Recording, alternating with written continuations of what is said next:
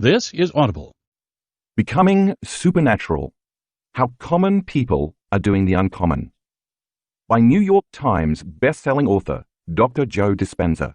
Read by Adam Boyce. Before you begin, the diagrams referred to in this book have been made available for you to download at www.drjoedispenza.com/BSN. Introduction: Getting ready to become supernatural. I realize that writing this book is a risk for me and my reputation. There are certain people in the world, including some in the scientific community, who might call my work pseudoscience, especially after Becoming Supernatural makes its debut. I used to be overly concerned about those critics' opinions. In the early days of my career, I always wrote with skeptics in mind, trying to make sure that they would approve of my work. On some level, I thought it was important to be accepted by that community. But one day, when I was standing in front of an audience in London, and a woman holding the microphone was telling her story about how she overcame her disease, how she healed herself through the practices I've written about in other books, I had an epiphany. It became very clear that those skeptics and rigid scientists who hold their own beliefs about what is possible aren't going to like me or my work no matter what I do. Once I had that realization, I knew that I'd been wasting a lot of my vital energy. I was no longer interested in convincing that particular culture, especially those studying the normal and natural, about human potential. I was totally passionate about anything but normal, and I wanted to study the supernatural. I got very clear that I should give up my futile efforts to convince that community of anything, and instead direct my energy to a whole other part of the population that does believe in possibility and does want to listen to what I have to share. What a relief it was to fully embrace that idea and to let go of any attempt to make a difference in that other world. As I listened to the sweet lady in London, who wasn't a monk or a nun or an academic or a scholar, I knew that in telling her story to the audience, she was helping others see some part of themselves in her. Those hearing her journey might then believe it would be possible for them to accomplish the same. I'm at that point in my life where I am okay with people saying anything about me, and I certainly do have my flaws, but I now know more than ever that I am making a difference in people's lives. I say that with utter humility. I have labored for years in taking complex scientific information and making it simple enough for people to apply it to their lives. In fact, in the last 4 years, my team of researchers, my staff, and I have gone through extensive strides to scientifically measure, record, and analyze these transformations in people's biology to prove to the world that common people can do the uncommon. This book is about more than just healing, although it includes stories of people who have made significant changes in their health and have actually reversed diseases, along with the tools you'll need to do the same. These accomplishments are becoming quite common in our community of students. The material you are about to read lives outside of convention and is not usually seen or understood by most of the world. The content of this book is based on an evolution of teachings and practices that have culminated in our students' ability to delve deeper into the more mystical of these. And of course, I'm hoping it will bridge the world of science with the world of mysticism. I wrote this book to take what I've always thought was possible to the next level of understanding. I wanted to demonstrate to the world that we can create better lives for ourselves, and that we are not linear beings living linear lives, but dimensional beings living dimensional lives. Hopefully, reading it will help you understand that you already have all the anatomy, chemistry, and physiology you need to become supernatural, sitting latent within you, waiting to be awakened and activated. In the past, I hesitated to talk about this realm of reality because I feared it might divide an audience based on their own personal beliefs. However, I have wanted to write this book for a long time now. Over the years, I have had profoundly rich mystical experiences that have changed me forever. Those inner events have influenced who I am today. I want to introduce you to that world of dimension and show you some of the measurements we took and the studies we did in our advanced workshops around the world. I started collecting data on our students in these workshops because we witnessed significant changes in their health, and I knew they were changing their biology during the meditations in real time. We have thousands and thousands of brain scans that prove those changes were not just imagined in the minds, but actually took place in their brains. Several of the students we measured accomplished those changes within 4 days, the length of our advanced workshops. The scientific teams I've assembled have taken brain scan recordings using quantitative electroencephalogram (EEG) measurements before and after workshops, as well as real-time measurements during the meditations and practices themselves. I was not only impressed with the changes, but shocked by them. They were that dramatic. The brains of our students function in a more synchronized and coherent fashion after participating in the advanced retreats around the world. This increased order in their nervous systems helps them get very clear about a future they can create and they are able to hold that intention independent of the conditions in their external environment. And when their brains are working right, they are working right. I will present scientific data that shows how much their brains improved in just a few days, which means you can do the same for your brain. At the end of 2013, something mysterious started occurring. We started seeing brain scan recordings that puzzled the researchers and neuroscientists who came to our events to study my work. The high amount of energy in the brain that we were recording while a student was in certain meditations had never been recorded up until this point. And yet, we were seeing these off-the-charts readings again and again. When we interviewed the participants, they reported that their subjective experience during the meditation was very real and mystical, and that this either profoundly changed their view of the world or dramatically improved their health. I knew in those moments that these participants were having transcendental experiences in their inner world of meditation that were more real than anything they had ever experienced in their outer world. And we were capturing those subjective experiences objectively. That has become a new normal for us now, and as a matter of fact, we can often predict when these high amplitudes of energy in the brain will occur based on certain indicators and signs that we have seen for years now. In these pages, I want to demystify what it is to have an interdimensional experience, as well as provide the science, biology, and chemistry of the organs, systems, and neurotransmitters that make this happen. It is my hope that this information will give you a roadmap for how to create such experiences for yourself. We have also recorded amazing changes in heart rate variability, HRV. That's when we know a student is opening their heart and maintaining elevated emotions like gratitude, inspiration, joy, kindness, appreciation, and compassion, which cause the heart to beat in a coherent fashion. That is, with rhythm, order, and balance. We know that it takes a clear intention, a coherent brain, and an elevated emotion, a coherent heart, to begin to change a person's biology from living in the past to living in the future. That combination of mind and body, of thoughts and feelings, also seems to influence matter, and that's how you create reality. So if you're going to truly believe in a future that you are imagining with all of your heart, let's make sure it's open and fully activated. Why not, through practice and quantitative feedback, get good at doing it and make it a skill? So we partnered with the HeartMath Institute, HMI, a sharp group of researchers based in Boulder Creek, California, who helped us measure the responses of thousands of our participants. It is our desire for our students to develop the ability to regulate an internal state independent of the conditions in their external environment, and to know when they are creating heart coherence and when they are not. In other words, when we measure those internal changes, we can tell a person that they created a more balanced pattern in the heart measurement, and that they are doing a great job and should keep doing exactly what they're doing. Or we can let them know that they are not making any biological changes, and then give them the proper instruction and provide several opportunities to practice getting better at the process. That's what feedback does. It helps us know when we are doing something correctly and when we aren't. When we can change some feeling or thought inside of us, we can see changes outside of us. And when we observe that we did it correctly, we will pay attention to what we did and do it again. That action creates a constructive habit. By demonstrating how others perform such feats, I want to show you how powerful you can be. Our students know how to influence the autonomic nervous system, ANS, the system that maintains health and balance by automatically taking care of all of our bodily functions while we have the free will to live our lives. It is this subconscious system that gives us our health and gives life to our bodies. Once we know how to gain access to this system, we can not only make our health better, but we can also transform unwanted self-limiting behaviors, beliefs, and habits into more productive ones. I'll present some of the data we have been collecting for years. We've also taught our students that when they can create heart coherence, their hearts create a measurable magnetic field that projects beyond their body. That magnetic field is an energy, and that energy is a frequency, and all frequency carries information.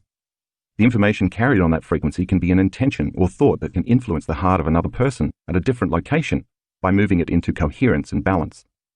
I will show you evidence that a group of people sitting in a room together can influence others sitting at some distance in the same room to go into heart coherence at the exact same time. The evidence clearly shows that we are bound by an invisible field of light and information that influences us and others. Given that, imagine what can happen when we all do this at the same time to change the world. That's exactly what we're up to as a community of individuals who are passionate about making a difference in the future of this earth and the people and other life forms that inhabit it. We have created Project Coherence, in which thousands of people come together at the exact same time on the exact same day to increase the frequency of this planet and of everyone who lives here. Sound impossible? Not at all. More than 23 peer-reviewed articles and more than 50 peace-gathering projects show that such events can lower incidents of violence, war, crime, and traffic accidents, and at the same time increase economic growth. My wish is to show you the science of how you can contribute to changing the world. We have also measured the energy in the room during our workshops and watched how it changes when you have a community of 550 to 1,500 people raising their energy together and creating heart and brain coherence. We have seen significant changes time and time again. Although the instrument we use to measure this is not approved by the scientific community in the United States, it has been acknowledged in other countries, including Russia. In every event, we're wonderfully surprised by the amount of energy certain groups have been able to demonstrate. We have also assessed the invisible field of vital energy surrounding the body of thousands of students to determine whether they can increase their own light field. After all, everything in our material universe is always emitting light and information, including you. When you are living in survival mode under the burden of the hormones of stress, such as adrenaline, you draw from this invisible field of energy and turn it into chemistry. And as you do so, the field around your body shrinks. We discovered a very advanced piece of equipment that can measure the emission of photons, particles of light, to determine whether a person is building a field of light around them or diminishing their own light field. When more light is emitted, there's more energy and hence more life. When a person has less light and information surrounding their body, they are more matter and thus emit less vital energy. Extensive research proves that the body's cells and various systems communicate not only by the chemical interactions we are familiar with, but also by a field of coherent energy, light, that carries a message, information, that causes the environment within and all around the cell to give instructions to other cells and biological systems. We've measured the amount of vital energy that our students' bodies emit because of the inward changes they've made during our meditations, and I want to show you what changes they can create in only 4 days or less. Other centers in your body besides the heart are also under the control of the autonomic nervous system. I call them energy centers. Each has its own frequency, its own intent or consciousness, its own glands, its own hormones, its own chemistry, its own individual little brain, and so its own unique mind. You can influence these centers to function in a more balanced and integrated fashion. But to do that, you must first learn how to change your brainwaves so you can enter this subconscious operating system. In fact, moving from beta brainwaves, where the thinking brain is constantly analyzing and putting much attention on the outer world, to alpha brainwaves, which indicates you're calmly placing more attention on the inner world, is key. By consciously slowing your brainwaves down, you can more readily program the autonomic nervous system. Students who have done my various meditation practices over the years have learned how to change their brainwaves as well as sharpen the type of focus it takes to be present long enough to produce measurable effects. We've discovered an instrument that can measure those changes, and again, I'll show you some of the research. We've also measured several different biological markers related to changing gene expression, a process known as making epigenetic changes. In this book, you will learn that you are not in fact beholden to your genes, and that gene expression is changeable once you begin to think, act, and feel differently. During our events, students leave their familiar lives for 4 to 5 days to instead spend time in an environment that doesn't remind them of who they think they are. In doing so, they separate themselves from the people they know, the things they own, the automatic behaviors they demonstrate in their daily lives, and the places they routinely go, and they begin to change their inner states through 4 different types of meditations: walking, sitting, standing, and lying down. And through each one of these, they learn to become someone else. We know it's true because our studies show significant changes in our students' gene expression, and they've then reported significant changes in their health. Once we can show someone measurable results proving they truly have altered neurotransmitters, hormones, genes, proteins, and enzymes through thought alone, they can better justify their efforts and prove to themselves that they really are transforming. As I share these ideas with you in this book, walking you through the process and explaining the science behind the work that we're doing and why, you'll be learning a lot of fairly detailed information. But don't worry, I will review certain key concepts in different chapters. I do this intentionally to remind you of what you have already learned, so we can build a bigger model of understanding in that moment. At times, the material I present may be challenging. Because I've taught this material to audiences for years, I know it can be a lot. I'll be reviewing and reminding you of what you've learned, so you do not have to go back in the book to search for the information, although you can always review the earlier chapters if you feel you need to. Of course, all of this information will prime you for your own personal transformation. So the better you can wrap your mind around these concepts, the more easily you can surrender to the meditations at the end of most of the chapters, using them as tools to have your own personal experience. In Chapter 1, I tell 3 stories that will give you a basic understanding of what it means to become supernatural. In the first story, you'll meet a woman named Anna, who developed several serious health conditions because of a trauma that kept her anchored to the past. The emotions of stress triggered her genes, and the corresponding hormones created some very challenging health conditions for her. It is a very tough tale. I intentionally chose this story and included it in all its details because I wanted to demonstrate to you that no matter how bad things can get, you have the power to change them, just as this amazing woman did. She applied many of the meditations in this book to modify her personality and heal herself. To me, she is a living example of truth. But she's not the only one who has kept overcoming herself on a daily basis until she became someone else. She joins a whole student body of participants who have done the same, and if they can do it, so can you. I also share 2 of my own personal stories here, experiences that have changed me at a very deep level. This book is as much about the mystical as it is about healing and creating new opportunities in our lives. I share these stories because I want to prime you for what is possible when we leave this realm of space-time, the Newtonian world we learned about in high school science class, and activate our pineal gland so we can move into the realm of time-space, the quantum world. Many of our students have had similar mystical and interdimensional experiences, which seemed as real as this material reality. Because the second half of the book delves into the physics, neuroscience, neuroendocrinology, and even genetics of how this happens, I hope these stories will pique your curiosity, acting as teasers to open your mind to what's possible. There's a future you, a you who already exists in the eternal present moment, who is actually calling himself or herself to the more familiar you who is reading this book. And that future you is more loving, more evolved, more conscious, more present, more kind, more exuberant, more mindful, more willful, more connected, more supernatural, and more whole. That is who is waiting for you to change your energy to match his or her energy on a daily basis so you can find that future you, who actually exists in the eternal now. Chapter 2 covers one of my favorite topics. I wrote it so you could fully comprehend what it means to be in the present moment.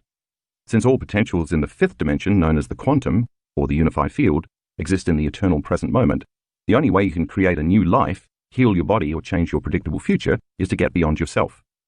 This elegant moment, which we have witnessed in thousands of brain scans, arrives when a person finally surrenders the memory of themselves for something greater. So many people spend the majority of their lives unconsciously choosing to live by the same routines on a regular basis, or they automatically romance their past, feeling the same way every day. As a result, they program their brain and body to be in a predictable future or a familiar past, never living in the present moment. It takes practice to get there, but it's always worth the effort. Finally finding the sweet spot of the generous present moment is going to require you to exercise a will that is greater than any of your automatic programs, but I'll encourage you every step of the way. The chapter starts off with a basic review of some scientific principles so that we can establish a common terminology to develop models of understanding throughout the book. I'm going to make it pretty simple, talking about brain function, that is the mind, nerve cells and networks, different parts of the nervous system, chemicals, emotions and stress, brain waves, attention and energy, and a few other subjects is necessary to get you to where you want to go. I have to establish the language to explain why we are doing what we are doing before I teach you how to do it in the meditations that appear throughout the book. If you want more explicit, in-depth information, I invite you to read any of my previous books, including Breaking the Habit of Being Yourself and You Are the Placebo. Chapter 3 is your introduction to the quantum world, the 5th dimension. I want you to understand that there is an invisible field of energy and information that exists beyond this 3-dimensional realm of space and time, and that we have access to it. In fact, once you are in the present moment and you've entered this realm, which exists beyond your senses, you are now ready to create your intended reality. When you can take all your attention off your body, the people in your life, the objects you own, the places you go, and even time itself, you will literally forget about your identity that has been formed by living as a body in this space and time. It is in this moment that you, as pure consciousness, enter the realm called the quantum field, which exists beyond this space and time. You can't enter this immaterial place with your problems, your name, your schedules and routines, your pain or your emotions. You can't enter as some body. You must enter as nobody. In fact, once you know how to move your awareness from the known, the material physical world, to the unknown, the immaterial world of possibility, and you become comfortable there, you can change your energy to match the frequency of any potential in the quantum field that already exists there. Spoiler alert. Actually, all potential futures exist there, so you can create whatever you want. When a vibrational match occurs between your energy and the energy of that potential you select in the unified field, you will draw that experience to you. I'll show you how it all works. Chapter 3 ends with a brief description of a meditation I have developed to help give you an actual experience of the quantum. Each of the teaching chapters from this point on will also end with a brief description of a different meditation. If you want to follow along as I guide you, you can purchase a CD or download an audio recording from any of these meditations from my website, drjoedispenza.com. Of course, you can also opt to try any of the meditations in this book on your own without listening to a recording. For this purpose, I have made free detailed descriptions available, giving the steps of each of these meditations on my website at drjoedispenza.com/BSN meditations. If you are meditating on your own, I recommend you listen to music while you do so. The best type of music is without vocals, and I prefer slow and trancing. It's best to use music that stops you from thinking and that doesn't evoke past memories. You'll find a suggested music list on my website mentioned earlier. In Chapter 4, I introduce you to one of the most popular meditations in our community. It's called The Blessing of the Energy Centers. Each center is under the control of the autonomic nervous system.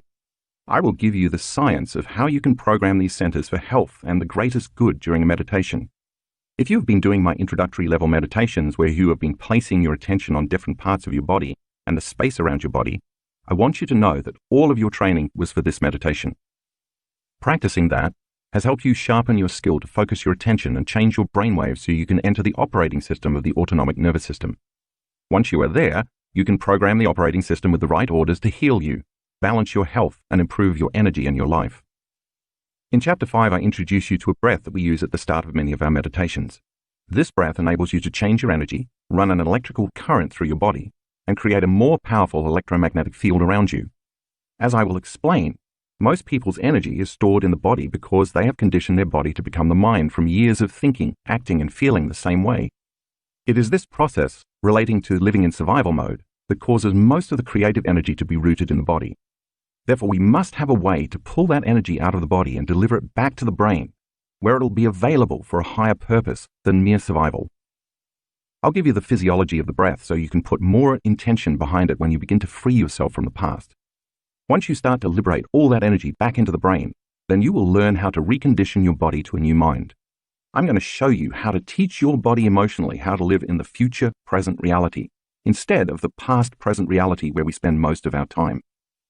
Science tells us that the environment signals the gene. Since emotions are the chemical end products of experiences in our environment, when you embrace the elevated emotions in your meditations, you will not only raise your body's energy, but you will also start to signal new genes in new ways, ahead of the environment.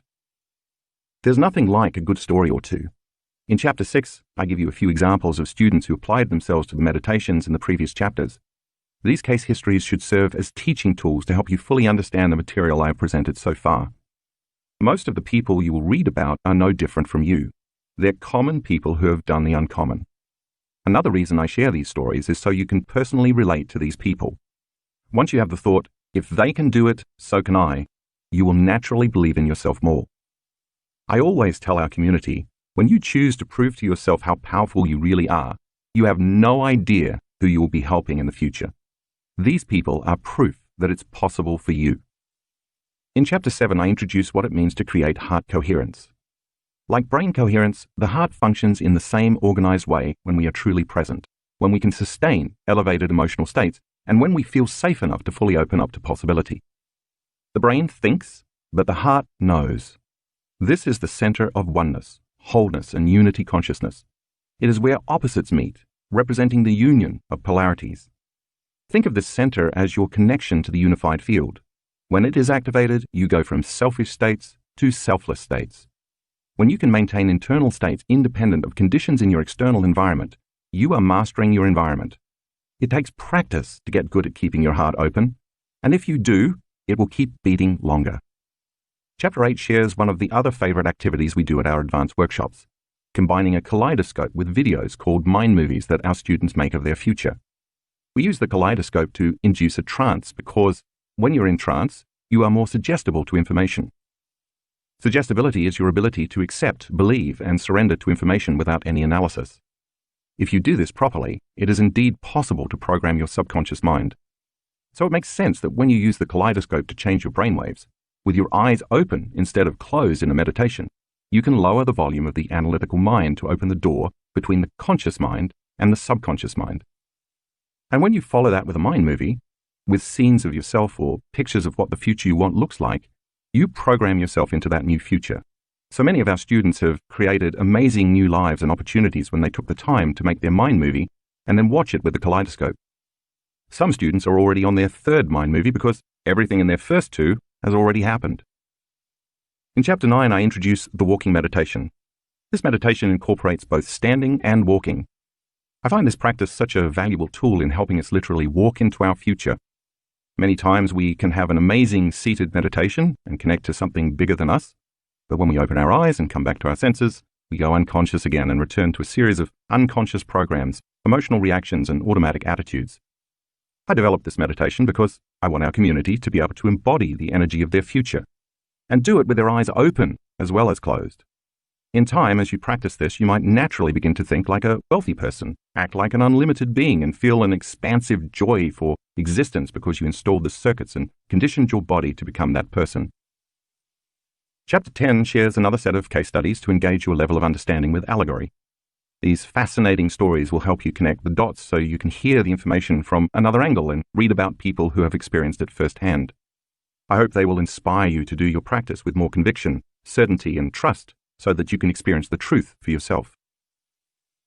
Chapter 11 opens your mind to what's possible in the interdimensional world beyond the senses. In quiet moments, I often find my mind drifting to the mystical, one of my favorite topics. I love those transcendental experiences that are so lucid and real that I can never go back to business as usual because I know too much. During those inner events, the level of awareness and energy is so profound that when I come back to my senses and my personality, I often naturally think to myself, I got this all wrong. The this I'm referring to is the way reality really is, not how I've been conditioned to perceive it to be. In this chapter, I take you on a journey from this realm of space-time, where space is eternal, and we experience time as we move through space, to the realm of time-space, where time is eternal and we experience space, or spaces or various dimensions, as we move through time. It is going to challenge your very understanding of the nature of reality. All I can say is that if you hang in there, you will get it. It might take you a few readings to fully understand it, but as you study the material and contemplate it, your contemplation builds the circuits in your brain in preparation for the experience. Once you are beyond your associations to this material world and you are in the unified field, chock full of infinite possibilities, biological systems exist for taking that energy that's beyond the vibration of matter and turning it into imagery in the brain. That's where the pineal gland comes in, the subject of Chapter 12. Think of your pineal gland, a tiny gland perched in the central back area of your brain, as an antenna that can transduce frequencies and information and turn them into vivid imagery. When you activate your pineal gland, you're going to have a full-on sensory experience without your senses. That eternal event will be more real to you in your mind while your eyes were closed than any past external experience you've ever had. In other words, in order to lose yourself fully in the inward experience, it has to be so real that you are there. When this happens, this little gland transmutes melatonin into some very powerful metabolites that cause you to have that type of experience. We will study the properties of this gland, and then you will learn how to activate it. Chapter 13 introduces you to one of our most recent endeavors, Project Coherence. When we witnessed the measurements of so many of our students going into heart coherence at the exact same time on the exact same day during the exact same meditation, we knew that they were affecting each other non-locally, energetically as opposed to physically. The energy they were emitting in the form of elevated emotions carried their intention that the greatest good happen to everyone gathered in the room. Imagine a large body of people all elevating their energy and then placing the intention on that energy that lives be enriched, bodies be healed, dreams come true, futures be realized, and the mystical become common in our lives. When we saw how our students were able to open the hearts of others, we knew it was time to start doing global meditations to help change the world. Thousands and thousands of people from all over the world have joined in and participated in changing and healing this planet and the people on it. After all, aren't we doing this work to make the world a better place? I'll give you the science of how this all works, and I do mean science. Enough peer-reviewed studies on the power of peace-gathering projects have been published to prove it works, So instead of just studying history, why not make history?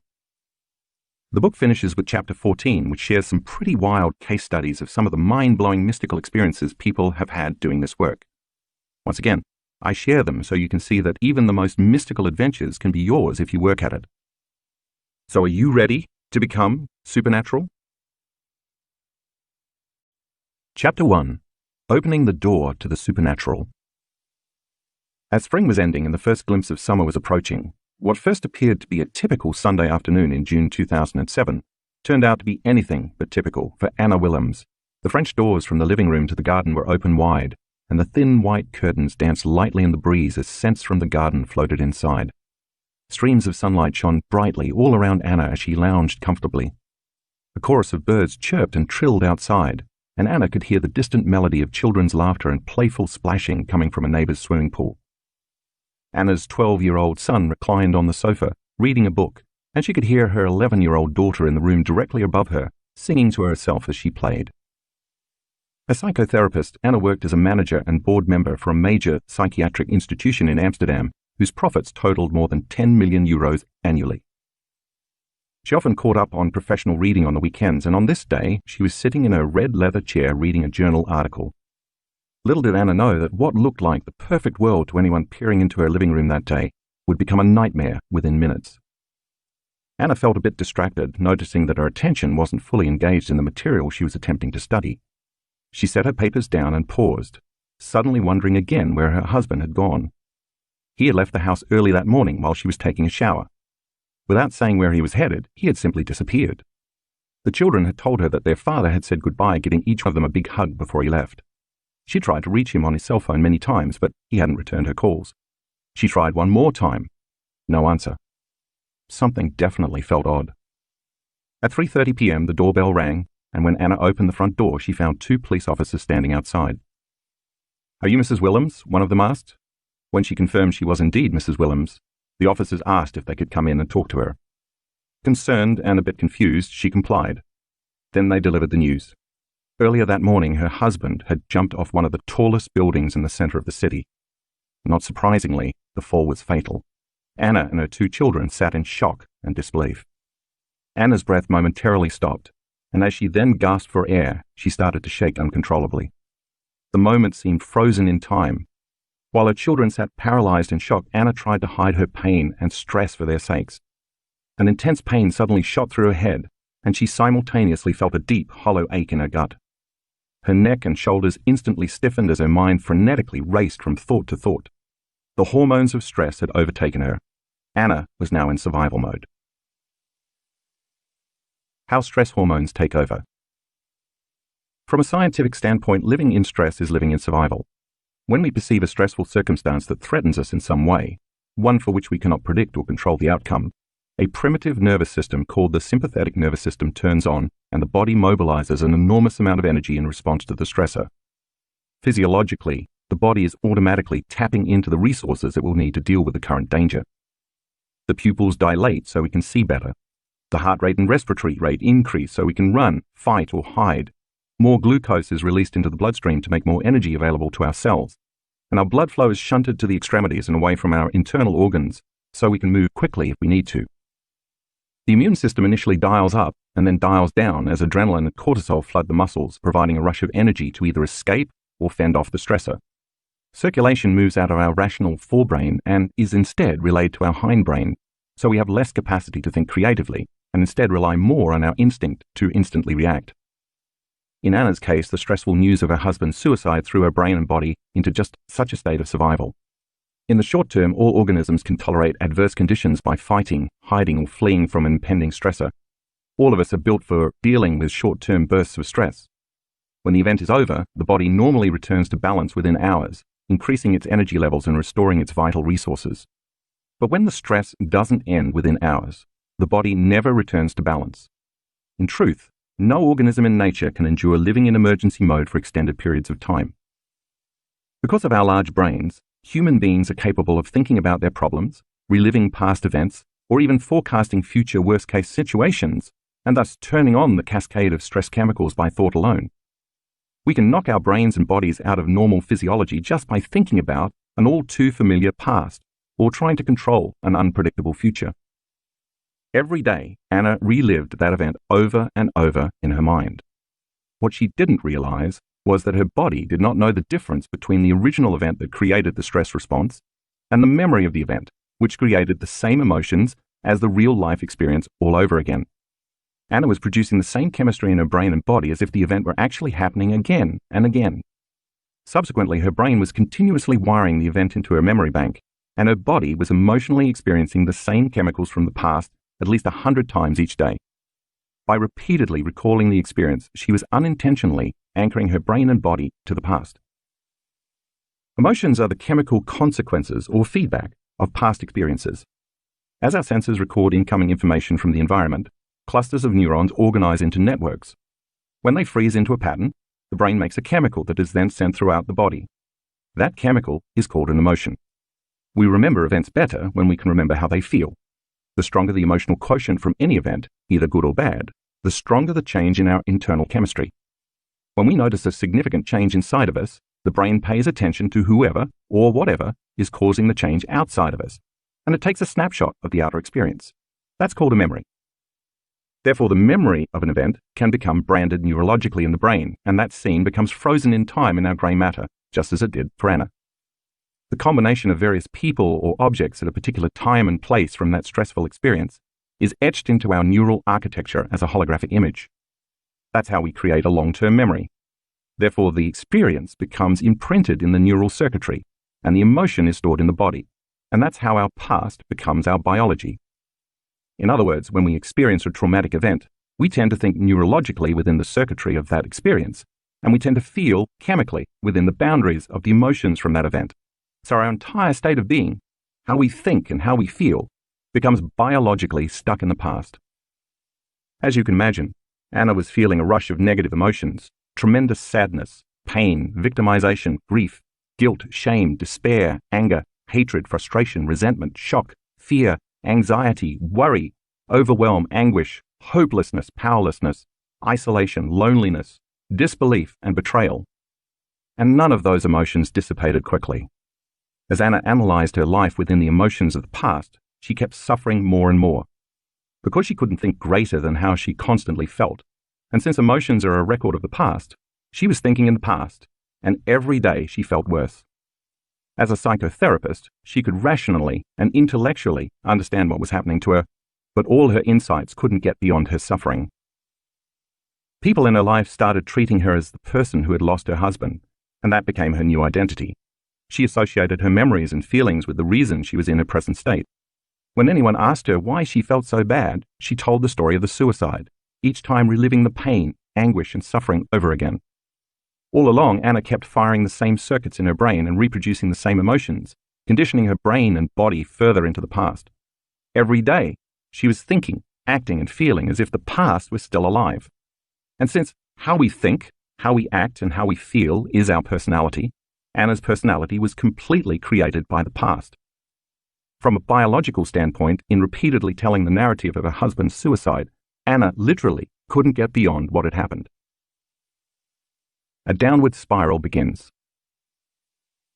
Anna could no longer work and had to take leave of absence. During that time, she found out that her husband, although a successful lawyer, had made a mess of their personal finances. She would have to pay off significant debts that she had previously been unaware of, and she didn't have the money to even begin. Not surprisingly, even more emotional, psychological, and mental stress began to add up. Anna's mind went in circles, constantly flooded with questions. How will I take care of our children? How will all of us deal with this trauma in our future, and how will it affect our lives? Why did my husband leave without saying goodbye to me? How could I not know he was so unhappy?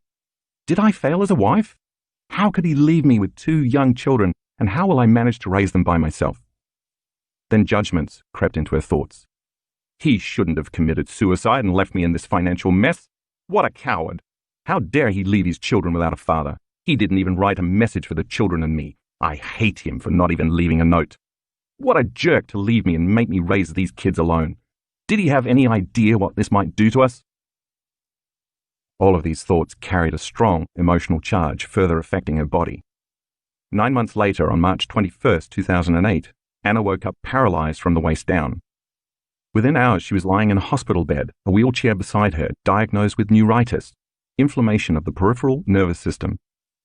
After several tests, the doctors could not find anything structural as the cause of the problem, so they told Anna that she must have an autoimmune condition. Her immune system was attacking the nervous system in her lower spine, breaking down the protective layer that coats the nerves and causing paralysis in both of her legs. She could not hold her urine, had difficulty controlling her bowels, and had no feeling or motor control in her legs and feet. When the fight or flight nervous system is switched on and stays on because of chronic stress, the body utilizes all its energy reserves to deal with the constant threat it perceives from the outer environment. Therefore, the body has no energy left in its inner environment for growth and repair, compromising the immune system. So because of her repeated inner conflict, Anna's immune system was attacking her body. She had finally physically manifested the pain and suffering she'd emotionally experiencing in her mind. In short, Anna could not move her body because she wasn't moving forward in her life. She was stuck in her past. For the next 6 weeks, Anna's doctors treated her with huge doses of intravenous dexamethasone and other corticosteroids to reduce inflammation. Because of the added stress and the types of drugs she was taking, which can further weaken the immune system, she also developed an aggressive bacterial infection for which her doctors gave her huge doses of antibiotics. After 2 months, Anna was released from the hospital and had to use a walker and crutches to get around. She still could not feel her left leg and found standing very difficult. She couldn't walk properly. Although she could hold her bowels a bit better, she still couldn't control her urine. As you can imagine, this new situation was adding to Anna's already high stress levels. She had lost her husband to suicide. She could not work very much to support herself and her children. She was in serious financial crisis, and she had been living in a hospital paralyzed for more than 2 months. Her mother had to move in to help. Anna was an emotional, mental, and physical wreck, and although she had the best doctors and the latest medications from a reputable hospital, she was not getting any better. By 2009, 2 years after the death of her husband, she was diagnosed with clinical depression, so she started taking even more medication. Consequently, Anna's mood swung widely from anger to grief to pain to suffering to hopelessness to frustration to fear to hatred. Because those emotions influenced her actions, her behavior became somewhat irrational. At first, she fought with almost everybody around her except her children, but then she started to have conflicts with her youngest daughter. The dark night of the soul. In the meantime, many more physical problems started showing up, and Anna's journey became even more painful. The mucous membranes in her mouth started to develop large ulcerations that spread into her upper esophagus as the result of another autoimmune disease called erosive lichen planus. To treat it, she had to use corticosteroid ointments in her mouth in addition to more pills. These new medications caused Anna's saliva production to stop. She couldn't eat solid foods, so she lost her appetite. Anna was living with all 3 types of stress, physical, chemical, and emotional, at the same time. In 2010, Anna found herself in a dysfunctional relationship with a man who traumatized her and her children with verbal abuse, power games, and constant threats. She lost all her money, her job, and her feeling of safety. When she lost her house, she had to move in with her abusive boyfriend. Stress levels continued climbing. Her ulcerations started to spread to other mucous membranes, including her vagina, her anus, and further down her esophagus. Her immune system had totally collapsed, and now she was experiencing several different skin conditions, food allergies, and weight problems. Then she started having problems swallowing and developing heartburn, for which the doctors prescribed still more medications. Anna started a small psychotherapy practice at home in October. She could only handle seeing clients for 2 sessions a day in the morning after her children went to school 3 days a week. In the afternoon, she was so tired and sick that she would lie in bed until her children returned from school.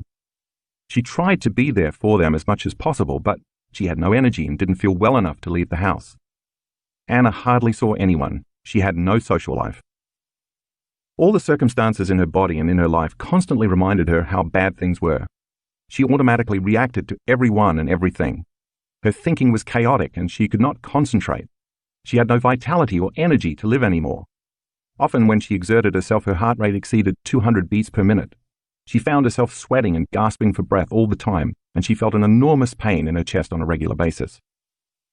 Anna was passing through her darkest night of the soul. Suddenly, she understood why her husband had taken his life. She wasn't sure she could go on anymore and started thinking of committing suicide herself. She thought, it can't get any worse than this. And then it did. In January 2011, Anna's medical team found a tumor near the entrance of her stomach and diagnosed her with esophageal cancer. Of course, this news severely increased Anna's stress levels. The doctors suggested a rigorous course of chemotherapy. No one asked about her emotional and mental stress. They only treated the physical symptoms.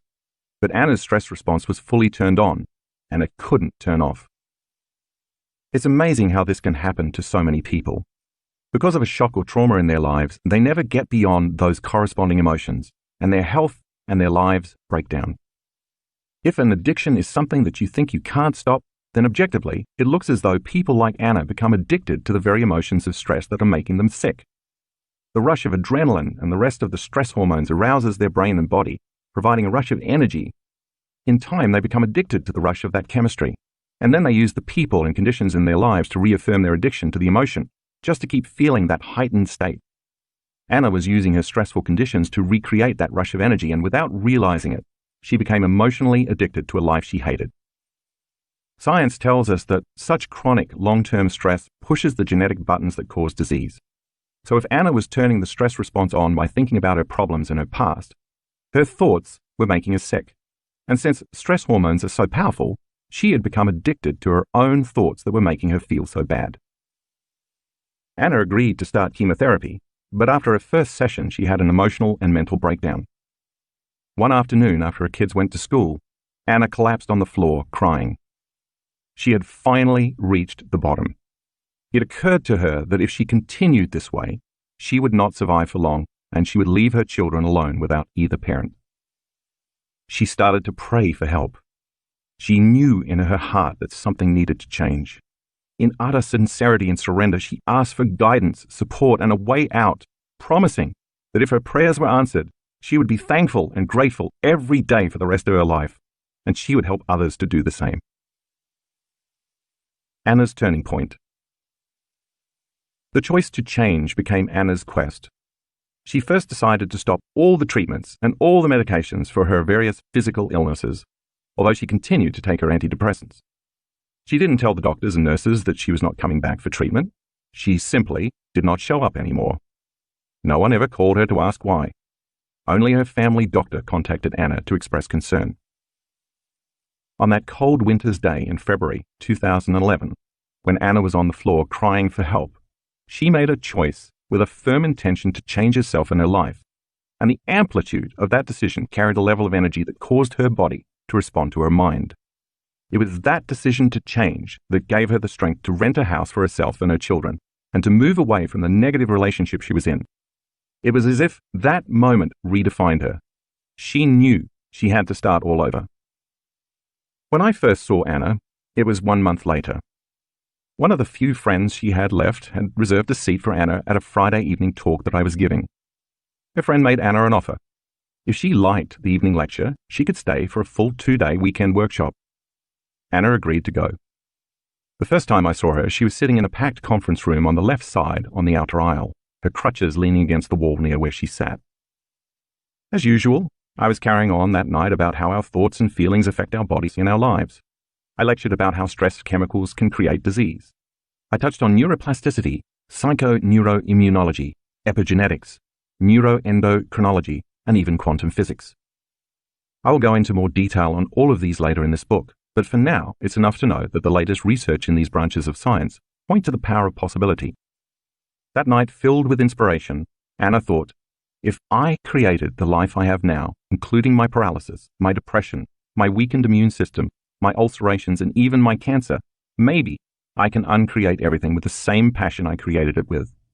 And with that potent new understanding, Anna decided to heal herself.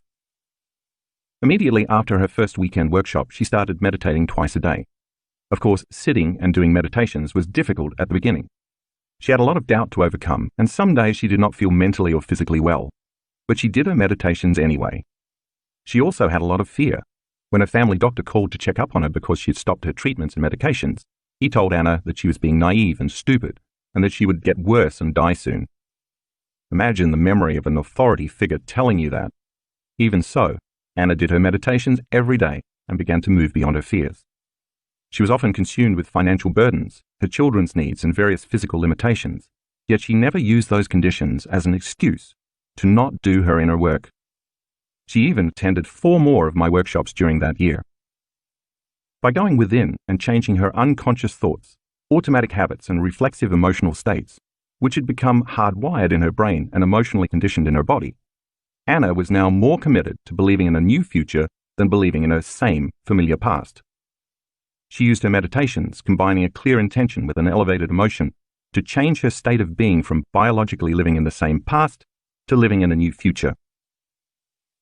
Every day, Anna was unwilling to get up from her meditations as the same person who sat down. She decided that she wouldn't finish until her whole state of being was in love with life. To the materialist, who defines reality with the senses, of course, Anna had no tangible reason to be in love with life. She was a depressed, widowed, single parent who was in financial debt and had no real job.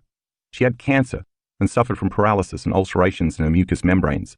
And she was in a poor living situation with no partner or significant other and no energy to tend to her children. But in the meditations, Anna learned that she could teach her body emotionally what her future would feel like ahead of the actual experience. Her body, as the unconscious mind, did not know the difference between the real event and the one she was imagining and emotionally embracing. She also knew, through her understanding of epigenetics, that the elevated emotions of love, joy, gratitude, inspiration, compassion, and freedom could signal new genes to make healthy proteins affecting her body's structure and function. She fully understood that if the stress chemicals that had been coursing through her body had been turning on unhealthy genes, then by fully embracing those elevated emotions with a passion greater than the stressful emotions, she could turn on new genes and change her health. For a year, her health didn't change very much, but she kept doing her meditations. In fact, she did all the meditations I designed for students. She knew it had taken several years to create her current health conditions, and so it would take some time to recreate something new. So she kept doing the work, striving to become so conscious of her unconscious thoughts, behaviors, and emotions that she would not let anything she did not want to experience slip by her awareness. After that first year, Anna noticed that she was slowly starting to get better mentally and emotionally. Anna was breaking the habit of being herself, inventing a whole new self instead. Anna knew from attending my workshops that she had to move her autonomic nervous system back into balance because the ANS controls all the automatic functions that happen beyond the brain's conscious awareness: digestion, absorption, blood sugar levels, body temperature, hormonal secretions, heart rate, and so on. The only way she could slip into the operating system and affect the ANS was to change her internal state on a regular basis. So first, Anna began each meditation with the blessing of the energy centers. These specific areas of the body are under the control of the ANS. As I mentioned in the introduction, each center has its own energy or frequency, which emits specific information or has its own consciousness, its own glands, its own hormones, its own chemistry, its own individual little mini brain, and therefore its own mind. Each center is influenced by the subconscious brain sitting under our conscious thinking brain. Anna learned how to change her brainwaves so she could enter the operating system of the ANS, located in the midbrain, and reprogram each center to work in a more harmonious manner. Every day with focus and passion, she rested her attention in each area of her body, as well as the space around each center, blessing it for greater health and the greater good. Slowly but surely, she began to influence her health by reprogramming her autonomic nervous system back to balance. Anna also learned a specific breathing technique I teach in our work to liberate all the emotional energy that is stored in the body when we keep thinking and feeling the same way. By constantly thinking the same thoughts, Anna had been creating the same feelings, and then by feeling those familiar emotions, she would think more of the same corresponding thoughts. She learned that the emotions of the past were stored in her body, but she could use this breathing technique to liberate that stored energy and free herself from her past. So every day, with a level of intensity that was greater than her addiction to past emotions, she practiced the breath and got better and better at doing it. After she learned to move that stored energy in her body, she learned how to recondition her body to a new mind by embracing the heart-centered emotions of her future before her future unfolded. Since Anna also studied the model of epigenetics I teach in our workshops and lectures, she learned that genes don't create disease. Instead, the environment signals the gene to create disease. Anna understood that if her emotions were the chemical consequences of experiences in her environment, and if she lived every day by the same emotions from her past, she was selecting and instructing the same genes that might be causing her poor health conditions. If she could instead embody the emotions of her future life by embracing those emotions before the experience actually happened, she could change her genetic expression and actually change her body to be biologically aligned with her new future. Anna did an additional meditation that involved resting her attention in the center of her chest, activating the ANS with those elevated states to create and maintain a very efficient type of heart rate we called a coherent heart rate, which I'll explain in detail later in the book, for extended periods of time. She learned that when she felt resentment, impatience, frustration, anger, and hatred, those states induced the stress response and caused the heart to beat incoherently and out of order. Anna learned in my workshops that once she could sustain this new heart-centered state, just as she had gotten used to feeling all of those negative emotions on a regular basis, in time, she could feel these new emotions more fully and deeply. Of course, it took quite a bit of effort to trade anger, fear, depression, and resentment for joy, love, gratitude, and freedom, but Anna never gave up. She knew that those elevated emotions would release more than 1,000 different chemicals that would repair and restore her body, and she went for it. Anna then practiced a walking meditation I designed in which she walked as her new self every day. Instead of sitting down and meditating with her eyes closed, she started these meditations standing up with her eyes closed. While standing, she got into the meditative state that she knew would change her state of being, and then while still in that state, she opened her eyes, staying in a meditative state, and walked as her future self. By doing so, she was embodying a new habit of thinking, acting, and feeling on a regular basis. What she was creating would soon become her new personality. She never wanted to go unconscious again and return to her old self. Because of all this work, Anna could see that her thought patterns had changed. She was no longer firing the same circuits in her brain in the same way, so those circuits stopped wiring together and started pruning apart. As a result, she stopped thinking in the same old ways. Emotionally, she began to feel glimpses of gratitude and pleasure for the first time in years. In her meditations, she was conquering some aspect of her body and her mind every day. Anna calmed down and became much less addicted to the emotions derived from stress hormones. She even started to feel love again, and she kept going, overcoming every day on her way to becoming someone else. Anna grabs a hold of possibility. In May 2012, Anna attended one of my 4-day progressive workshops held in upstate New York. On the 3rd day, during the last of 4 meditations, she completely surrendered and finally let go. For the first time since she had started meditating, she found herself floating in an infinite black space, aware that she was aware of herself. She had moved beyond the memory of who she was and became pure consciousness, totally free of her body, of her association to the material world and of linear time. She felt so free that she no longer cared about her health conditions. She felt so unlimited that she couldn't identify with her present identity. She felt so elevated that she was no longer connected to her past. In this state, Anna had no problems. She left her pain behind, and she was truly free for the first time. She wasn't her name, her gender, her disease, her culture, or her profession. She was beyond space and time. She had connected to a field of information called the quantum field, where all possibilities exist. Suddenly, she saw herself in a brand new future, standing on a huge stage, holding a microphone and talking to a crowd as she told them the entire story of her healing. She wasn't imagining or visualizing this scene. It was as if she got a download of information, a glimpse of herself as a totally different woman in a new reality.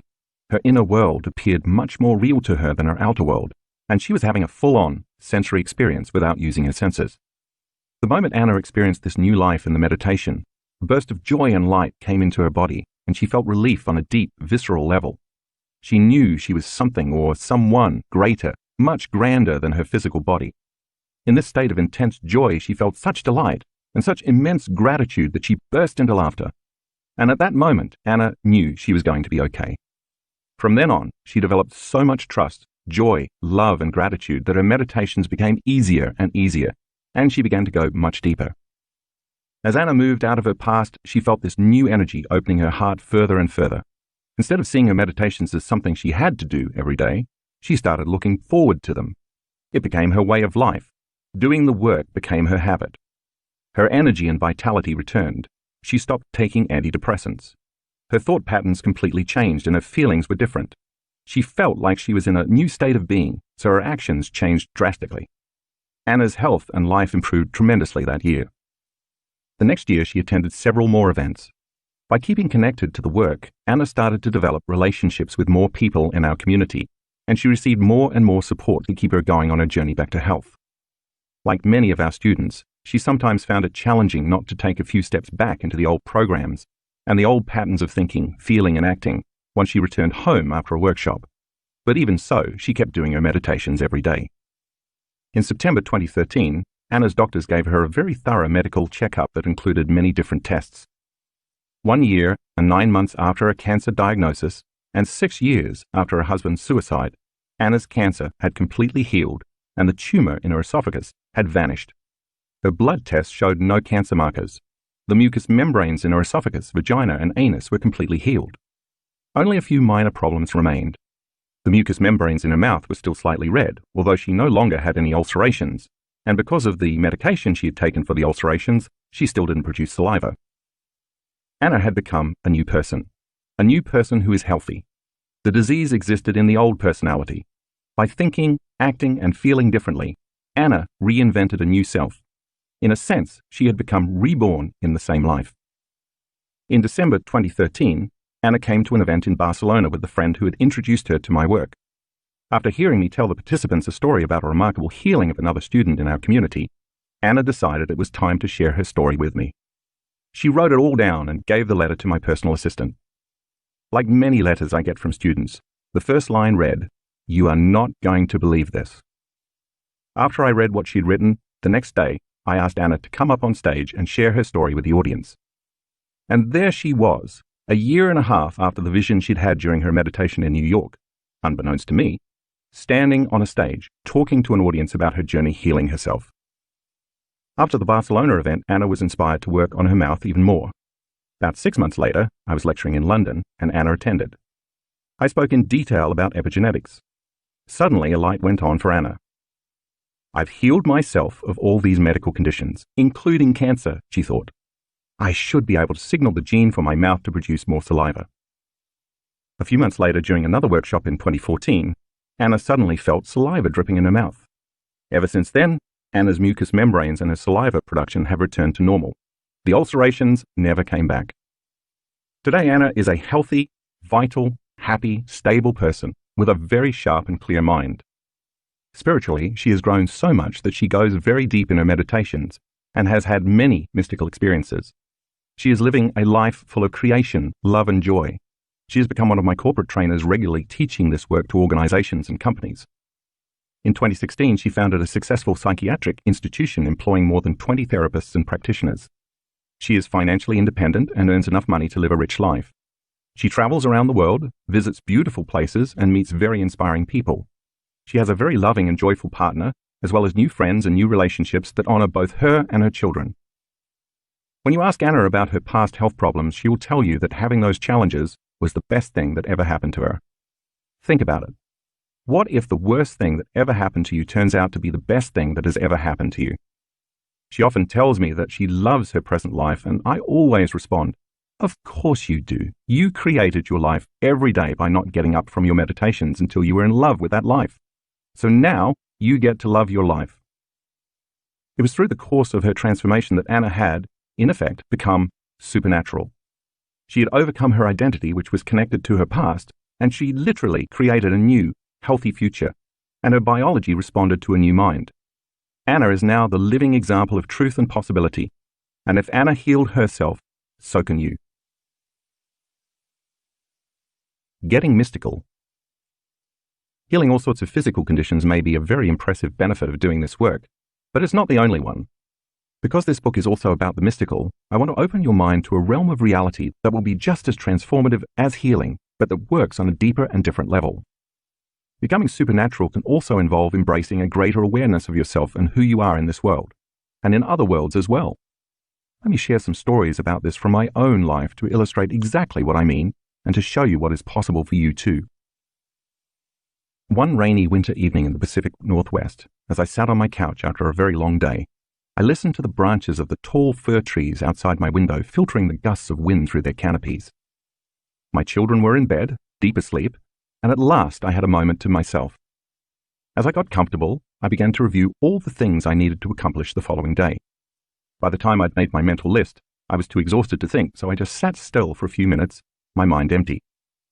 As I watched the shadows from the flames in the fireplace flicker and dance on the walls, I began to move into trance. My body was tired, but my mind was clear. I wasn't thinking or analyzing anymore. I was simply staring into space, being in the present moment. As my body relaxed more and more, I slowly and consciously let it fall asleep as I simultaneously kept my mind conscious and awake. I wouldn't let my attention narrow in on any object in the room, but instead kept my focus open.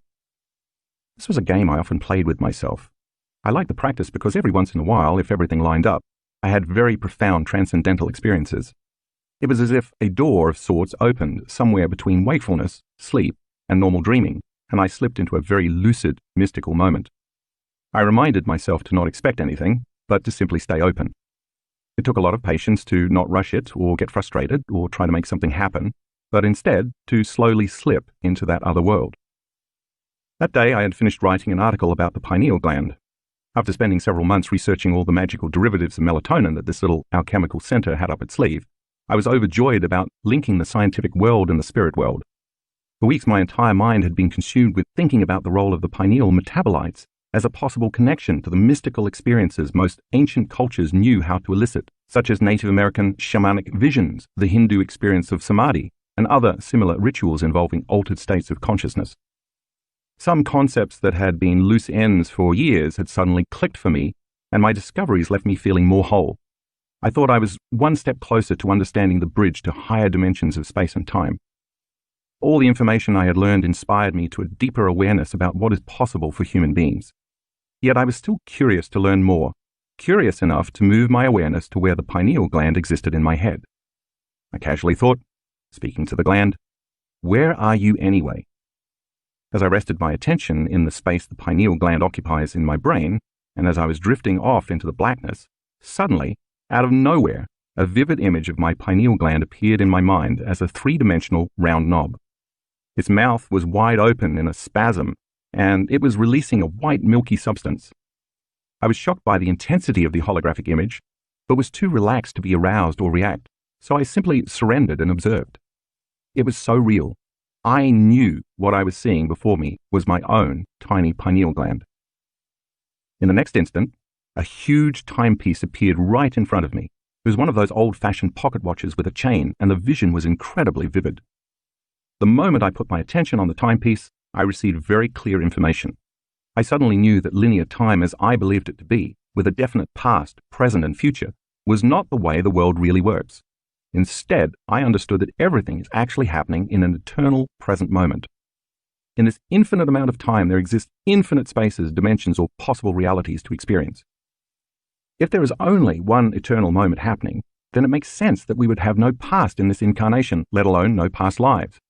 But I could see every past and future like I was looking at an old-fashioned piece of movie film with an endless number of frames, with the frames representing not single moments but windows of limitless possibilities that existed as scaffolding and went on in all directions forever. It was much like looking into two mirrors opposite one another and seeing infinite spaces or dimensions reflected in both directions. But to understand what I was seeing, imagine that those infinite dimensions are above and below you, in front and behind you, and to your left and to your right. And each one of those limitless possibilities already existed. I knew that by putting my attention on any one of those possibilities, I would actually experience that reality. I also realized I wasn't separate from anything. I sensed oneness with everything, everyone, every place, and every time. I can only describe it as the most familiar, unfamiliar feeling I've ever had in my life. The pineal gland, as soon as I understood I was being shown, serves as a dimensional timepiece that, when activated, can dial into any time. When I saw the hands of the timepiece move forward or backward, I understood that, like a time machine set to any particular time, there is also a reality or a dimension to experience in a particular space. This amazing vision was showing me that the pineal gland, like a cosmic antenna, had the ability to tune into information beyond our physical senses and to hook us up to other realities that already exist in the eternal moment. While the download of information I received seemed limitless, no words exist that can completely describe the magnitude of this experience. Experiencing my past and future selves simultaneously. As the hands of the watch moved backward to a past time, a dimension of space and time came to life. I immediately found myself in a reality relevant to me personally, although amazingly, that past moment was still occurring in the present moment I was experiencing while sitting on my couch in the living room. I next became aware that I was in a physical space at that specific time. I observed myself as a young child, again, while simultaneously having the experience of being the adult me on the couch. The child version of me was about 7 years old and had a very high fever. I remember how much I loved fevers at that age because I could go deep within and have the kind of abstract dreams and visions that often come with the delirium produced by high body temperatures. This specific time I was in my room in bed with the covers up to the bridge of my nose, and my mother had just left the room. I was happy I was alone. The moment she closed the door, I somehow innately knew to do exactly what I had just been doing in my living room as an adult, continuously relaxing my body and remaining somewhere between sleep and wakefulness as I stayed present to whatever came up. Up to this point in my present life, I had completely forgotten about the memory of this childhood experience, but when I lived it again in that moment, I saw myself in the midst of a lucid, conscious dream, comprehending possible realities like the squares on a chessboard. As I observed myself as this young boy, I was deeply moved by what he was attempting to understand, and I wondered how he could grasp such complicated concepts at his age.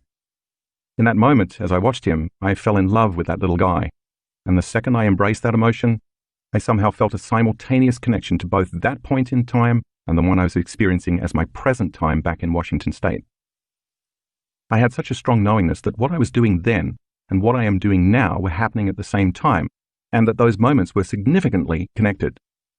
In that split second, the love I felt for him as my present self was drawing that young boy to the future I was living now.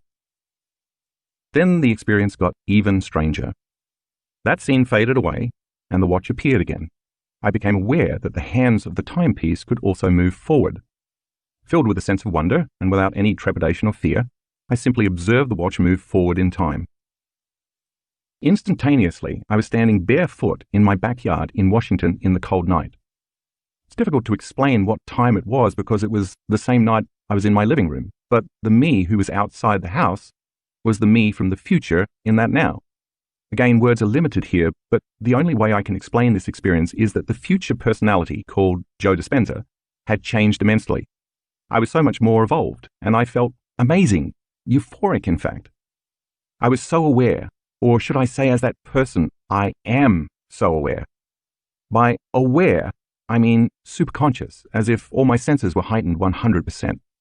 Everything I saw, touched, felt, smelt, tasted, and heard was amplified. My senses were so elevated that I was acutely aware of and paying attention to everything around me, wanting to experience the moment completely. And because my awareness increased so drastically, so did my consciousness and therefore my energy. Feeling so full of this intense energy caused me to be more conscious of everything I sensed simultaneously. I can describe this feeling only as consistent, unwavering, highly organized energy. It was nothing like the chemical emotions we normally feel as human beings. In fact, in that moment I knew I couldn't even feel those normal human emotions. I'd evolved beyond them. I did, however, feel love, although it was an evolved form of love that was not chemical, but electric. I felt almost as though I was on fire, passionately in love with life. I was in an incredibly pure form of joy. I was also walking around my backyard in the middle of winter with no shoes and no jacket, yet I was so aware of the feeling of the cold that it was actually intensely enjoyable. I didn't have an opinion about how ice cold the ground under my feet was. I just loved having my feet touch the frozen grass on the earth, and I felt very connected to both the feeling and the grass. I understood that if I entertained the typical thoughts and judgments I normally would have about being cold, it would cause me to create a sense of polarity, dividing the energy I was experiencing. If I judged it, I would lose the feeling of wholeness. The amazing feeling of energy that I was experiencing inside my body was so much greater than the conditions in my surrounding environment, the cold. And as a result, I effortlessly embraced the cold with zeal. It was simply life. In fact, it was so pleasurable that I didn't want the moment to end. I wanted it to last forever. I walked as this upgraded version of myself with strength and knowingness. I felt very empowered and calm, yet overflowing with joy for existence and love for life. Passing through my garden, I intentionally walked on huge basalt columns that were laid on their sides, stacked like huge stairs to create levels to sit at the fire pit. I loved the experience of walking barefoot on those huge pieces of stone. I truly honored their magnificence. As I continued walking, I approached a fountain that I had built, and I smiled at the memory of my brother and me creating such a marvel. Suddenly, I saw a tiny woman in a glowing white garment.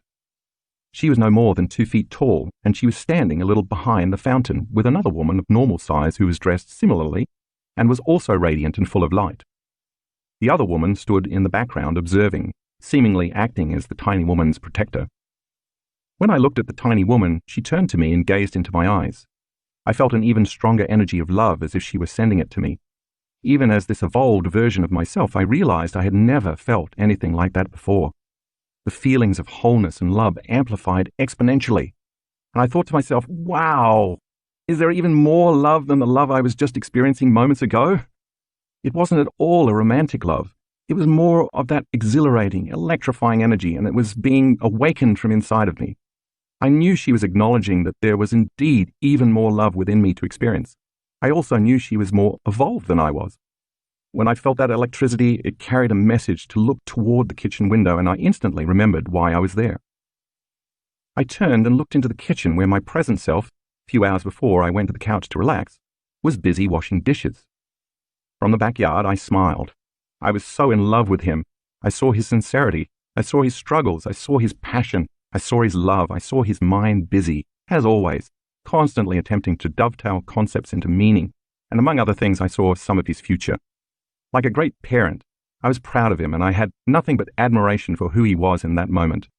As I was feeling that intense energy increase inside of me while I observed him, I witnessed him suddenly stop washing the dishes and look out the window, staring out and panning the backyard.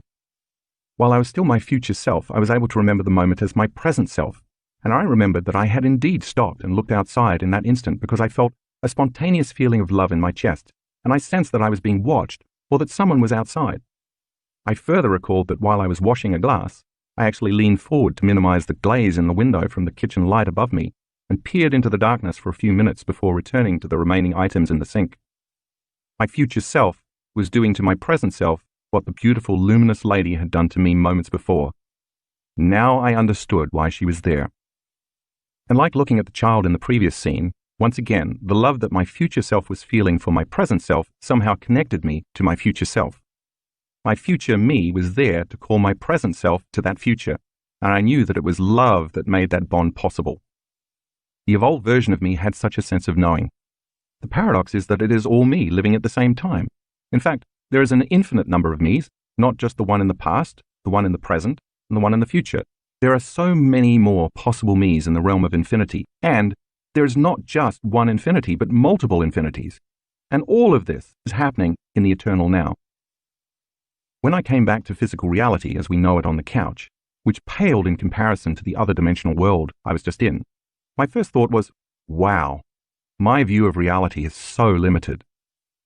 The rich inner experience provided such a sense of clarity and the understanding that my beliefs, that is, what I thought I knew about life, God, myself, time, space, and what is even possible to experience in this infinite realm, was so very limited, and I hadn't even realized it until that moment. I knew I was like an infant with little comprehension of the magnitude of how big this thing we call reality is. I understood without fear or anxiety what the phrase, the unknown, meant for the first time in my life. And I knew I would never be the same person again.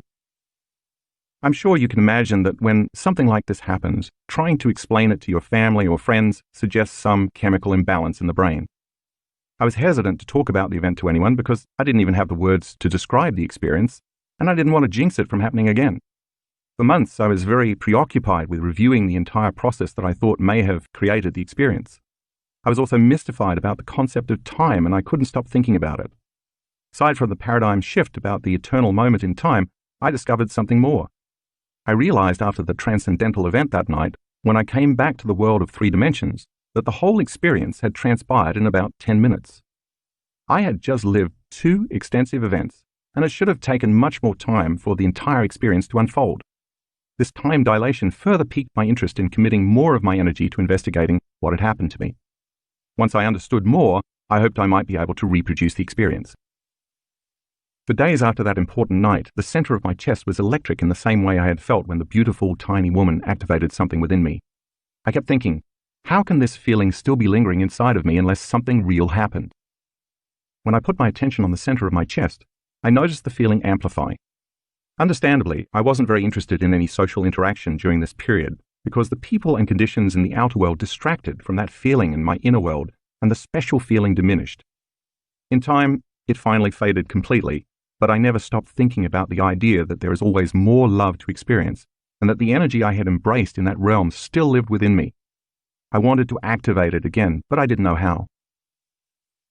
For a long time, even though I tried and tried to reproduce the experience, nothing happened. I now realize that the expectation of the same outcome, combined with the frustration of trying to force it to happen, is the worst combination for creating another mystical experience, or anything for that matter. I became lost in my own personal analysis, trying to figure out how it occurred and how I could make it happen again. I decided to add a few new approaches. Instead of trying to recreate the experience in the evening, I decided to wake up early in the morning and meditate. Since melatonin levels are the highest between 1 a.m. and 4 a.m., the mystical chemical metabolites of melatonin are the very substrates responsible for creating a lucid event. I decided I would practice my inner work at 4 every morning. Before I share what happened next, I want to ask you to keep in mind that this was an unusually difficult time in my life. I was deciding whether it was worth it for me to continue to teach.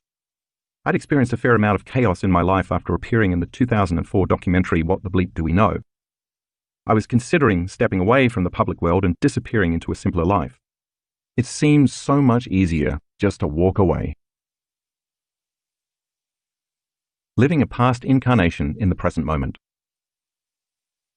One morning, about an hour and a half after I started my meditation in a seated position, I finally reclined. I put some pillows under my knees so I wouldn't fall asleep too quickly, allowing me to linger between wakefulness and sleep. As I lay down, I simply put my attention in the place the pineal gland occupies in my head. But this time, instead of trying to make something happen, I just let go and said to myself, whatever. Apparently, that was the magic word. I know what that means now. I surrendered, got out of the way, let go of any specific outcome, and simply opened up to possibility.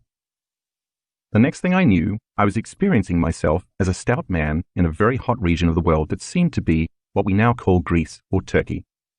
The terrain was rocky, the ground was parched, and stone buildings like those in Greco-Roman times were interspersed with many small tents made of brightly colored fabrics. I was wearing a one-piece skirted burlap garment that fell from my shoulders to my mid-thighs, and I had a thick rope tied around my waist like a belt. I wore sandals roped up to my calves. I had thick curly hair and my body felt strong. My shoulders were broad and my arms and legs were muscular. I was a philosopher and a long-time student of some charismatic movement. I was simultaneously the self in that experience and my present self observing me in that particular time and space. Again, I was way more conscious than normal. I was super conscious. All my senses were heightened and I was very aware of everything. I could smell the familiar musk of my body and could taste the salt of my perspiration dripping from my face. I loved the taste. I felt grounded in the physicality and strength of my body. I was aware of deep pain in my right shoulder, but it did not consume my attention. I saw the brightness of the blue sky and the richness of the green trees and mountains, as if I were living in Technicolor. I heard seagulls in the distance, and I knew I was near a large body of water. I was on a pilgrimage and mission of sorts.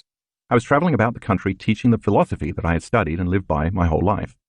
I was under the tutelage of a Grand Master whom I loved very deeply because of the care, patience, and wisdom he had given me for so many years. It was my time now to be initiated and to deliver a message to change the minds and hearts of the culture. I knew that the message I was disseminating was counter to the current beliefs of that time, and that the government and religious orders of the day would challenge me. The main message of the philosophy I studied would free people from living in any type of obligation to something or someone outside of them. It would also inspire individuals to demonstrate a code of principles that would empower them to have more enriched and meaningful lives. I was passionate about this idealism, and I worked daily to live in alignment with the doctrines. Of course, the message would omit the need for religion and for any dependence on governments, and it would free people from personal pain and suffering. As the scene came to life, I had just finished addressing a crowd in a relatively populated village. The gathering was just breaking up when suddenly, several men quickly moved through the masses to arrest me. Before I could even try to escape, I was seized. I knew that they had planned their strategy well. If they had begun to move about while I had been talking to the crowd, I would have spotted them. They timed it perfectly. I surrendered without resistance, and they took me to a prison cell where I was left alone. Locked in a small stone cube with narrow slits for windows, I sat there knowing my destiny. Nothing I could do would prepare me for what was about to happen. Within 2 days, I was taken to the center of the city where hundreds of people gathered, many of them the same people who had listened to me speak just a few days earlier. But now, they eagerly anticipated the chance to watch my trial and impending torture. I was stripped to a small cloth undergarment and then strapped to a large horizontal stone slab with large grooves notched into the corners through which ropes slid. The ropes had metal cuffs on the ends that were fastened to my wrists and ankles. Then it began. A man standing to my left started to crank a lever that moved the slab slowly from a horizontal position forward to a more vertical position. As the stone block moved upward, the ropes pulled my limbs tighter in all four directions. When I made it to about 45 degrees, the real pain began. Someone who seemed to be a magistrate yelled out, asking me if I would continue teaching my philosophy. I did not look up or answer. He then ordered the man to crank the lever further. At a certain point, I started to hear audible noises and pops, evidence of my spine dislocating in certain areas. As the observer of this scene, I watched the look on my face as the pain increased. It was like looking into a mirror and seeing myself. I became acutely aware that it was me on that slab. The metal cuffs around my wrists and ankles now tore into my skin, and the sharp metal burned. I was bleeding. One of my shoulders dislocated, and I heaved and grunted in pain. My body was convulsing and shaking as I tried to resist the tearing of my limbs by flexing and holding my muscles tight in resistance. Letting go would have been unbearable. Suddenly, the magistrate hollered out again, asking me if I would continue to teach. I had a thought. I will agree to stop teaching, and then when they let me down from this public display of torture, I will simply start again. I reasoned that this was the right answer. It would appease the magistrate and stop the pain and my death, while enabling me to continue my mission. I slowly shook my head from side to side in silence. Then the magistrate pressed me to verbally say no, but I would not speak. He then motioned quickly to the tormentor on my left to push the crank even harder. I looked down at the man as he turned the gears with a clear intention to hurt me. I saw his face, and as we looked into each other's eyes, I, as the observer, instantly recognized this person as someone in my present life as Joe Dispenza. The same person, but in a different body. Something clicked within me as I witnessed this scene. I recognized that this tormentor is still tormenting others, including me, in my current incarnation, and I understand that person's role in my life. It was an odd familiar feeling or knowing, and it made perfect sense. As the slab accelerated upward, my lower back snapped and my body started to lose control. That was the moment that broke me. I wept from the blinding pain and also felt such a deep sadness consume my whole being. When the weight of the heavy stone was released, it fell quickly back to the horizontal position. I lay there quivering, uncontrollably, in silence. I was then dragged back to the small prison cell where I lay curled up in the corner. For 3 days I couldn't stop the flashbacks of my torture. I was so humiliated that I never could speak in public again. The very thought of returning to my mission created such a visceral response in my body that I stopped even thinking about it. One night they released me, and without being noticed, head down in utter shame, I disappeared. I was unable to look anyone in the eye ever again. I felt like I had failed in my mission. I spent the rest of my life in a cave by the sea, trapping fish and living in silence as a hermit. As I witnessed this poor man's plight and his choice to hide from the world, I understood that this was a message for me. I knew that in my present life I could not disappear or hide from the world again, and that my soul wanted me to see that I had to continue my work. I had to make the effort to stand up for a message and never again retract from adversity. I also recognized that I hadn't failed at all. I had done my best. I knew that the young philosopher still lived in the eternal present moment as a myriad of possible me's, and that I could change my future and his by never again being afraid to live for the truth instead of dying for it. Each of us has myriad possible incarnations that exist in the eternal present moment, all waiting to be discovered. When the mystery of the self is unveiled, we can wake up to the understanding that we are not linear beings living a linear life, but instead dimensional beings living dimensional lives. The beauty behind the infinite probabilities that await us is that the only way we can change those futures is to change ourselves in the present infinite moment. Chapter 2. The Present Moment. If you want to experience the supernatural in your own life, by healing your body, creating new opportunities you could never have imagined before, and having transcendent, mystical experiences, you first need to master the concept of the present moment, the eternal now. There's a lot of talk about being present or being in the now these days. While most people understand the basics of what that means, not to think about the future or live in the past, I want to offer you a completely different understanding of the concept.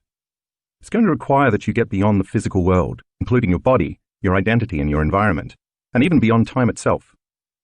This is where you turn possibility into reality. After all, if you don't get beyond who you think you are and the way you've been conditioned to believe the world works, it's not possible to create a new life or a new destiny. So in a very real sense, you have to get out of your own way, transcend the memory of yourself as an identity, and allow something greater than you, something mystical, to take over. In this chapter, I'm going to explain how that works. First, let's take a look at how the brain functions. When any neurological tissue in the brain or the body is activated, it creates mind. Consequently, from a neuroscientific understanding, mind is the brain in action. For instance, you have a specific mind to drive your car. You have another mind to take a shower. You have a different mind when you sing a song or listen to music. You use a specific level of mind to execute each of those complex functions because you've probably done each of these tasks thousands of times, so your brain turns on in a very specific way whenever you do any of them. When your brain is in action as you drive your car, for example, you are in fact turning on a specific sequence, pattern, and combination of neurological networks. Those neural networks, or neural nets, are simply clusters of neurons that work together as a community, just like an automatic software program or a macro, because you've done that particular action so many times. In other words, the neurons that fire together to accomplish the task become more wired together. As you consciously choose to perform the task of driving your vehicle, we could say that you are automatically selecting and instructing those neurons in your brain to turn on to create a level of mind. For the most part, your brain is a product of the past. It has been shaped and molded to become a living record of everything you have learned and experienced up to this point in your life. Learning from a neuroscientific standpoint is when neurons in your brain assemble to form thousands of synaptic connections, and those connections then assemble into complex, three-dimensional neurological networks. Think of learning as your brain getting an upgrade. When you pay attention to knowledge or information and it makes sense to you, this interaction with the environment leaves biological impressions in your brain. When you experience something new, your senses write the story neurologically in your brain, and even more neurons come together to make even more enriched connections, upgrading your brain even further. Experiences not only enhance the brain's circuitry, but they also create emotions. Think of emotions as the chemical residue from past experiences, or chemical feedback. The stronger the emotional quotient from an event in your life, the more the experience leaves a lasting impression in your brain. That's how long-term memories are formed. So if learning means making new connections in your brain, memories are when you maintain those connections. The more you repeat a thought, choice, behavior, experience, or emotion, the more those neurons fire and wire together, and the more they will sustain a long-term relationship. In Anna's story in the previous chapter, you learned most of your experiences come from your interaction with your external environment. Since your senses plug you into the external environment and neurologically record the narrative in your brain, when you experience a highly charged emotional event, bad or good, that moment becomes embossed neurologically in your brain as a memory. Therefore, when an experience changes how you normally feel chemically and heightens your attention to what caused it, you will associate a specific person or thing with where your body is at a particular time and place. That's how you create memories, by interacting with the outer world. It's safe to say that the only place the past actually exists is in your brain and in your body. How your past becomes your future. Let's take a closer look at what happens biochemically inside your body when you think a thought or feel an emotion. When you think a thought or have a memory, a biochemical reaction begins in your brain, causing the brain to release certain chemical signals. That's how immaterial thoughts literally become matter. They become chemical messengers. These chemical signals make your body feel exactly the way you were just thinking. Once you notice you are feeling a particular way, then you generate more thoughts equal to how you're feeling, and then you release more chemicals from your brain to make you feel the way you've been thinking. For example, if you have a fearful thought, you start to feel fear. The moment you feel fear, that emotion influences you to think more fearful thoughts, and those thoughts trigger the release of even more chemicals in the brain and body to make you continue to feel more fear. The next thing you know, you get caught in a loop where your thinking creates feeling, and your feeling creates thinking. If thoughts are the vocabulary of the brain, and feelings are the vocabulary of the body, and the cycle of how you think and feel becomes your state of being, then your entire state of being is in the past. When you fire and wire the same circuits in your brain over and over again because you keep thinking the same thoughts, you are hardwiring your brain into the same patterns. As a result, your brain becomes an artifact of your past thinking, and in time it becomes easier to automatically think in the same ways. At the same time, as you repeatedly feel the same emotions over and over again, since, as I just said, emotions are the vocabulary of the body and the chemical residue of past experiences, you are conditioning your body into the past. So now let's look at what that means for you on a day-to-day basis. Given what you just learned about feelings and emotions being the chemical end products of past events, the moment you wake up in the morning and search for the familiar feeling called you are starting your day in the past. So when you start to think about your problems, those problems, which are connected to the memories of past experiences of different people or things at certain times and places, create familiar feelings such as unhappiness, futility, sadness, pain, grief, anxiety, worry, frustration, unworthiness, or guilt. If those emotions are driving your thoughts and you cannot think greater than how you feel, then you are also thinking in the past. And if those familiar emotions influence the choices you are going to make that day, the behaviors you're going to exhibit, or the experiences you are going to create for yourself, then you're going to appear predictable, and your life is going to stay the same. Now let's say after you wake up, you turn off your alarm, and as you lie there in bed, you check your Facebook, your Instagram, your WhatsApp, your Twitter, your texts, your emails, and then the news. Now you are really remembering who you are as you reaffirm your personality and connect to your past, present, personal reality. Then you go to the bathroom, you use the toilet, brush your teeth, take a shower, get dressed, and then head for the kitchen. You drink some coffee and eat breakfast. Maybe you watch the news or check your email again. It's the same routine you follow every day. Then you drive to work using the same old route, and when you get there you interact with the same coworkers you saw the day before. You spend your day performing pretty much the same duties you performed yesterday. You might even react to the same challenges at work with the same emotions. Then after work, you drive home. Maybe you stop at the same grocery store and buy the food you like and always eat. You cook the same food for dinner and watch the same television show at the same time while sitting in the same place in your living room. Then you get ready for bed in the same way you always do. You brush your teeth with your right hand starting from the upper right side of your mouth. You crawl into the same side of the bed. Maybe you read a little and then you go to sleep. If you keep doing these same routines over and over again, they will become a habit. A habit is a redundant set of automatic, unconscious thoughts, behaviors, and emotions that you acquire through frequent repetition. Basically, it means your body is now on autopilot, running a series of programs, and over time, your body becomes the mind. You've done this routine so many times that your body automatically knows how to do certain things better than your brain or conscious mind. You just switch on the autopilot and go unconscious, which means you'll wake up the next morning and essentially do the same things all over again. In a very real sense, your body is dragging you into the same predictable future based on what you have been repeatedly doing in the same familiar past. You will think the same thoughts and then make the same choices that lead to the same behaviors, that create the same experiences, that produce the same emotions. Over time, you've created a set of hardwired neurological networks in the brain, and you have emotionally conditioned your body to live in the past. And that past becomes your future. If you were looking at a timeline of your day starting with waking up in the morning and continuing until you go to bed that night, you could pick up that timeline of yesterday or today, your past, and place it in the space reserved for tomorrow, the future, because essentially the same actions you took today are the ones you are going to take tomorrow, and the day after that, and the day after that. Let's face it, if you keep the same routine as yesterday, it makes sense that your tomorrow is going to be a lot like your yesterday. Your future is just a rerun of your past. That's because your yesterday is creating your tomorrow. Take a look at figure 2.1. Each of those vertical lines represent the same thought that leads to the same choice that initiates an automatic behavior that creates a known experience that produces a familiar feeling or an emotion. If you keep reproducing the same sequence, in time all those individual steps merge into one automatic program. This is how you lose your free will to a program. The arrow represents an unknown experience dropping in somewhere between your driving to work in traffic, knowing you are going to be late again, and you trying to stop by the dry cleaners on your way. We could say that your mind and body are in the known, the same predictable future based on what you did in the same familiar past. And in that known certain future, there's no room for the unknown. In fact, if something new happened, if something unknown were to unfold in your life at that moment to change the same predictable timeline of your day, you'd probably be annoyed at the disruption of your routine. You'd likely consider it troublesome, problematic, and downright inconvenient. You might say, "Can you come back tomorrow? This is not the right time." The fact is, there's no room for the unknown in a predictable life. But being predictable is not how the unknown works.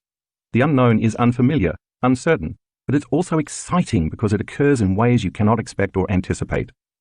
So let me ask you, how much room in your routine, predictable life do you have for the unknown? By staying in the known, following the same sequence each day of thinking the same thoughts, making the same choices, demonstrating the same programmed habits, recreating the same experiences that stamp the same networks of neurons into the same patterns to reaffirm the same familiar feeling called you are repeating the same level of mind over and over again. In time, your brain becomes automatically programmed to do any one of those particular sequences more easily and effortlessly the next time, and then the next time, and so on. As each of these individual steps merge into one complete step, thinking a familiar thought of an experience of somebody or something at some place in some time will automatically create the anticipation of the feeling of the experience. If you can predict the feeling of any experience, you are still in the know. For instance, the thought of having a meeting with the same team of people you have worked with for years can automatically cause you to call up the emotion of what the future event will feel like. When you can predict the feeling of that future event, because you've had enough past experiences to make it known to you, you are probably going to be creating more of the same. And of course, you are right. But that's because you are the same. By the same means, if you are in the automatic program and cannot predict the feeling of an experience in your life, you will probably be hesitant to engage it. We need to look at one more aspect of thinking and feeling to get the full picture of what's happening when we keep living in the same state of being. This thinking-feeling loop also produces a measurable electromagnetic field that surrounds our physical bodies. In fact, our bodies are always emitting light, energy, or frequencies that carry a specific message, information, or intention. By the way, when I say light, I'm not just referring to the light we see, but to all spectrums of light, including X-rays, cell phone waves, and microwaves. In the same way, we also receive vital information that is carried on different frequencies. So we are always sending and receiving electromagnetic energy. Here's how that works. When we think a thought, those networks of neurons that fire in our brain create electrical charges. When those thoughts also cause a chemical reaction that results in a feeling or an emotion, as well as when a familiar feeling or emotion is driving our thoughts, those feelings create magnetic charges. They merge with the thoughts that create the electric charges to produce a specific electromagnetic field equal to your state of being. Think of emotions as energy in motion. When someone experiencing a strong emotion walks into a room, their energy, aside from their body language, is often very palpable. We have all felt another person's energy and intent when they were angry or very frustrated. We felt it because they were emitting a strong signal of energy that carried specific information. The same is true of a very sexual person, a person who is suffering, or a person who has a calm, loving energy. All those energies can be sensed and felt. As you might expect, different emotions produce different frequencies. The frequencies of creative, elevated emotions like love, joy, and gratitude are much higher than the emotions of stress, such as fear and anger, because they carry different levels of conscious intent and energy. See Figure 2.2, which details some of the different frequencies associated with various emotional states. You'll read more about this concept later in the book. So if we are recreating the past day after day, thinking the same thoughts and feeling the same emotions, we are broadcasting the same electromagnetic field over and over again, sending out the same energy with the same message. From the perspective of energy and information, this means the same energy of our past continues to carry the same information, which then keeps creating the same future. Our energy, then, is essentially equal to our past. The only way we can change our lives is to change our energy, to change the electromagnetic field we are constantly broadcasting. In other words, to change our state of being, we have to change how we think and how we feel. If where you place your attention is where you place your energy, a key concept you'll read more about later in this chapter, then the moment you place your attention on a familiar emotion, your attention and your energy are in the past. If those familiar emotions are connected to a memory of some past event involving a person or an object at a particular place and time, then your attention and your energy are in the past as well. As a consequence, you are siphoning your energy out of the present moment into your past. By the same means, if you start to think about all the people you have to see, the things you have to do, and the places you have to go at certain times in your routine day, you are siphoning your attention and energy into a predictable, known future. Take a look at Figure 2.3, which illustrates this point. All of your energy is now completely commingled with those known experiences in that specific line of time. Your energy is creating more of the same, and your body is going to follow your mind to the same events in your same reality. Your energy is being directed out of the present moment and into the past and the future. As a result, you have very little energy left to create an unknown experience in a new timeline. Figure 2.3 also shows how the electromagnetic energy you emanate is a vibrational match with everything known to you. So as you start your day, when you have the thought of the toilet, the next thing you know, there you are, walking toward the toilet. Then you have the thought of the shower, and you find yourself in the shower adjusting the water temperature. You have the thought of the coffee maker, and you're projecting your attention and energy to the coffee maker. And as you automatically walk to the kitchen to make your morning cup of java, once again your body is following your mind. And if you've done that for the last 22 years, your body is going to effortlessly coast right over there. Your body is always following your mind, but in this case, it's been repeatedly following your mind to the known. That's because that's where your attention, and therefore your energy, is.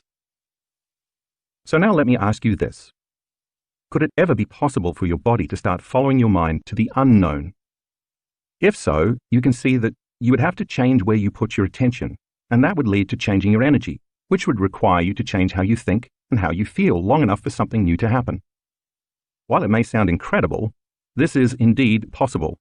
It makes sense that just as your body has been following your mind to every known experience in your life, like the coffee maker each morning, if you were to start investing your attention and energy into the unknown, your body would then be able to follow your mind into the unknown, a new experience in your future. Priming your mind and body for a new future.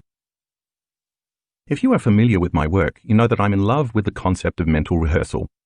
I'm fascinated by how we can change the brain as well as the body by thought alone. Think about that for a moment. If you focus your attention on specific imagery in your mind and become very present with a sequence of repeated thoughts and feelings, your brain and body will not know the difference between what is occurring in the outer world and what is happening in your inner world.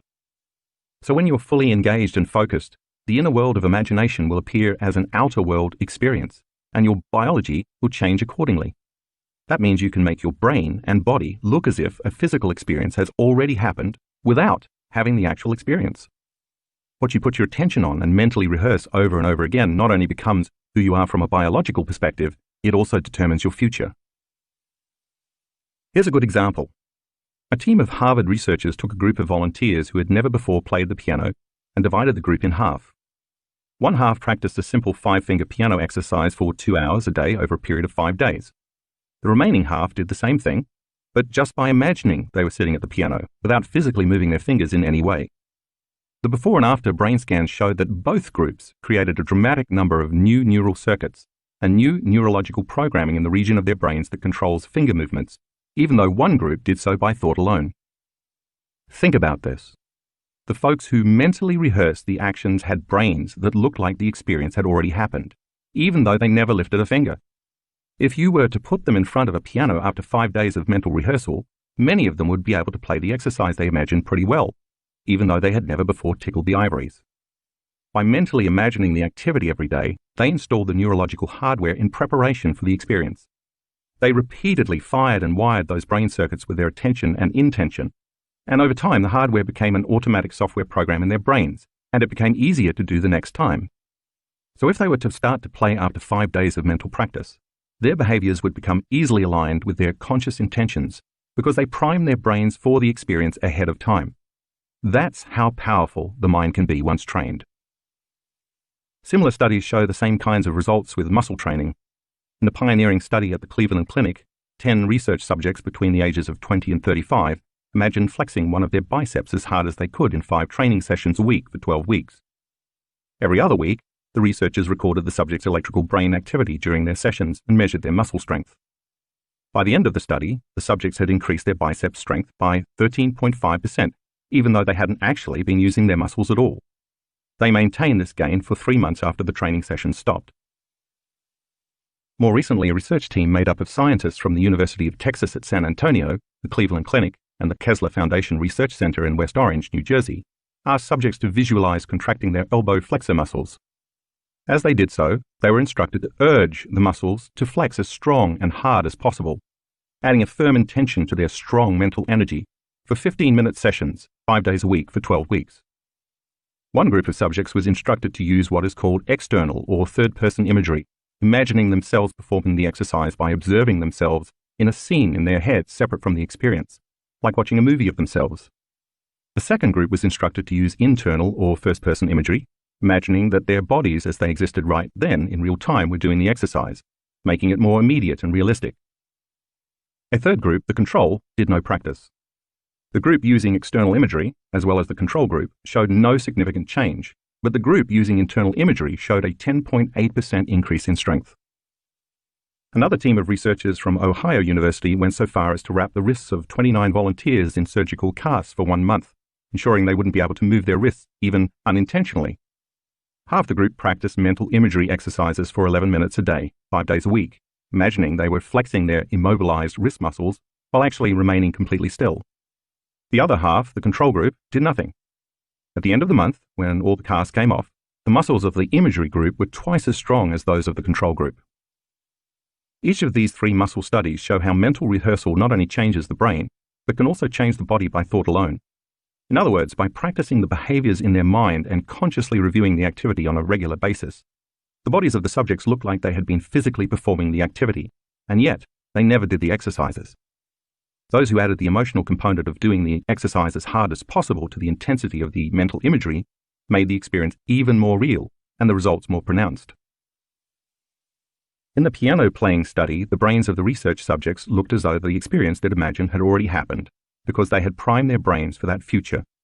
In a similar way, the subjects in the muscle flexing studies changed their bodies to look as if they had previously experienced that reality, just by mentally rehearsing the activity through thought alone. You can see why when you wake up in the morning and start thinking about the people you have to see, the places you have to go and the things you have to do in your busy schedule, that's mentally rehearsing. And then you add an intense emotion to it like suffering or unhappiness or frustration, just like the elbow flexor volunteers who urged their muscles to flex without moving them at all. You are conditioning your brain and body to look like that future has already happened. Since experience enriches the brain and creates an emotion that signals the body, when you continuously create an inward experience that is as real as an outer experience, over time you're going to change your brain and body, just like any real experience would. In fact, when you wake up and start thinking about your day, neurologically, biologically, chemically, and even genetically, which I will explain in the next section, it looks as though that day has already happened for you. And in fact, it has. Once you actually start the day's activities, just as in the experiments above, your body is naturally and automatically going to behave equal to your conscious or unconscious intentions. If you've been doing the same things for years on end, those circuits, as well as the rest of your biology, are more readily and easily activated. That's because not only do you prime your biology every day with your mind, but you also recreate the same physical behaviors in order to reinforce those experiences further in your brain and body. And it actually becomes easier to go unconscious every day because you keep mentally and physically reinforcing the same habits over again, creating the habit of behaving by habit. Making genetic changes. We used to think that genes created disease and that we were at the mercy of our DNA. So if many people in someone's family died of heart disease, we assumed that their chances of also developing heart disease would be pretty high. But we now know through the science of epigenetics that it's not the gene that creates disease, but the environment that programs our genes to create disease, and not just the external environment outside our body, cigarette smoke or pesticides, for example, but also the internal environment within our body, the environment outside our cells. What do I mean by the environment within our body? As I said previously, emotions are chemical feedback, the end products of experiences we have in our external environment. So as we react to a situation in our external environment that produces an emotion, the resulting internal chemistry can signal our genes to either turn on, upregulating or producing an increased expression of the gene, or to turn off, downregulating or producing a decreased expression of the gene. The gene itself doesn't physically change. The expression of the gene changes, and that expression is what matters most because that is what affects our health and our lives. Thus, even though someone may have a genetic predisposition for a particular disease, for example, if their genes continue to express health instead of expressing that disease, they won't develop the condition and will remain healthy. Think of the body as a finely tuned instrument that produces proteins. Every one of our cells, except red blood cells, makes proteins, which are responsible for the body's physical structure and physiological function. For example, muscle cells make specific proteins known as actin and myosin, and skin cells make the proteins collagen and elastin. Immune cells make antibodies, thyroid cells make thyroxine, and bone marrow cells make hemoglobin. Some of our eye cells make keratin, while our pancreatic cells make enzymes like protease, lipase, and amylase. There isn't an organ or a system in the body that does not rely on or produce proteins. They are a vital part of our immune system, digestion, cellular repair, and bone and muscle structure. You name it, they're a part of it. In a very real way, then, the expression of proteins is the expression of life and is equal to the health of the body. In order for a cell to make a protein, a gene must be expressed. That's the job of the genes, to facilitate making proteins. When the signal from the environment outside of the cell reaches the cell membrane, the chemical is accepted by a receptor outside of the cell and makes its way to the DNA inside the cell. Then a gene makes a new protein that's equal to that signal. So if the information coming from outside of the cell does not change, the gene keeps making the same protein and the body stays the same. Over time, the gene will begin to downregulate. It will either shut off its healthy expression of proteins, or it will eventually wear out, like making a copy of a copy of a copy, causing the body to express a different quality of proteins. Different classifications of stimuli upregulate and downregulate genes. We activate experience-dependent genes, for example, by doing new things or learning new information. These genes are responsible for stem cells getting the instructions to differentiate, transforming into whatever type of cell the body needs at that particular time to replace cells that are damaged. We activate behavioral state-dependent genes when we are in high levels of stress or arousal, or in alternate states of awareness like dreaming. You can think of these genes as the fulcrum of mind-body connection because they provide a link between our thoughts and our bodies, allowing us to influence our physical health through various behaviors, meditation, prayer, or social rituals, for example. When genes are altered in this way, sometimes within minutes, those altered genes can then be passed on to the next generation. So when you change your emotions, you can change the expression of your genes, turning some on and others off, because you are sending a new chemical signal to your DNA, which can then instruct your genes to make different proteins, upregulating or downregulating to make all kinds of new building blocks that can change the structure and function of your body. For example, if your immune system has been subject to living in the emotions of stress for too long and has certain genes activated for inflammation and disease, you can turn on new genes for growth and repair and switch off the old genes responsible for disease. And at the same time, these epigenetically altered genes will begin to follow new instructions, making new proteins and programming the body for growth, repair, and healing. This is how you can successfully recondition your body to a new mind. So as you read earlier in this chapter, this means that if you're living by the same emotions day in and day out, your body believes it's in the same environmental conditions. And those feelings influence you to make the same choices, causing you to demonstrate the same habits that then create the same experiences, that then produce the same emotions all over again. Thanks to these automatic, programmed habits, your cells are constantly being exposed to the same chemical environment, outside your body and your environment as well as outside the cells, but within your body. That chemistry keeps signaling the same genes in the same way, and so you're stuck because when you stay the same, your genetic expression stays the same. And now you are headed for a genetic destiny because you don't have any new information coming from the environment. But what if the circumstances in your life change for the better? Shouldn't that also change the chemical environment surrounding your cells? Yes, that happens, but not all the time. If you've spent years conditioning your body to this cycle of thinking and then feeling and thinking without realizing it, you've also conditioned your body to become addicted to these emotions. So simply changing the external environment by, say, getting a new job doesn't necessarily break the addiction any more than someone addicted to drugs would be able to stop their cravings just by winning a lottery or moving to Hawaii. Because of the thinking-feeling loop, sooner or later, after the novelty of the experience is over, most people return to their baseline emotional state, and the body believes it's in the same old experience that created the same old emotions. So if you were miserable in your old job but managed to get a new one, you might be happy for a few weeks or even a few months. But if you had spent years conditioning your body to be addicted to misery, you would eventually return to that old emotion because your body would crave its chemical fix. Your outer environment may have changed, but your body will always believe its internal chemistry more than its external conditions. So it remains emotionally locked into your old state of being, still addicted to those old emotions. That's just another way of saying you're still living in the past. And because the internal chemistry hasn't changed, you can't change the expression of your genes to make new proteins in order to improve the structure or the function of your body. So there's no change in your health or your life. That's why I say you have to think greater than the way you feel to make any real, lasting changes. In the winter of 2016, at our advanced workshop in Tacoma, Washington, my team and I performed a study on the effect elevated emotions had on immune function, taking saliva samples from 117 test subjects at the start of the workshop, and then again 4 days later at the workshop's conclusion. We measured immunoglobulin A, IgA, a protein marker for the strength of the immune system. IgA is an incredibly powerful chemical, one of the primary proteins responsible for healthy immune function and the internal defense system. It's constantly fighting a barrage of bacteria, viruses, fungi, and other organisms that invade or are already living within the body's internal environment. It's so powerful that it's better than any flu shot or immune system booster you could possibly take. When it's activated, It's the primary internal defense system in the human body. When stress levels, and therefore the levels of stress hormones like cortisol, go up, this lowers levels of IgA, thereby compromising and downregulating the immune system's expression of the gene that makes this protein. During our 4-day workshop, we asked our study participants to move into an elevated emotional state such as love, joy, inspiration, or gratitude for 9 to 10 minutes 3 times a day.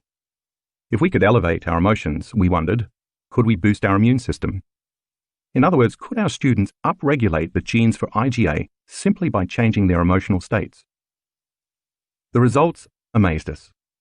Average IgA levels shot up by 49.5%. The normal range for IgA is from 37 to 87 milligrams per deciliter, mg/dl, with some people measured more than 100 mg/dl at the end of the workshop. Our test subjects showed significant, measurable epigenetic changes without having any significant experiences in their external environment. By attaining states of elevated emotions even for just a few days, their bodies began to believe that they were in a new environment, so they were able to signal new genes and change their genetic expression, in this case, the protein expression of the immune system. See Figure 2.4. This means that you might not need a pharmacy or an exogenous substance to heal you. You have the power from within to upregulate the genes that make IgA within a few days. Something as simple as moving into an elevated state of joy, love, inspiration, or gratitude for 5 to 10 minutes a day can produce significant epigenetic changes in your health and body. Where attention goes, energy flows. Since where you place your attention is where you place your energy, when you wake up in the morning and immediately start putting your attention and energy on all the people you have to see that day, the places you have to go, the objects you own, and the things you have to do in the three-dimensional world, your energy becomes fractured. All of your creative energy is flowing away from you, as Figure 2.5 illustrates, to all things in the outer world that compete for your attention. Your cell phone, your laptop, your bank account, your house, your job, your co-workers, your spouse, your kids, your enemies, your pets, your medical conditions, and so on. Take a glance at Figure 2.5. It is obvious that most people's attention and energy are directed to their outer material world. It begs the question, how much energy do you have left in your inner world of thoughts and feelings to create a new reality? Consider for a moment that each of these people or things you give so much attention to is a known in your life because you've experienced it. As I mentioned earlier in the chapter, you have a neurological network in your brain for each one of those things. Since they are mapped in your brain, you perceive and so experience them from your past. And the more you keep experiencing them, the more automatic and enriched the neural circuits for each of them become, because the redundancy of the various experiences keeps assembling and refining more and more circuits. That's what experience does. It enriches the brain.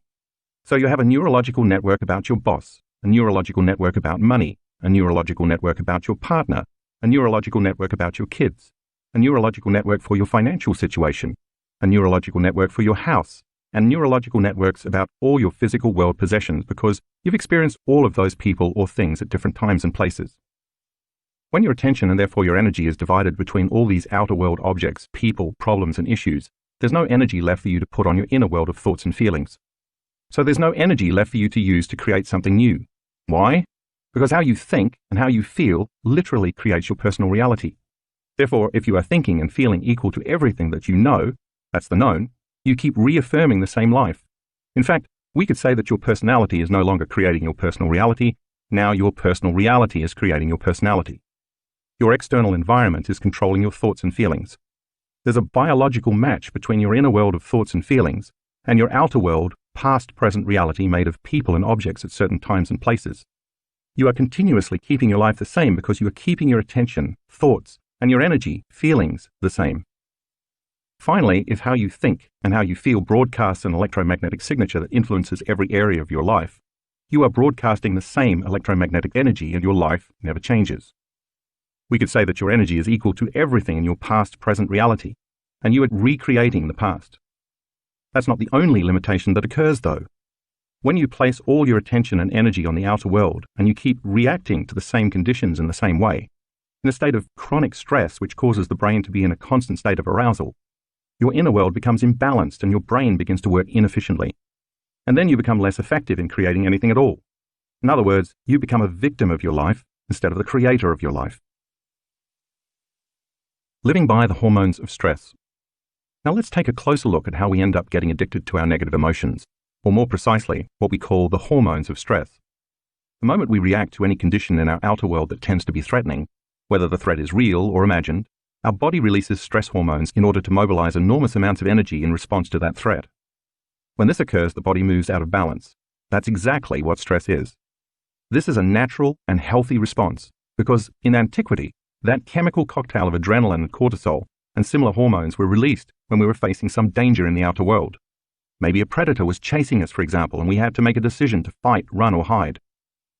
When we are in survival mode, we automatically become materialists, defining reality with our senses by what we can see, hear, smell, feel, and taste.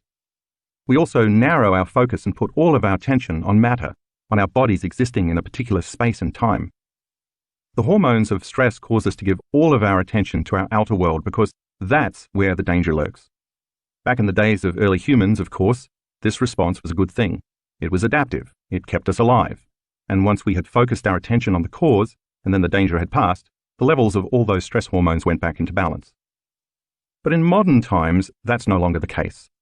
After just one phone call or email from our boss or a family member that elicits a strong emotional reaction such as anger, frustration, fear, anxiety, sadness, guilt, suffering, or shame, we turn on the primitive fight or flight nervous system, causing us to react as if we were being chased by a predator. The same chemistry automatically stays switched on because the external threat never seems to go away. The truth is that many of us spend the majority of our time in this state of heightened arousal. It's become chronic. It's as though the predator is not out there in the wild making an occasional toothy appearance, but is instead living in the same cave as we are, a toxic coworker whose desk is right next to ours, for example. Such a chronic stress response is not adaptive. It's maladaptive. When we're living in survival mode and those hormones of stress like adrenaline and cortisol keep pumping through our body, we stay on high alert instead of returning to balance. As in Anna's experience in Chapter 1, when this imbalance is maintained long-term, chances are we are headed for disease, because long-term stress downregulates the healthy expression of genes.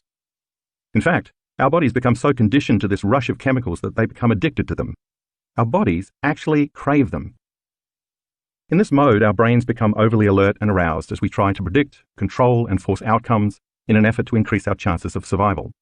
And the more we do this, the stronger the addiction becomes, and the more we believe we are our bodies connected to our identities and our environment, living in a linear time. That's because that's where all of our attention is. When your brain is aroused and you are living in survival mode, and you have to keep shifting your attention to your job, to the news, to your ex, to your friends, to your emails, to Facebook, and to Twitter, you're activating each of these different neurological networks very quickly. Review figure 2.5. If you keep doing this over time, the act of habitually narrowing your focus and shifting your attention compartmentalizes your brain, and it no longer works in a balanced fashion. And when that happens, you are training your brain to fire in a disordered, incoherent pattern which causes it to work very inefficiently. Like a lightning storm in the clouds, different neural networks fire out of order so your brain works out of sync. The effect is similar to a group of drummers all banging on their skins at the same time, but not together or with any rhythm. We will talk much more about the concepts of coherence and incoherence in a later chapter, but for now, it's enough to know that when your brain gets incoherent, you get incoherent. When your brain isn't working optimally, you're not working optimally. For each outer world person or thing or place you've experienced in your life that is unknown, you have an emotion connected to it because emotions, which are energy in motion, are the chemical residue of experience. And if most of the time you're living by those addictive stress hormones, you might use your boss to reaffirm your addiction to judgment. You might use your coworkers to reaffirm your addiction to competition. You might use your friends to reaffirm your addiction to suffering. You might use your enemies to reaffirm your addiction to hatred, your parents to reaffirm your addiction to guilt, your Facebook feed to reaffirm your addiction to insecurity, the news to reaffirm your addiction to anger, your ex to reaffirm your addiction to resentment, and your relationship with money to reaffirm your addiction to lack. This means your emotions, your energy, are commingled, even bonded with every person, place, or thing you experience in your known familiar reality. And that means there's no energy available for you to create a new job, a new relationship, a new financial situation, a new life, or even a newly healed body. Let me say it another way. If how you think and how you feel determines the frequency and information you are emitting in your energy field, which has a significant effect on your life, and if all of your attention, and so all of your energy, is tied up with your outer world of people, objects, things, places, and time, there's no energy left in your inner world of thoughts and feelings. Therefore, the stronger the emotion you are addicted to, the more you will place your attention on that person, object, place, or circumstance in your outer world, giving away most of your creative energy and causing you to feel and think equal to everything you know. It becomes difficult to think or feel in any new ways when you are addicted to your outer world. And it's possible that you can become addicted to all the people and things in your life that are causing you all the problems in the first place. That's how you give your power away and mismanage your energy. If you review Figure 2.5, you'll find a few examples to illustrate how we create energetic bonds to all of the elements in our outer world. Take a look at Figure 2.6. On the left side of the diagram, you see two atoms bound by an invisible field of energy. They're sharing information. It's energy that is bonding them together. On the right side of the diagram, you see two people who are sharing an experience of resentment and who are also bonded by an invisible field of energy that keeps them connected energetically. In truth, they are sharing the same energy, and so the same information. To separate the two atoms, it takes energy. By the same means, if your attention and energy are bound to the same people, places, and things in the outside physical world, you can understand that it's going to take energy and effort to break those bonds when you're in meditation. This begs the question, how much of your creative energy is tied up in guilt, hatred, resentment, lack, or fear? The truth is, you could be using all that energy to recreate a new destiny. To do that, you're going to have to get beyond all those things in your outer world by taking your attention off them. That's why we use meditation as the model to change our internal state. This allows us to break from our associations to everybody, everyone, everything, everywhere, and every time, long enough to journey within. Once you overcome your emotional body and you take your attention off everything known to you in your outer world, you call your energy back to you, breaking the bonds with your past-present reality, which has been staying the same. You're going to have to make the transition from being somebody to being nobody, which means you have to take your attention off your body, your pain, and your hunger. You're going to have to go from being someone to being no one, taking your attention off your identity as a partner, parent, and employee.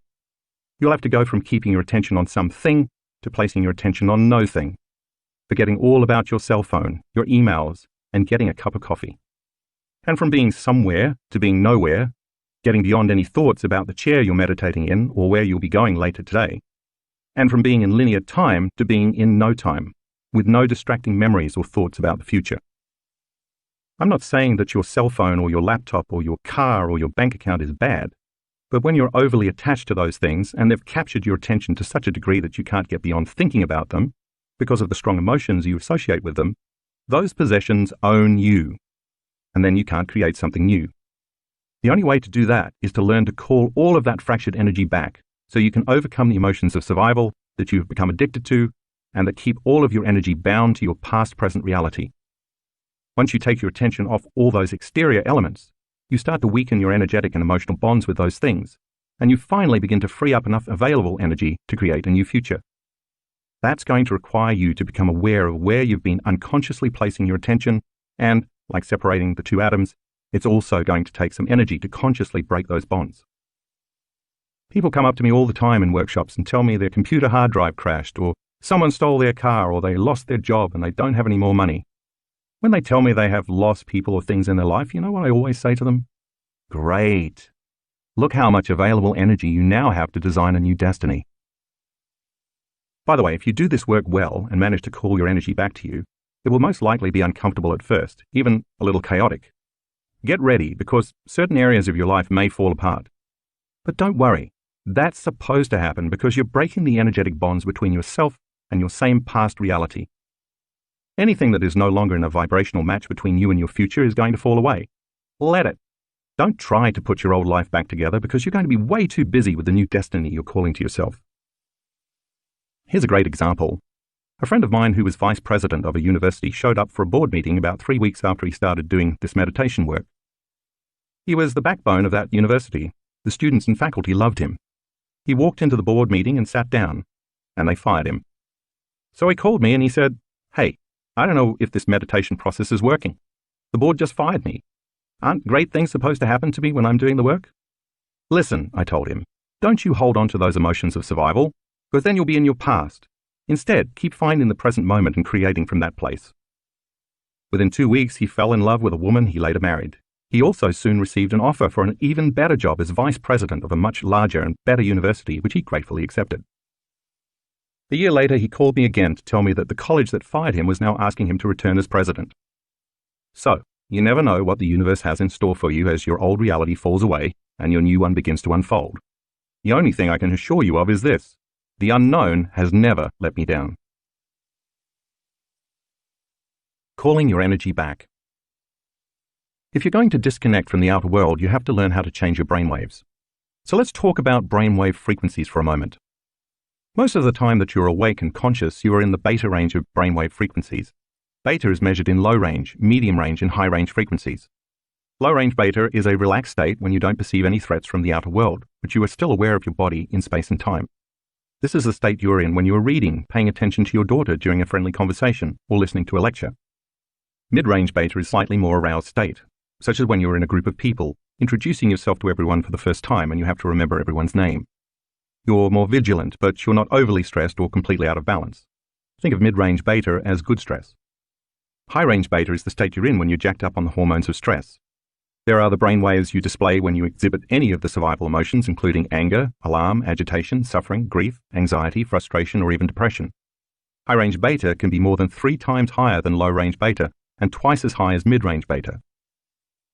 While you may spend most of your waking time in beta frequency brainwaves, you also dip into alpha frequency brainwaves throughout your day. You display alpha brainwaves when you are relaxed, calm, creative, and even intuitive, when you're no longer thinking or analyzing and instead you're daydreaming or imagining, like a trance state. If beta brainwaves indicate where you are placing the majority of your attention on your outer world, alpha brainwaves indicate when you are placing more of your attention on your inner world. Theta frequency brainwaves take over in the twilight stage when your mind is still awake, but your body is drifting off to sleep. This frequency is also associated with deep states of meditation. Delta frequency brainwaves usually come during deep restorative sleep. However, over the last 4 years, my research team and I have recorded several students who can move into very deep delta brainwaves during meditation. Their bodies are deeply asleep, and they're not dreaming, but their brain scans show that their brains are processing very high amplitudes of energy. As a result, they report having profound mystical experiences of oneness, feeling connected to everyone and everything in the universe. See figure 2.7 to compare the different brainwave states. Gamma frequency brainwaves indicate what I call a superconscious state. This high-frequency energy occurs when the brain gets aroused from an internal event. One of the most common examples is during meditation when your eyes are closed and you are going within, instead of an event that happens outside the body. We'll talk more about gamma brainwaves in later chapters. One of the biggest challenges people have when they meditate is switching out of high-range and even mid-range beta and slipping into alpha and then theta brainwave frequencies. It's absolutely vital to do so, though, because when they slow down their brainwaves to these other frequencies, they are no longer paying attention to the outer world and all the distractions they're so used to thinking about when they're under stress. And since they're not analyzing and strategizing, trying to prepare for the worst-case scenario in their future based on their fearful memories of the past, they have the opportunity to become present, to exist only in the now. Wouldn't it be wonderful during a meditation to disconnect your association to all the elements in your outer environment, to get beyond your body, your fears, and your schedule, and forget about your familiar past and your predictable future? If you do it right, you will even lose track of time. As you overcome your automatic thinking, your emotions, and your habits in meditation, that is exactly what happens. You get beyond your body, your environment, and time. You weaken the energetic bonds with your past-present reality and find yourself in the present moment. Only in the present moment can you call your energy back to you. This does take some effort, although it will get easier with practice, because you're living by the hormones of stress most of the time. So let's look at what happens when you aren't in the present moment during meditation, so you'll know how to handle that when it arises. Understanding this skill is important because if you can't get beyond your stresses, your problems, and your pain, you can't create a new future where those things don't exist. So let's say you're sitting in your meditation and you start to have some stray thoughts. You're in the habit of thinking that way because you've been thinking the same way and putting your attention on the same people and things at the same time and place for years now. And you have been automatically embracing the same familiar feelings on a daily basis just to reaffirm the same personality that's connected to your same personal reality, repeatedly conditioning your body into the past. The only difference now is that because you're trying to meditate, your eyes are shut. As you are sitting there with your eyes closed, you are not physically seeing your boss. But your body wants to feel that anger because every time you see her in your waking day, 50 times a day, 5 days a week, you are in the habit of feeling bitterness or aggression. Similarly, when you get emails from her, which happen at least 10 times a day, you unconsciously have the same emotional reaction to her. So your body has grown accustomed to needing her to reaffirm your addiction to anger. It wants to feel the emotions it has become addicted to, and like an addict craving a drug, the body is craving the familiar chemicals. It wants to feel that familiar anger at your boss because you didn't get the promotion, or it wants to feel judgment about your coworker who always wants you to cover for him. Then you start thinking about other colleagues who annoy you and other reasons to be upset with your boss. You're sitting there trying to meditate, but your body is throwing the kitchen sink at you. That's because it wants its chemical fix or familiar emotions that you normally feel throughout the waking day with your eyes open. The instant you notice what's happening, that you are putting all of your attention on that emotion, you become aware that you're investing your energy into the past, because emotions are records of the past. So you stop and return to the present moment, and you begin to disinvest your attention and energy out of the past. And then, in a little while, you start to feel frustrated and angry and resentful again, and you realize what you were doing. You remember that your body is trying to feel those emotions in order to reaffirm its addiction to those chemicals. And you remember that those emotions drive your brain into high-range beta brainwaves. And you stop. Every time you pause, settle your body down, and return to the present moment, you are telling your body that it is no longer the mind.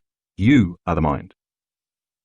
But then thoughts start drifting into your mind about the people you have to see and the places you have to go and the things you have to do later that day. You wonder if your boss has answered that email yet, and you remember that you haven't returned your sister's phone call either. And today is trash day, so you remind yourself you need to put out the trash. And all of a sudden you become aware that by anticipating those future scenarios, you are investing your attention and your energy into the same known reality. So you stop, return to the present moment, and once more disinvest your energy out of that predictable, known future and make room for the unknown in your life. Take a look at figure 2.8. It shows that once you find yourself in that sweet spot of the generous present moment, your energy, represented by the arrows, no longer goes away from you to the past and future the way it did back in figure 2.3. Now you are divesting your energy from that familiar past and predictable future. You are no longer firing and wiring the same circuits in the same way, and you are no longer regulating and signaling the same genes in the same way by feeling the same emotions. If you keep doing this process, you are continuously calling all that energy back to you by breaking the energetic bonds that keep you connected to your past-present reality. This happens because you are taking your attention and your energy off your outer world and placing it instead on your inner world, and you're building your own electromagnetic field surrounding your body. Now you have available energy that you can use to create something new. Not surprisingly, your attention eventually begins to wander again. As you continue to sit in meditation, your body becomes more annoyed and impatient because it wants to do something. After all, you've programmed it every day to get up and follow the same routine. It wants to quit meditating, open its eyes and see someone. It wants to hear something on TV or talk to someone on the phone. It prefers to taste breakfast instead of sitting there doing nothing. It would like to smell coffee brewing, like it does every morning, and it would love to feel something like a hot shower before it starts the day. The body wants to experience physical reality with its senses in order to embrace an emotion. But your goal is to create a reality from a world beyond your senses that's defined not by your body as the mind, but by you as the mind. So as you become aware of the program, you keep settling your body down into the present moment. The body tries again to return to the familiar past because it wants to engage in a predictable future, but you keep settling it back down. Each time you overcome those automatic habits, your will becomes greater than your program. Every time you keep settling your body back to the present moment, like training a dog to sit, you are reconditioning your body to a new mind. Each time you become aware of your program and you labor for the present moment, you are stating that your will is greater than your program. And if you keep returning your attention, and therefore your energy, back to the present moment, and you keep noticing when you are present and when you are not, sooner or later your body is going to surrender. It is this process of continuously returning to the present moment every time you become aware that you've lost it that begins to break the energetic bonds with your familiar known reality. And when you do return to the present moment, what you're actually doing is getting beyond your physical world identity and unfolding into the quantum field, a concept I will explain in detail in the next chapter. The hardest part of every war is the last battle. That means that when your body, as the mind, is raging, causing you to think that you cannot go any further, wanting you to stop and return to the world of the senses, you keep persevering. You truly step into the unknown, and sooner or later you will begin to break the emotional addiction within you. When you get beyond your guilt, your suffering, your fear, your frustration, your resentment, or your unworthiness, you are freeing your body from the chains of those habits and emotions that keep you anchored in the past. And as a result, you are liberating energy that is now coming back to you. As the body releases all of this stored emotional energy, it is no longer becoming the mind. You discover that right on the other side of your fear is courage. Right on the other side of your lack is wholeness. And just beyond your doubt is knowing. When you step into the unknown and surrender your anger or hatred, you discover love and compassion. It's the same energy. It has just been stored in the body, and now it's available for you to use to design a new destiny. So when you learn to overcome yourself, or the memory of yourself and your life, you break the bonds you have with everything, every person, every place, and every time that's keeping you connected to your past-present reality. And when you finally overcome your anger or your frustration, and you liberate energy that was trapped in the past, you call that energy back to you. As you liberate all of that creative energy that has been tied up in those survival emotions, within you and all around you, you are building your own personal energy field around your body. In our advanced workshops, we've actually measured this effect on calling the energy back. We have experts who use very sensitive equipment called a gas discharge visualization, GDV, machine, with a specially designed sensor called a Sputnik antenna, developed by Konstantin Korotkov, PhD.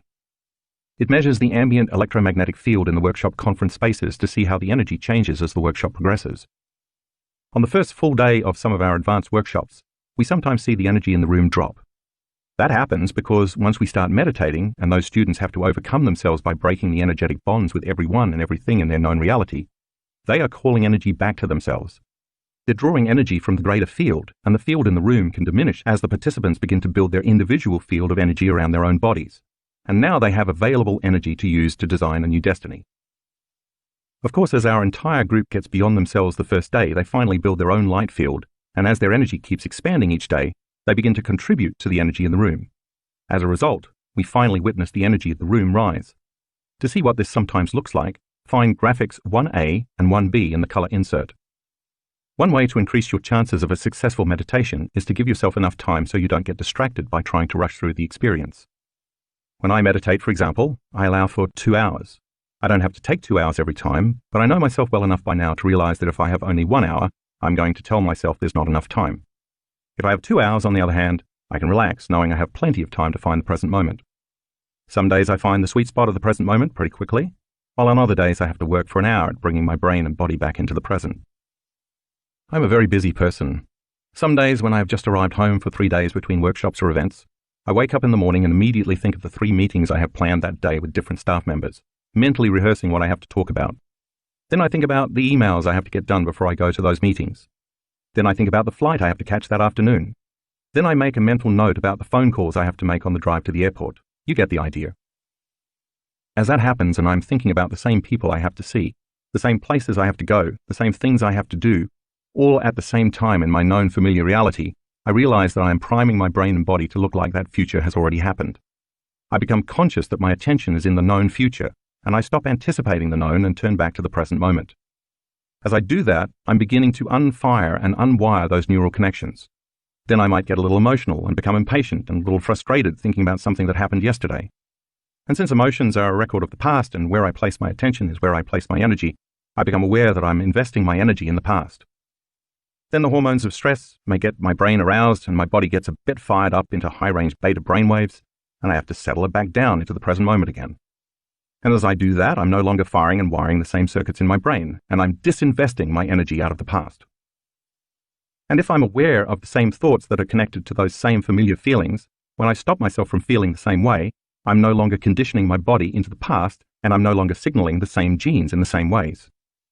And if the emotions are the end products of experiences in the environment, and if it's the environment that signals the gene, then when I stop feeling those same emotions, I'm no longer selecting and instructing the same genes in the same ways. That not only affects the health of my body, but also no longer primes my body to be in the same future based on living in the past. So as I inhibit those familiar feelings, I'm changing the genetic program of my body. And since the hormones of long-term stress downregulate the expression of healthy genes and create disease, every time I am able to stop when I catch myself feeling any of those emotions that are related to stress, I am no longer conditioning my body to stay addicted to the emotions of stress. If I do it properly, overcoming my familiar thoughts and emotions of my known past and future, then energetically, neurologically, biologically, chemically, hormonally, and genetically, that predictable future, as well as the familiar past I used to affirm it, no longer exists. If I am no longer firing and no longer wiring those same old neural networks, by no longer thinking about those memories of the people or things at certain times and places, and I keep returning to the present moment, I am calling energy back to me. Take a look at figure 2.9 and you can see how the familiar past and the predictable future no longer exist. Now I'm in the sweet spot of the generous present moment, and I have available energy to create. I've built my own energy field surrounding my body. Every time I've labored, sometimes for hours, to get beyond myself and find that place called the eternal now, and I truly break through, I've always thought the same thing. That was so worth it. Chapter 3. Tuning into new potentials in the quantum. Getting beyond our body, our environment, and time isn't easy. But it's worth it because once we disconnect from three-dimensional reality, we enter a whole other reality called the quantum, the realm of infinite possibility. Describing this reality is a bit challenging because it's unlike anything we are familiar with in the physical universe. The rules of Newtonian physics, the way we are used to thinking the world works, simply don't apply. The quantum, or unified field, is an invisible field of energy and information, or you could say a field of intelligence or consciousness that exists beyond space and time. Nothing physical or material exists there. It's beyond anything you can perceive with your senses. This unified field of energy and information is what governs all the laws of nature. Scientists have been working to quantify this process so we can more fully understand it, and they are discovering more and more all the time. Based on my knowledge and experience, I believe there's a self-organizing intelligence that is energy, and it is observing all of the universes and galaxies into order. Sometimes people will say to me that this idea seems a bit unscientific. I always answer them with the same question. What happens after an explosion, order or disorder? Their answer is always that disorder results. Then I ask, so why, after the Big Bang, which was the biggest explosion ever, has so much order been created? Some intelligence must be organizing its energy and matter into form and unifying all the forces of nature to create such a masterpiece. That intelligence, that energy, is the quantum or unified field. To give you some idea of what this field is like, imagine taking away all the people and bodies on Earth, all the animals and plants and physical objects, both natural and man-made, all the continents, the oceans, and even the Earth itself. Imagine you could then take away all the planets and moons and stars in our solar system, including our sun. And then imagine taking away all the other solar systems in our galaxy, and then all the galaxies in the universe. There's no air, and there isn't even any light that you can see with your eyes. There's just absolute blackness, the void, the 0-point field. It's important to remember this because when you as a consciousness in the present moment unfold into the unified field, you will be in an infinite black space, void of anything physical. Now imagine that not only do you not see anything here, but because you enter into this realm without a physical body, you also have no sight with which to see, nor do you have the capacity to hear, feel, smell, or taste. You have no senses here at all. The only way you can exist in this quantum is as an awareness. Or better said, the only way you can experience this realm is with your awareness, not your senses.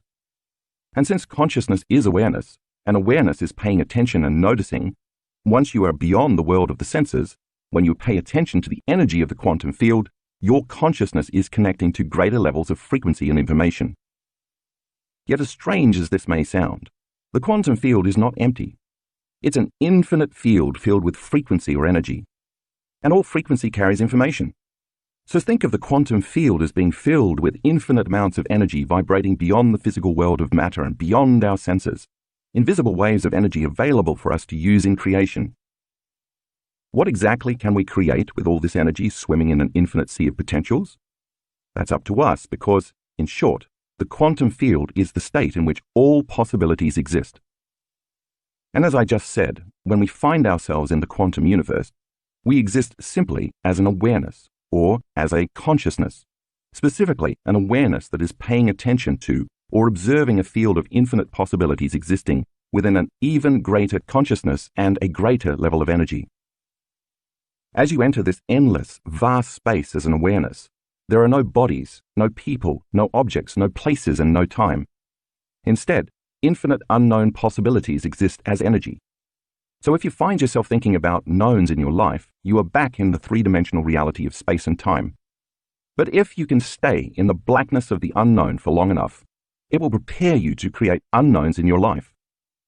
In the previous chapter, when I was instructing you to return to the present moment, I was referring to you stopping yourself from thinking about the predictable future or from remembering the familiar past and simply unfolding into this eternal, vast space as an awareness, to no longer place your attention on anything or any one material in this three-dimensional reality, like your body, the people in your life, the things you own, the places you go, and time itself.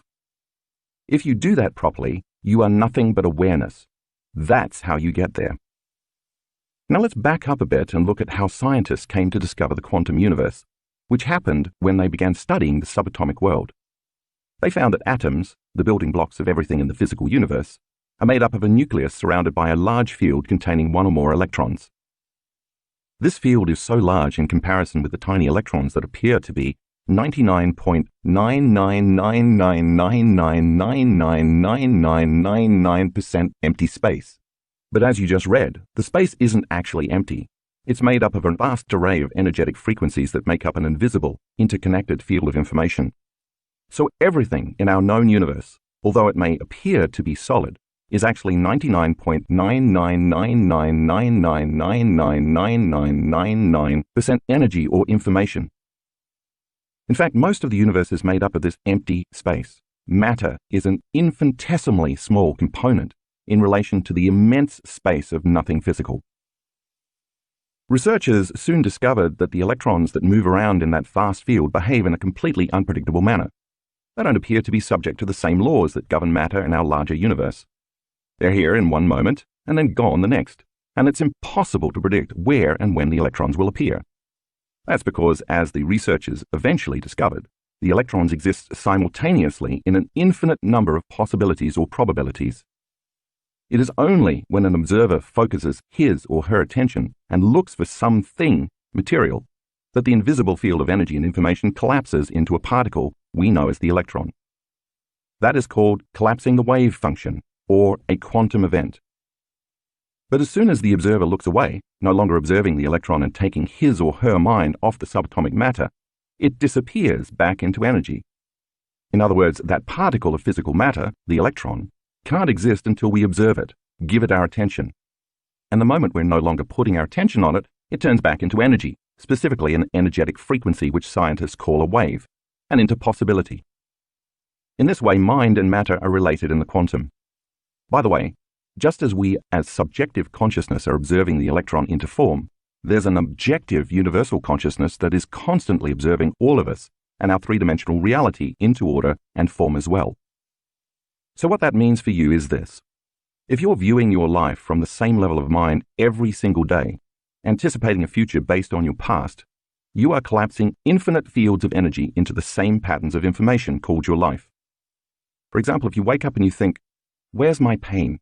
your familiar pain soon appears because you expected it to be there. Imagine what would happen instead if you were able to take your attention off the physical world and the environment. As you learned in the last chapter, when you take your attention off your body, you become nobody, and you no longer have access to, or any use for, the senses. When you take your attention off the people in your life, you become no one, and so you no longer have an identity as a parent, a partner, a sibling, a friend, or even as a member of a profession, a religious group, a political party, or a nationality. You have no race, no gender, no sexual orientation, and no age. When you take your attention off objects and places in the physical environment, you are in no thing and nowhere. Finally, if you take your attention off linear time, which has a past and a future, you are in no time. You are in the present moment in which all possibilities in the quantum field exist. Because you are no longer identifying with or connected to the physical world, you are no longer trying to affect matter with matter. You are beyond matter and beyond how you identify yourself as a body in space and time. In a very real sense, you are in the immense blackness of the unified field where nothing material exists. That's the direct effect of continuously laboring to get to the present moment that I described in the previous chapter. The moment that happens, you unfold your attention and energy into an unknown field beyond matter where all possibilities exist. A field made up of nothing but invisible frequencies carrying information or consciousness. And just like the quantum scientists who took their attention off the electron only to find that it reverted to energy and possibility, if you were to take your attention off your life or get beyond the memory of your life should turn into possibility. After all, if you focus on the known, you get the known. If you focus on the unknown, you create a possibility. The longer you can linger in that field of infinite possibilities as an awareness, aware that you are aware in this endless black space, without putting your attention on your body, on things, or on people, places, and time, the longer you invest your energy into the unknown, the more you are going to create a new experience or new possibilities in your life. It's the law. Brain changes. When you walk through the door to the quantum field, you can't enter as a somebody. You have to enter as a nobody, as only an awareness or a consciousness, a thought or a possibility, leaving behind everything else in the physical world and living only in the present moment. And as I said in the previous chapter, this process requires that you break your chemical addiction, at least temporarily, to the same emotions that used to drive your thoughts, and you stop feeling the same way so you can stop putting your attention on the three-dimensional world of matter, the particle, and instead put your attention on energy or possibility, the wave. Given all of that, you probably won't be surprised to learn that such an experience creates some pretty significant changes in your brain. First, because you are perceiving yourself as being beyond the physical world, which means there's no outside danger to anticipate, your thinking brain, the neocortex, the seat of your conscious mind, slows down, becomes less aroused, and works in a more holistic fashion. Earlier, we talked about how living by the hormones of stress causes our brain waves to fire in a very disordered, incoherent pattern, which in turn means our bodies can't work efficiently, because we are trying to control and predict everything in our lives. We become excessively focused, shifting our attention from one person to another thing, to some place at a certain time, activating the various neurological networks assigned to each one of these knowns. Once we slip into the present moment and become aware of this infinite field of information where there is nothing physical, this eternal void, and once we are no longer analyzing or thinking about any body, any one, anything, any place, or any time, we are no longer activating those different compartments of neural networks in our brain. And as we move our awareness from a narrow focus on matter, objects, people, places, our bodies, and time, in our external environment, and instead open our focus and become aware of the vastness of this infinite blackness by putting our attention on nothing, on space and energy and information, our brain begins to change. The different compartments that were once subdivided now start to unify and move toward a coherent whole brain state. Different neural communities reach out and form bigger communities.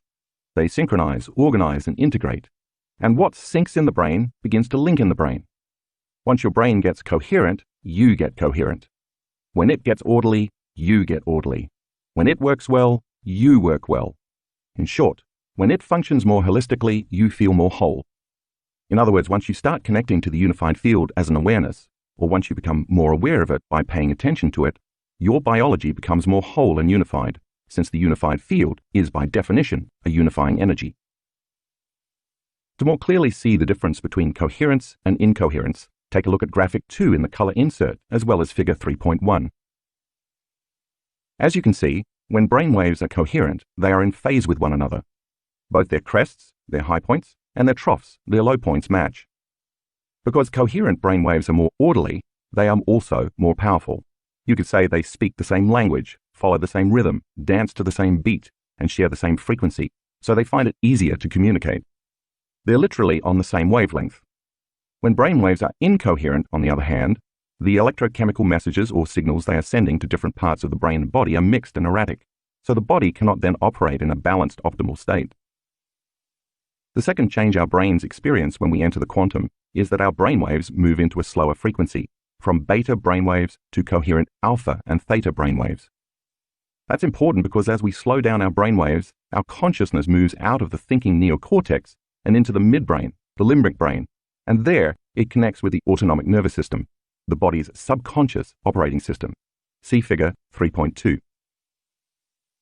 This is the part of the nervous system that is in charge of digesting food, secreting hormones, regulating body temperature, controlling blood sugar, keeping our heart beating, making antibodies that fight infections, repairing damaged cells, and myriad other functions of our bodies over which most scientists believe we have no conscious control. Basically, the autonomic nervous system keeps you alive. Its main job is to create order and homeostasis, which balances the brain and ultimately the body. The more we can linger in the present moment as no body, no one, no thing, no where, in no time, the more integrated and coherent our brain becomes. This is when the autonomic nervous system steps in and begins to heal the body, because our consciousness merges with its consciousness. In other words, when you are in the present moment, you get out of your own way. As you become pure consciousness, pure awareness, and change your brainwaves from beta to alpha and even to theta, the autonomic nervous system, which knows how to heal your body much better than your conscious mind does, steps in and finally has an opportunity to clean house. That's what creates brain coherence. If you look at graphics 3A-3C in the color insert, you'll see 3 different brain scans. Graphic 3A is a normal scan of someone in normal thinking beta brainwaves. Graphic 3B was recorded while a student was performing an open focus, showing coherent, synchronized alpha brainwaves. Graphic 3C represents a deeper brainwave state of coherent, synchronized theta. If in this state you are no longer reaffirming the known, your same life, and instead you keep investing your energy into the unknown, as you would invest money in a bank account, then you are able to create new, unknown possibilities in your life. Just as the material electron expands back to immaterial energy in the quantum field once scientists stop observing it, when you no longer observe your pain, your routine life, and your problems, they will turn back into energy, into an infinite number of possibilities, into pure potential. Only once you are truly present in this potent place beyond this space and time, the place from where all things materially come, can you begin to create real change. At a 4-day advanced workshop in 2016 in Tacoma, Washington, we conducted a study to show how this actually works. We measured the brainwaves of 117 workshop participants using electroencephalograms. EEG measurements were taken before and after the workshop. We were looking to see if we could detect changes in 2 different measures of brain function. The first measure was how long it took the subjects to achieve a meditative state, defined by the ability to maintain an alpha brainwave state for at least 15 seconds. We found that the participants were able to achieve meditative states 18% quicker by the end of the 4-day workshop. The second measure we looked at was the ratio between delta brainwaves, associated with moving into deeper levels of the subconscious mind, and high-range beta brainwaves, usually associated with high levels of stress. Anxious people usually have lots of high-range beta and a lower level of delta brainwave frequencies. We were looking to see if meditation, specifically the successful practice of slipping into the quantum realm and becoming no body, no one, no thing, nowhere, in no time, might improve those values, and in fact, it did. Participants lowered their high-range beta brainwaves, indicating they were feeling less stress, by an average of 124%, and increased their delta brainwaves, indicating a greater feeling of oneness during meditation, by an average of 149%. The amount of high-range beta brainwaves diminished relative to the amount of delta waves by 62%, and this all happened in only 4 days. Look at figure 3.3 to see these results. You'll notice that some of the changes we measured were greater than 100%, indicating these participants were able to make unusually significant improvements relatively quickly. That's pretty supernatural. Changing your energy, combining a clear intention with elevated emotions. Once you're in the sweet spot of the generous present moment, where all possibilities exist in the quantum field, how do you turn one or more of those potentials, those immaterial possibilities, into reality in the 3-dimensional world of matter? This requires 2 things: a clear intention and elevated emotion. Your clear intention is exactly what it sounds like. You have to get clear on what it is you want to create, getting as specific as possible, and describe it in detail. Let's say you want to go on a great vacation. Where is it you want to go? How do you want to get there? Who do you want to go with, or who do you want to meet when you're there? What sort of accommodations do you want to stay in? What do you want to do or see when you're there? What food do you want to eat? What do you want to drink? What kind of wardrobe will you pack? What will you buy to bring home? You get the point. Make it detailed. Make it as real as you can, because you are going to assign a letter as a symbol of possibility to all of those conditions. As you read in the previous chapter, those thoughts, which make up your intention, are the electrical charge you are sending out into the unified field. Now you have to combine that intention with an elevated emotion such as love, gratitude, inspiration, joy, excitement, awe, or wonder, to name just a few examples. You have to tap into the feeling you anticipate you will have when you manifest your intent, and then feel the emotion ahead of the experience. The elevated emotion, which carries a higher energy, is the magnetic charge you are sending out into the field. And as you have read, when you combine the electric charge, your intention, with the magnetic charge, elevated emotion, you create an electromagnetic signature that is equal to your state of being. Another way to describe these elevated emotions is to call them heartfelt emotions. Usually when we feel emotions like those I just mentioned, we notice that our heart begins to swell. That's because our energy is moving to that area, and as a result, we feel these wonderful, elevated feelings that carry an intent to give, to care for, to nurture, to trust, to create, to connect, to feel safe, to serve, and to be thankful. Unlike the stress emotions, which we discussed in the previous chapter, that draw from the invisible field of energy and information that surrounds the body, these heartfelt emotions contribute to the body's energy field. In fact, the energy that is created when the heart opens makes the heart become more orderly and coherent, just like the brain, so it produces a measurable magnetic field. It's this action that connects us to the unified field.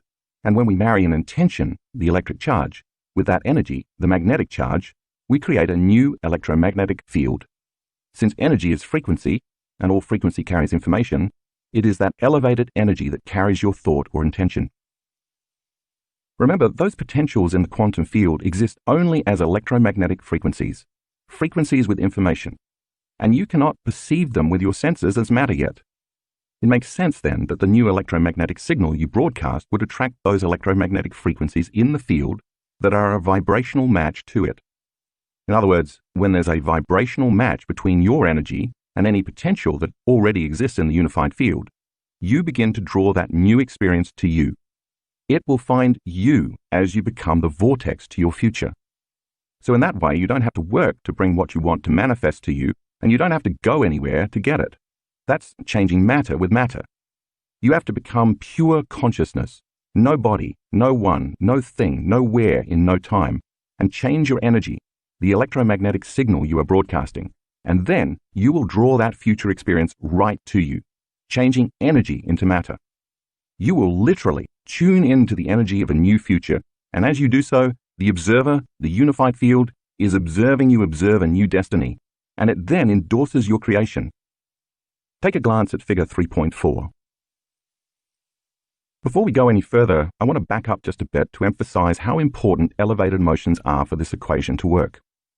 After all, when you decide to observe a future in the quantum field that you want to manifest, if you're doing it as a victim or as someone who's suffering or feeling limited or unhappy, your energy is not going to be consistent with your intended creation, and you won't be able to call that new future to yourself. That's the past. You may have a clear intention, and therefore your mind may be in the future because you can imagine what you want. But if you feel any of those familiar limited emotions, your body still believes it's in the same limited past experiences. As you learned in the previous chapter, emotion is energy in motion, and elevated emotions carry a higher frequency than survival emotions. So if you want to create change, you have to do it from a level of energy that's greater than guilt, greater than pain, greater than fear, greater than anger, greater than shame, and greater than unworthiness. In fact, any lower vibrational energy that you are feeling cannot carry the thought of your future dream. It will carry only a level of consciousness equal to those limited emotions. Therefore, if you're going to perform something that's unlimited, you'd better feel unlimited. If you want to create freedom, you better feel free. And if you want to truly heal yourself, you'd better raise your energy to wholeness. The more elevated the emotion you feel, the greater the energy you broadcast and the more influence you will have on the material world of matter. And the greater your energy, the shorter the amount of time it takes for your manifestation to appear in your life. In this process, you relax and allow a greater mind, the consciousness of the unified field, to organize an event that's right for you. You essentially get out of the way. When you are surprised by an unknown experience that seems like it came out of nowhere, that's because you created it in nowhere. Something appeared out of nothing because you created it in no thing. And it can happen in no time if you create it in the realm beyond linear time.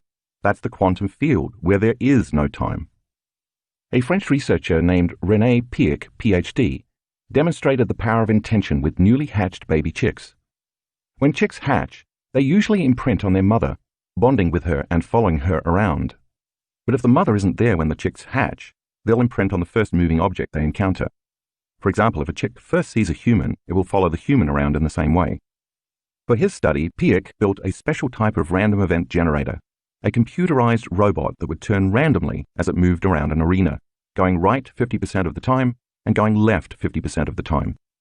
As a control, he first recorded the robot's path in the arena with no chicks present. He found that over time, the robot covered most of the arena equally. Next, Piech exposed newly hatched chicks to the robot. As expected, they imprinted on the robot as if it were their mother and followed it all over the arena. After the chicks had imprinted on the robot, he removed them from the arena and then put them in a cage on one side where they could see the robot but not move toward it. What happened next was astonishing. the intention of the baby chicks to be near to what they believed to be their mother, in this case the robot, actually influenced the random movements of the robot. It no longer moved all over the arena, but instead remained in the half of the arena closest to the chicks. See figure 3.5. If the intentions of baby chicks can influence the movements of a computerized robot, just imagine what you can do in drawing your future to you. In this place of the unified field, you're actually becoming aware of what already exists, and you're bringing it to life with your attention and your intention. Here, you can be a genius. You can be abundant. You can be healthy. You can be wealthy. You can have a mystical experience. You can create a new job. You can resolve a problem in your life. Remember, all these possibilities exist as electromagnetic potentials in the quantum field. You cannot experience them with your senses because they don't yet exist in this space and time. They exist only as a frequency or energy carrying information that has to be tuned into and observed into this space and time. And in order for you to do this properly, you are going to have to connect to that information and energy with your energy and intention. Here's another way to look at it. If you're unified with the consciousness and the energy of every body, everyone, everything, every place, and every time within a vast unified field of potentials, then observing a potential in the quantum is just like becoming aware of your hand in the physical world. You're already connected to it. It already exists. Tuning into the energy of your future and intentionally observing that potential in the quantum then causes infinite fields of energy to collapse into particles called a quantum event, and that becomes an experience that can then manifest in your physical three-dimensional world. Then when you get up from your meditation, even though you're back in the three-dimensional world of matter, because you already experienced the elevated emotion you anticipated ahead of the experience, you have no choice but to get up feeling as if your intent has already manifested, or as if your prayer is already answered. You feel intimately connected to your new future, knowing it will show up in a way you can't predict, because if you can predict it, then it's a known. In effect, you get up as a new self, one who feels more like energy than matter. But you must remain aware, because the moment you forget and start stressing about when it's going to happen or how it's going to happen, you'll return back to your old self, trying to predict the future based on the past. And then you'll start feeling the same old familiar emotions, with the same lower energy that influence your same old thoughts, and you've just made the choice to stay trapped in the known. We could say that you'll disconnect from the energy of your future the moment you feel the familiar energy of the emotions of your past. If you instead become successful at tuning into this potential you have chosen over and over again, and you get familiar with it, you will be able to tune into it not only in meditation, but also when you're in line at the bank. You'll be able to tune into it when you're sitting in traffic. You can do it when you're shaving, when you're cooking, and when you're taking a walk. You can do it over and over again with your eyes open, just as you do when your eyes are closed in meditation. Just remember, every time you tune into the energy of your future in the present moment, you are drawing your future to you. And if you do it often enough, and you do it correctly, you'll change your biology from a past-present reality to a future-present reality. That is, you will change your brain neurologically from being a record of the past to becoming a map to the future. At the same time as you teach your body emotionally what that future will feel like in the present moment, you'll recondition your body with this new elevated emotion. You'll be able to signal new genes in new ways, and you'll change your body to look like the future you chose with your clear intention has already happened. That means you begin to biologically wear your future. Jace goes quantum. When my oldest son Jace finished graduate school, he went to work for a large company in Santa Barbara that made sophisticated cameras for the military. When he completed his contract, he moved to San Diego to work with a startup. After a while, though, he became disillusioned with the management and decided to leave the company and travel. He's a big wave surfer, so he came up with an elaborate plan to go all over Indonesia, Australia, and New Zealand for 7 months. He packed up his suitcase with the surfboards and off he went, and he had the time of his life. After 6 months, he called me from New Zealand and said, "Dad, listen, I have to start thinking about what I'm going to do when I get back to the real world. I want to create a new and better job than my previous ones, but I want to do it differently. I've learned a lot from taking time off." "Okay," I responded. "There must be a potential in the quantum field that you can tune into that's related to a new job for you. Take out a piece of paper and write the letter J on it, and draw 2 squiggly lines around it to represent the electromagnetic field. Hang on, because you're going to be doing something similar in the meditation at the end of this chapter." Once he'd done that, I said, "That J is a symbol that represents a possibility, your clear intention of the job you want. But now we have to get very clear on exactly what kind of job you want. So let's list what's important to you in this job. I want you to think about the conditions of what that letter J for new job means to you. Under that J, I want you to write the word intention and list the specifics of what you want in your new job. You can write down anything you want except when or how it's going to happen. I want to be able to work from anywhere in the world, he told me, and I want to make the same amount of money I was making at my old job, or more. I want to have independent contracts for 6 months to a year, and I have to love what I do. Good. Anything else? I asked. Yeah, I want to be my own boss and lead my own team, he said. Okay, now you have your clear intention, I told him. Every time you think of this letter J, can you associate the letter with the meaning you just gave it? All of the specifics of what you want that you just listed. He said he could do that. Then I asked him to think about how he was going to feel when it happened. Next to or below your sub-intentions that you listed to get clear on your new job, I told him, I want you to write elevated emotions, the energy of my future. Now, let's list them one by one. What are they? Empowered, in love with life, free and grateful, he told me, identifying the elevated emotions he would use to bring this job to him. All that was left was just making everything line up. Take a look at figure 3.6 to see what Jace did. You have plenty of time on your hands right now. You're not doing much but surfing and relaxing on vacation, I told him. So it should be easy for you to create your future. Will you commit to doing what it takes to broadcast a new signature into the field every day? He agreed. Then I reviewed with him the concept of finding the present moment and getting centered and raising his energy so that his energy could carry his intention for his future. Just hold that symbol in your mind's eye while you radiate that energy into the space beyond your body and space, I instructed. Like tuning into a radio station and picking up a frequency that carries information. The longer your awareness lingers in this energy, or the longer you are conscious of the energy of your future, the more likely you will be to call the experience to you. So just tune in to the energy of your future every day. And remember, whatever you broadcast into the unified field is your experiment with destiny. When there is a vibrational match between your energy and the energy of this potential, it will find you. So Jace, can you stay there? Yeah, he replied. And then once you've been in that new state of being for some time, I want you to think about what you're going to do in your new job, I continued. What choices will you make? What things will you do? What experiences await you and how will they feel? I want you to live in that future reality in the present moment. Simply remember your future from that new state of being.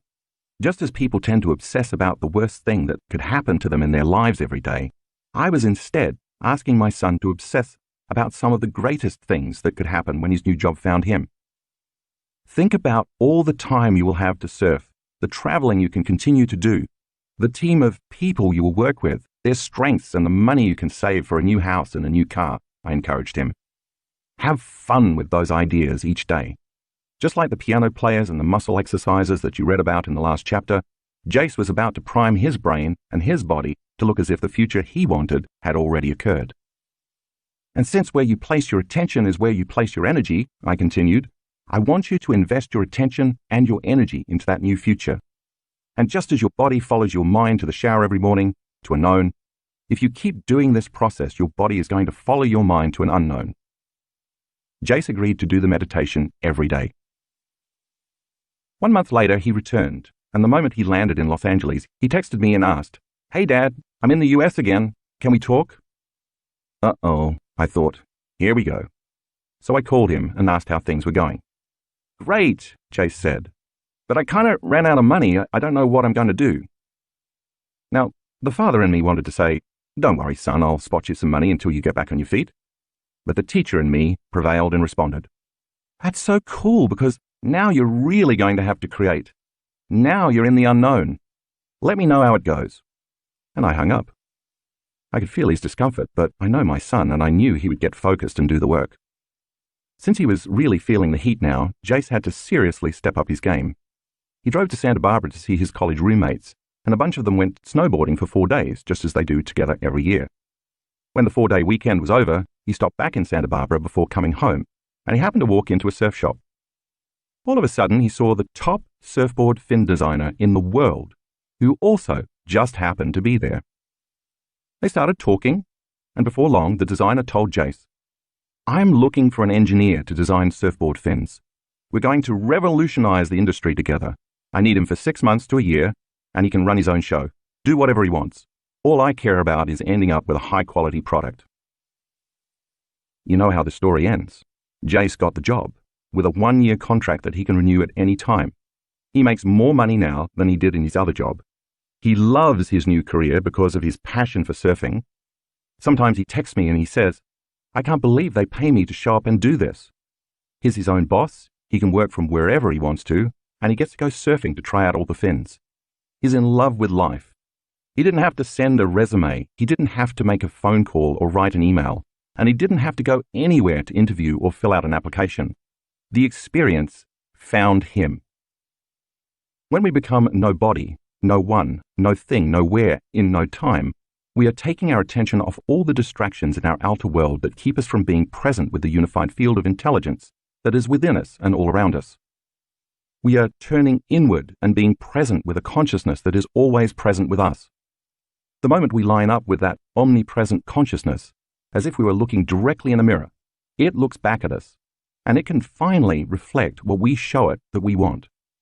The longer we linger in this place of nothing material and invest our attention and energy into it, the closer we move to the unified field. And when we are at the altar of infinite potentials, when we change our energy, we change our lives.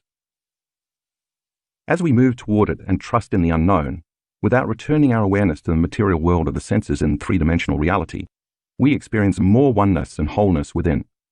That process begins to fulfill our lack, our separation, our duality, our disease, and our fractured personalities. Our biology becomes more whole as we become more whole. After all, when we are whole, there simply is no lack. Nothing can be missing. At that point, we are simply observing what already exists in the quantum field of all possibilities or potentials and bringing it to life with our attention and our energy. So now I have to ask you, what experience is out there in the quantum field waiting to find you? Preparing to tune in. This meditation requires a little advanced preparation. First, I want you to think about a potential experience you want to have. Remember that just like the electron before it collapses into matter, the experience already exists as an energy or a frequency in the quantum field. This is the energy that you're about to tune into. Some of our students have lowered their cholesterol levels just by tuning into a potential. They lowered their cancer markers. They've made tumors disappear. They've also created great new jobs, all-expense-paid vacations, new healthy relationships, more money, profoundly mystical experiences, and even winning lottery tickets. Believe me, my team and I have seen it all. So go ahead, step into the unknown. Once you have the new experience you want to create, assign a capital letter to it, and then write that letter down on a piece of paper. Think of the letter as a symbol that represents that specific possibility in your life. Actually, putting it on paper instead of only thinking about it is important, because the act of writing it down solidifies that you want it. Then draw 2 squiggly circular lines around the letter to represent the electromagnetic field you need to generate around your body to match that potential in the quantum. Now assign some meaning to that letter so that you can get even clearer about your intention. Think of some specific refinements of what you want and list at least 4 of them. The only thing I don't want you to consider including is any mention of a time frame. For example, if your intention is a great job, your list might look like this. Making $50,000 a year more than I'm making now. Managing my own team of awesome professionals. Traveling all over the world on a generous expense account. Having exceptional health benefits and great stock options. Making a difference in the world. Now on that same piece of paper, write down the emotions you will feel when that imagined potential happens. You might write, empowered, unlimited, grateful, free, in awe, in love with life, joyful, worthy. Whatever it is for you, write it down. And if you think you won't know how it's going to feel because you haven't experienced it yet, then try gratitude. That works really well. Gratitude is a powerful emotion to use for manifesting because normally we feel gratitude after we receive something. So the emotional signature of gratitude means it has already happened. When you are thankful or you feel appreciation, you are in the ultimate state to receive. When you embrace gratitude, your body, as the unconscious mind, will begin to believe it is in that future reality in the present moment. These various emotions you just listed are the energy that is going to carry your intent. This is not an intellectual process. It is a visceral one. You have to really feel those emotions. You have to teach your body emotionally what that future is going to feel like before it happens. And you have to do that in the present moment. Now you're ready for the meditation. You can purchase the Tuning into New Potential CD or MP3 download from drjoedispenza.com and follow along as I guide you, or you can choose to do the meditation on your own. Tuning into New Potentials meditation.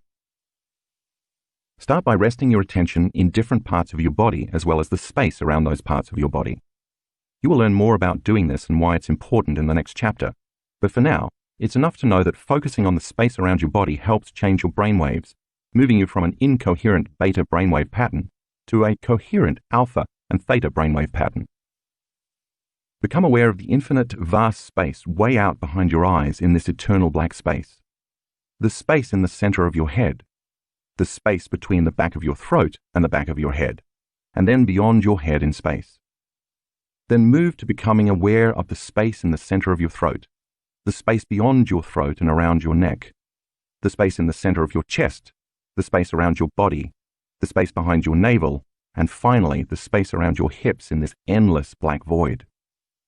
With each of these, take your time and feel it. Become aware of it and stay present with it. Become aware of the vastness of space that the room you're in occupies in space, and then extend your awareness to the vastness of space beyond the room in space, and finally, to the vastness of space that all of space occupies in space. Now it's time to take your attention off your body, the environment and time, and to become nobody, no one, no thing, nowhere, in no time, to become pure consciousness, to unfold as an awareness into this infinite black space, an endless field where all possibilities exist. If you get distracted, simply return to the present moment, as we discussed in the previous chapter. Keep unfolding into this immaterial space by continuously reinvesting your attention into it. Think about the potential that already exists in the quantum field that you want to tune into by remembering your ladder.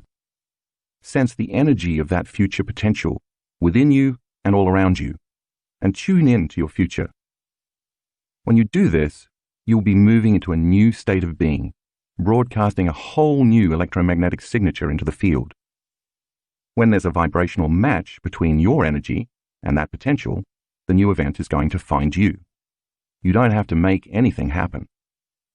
I want to be clear here. It might take more than a few meditations for your future opportunity to unfold. It could happen in a week, a month, or even longer. The key is to keep doing it until it occurs.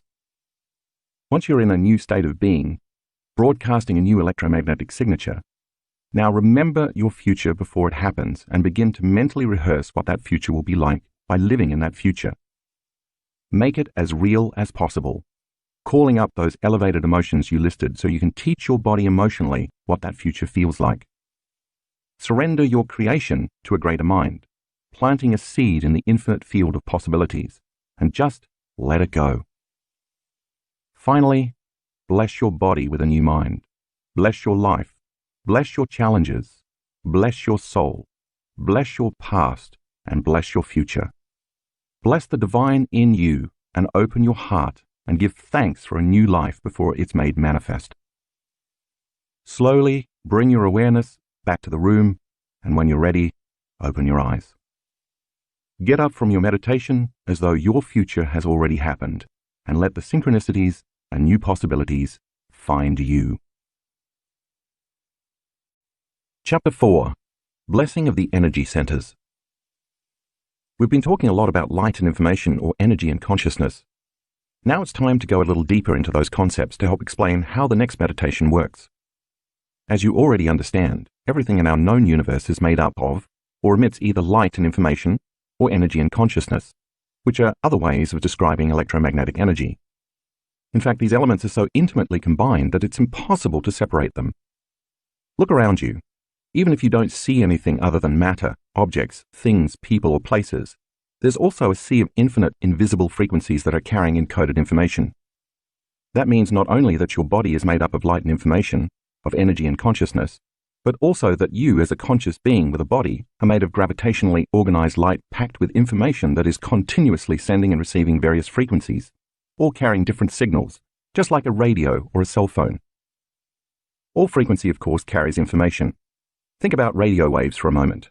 There are radio waves moving through the room you're sitting in right now. If you turned a radio on, you could tune it to a specific wavelength or signal, and then a little transducer in the radio would pick up that signal and turn it into sound that you could hear and understand as your favorite song, the news, or even a commercial. Just because you can't see the radio waves in the air doesn't mean they aren't there, carrying distinct information on a specific frequency all the time. If you change the frequency a small degree and tune into another station, a different message will be carried on that wavelength. Take a look at figure 4.1a, which shows the entire light spectrum and demonstrates all the electromagnetic frequencies that we know of. The visible light spectrum, where we perceive the various array of colors present in this world we live in, makes up less than 1% of all the frequencies of light that exist. That means that the majority of frequencies are beyond our perception, and therefore most of our known reality in this universe cannot be experienced by our senses. So aside from our ability to perceive light being absorbed or reflected off objects and things, the truth is that we are able to perceive only a very small spectrum of reality. There's a lot of other information available to us besides what we can see with our physical eyes. Remember that when I refer to light, I am talking about all light, which includes the entire spectrum of electromagnetic frequencies, seen and unseen, and not just visible light. For example, even though we don't see X-rays, they still exist. We know this because we as human beings have the ability to create X-rays, and we can also measure them. In fact, an infinite number of frequencies exist within the spectrum of X-ray light. X-rays are a faster frequency than the visible light we see, and therefore have more energy, because again, the faster a frequency is, the higher its energy. Matter by itself is the densest of frequencies because it's the slowest and the most condensed form of light and information. Take a look at figure 4.1b. Move your eyes along the horizontal line running through the waves, hills, and valleys, starting at the letter A, and then moving to B, and then to C. Each time you arrive at the next letter, you have just traveled a full cycle, which is referred to as a wavelength. So the distance between letters A and B is one wavelength. The frequency of a wave refers to the number of wavelengths or cycles produced in 1 second, which is measured in hertz. Therefore, the faster the frequency of a wave, the shorter its wavelength. The converse is also true. The slower the frequency, the longer the wavelength. Figure 4.1c. For example, light in the infrared frequency band has a slower frequency than light in the ultraviolet light frequency band, so the wavelengths for infrared light are longer, and the wavelengths for ultraviolet light are shorter. Here's another example, this time from within the visible light spectrum.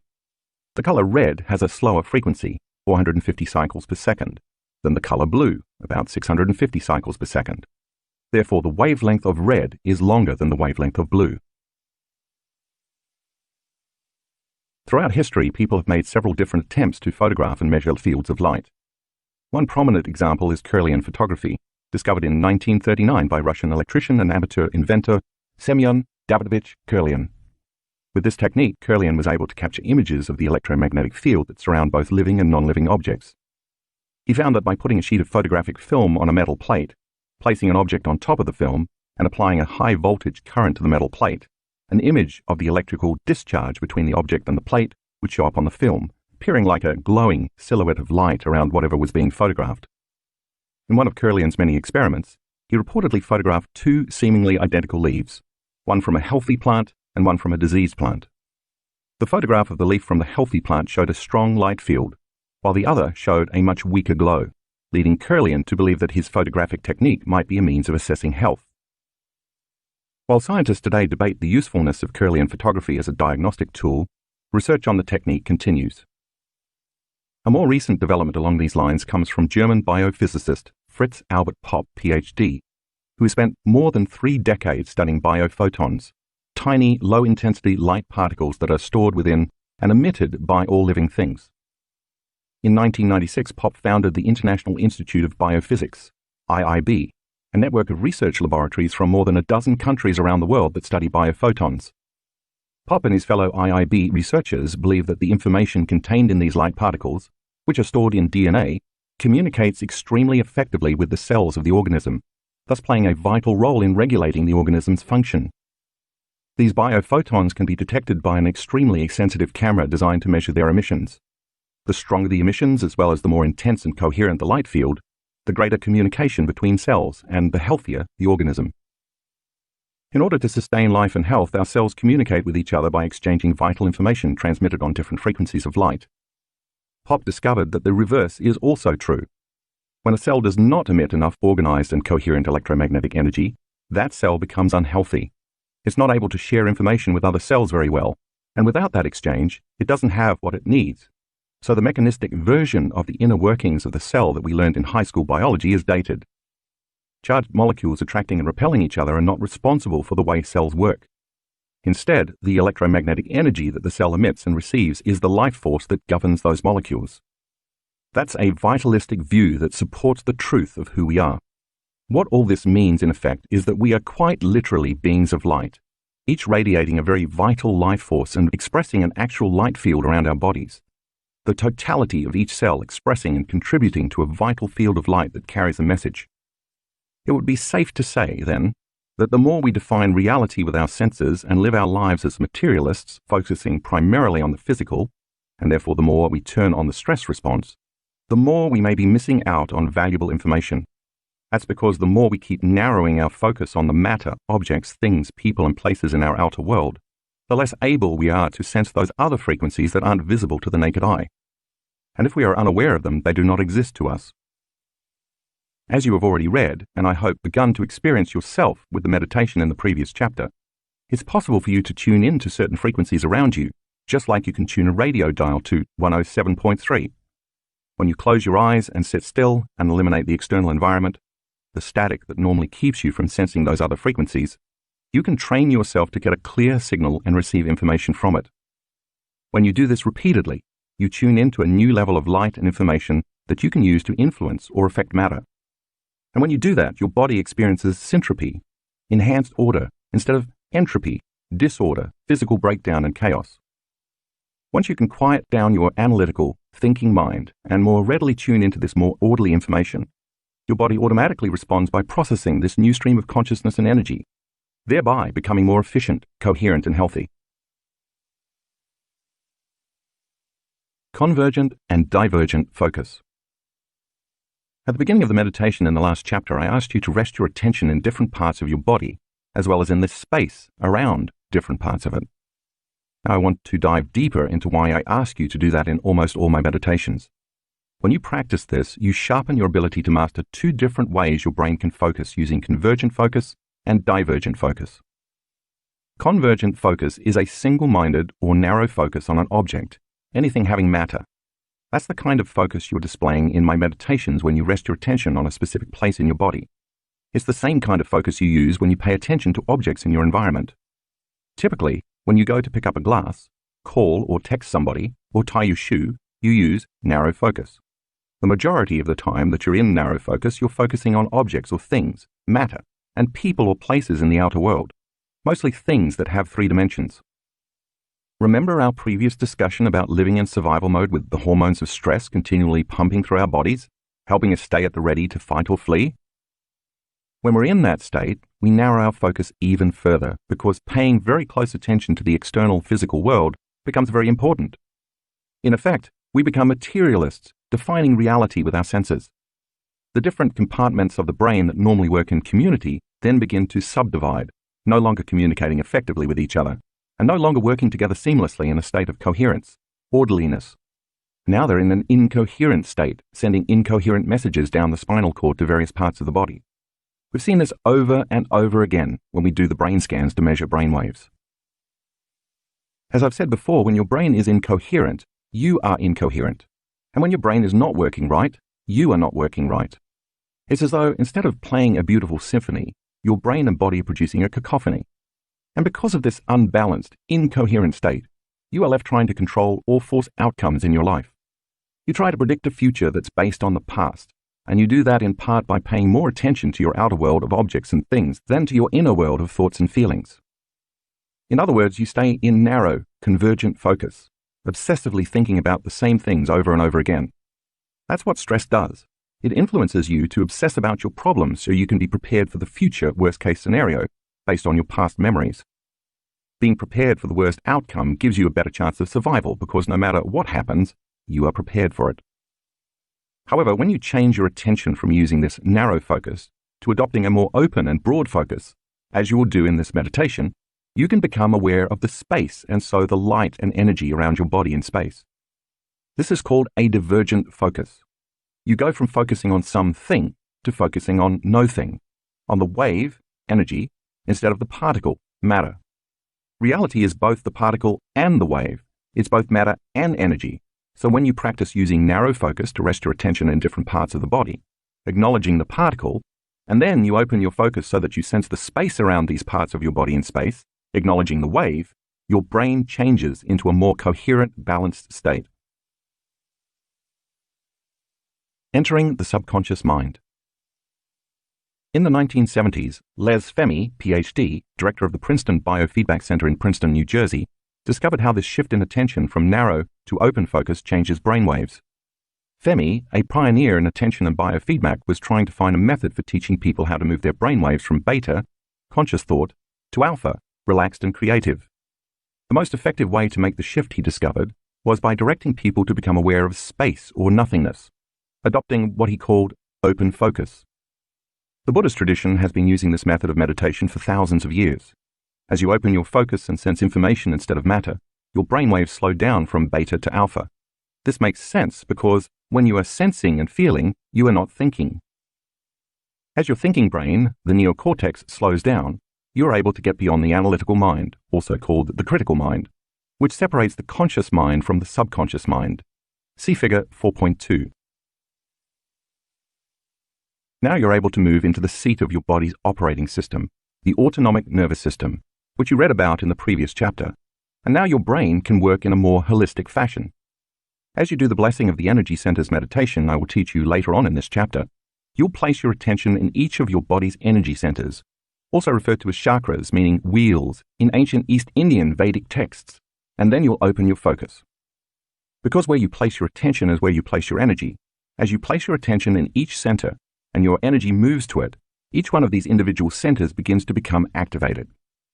It's no mystery that if you have a sexual fantasy in your mind and brain, for example, as energy moves into that center of your body, it's going to become activated in a very specific way. And when it does, organs, tissues, chemicals, hormones, and nervous tissue are all going to respond. If you're hungry and you're thinking about what you're going to eat, it's no coincidence that your digestive juices turn on. You salivate and your body prepares for the experience of eating dinner because energy is activating that area. If you're thinking about telling your boss off or arguing with your daughter, you secrete adrenaline ahead of the actual confrontation. In each of these cases, the thought you're thinking becomes the experience. I will explain this in more detail in the next section when we talk about the individual energy centers. But for now, it's enough to know that this happens because each center produces its own chemical, hormonal expression, which then activates the organs, tissues, and cells in each area. So imagine what would begin to happen if you were able to slow your brainwaves down in a meditation and get into the operating system of each of these energy centers by placing your attention in the space around each center, opening your focus. Each of these centers would then become more orderly and more coherent, which would signal neurons to create a new level of mind and activate the organs, tissues, and cells of that region, producing each center's own hormones and chemical messengers. And if you did this repeatedly over time, you would begin to affect real physical change. In the community of students who do this work, people have healed themselves of chronic bladder infections, prostate problems, impotence, diverticulitis, Crohn's disease, food allergies and sensitivities like celiac disease, ovarian tumors, elevated liver enzymes, acid reflux, heart palpitations, arrhythmias, asthma, lung conditions, back problems, thyroid conditions, throat cancer, neck pain, chronic migraine, headaches, brain tumors, and more. We've seen all kinds of improvements in people from doing this particular meditation, sometimes even after the very first time they do it. Those dramatic healings were possible because students were able to epigenetically change the expression of their DNA, switching some of their genes on and others off, changing how those genes express proteins in their physical bodies, as you learned in Chapter 2. How your body's energy centers work. We're about to take a closer look at each of the body's energy centers, But first I want to explain a bit more about how they work. Think of each of them as an individual center of information. Each has its own specific energy that carries a corresponding level of consciousness, its own emission of light expressing very specific information, or its own frequency carrying a certain message. Each also has its own individual glands, its own unique hormones, its own chemistry, and its own individual plexus of neurons. Think of these individual clusters of neurological networks as mini brains. And if each one of those centers has its own individual brain, then each also has its own individual mind. Take a look at figure 4.3, which lists the location of each center, as well as the anatomy and physiology that are associated with each. As you learned in the second chapter, when consciousness activates neurological tissue, it creates mind. Mind is the brain in action. So if each one of these energy centers has a plexus of neurons, then each has its own individual mind. Or better said, each center has a mind of its own. What activates the mind is energy with a directive and intention, a conscious intent. When each of these centers becomes activated, it in turn activates hormones, tissues, chemicals, and cellular functions, and it emits energy. For example, when your first center, the seat of your reproductive glands, is activated with energy, its mind has a very specific agenda and intention. When you as a conscious being have a thought or a fantasy, that's consciousness, by the way, acting on neurological tissue. The next thing you know, your body is physiologically changing, and therefore so is your energy. Your body secretes chemicals and hormones from those corresponding glands to emotionally prepare you for intercourse. You have more energy in that center now, and it's releasing its own specific frequency carrying an intentional message. That energy carrying the conscious intention is activating that reproductive center, and the mind in the brain is influencing the mind in the body at the level of its individual nerve plexus. This mind located in that specific area of the body, through this mini-brain, operates on the subconscious level through the autonomic nervous system. It's beyond your conscious control. We could say that the body is now following the mind as the mini-brain in that energy center activates the related glands, which in turn activate corresponding hormones that signal the appropriate chemicals to change the body's emotional state and physiology. And then you are emitting a very clear energy carrying a specific directive out of that center. We have all felt that kind of energy from a very sexual person. Once the energy is moving through that neurological tissue or plexus of neurons, it creates mind at that level. So when it's activated, that center has a mind of its own. The second center also has its own mind, and when we activate its mini-brain, and thus its mind, we trust our gut. And the same sequence of events happens in this center as we just saw in the first energy center, but with different corresponding neurocircuitry, hormones, chemicals, emotions, energy, and information. In fact, this area has been called the second brain because of the hundreds of millions of neurons and neural connections here, more than exist in either the spinal cord or in the peripheral nervous system. In fact, 95% of the feel-good hormone serotonin in your body is found not in your brain, but in your bowels. So trusting our gut literally means trusting our instincts. It's almost as if our body and this center's brain can override our analytical, rational thinking brain and mind. How about your heart center? What happens when you lead with your heart? Like the first two centers, this fourth center, located in the middle of the chest, has its own frequency, its own hormones, its own chemicals, its own emotions, and its own mini-brain that draws from a field of energy and information that surrounds it. And when you lead with your heart, you tend to be more caring, kind, inspired, selfless, compassionate, giving, grateful, trusting, and patient. When this mini-brain gets that information, it sends instructions and messages to the organs and tissues that are located in that part of the body, and you emit loving energy from this specific center of information. Now let's look at each of these energy centers in more detail. Some of the centers will overlap a bit in function, but for the most part, if you know even just a little about the body, they are pretty self-explanatory. You can review figure 4.3 again if you need to. Getting better acquainted with the energy centers. The first energy center governs the region of your sex organs, including your perineum, your pelvic floor, the glands that are connected to your vagina or penis, your prostate if you're a man, your bladder, your lower bowel, and your anus. This energy center has to do with reproduction and procreation, elimination, sexuality, and sexual identity. The hormones estrogen and progesterone in women and testosterone in men are correlated with this center. This energy center is also associated with the inferior mesenteric nerve plexus. A tremendous amount of creative energy exists in this first center. Think about the amount of energy used to make life and create a baby. When this center is in balance, your creative energy flows easily, and you are also grounded in your sexual identity. The second energy center is behind and slightly below your navel. It governs the ovaries, uterus, colon, pancreas, and lower back. It has to do with consumption, digestion, elimination, and the breaking down of food into energy, including digestive enzymes and juices, as well as the enzymes and hormones that balance your blood sugar levels.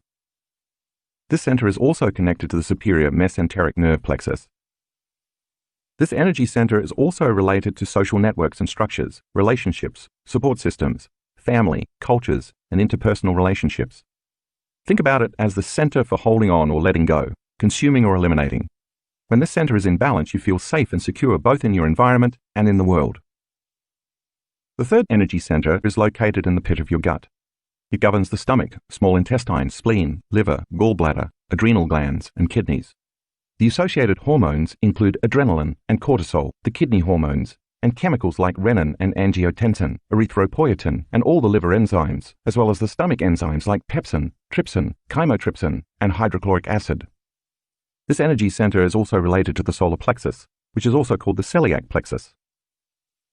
This center is associated with our will, power, self-importance, control, drive, aggression, and dominance. It is the center of competitive action and of personal power, self-esteem, and directed intention. When the third center is in balance, you use your will and your drive to overcome your environment and the conditions in your life. Unlike the second center, this center becomes naturally activated when you perceive that your environment is not safe or is unpredictable, so you must protect and take care of your tribe and yourself. The third center is also active when you want something, and you need to use your body to get it. The fourth energy center is located in the space behind your breastbone. It governs the heart, lungs, and thymus gland, the body's main immunity gland known as the fountain of youth. The hormones associated with this center include growth hormone and oxytocin, as well as a cascade of 1,400 different chemicals that stimulate the immune system's health via the thymus gland, responsible for growth, repair, and regeneration of the body. The nerve plexus this center governs is the heart plexus. The first three centers are all about survival and reflect our animal nature or our humanity. But in this fourth energy center, we are moving from being selfish to being selfless. This center is associated with the emotions of love and caring, nurturing, compassion, gratitude, thankfulness, appreciation, kindness, inspiration, selflessness, wholeness, and trust. It is where our divinity originates. It is the seat of the soul. When the fourth center is in balance, we care about others and we want to work in cooperation for the greatest good of the community. We feel a genuine love for life. We feel whole and we are satisfied with who we are. The fifth energy center is located in the center of your throat. It governs the thyroid, parathyroid, the salivary glands, and the tissues of the neck. The hormones associated with this center include the thyroid hormones T3 and T4, thyroxine, the parathyroid chemicals that govern the body's metabolism, and circulating calcium levels. The nerve plexus this center governs is the thyroid plexus. This center is associated with expressing the love you felt in the fourth center, as well as speaking your truth and personally empowering your reality through language and sound. When the fifth center is balanced, you voice your present truth, which includes expressing your love. You feel so pleased with yourself and with life that you just have to share your thoughts and feelings. The sixth energy center is located in the space between the back of your throat and the back of your head. If that's too complicated to picture, just think of it as the center of your brain slightly toward the back of your head. It governs the pineal gland, which is a sacred gland. Some people call the pineal the third eye, but I call it the first eye. It's associated with the door to higher dimensions and shifting your perception so you can see beyond the veil or see reality in a non-linear way. When this center is opened, it's like a radio antenna you can use to tune into higher frequencies beyond the five senses. This is where the alchemist in you awakens. I devote a whole chapter to the pineal gland later in the book, but for now, know that the pineal gland secretes hormones like serotonin and melatonin, as well as some other wonderful metabolites, which are responsible for your circadian rhythms of feeling awake in response to visible light during the day, and sleepy in response to being in darkness at night. In fact, the pineal gland is sensitive to all electromagnetic frequencies beside visible light, and can produce corresponding chemical derivatives of melatonin that change your view of reality. When this gland is in balance, your brain works in a clear manner. You are lucid, more conscious of both your inner world and your outer world, seeing and perceiving more each day. The seventh energy center is located in the center of your head and includes the pituitary gland. This gland has been called the master gland because it governs and creates harmony in a downward cascade from this center of your brain to your pineal gland, your thyroid gland, your thymus gland, your adrenal glands, your pancreatic gland, and all the way to your sexual glands. This is the center of the body where you experience your greatest expression of divinity. This is where your divinity, your highest level of consciousness, originates. When this gland is in balance, you are in harmony with all things. The 8th energy center is located about 16 inches, 40 centimeters above the head, so it is the only energy center that is not associated with an area of the physical body. The Egyptians called it the Ka. It represents your connection to the cosmos, to the universe, to the whole. When this center becomes activated, you feel worthy to receive, and that opens you up to insights, epiphanies, deep understandings, and creative downloads of frequency and information that come into your physical body and brain not from memories stored in your nervous system, but from the cosmos, the universe, the unified field, or whatever you want to call that power that is greater than our individual selves. We access the data and memory of the quantum field through this center. Evolving our energy. Now that I have described each of these energy centers in detail, let's take a more dynamic look at how they can work. Certainly, our bodies are designed to use energy in each of the centers, as I have outlined. But what happens when we do more with our energy than just survive? What happens when instead of releasing all our energy outward, to procreate, to digest food, to run from danger, and so on, we begin to consistently evolve some of that energy upward from one center to the next, increasing its frequency as it ascends? Here's what that would look like. We start out by channeling our creative energy from the first center. When we feel safe and secure enough to create, that creative energy evolves, ascending and flowing into the second center. When we have to master some limitation or overcome some condition in our environment, we're able to put the creative energy to good use, and then it will flow to the third center, the seat of our will and power. When we successfully transcend the adversity in our life, which has challenged us to grow and overcome, we have the opportunity to feel more whole, more free, and more satisfied, and we're then able to feel genuine love for self and others as the energy flows through and activates the fourth center. When that happens, we then want to express our present truth, what we've learned or the love or wholeness we feel, and that allows the energy to then move through and turn on our fifth center.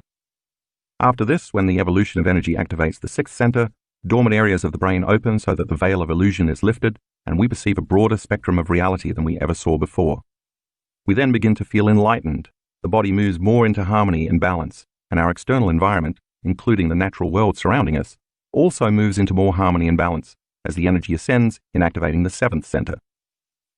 Once we feel that enlightened energy, we begin to truly feel worthy, and the energy can finally rise to activate the eighth center, where we receive the fruits of our efforts, visions, dreams, insights, manifestations, and knowingness that come not from anywhere within our minds and bodies as memories, but from a greater power in and around us. This continuous flow of evolving energy from our first center to our eighth center is illustrated in figure 4.4a. That's the kind of personal evolution that happens when the energy flows consistently, the ideal. What all too often happens, however, is that the events of our lives and the way we react to them cause our energy to get stuck, so that it doesn't flow in this magnificent pattern I just outlined. The places in your body where the energy gets stuck are the energy centers associated with the issues you're dealing with. Figure 4.4b depicts what happens when the energy gets stuck and can't flow to the higher centers. If, for example, a person has been sexually abused or has been conditioned since childhood to think that sex is bad, their energy can stay stuck in the first center, the center associated with sexuality, and they may have problems accessing creativity. If, on the other hand, a person can access their creative energy, but doesn't necessarily feel safe enough to use their creativity in the world, instead feeling victimized by their social and interpersonal relationships, or if they have been traumatized or betrayed by another person, they might hold on to that energy in their second center. Such a person would be likely to feel excessive amounts of guilt, shame, suffering, low self-esteem, or fear. Now, if a person can get their energy flowing up to the third center, but they have ego issues and they feel self-important, self-absorbed, controlling, domineering, angry, overly competitive, and bitter, then their energy gets stuck in the third center, and they may have control issues or motivation issues. If a person cannot open their heart and feel love and trust, or if they are afraid to express love or how they truthfully feel, energy can also become frozen in the fourth and fifth centers respectively. While energy can get stuck in any of the energy centers, these first three centers are where it tends to get stuck most often. And when it's stuck, it can't evolve and flow in the seamless current described earlier, which switches on the higher energy centers where we're in love with life and want to give back. Getting that circuit flowing the way it was designed to do is the whole point of doing the blessing of the energy centers meditation. We bless each of these centers so we can get stuck energy flowing again. Drawing from our energy field. As we discussed earlier, our bodies are surrounded by invisible fields of electromagnetic energy that are always carrying a conscious intention or directive. When we activate each of the body's 7 energy centers, we could say that we are expressing energy out of these centers. Simply put, when we as conscious beings activate a specific energy in each individual center, we stimulate the associated neurological plexuses to produce a level of mind that then activates the proper glands, tissues, hormones, and chemicals in each center. Once each unique center is turned on, the body emits energy carrying specific information or intention from it. However, if we keep living in survival and we are overly sexual, over-consuming, or overstressed by living our lives from the first 3 centers, we keep drawing from this invisible field of energy carrying information that surrounds the body, and we are consistently turning it into chemistry. The repetition of this process over time causes the field around the body to shrink. See figure 4.5. As a result, we diminish our light, and there is no energy that carries a conscious intention moving through these centers to create the correlated mind in each. Essentially, we've tapped our own energy field as a resource. That limited level of mind with its limited amount of energy in each center will send a limited signal to the surrounding cells, tissues, organs, and systems of the body. The result can produce a weakened signal and a lower frequency of energy carrying vital information to the body. Therefore, the lowering frequency of the signals creates disease. We could say that from an energetic level, all disease is a lowering of frequency and an incoherent message. Remember how I said that the lower 3 energy centers of the body are concerned with survival, so they represent our selfish nature? They're about using power, aggression, force, or competition so we can survive the conditions in our environment long enough to consume food, to nourish ourselves, and then procreate and keep the species going, as opposed to the upper 5 centers, which represent our selfless nature and are concerned with more altruistic thoughts and emotions. Nature has made these lower 3 centers very pleasurable so that we keep engaging the actions related to them and what they represent. Having sex, first center, and eating, second center, are quite enjoyable, as is connecting and communicating with others, also the second center. Personal power, third center, can be intoxicating, including the success of overcoming obstacles, getting what we want, competing against others and winning, surviving in a particular environment, and pushing ourselves to move our bodies around. You can see then why some people may tend to overutilize one or more of their first 3 centers, and in so doing, consume more of the field of vital energy and information surrounding the body. For example, an overly sexual person draws extra energy from the field of energy surrounding their first center. A person trapped in shame or guilt who feels victimized, holds on to the emotions of the past and constantly suffers, is consuming excess energy from the energy field surrounding their second center, and so holds on to energy in that center. An overly controlling or stressed person pulls additional energy from the field surrounding their third center. When our consciousness is not evolving, neither is our energy. The subatomic level. All of this starts at the subatomic or quantum level, so let's discuss how that happens. Take a look at figure 4.6. If you take 2 atoms, each with its own nucleus, and you put them together to form a molecule, the overlapping of the 2 circles where they bond is where they're sharing light and information. And because they're sharing information, they're sharing a similar energy that has a particular frequency. What's holding those 2 atoms together as a molecule is an invisible field of energy. Once these atoms join to form a molecule and exchange information, they will have different physical properties and characteristics, such as a different density, a different boiling point, and a different atomic weight, to name a few, than when they were sitting side by side separated. It's important to note that what is giving the molecule its specific properties, as well as holding it into form and structure, into matter, is the invisible field of energy that is surrounding matter. Molecules could not bond without sharing information and energy. If you add another atom, you form yet another different molecule that again has different physical properties and characteristics, and a different atomic structure. And if you keep adding more and more atoms, you form a chemical, and there's an invisible field of energy around that chemical that's holding it together in physical form, giving life to that chemical. Those atomic forces are real and measurable. If you take enough chemicals and you put them together, you're going to ultimately form a cell, and the cell also has an invisible field of energy surrounding it and giving life to the cell. The cell is actually feeding off different frequencies of light. It's not molecules and positive or negative charges that are instructing the cell to do what it does. According to the new field of biology called quantum information biology, it's the biophotons we discussed earlier and their patterns of light and frequency that the cell emits and receives that gives the instructions. The healthier the cell, the more coherent the biophotons it emits. If you remember from what you learned so far, coherence is an orderly expression of frequency. The exchange of information via electromagnetic frequencies of light between the cell and this field of energy surrounding it happens faster than the speed of light, which means it happens on the quantum level. To continue, if you put a group of cells together, you form a tissue, and that tissue has an invisible field of unifying coherent frequency and energy that causes all those individual cells to work together in harmony, functioning as a community. If you take that tissue and further develop it into a more specialized function, you form an organ, and an organ also has an invisible field of electromagnetic energy. That organ literally receives information from this invisible energy field. In fact, the memory of the organ actually exists in the field. The way this can affect transplant patients is fascinating. Probably the most famous example is the story of Claire Sylvia, who wrote a book called A Change of Heart about her experiences after receiving a heart and lung transplant in 1988.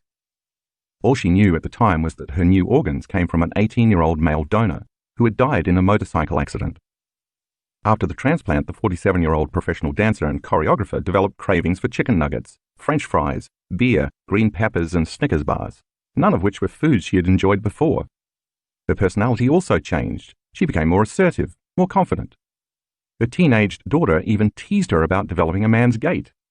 When Sylvia eventually tracked down the family of her donor, she discovered the foods she had craved after the transplant were indeed the young man's favorites. That vital information was stored in the light field of the organ. The most dramatic story illustrating this involves an 8-year-old girl who, after receiving a heart transplant from a 10-year-old girl, began having vivid nightmares about being murdered. The donor had indeed been murdered, and the perpetrator had not been caught. The patient's mother took her to a psychiatrist who was convinced that the girl was dreaming about events that had actually occurred.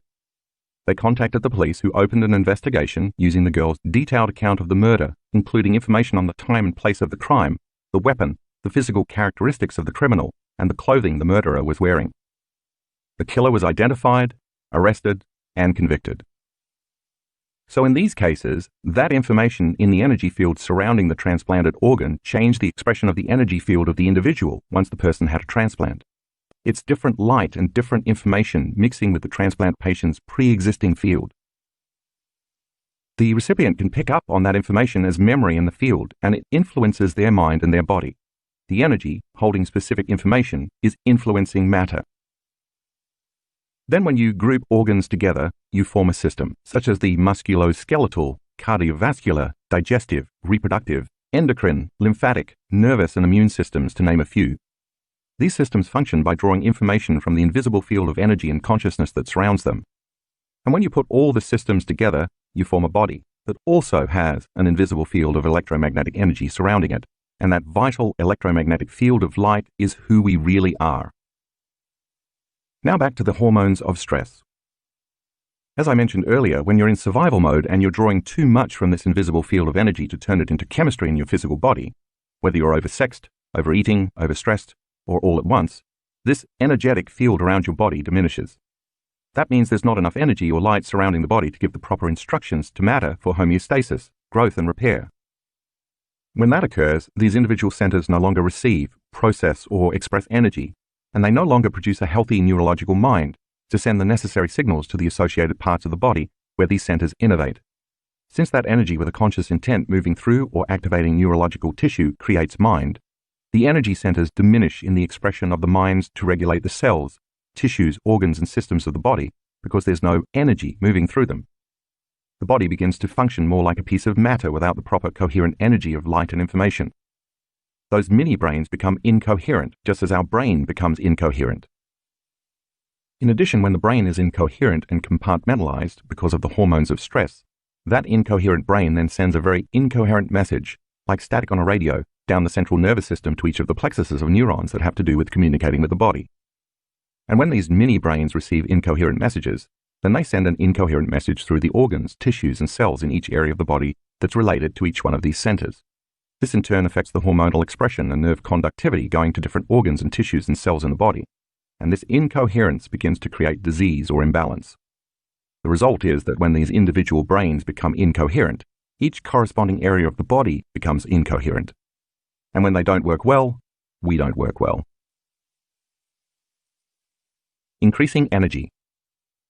In the blessing of the energy centers meditation, when you learn how to rest your attention in each of these centers and become aware of the space around them, you create coherence in each of these little brains in the same manner as you create coherence in the big brain between your ears. And as you acknowledge the particle, matter, by resting your attention in your perineum for the first center, or in the space behind your belly button for the second center, or in the pit of your gut for the third center, or in the center of your chest for the fourth center, and so on, you're anchoring your attention in that center. And where you place your attention is where you place your energy. Then you'll move to placing your attention in or opening your focus to the space around each of those centers, tuning in to the energy beyond that center. And as you do this, it's vitally important that you move into a state of elevated emotion such as love or gratitude or joy. As you know from previous chapters, this is important because the elevated emotion is energy, and the longer you can hold that open focus from a state of elevated emotion, the more you will build a very coherent field with a very high frequency around that center in your body. Once you build that coherent field around a center, that center has a coherent energy with the right instructions to draw from. The atoms, molecules, and chemicals that form the cells that create the tissues that make up the organs and the systems of the body will be drawing from a new field of light and information and a more coherent energy carrying a more intentional message, giving new instructions to each center of the body. The body will then begin to respond to a new mind. As you surrender and move into the present moment, and you understand that where you place your attention is where you are placing your energy, you can build a new field of light and information and raise the frequency of the signal. And that intentional thought directs energy through each center to produce a new mind in that individual brain. As each center draws from a new field of frequency and information, the body moves back toward balance or homeostasis. And in this new state, you become more energy and less matter, more wave and less particle. The more elevated the emotion, the more energy you create, and the more dramatic a shift can result. If, on the other hand, you stay stuck in the survival emotions of worry, fear, anxiety, frustration, anger, distrust, and so on, you don't have this energy, this information, and this light around your body. As the frequency, light, and energy slow down and become more incoherent in each center, you become more matter and less energy until your body begins to become diseased. That's the point of doing this meditation, to speed up the frequency so it entrains the lower, disorganized frequency back into coherence and orderliness, raising the frequency of matter or entraining matter to a new, more coherent mind. But remember, you can't muscle this. You can't just will it or force it to happen. You can't do it by trying. You can't do it by hoping, and you can't do it by wishing, because you can't do it with your conscious mind. You have to get into your subconscious mind because that's where the operating system is, the autonomic nervous system that functions and controls all these centers. You have to get out of your beta brainwave pattern because beta keeps you in your conscious mind, separated from your subconscious or your autonomic nervous system that actually runs the show. The deeper you go in meditation, from beta brainwaves to alpha brainwaves, and then even to theta brainwaves, the half-awake, half-asleep state of deeper meditation, the slower your frequency and the more access you have to the operating system. So in the blessing of the energy centers meditation, your job is to slow your brainwaves down and combine an elevated emotion with an intent to bless each energy center for the greatest good, loving them into life, and then surrender and allow your autonomic nervous system to take over because it already knows how to do that without any help from your conscious mind. You're not thinking, you're not visualizing, and you're not analyzing. You're doing something that may at first seem much more difficult. You're planting a seed of information and letting go, allowing it to take the instructions and energy and use them to create more balance and order in your body. We've actually measured how effectively our students can use this meditation to both increase the energy in each of their energy centers and achieve balance among the centers. To do this, we use the gas discharge visualization device that you read about in a previous chapter to take measurements of participants' energy fields both before and after they do the blessing of the energy centers meditation. The GDV technology uses a specialized camera to take images of a subject's finger, while a weak and totally painless electrical current is applied to the fingertip for less than a millisecond. The body responds to the current by discharging an electron cloud made up of photons. While the discharge is not visible to the naked eye, the GDV device's camera can capture it and translate it into a digital computer file. Then a software program called BioWell uses the data to create an image like the one you see in graphic 4 in the color insert. Graphics 4A to 4D show how balanced or imbalanced the subject's energy centers are, both before and after meditation. The BioWell software uses the same GDV data to estimate the frequency of each energy center and compare it to the norm. Balanced energy centers would appear in perfect alignment, while imbalanced centers would make an off-center pattern. The size of the circle, representing each energy center, shows whether its energy center is less than, equal to, or greater than average, and by how much. The left side of each example in graphic 4 shows the measurements of the subject's energy centers taken before we started our workshop, while the right side shows the measurements taken a few days later. Now look at graphics 5A to 5D. The left side of this figure shows the measurements of the energy field around each student's entire body before we started the event, while the right side shows the measurement of the field around the whole body afterward. We have also used the GDV device to measure how this meditation, as well as any of the other meditations in this book, enhances the energy field surrounding the entire body. As you'll soon read in the instructions at the beginning of the meditation, I repeatedly ask you to place your attention not only on various parts of your body, but also on the space around those parts of your body, and then, at the end of the meditation, on the space around your entire body.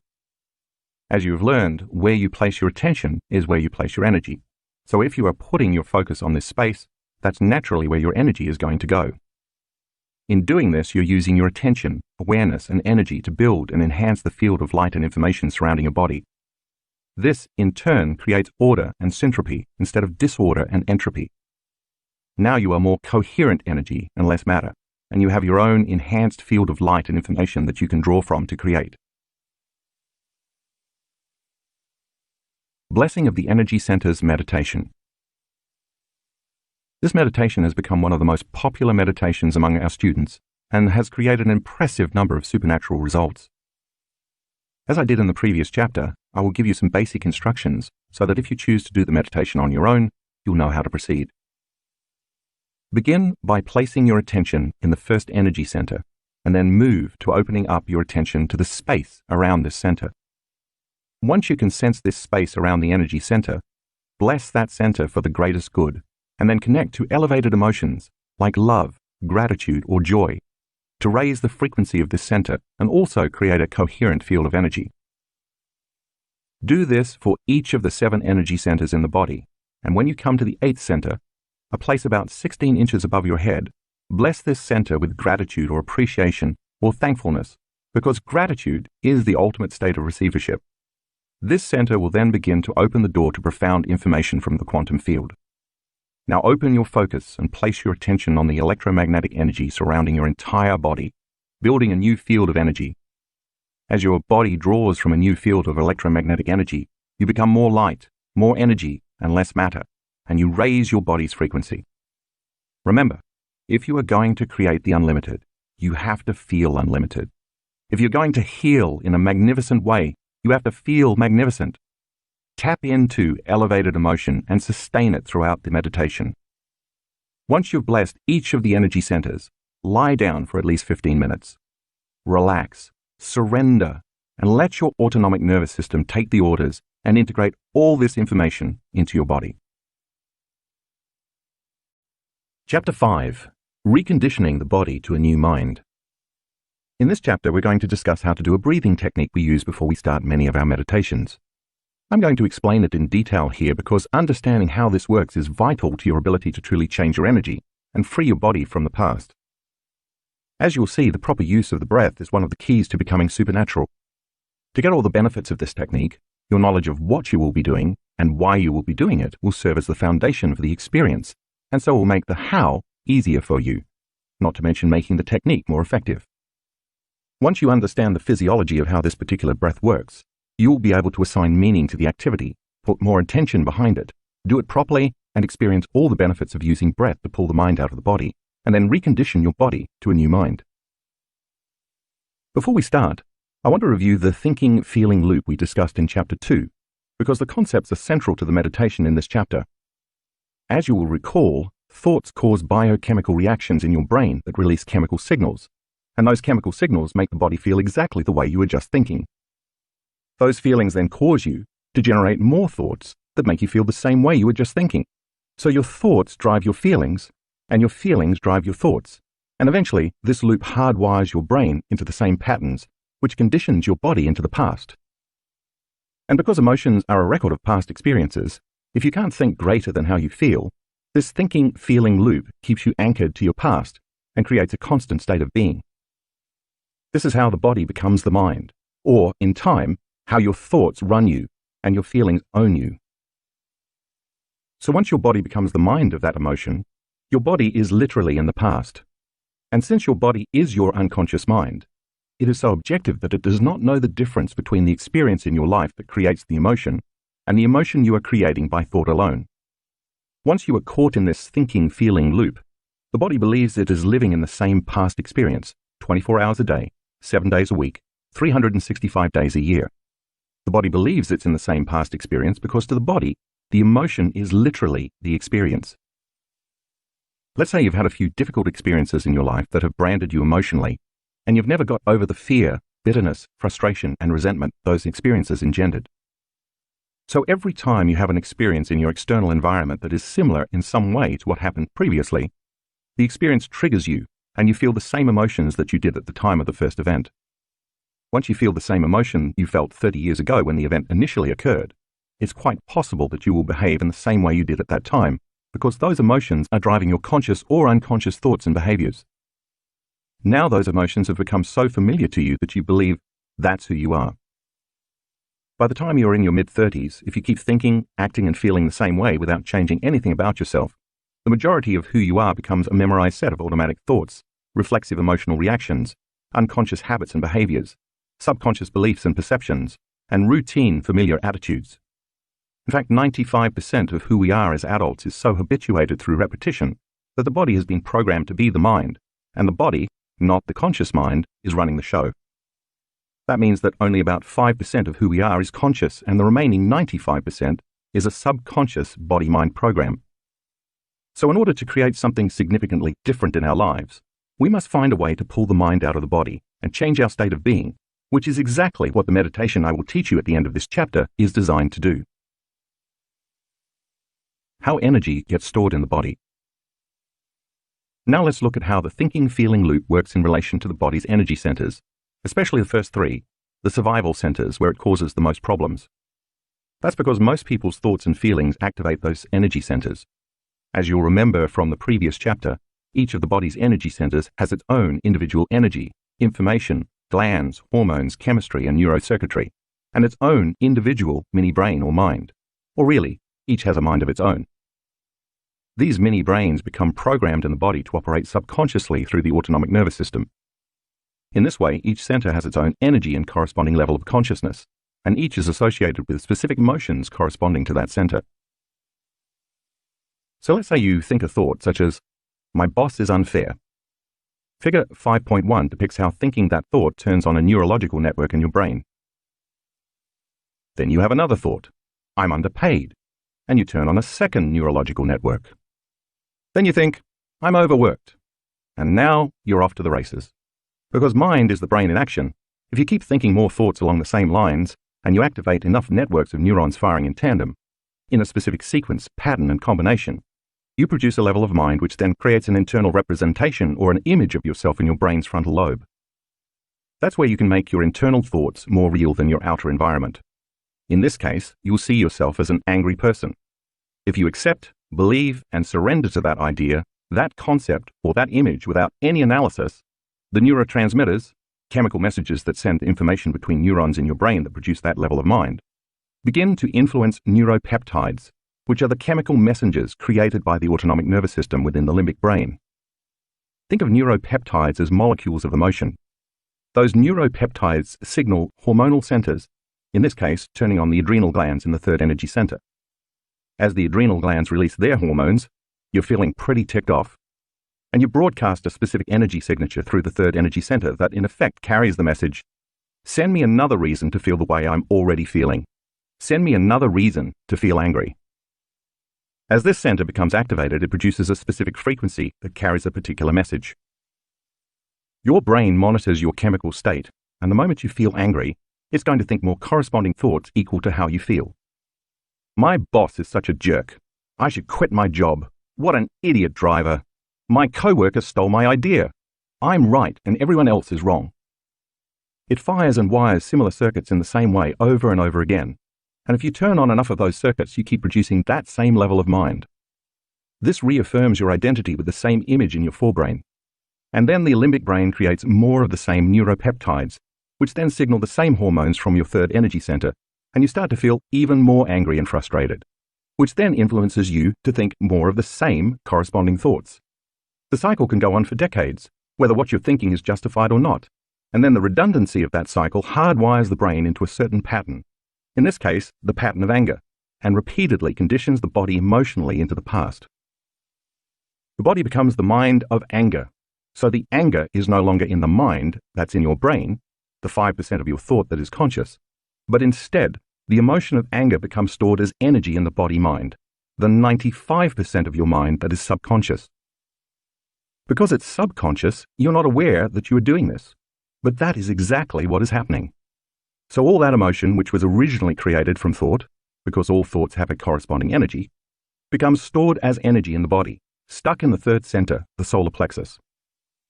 This stored energy produces a corresponding biological effect. In this case, it could be adrenal fatigue, digestive problems, kidney issues, or a weakened immune system, not to mention other psychological effects like a short temper, impatience, frustration, or intolerance. Over the years, you keep producing the same thoughts that keep signaling the same feelings, and you continue hardwiring your brain into this very finite pattern.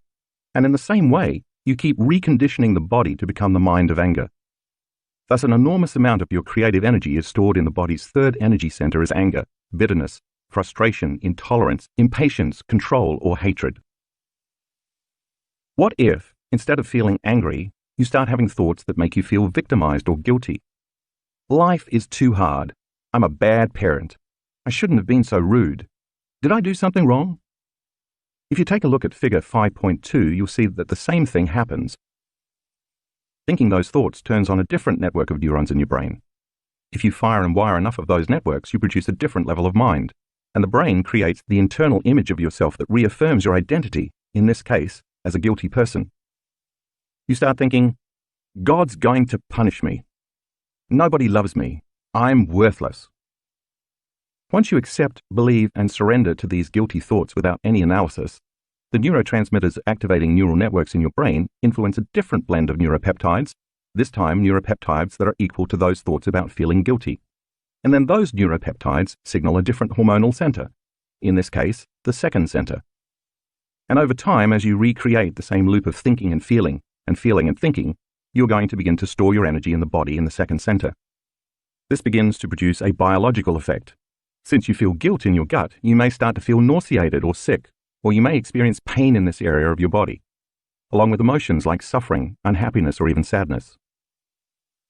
If over time you keep feeling guilty, you think more guilty thoughts that fire and wire more neurons that signal more neuropeptides that cause the release of more hormones in the second center. As this happens, you continue to condition the body to become the mind of guilt and suffering, so you're storing more and more energy as emotion in the second center.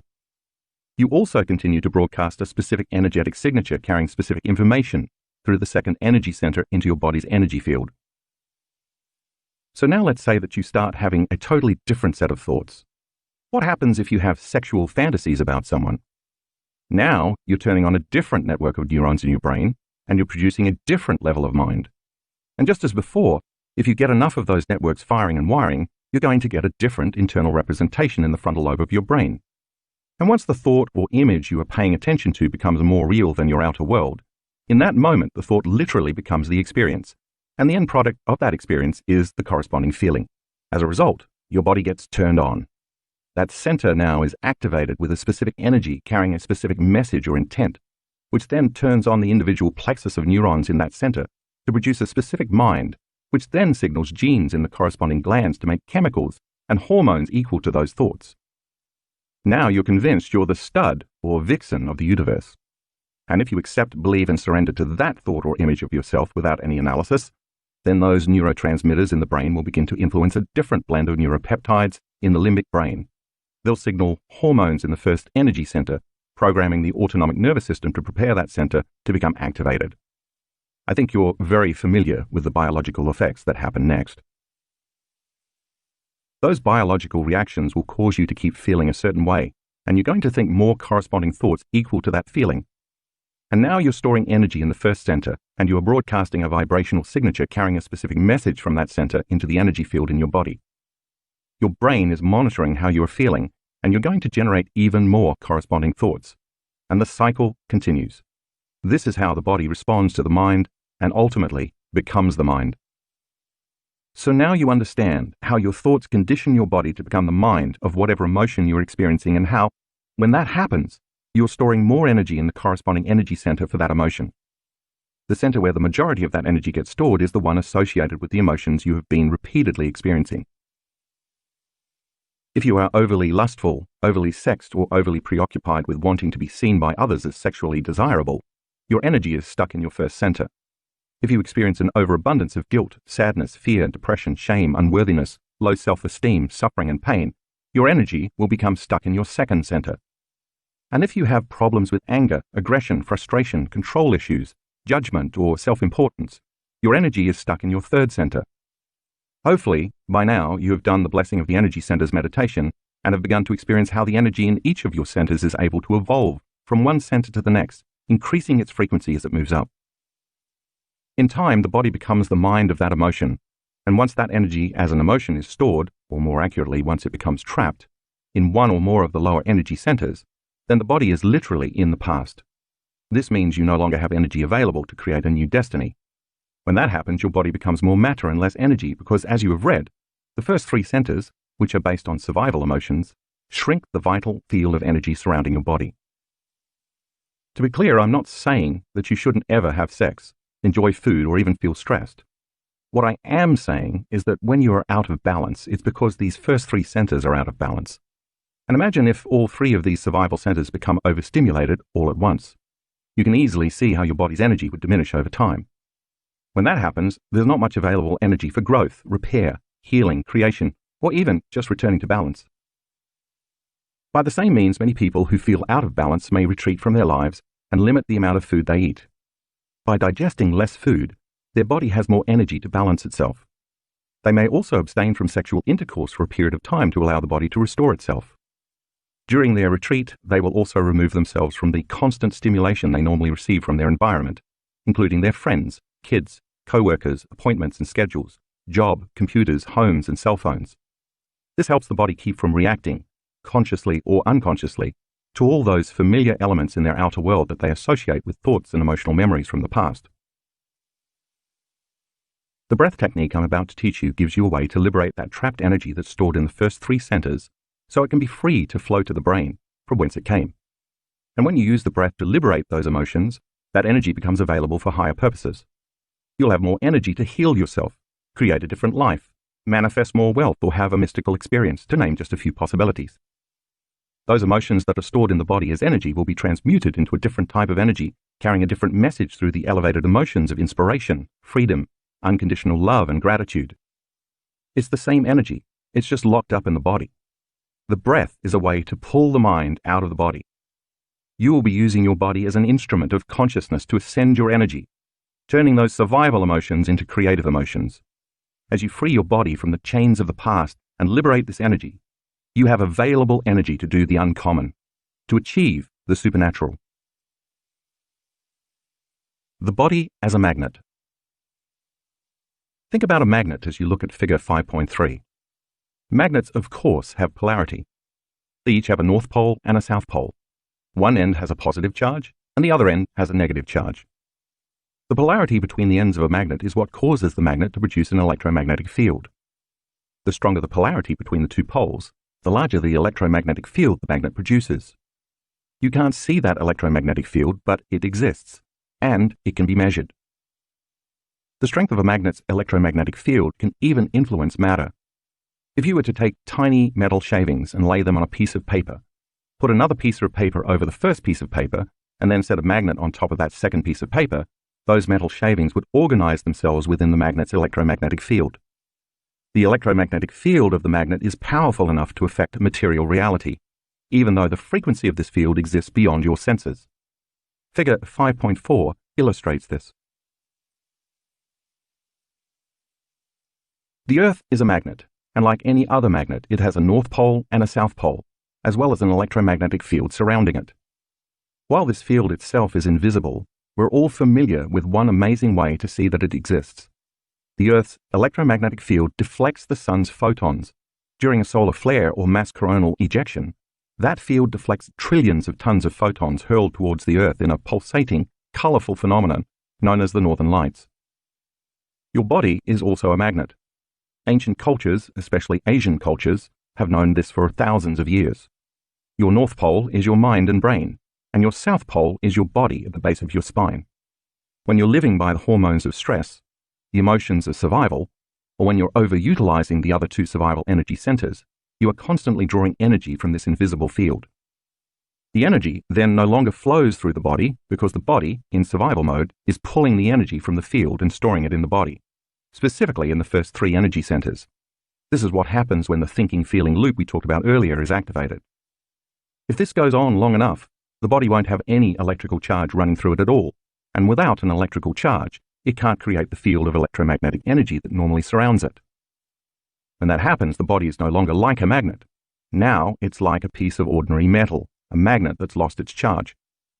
As you can see in figure 5.5, the body then becomes more matter and less energy, or more particle and less wave.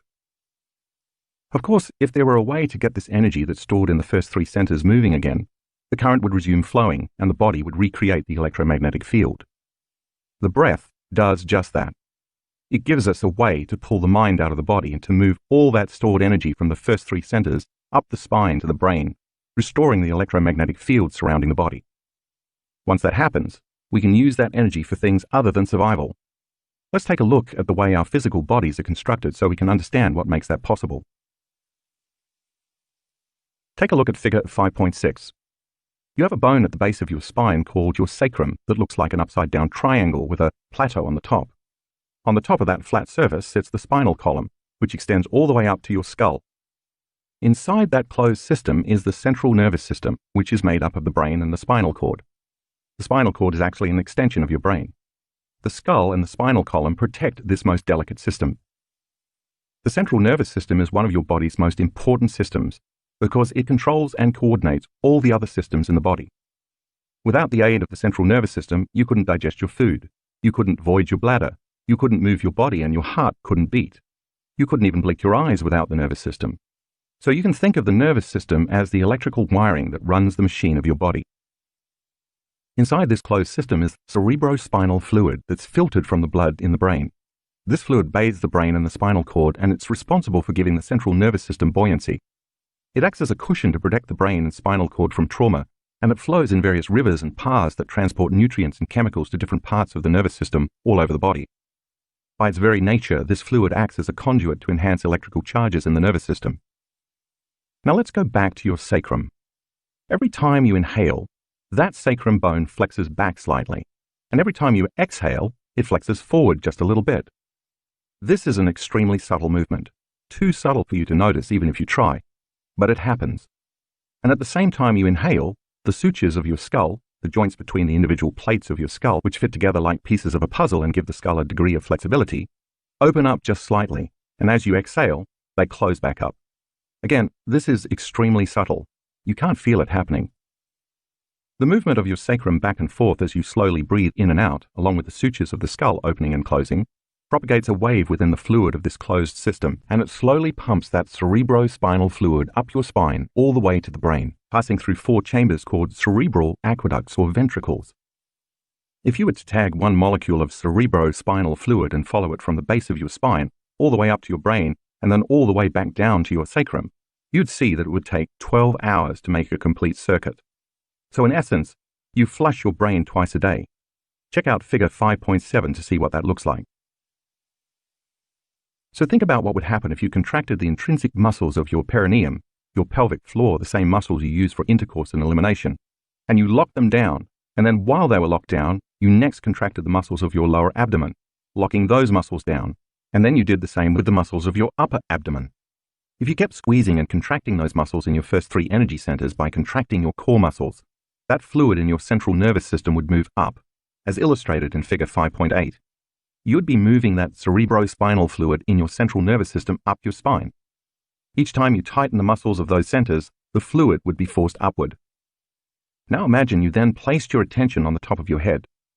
Where you place your attention is where you place your energy. So if you put your attention at the top of your head, that would become your target for moving energy. Now think about taking one slow, steady breath through your nose and at the same time squeezing and holding the muscles of your perineum, then those of your lower abdomen, and then those of your upper abdomen, all while following your breath up your spine and through your chest, your throat and your brain, and all the way to the top of your head. Imagine that when you get to the top of your head, you hold your breath as you keep squeezing. You'd be pulling that cerebrospinal fluid all the way up toward your brain. That's significant because cerebrospinal fluid is made up of proteins and salts in solution, and the moment proteins and salts dissolve in solution, they become charged. If you take a charged molecule and accelerate it, as you would if you pulled that molecule up your spine, you create an inductance field. An inductance field is an invisible field of electromagnetic energy that moves in a circular motion in the direction that charged molecules are moving in. The more charged molecules you accelerate, the bigger and more powerful the inductance field. Take a look at figure 5.9 to see what an inductance field looks like. Think of the spinal cord as a fiber optic cable that acts as a two-way highway, simultaneously communicating information from the body to the brain and from the brain to the body. Every second, important information is relayed from your brain to your body, such as the desire to walk across the room or to scratch an itch. At the same instant, a lot of information from the body is carried up your spinal cord toward the brain, such as knowledge of where your body is in space or the signal that you're hungry. Once you accelerate these charged molecules in one direction up the spine, the resulting inductance field will reverse the current of information flowing from the brain down through the body, and it will then draw energy from the lower 3 centers up the spine to the brain. Take a look at figure 5.10a to see how that works. Now there's a current running through the body in the central nervous system, just like a magnet, and as a result, the same kind of electromagnetic field of energy that surrounds a magnet surrounds the body, as you can see in figure 5.10b. The field of electromagnetic energy you've created is a 3-dimensional field, and as it moves, this energy creates a torsion field or a torus field. By the way, the shape of this electromagnetic field is a familiar pattern in the universe. This pattern shows up in the shape of an apple, as well as in the shape of a black hole in a distant galaxy. See figure 5.11.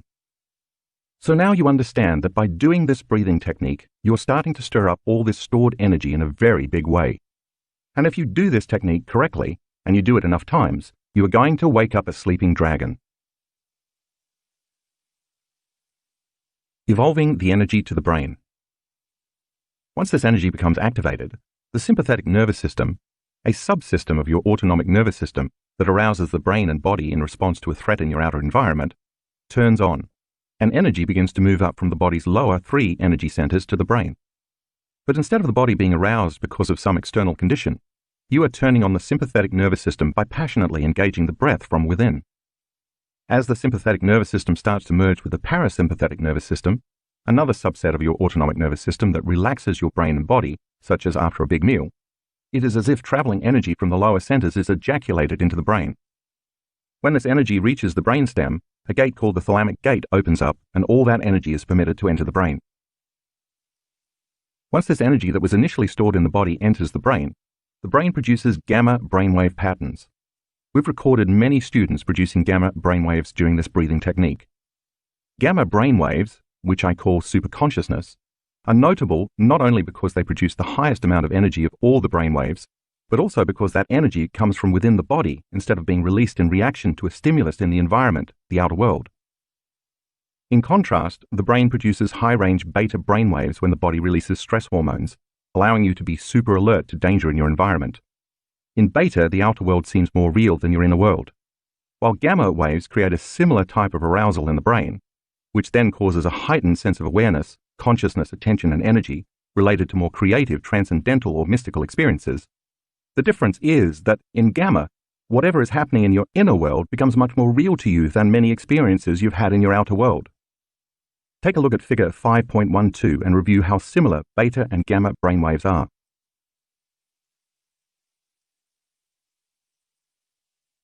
Many of our students who do this breath technique produce significant high beta brainwaves on their way to the gamma range, the highest frequency brainwaves, or they may simply stay in these very high-level beta states. We're finding that being in the highest levels of beta can also signal that the person is paying more attention to their inner world than their outer world. In addition to seeing more energy in the brain after this breathing technique, we have also repeatedly observed more significant amounts of brain coherence. Take a look at graphics 6A and 6B in the color insert. You can see two students who have done the breath successfully. They have very high-frequency beta brainwaves that transition to gamma brainwaves. Notice the high amplitudes of their brainwaves in gamma. The higher the amplitudes, the higher the energy in their brains. The students demonstrate 160 and 260 standard deviations above typical gamma brainwaves. To give you a reference, 3 standard deviations above normal is usually considered high. In graphics 6A, 4, you can also witness much more brain coherence after the breath. The red patterns in the brain show extremely high amounts of brain coherence in every measured brainwave state. As you do this powerful breathing technique, you are drawing the energy that's been stored in those lower 3 centers, the energy you use for orgasm and to make a baby, to digest a meal, to run from a predator, and instead of releasing it out into chemistry, you're going to draw it up your spine like you would draw fluid up a straw and release it into your brain. In fact, there's a tube of energy or light called the prana tube running along your spinal column. See figure 5.13. Prana is the Sanskrit word for life force. Yogis have known about this tube, which is not a physical structure but an energetic one, for thousands of years. This tube is considered etheric because of the electrical information in the spine that constantly moves through it. The more energy moves in the physical spinal cord, the more energy is created as light in this tube. And the more energy created in this tube, the more energy moves in the spine and the greater the expression of life. Sometimes when I teach this meditation, people will say to me, "I don't really feel my prana tube." Well, you don't really feel your left ear either until you put your attention on it, right? So when I ask you to contract your muscles and pull that energy up, you'll be pulling it up through the spine and creating a more powerful prana tube along your spinal cord. It's important to add here that this is not a passive breath. It's an extremely active, passionate process.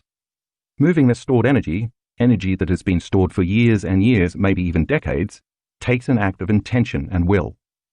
To evolve your limited survival emotions, as an alchemist turns base metals like lead into gold, you are taking self-limiting emotions like anger, frustration, guilt, suffering, grief, and fear, and turning them into elevated emotions, such as love, gratitude, and joy.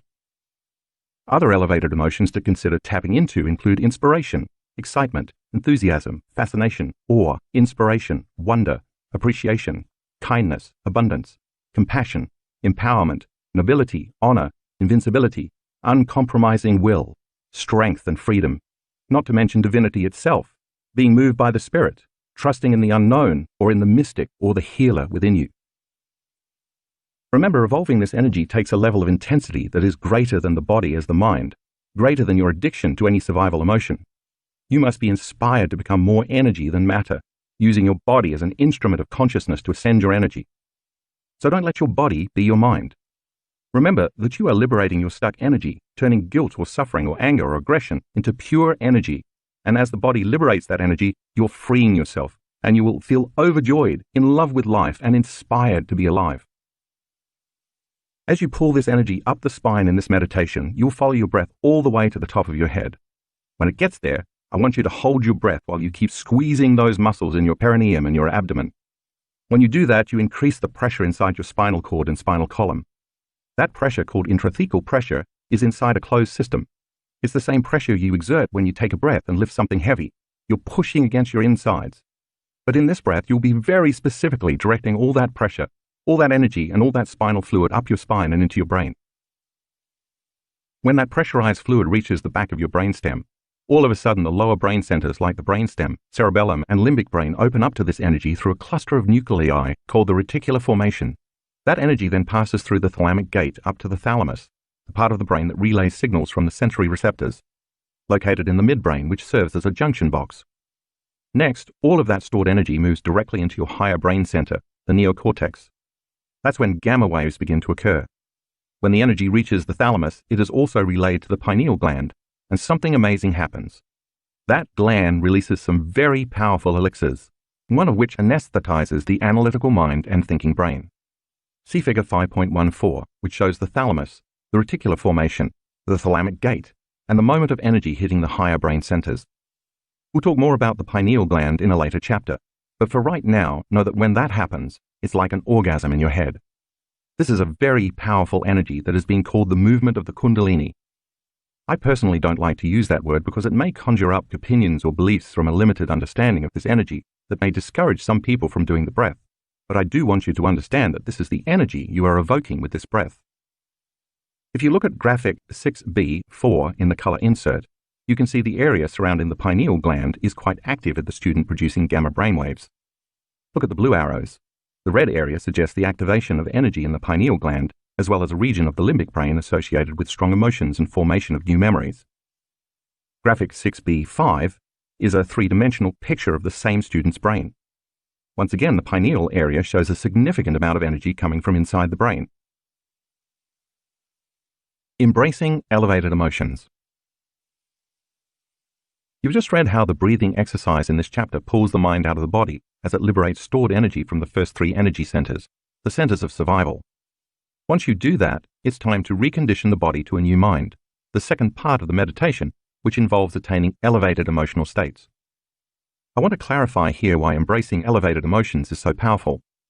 As you've learned from our discussion about genes in the second chapter, we now know that it's the environment that signals the gene, not the other way round. If an emotion is the end product of an experience in the environment, it is the emotion that turns gene expression on or off. When you embrace these elevated emotions in this meditation, what you are actually doing is signaling your genes ahead of the environment. The body doesn't know the difference between an emotion created by an experience you are having in the outside environment and an experience you are creating internally by embracing this new elevated emotion. So when you embrace that elevated emotion and think thoughts that are greater than the self-limiting ones that kept you stuck in the past, your body begins to prepare chemically for the future because it thinks that future is happening now. In other words, if you do the meditation correctly enough times, the body responds as though the healing or any condition you are manifesting in your environment has already taken place. These elevated emotions have a higher and faster frequency than more base emotions like guilt, fear, jealousy, and anger. And since all frequency carries information, when we change the frequency, we change our energy. That new energy can then carry new information, a new consciousness or set of intentions or thoughts. The more elevated the emotion, the faster the frequency, and the more you feel like energy instead of matter, and the more energy becomes available to create a more coherent energy field, shifting further away from disease and more towards health, or for that matter, towards signaling any gene. When your emotions are self-limiting, on the other hand, they have a lower frequency, and you feel more like matter instead of energy, and then it takes more time to create change in your life. Here's an example. If at some point in the past you were shocked, betrayed, or traumatized by an event with a high emotional charge that has left you feeling pain or sadness or fear, chances are that experience has been branded into your biology in numerous ways. It's also possible that the genes that were activated by this experience might keep your body from healing.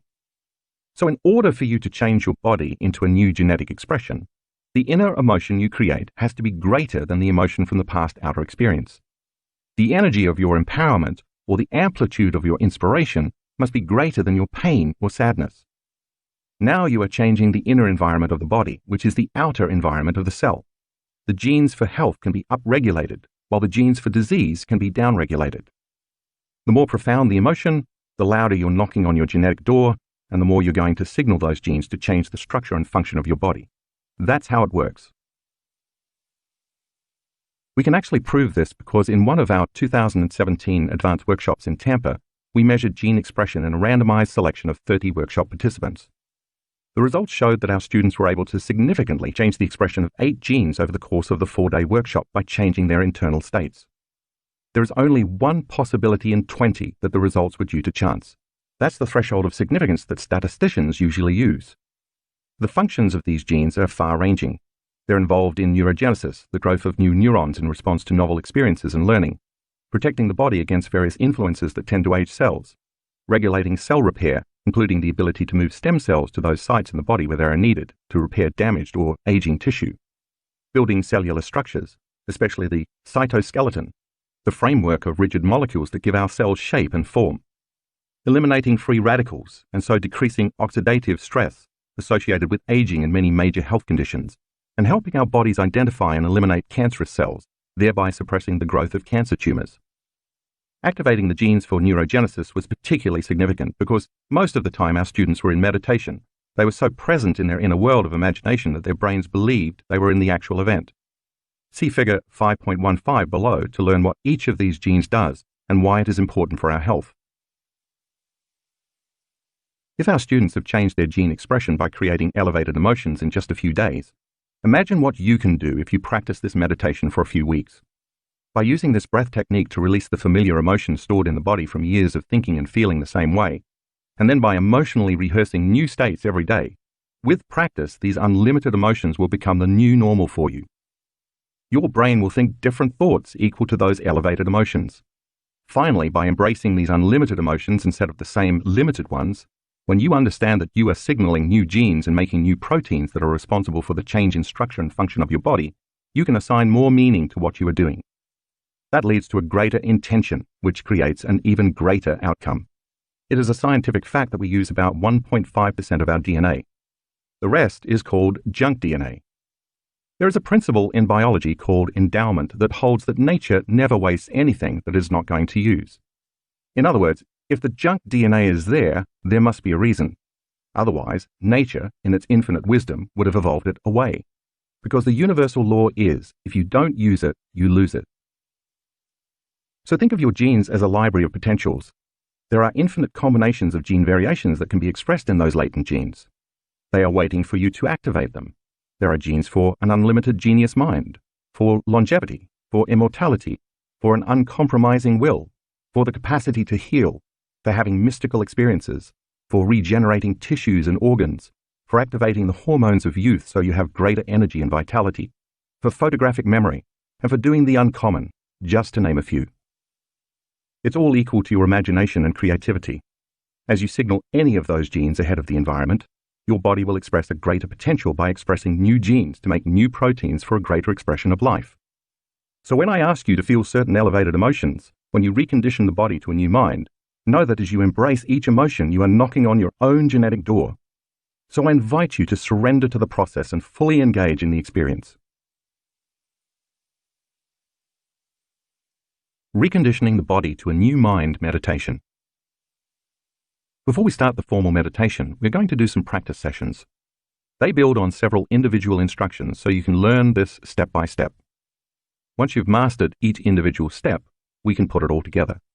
So let's start by sitting up straight in a chair and putting both feet flat on the floor, or sitting on the floor in the lotus cross-leg position with a pillow under your buttocks. Place your hands uncrossed in your lap. If you like, you can close your eyes. When you're ready to begin, lift up your perineum, your pelvic floor, the same muscles that you use for intercourse and elimination. Do not hold your breath as you do this. Breathe normally.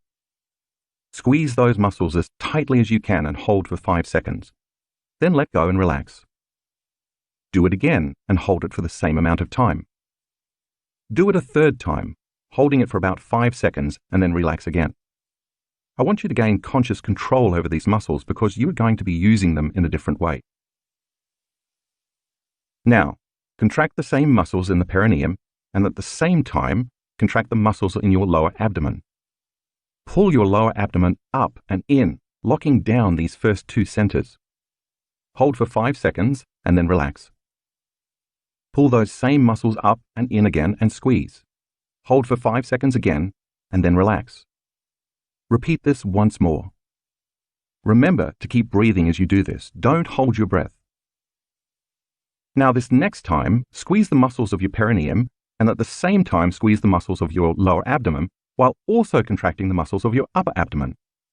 You're tightening your entire core now, the first 3 centers.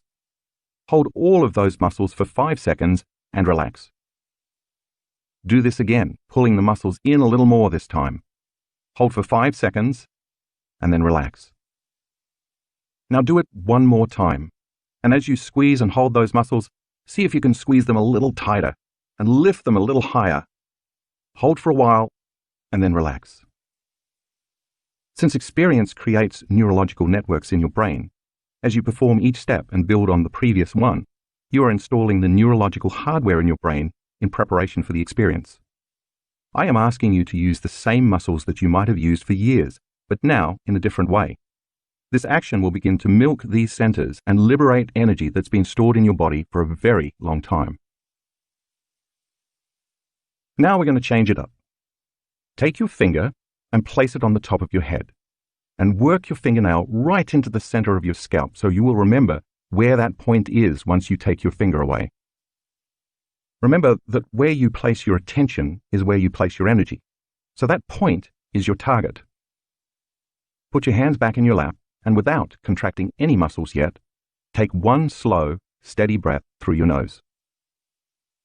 All I want you to do is follow your breath from your perineum, through your lower abdomen, through your upper abdomen, through the center of your chest, through your throat, through your brain, all the way to the top of your head where your finger was.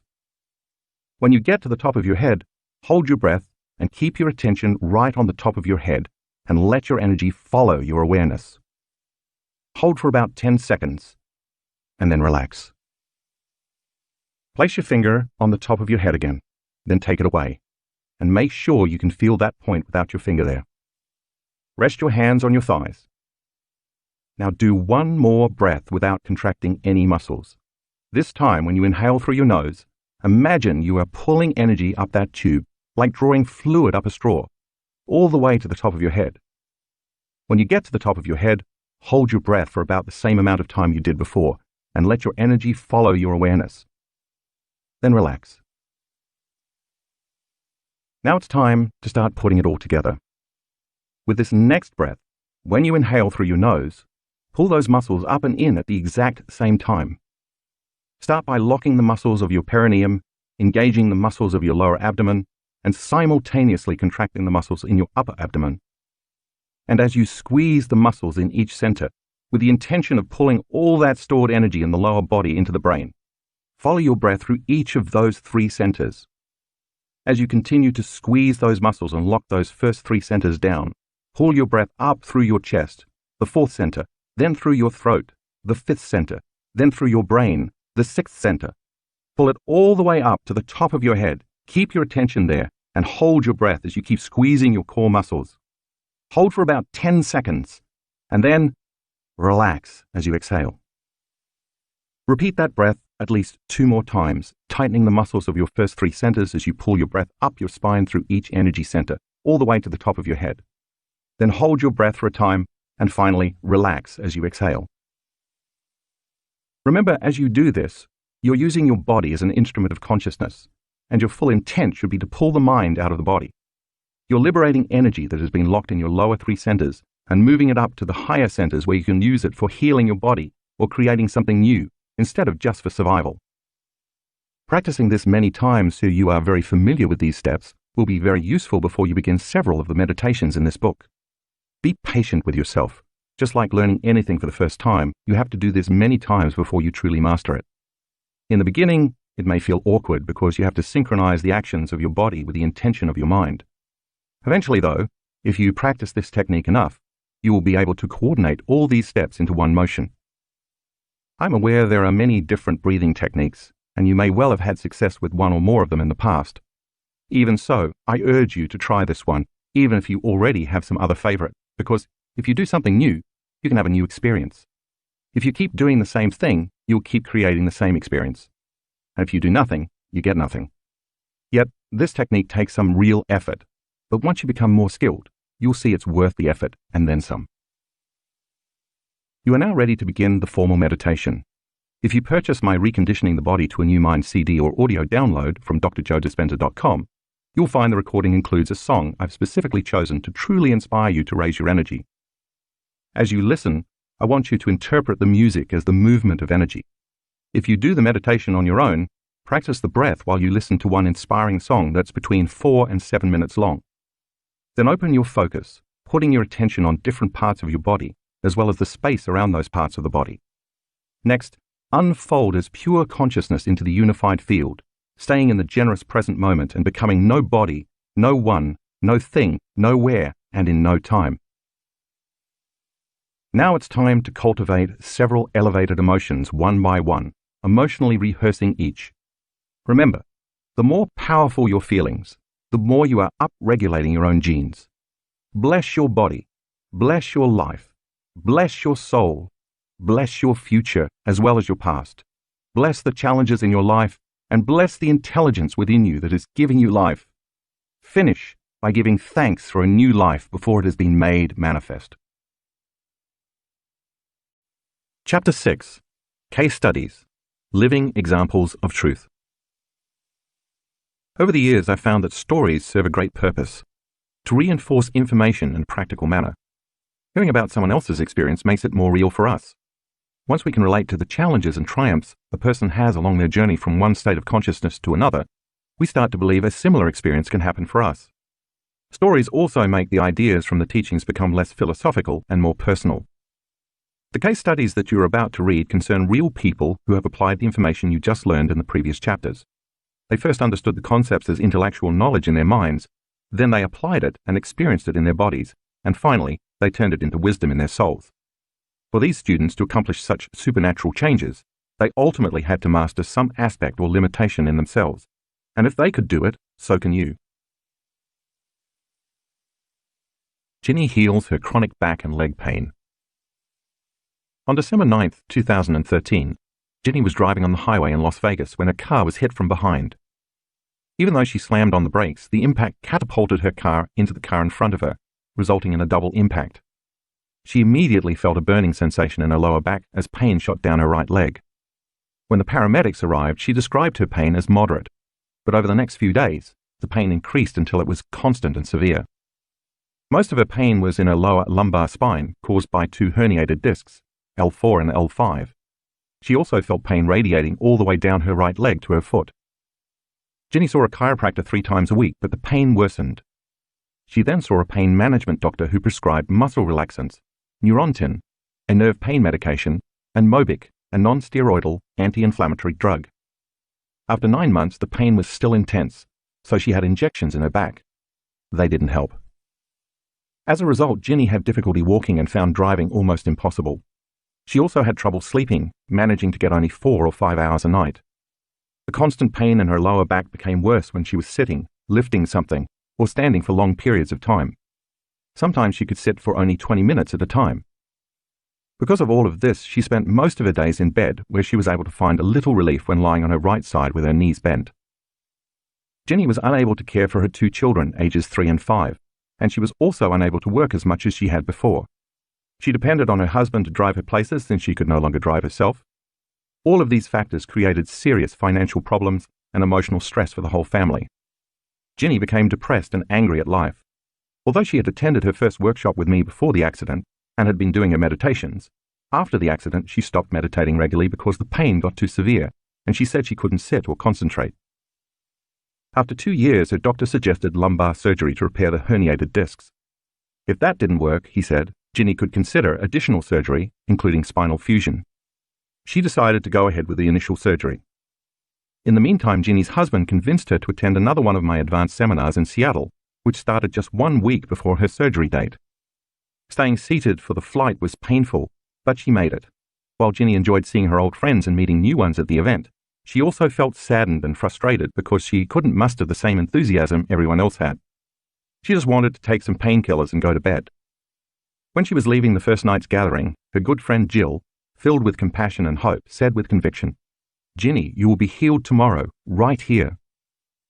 We started the next day at 6 a.m. Ginny decided to avoid taking any heavy medications so she could be present in the meditations and enjoy the experience. Unfortunately, her pain made it very difficult to focus during the first meditation, and she wondered if the decision to attend had been a mistake. During the second meditation after breakfast, though, things really shifted. Ginny decided to surrender and leave all her judgment behind. The meditation began as usual with the breathing exercise of pulling the mind out of the body, during which I told the participants to focus on 2 or 3 negative emotions or limited aspects of their personality. I asked them to move all that stored energy from the first 3 energy centers up from the base of their spine all the way up to their brain and eventually release it out of the top of their heads. First, Ginny chose to work with her anger, which she believed had been a contributing factor in keeping her body in so much pain.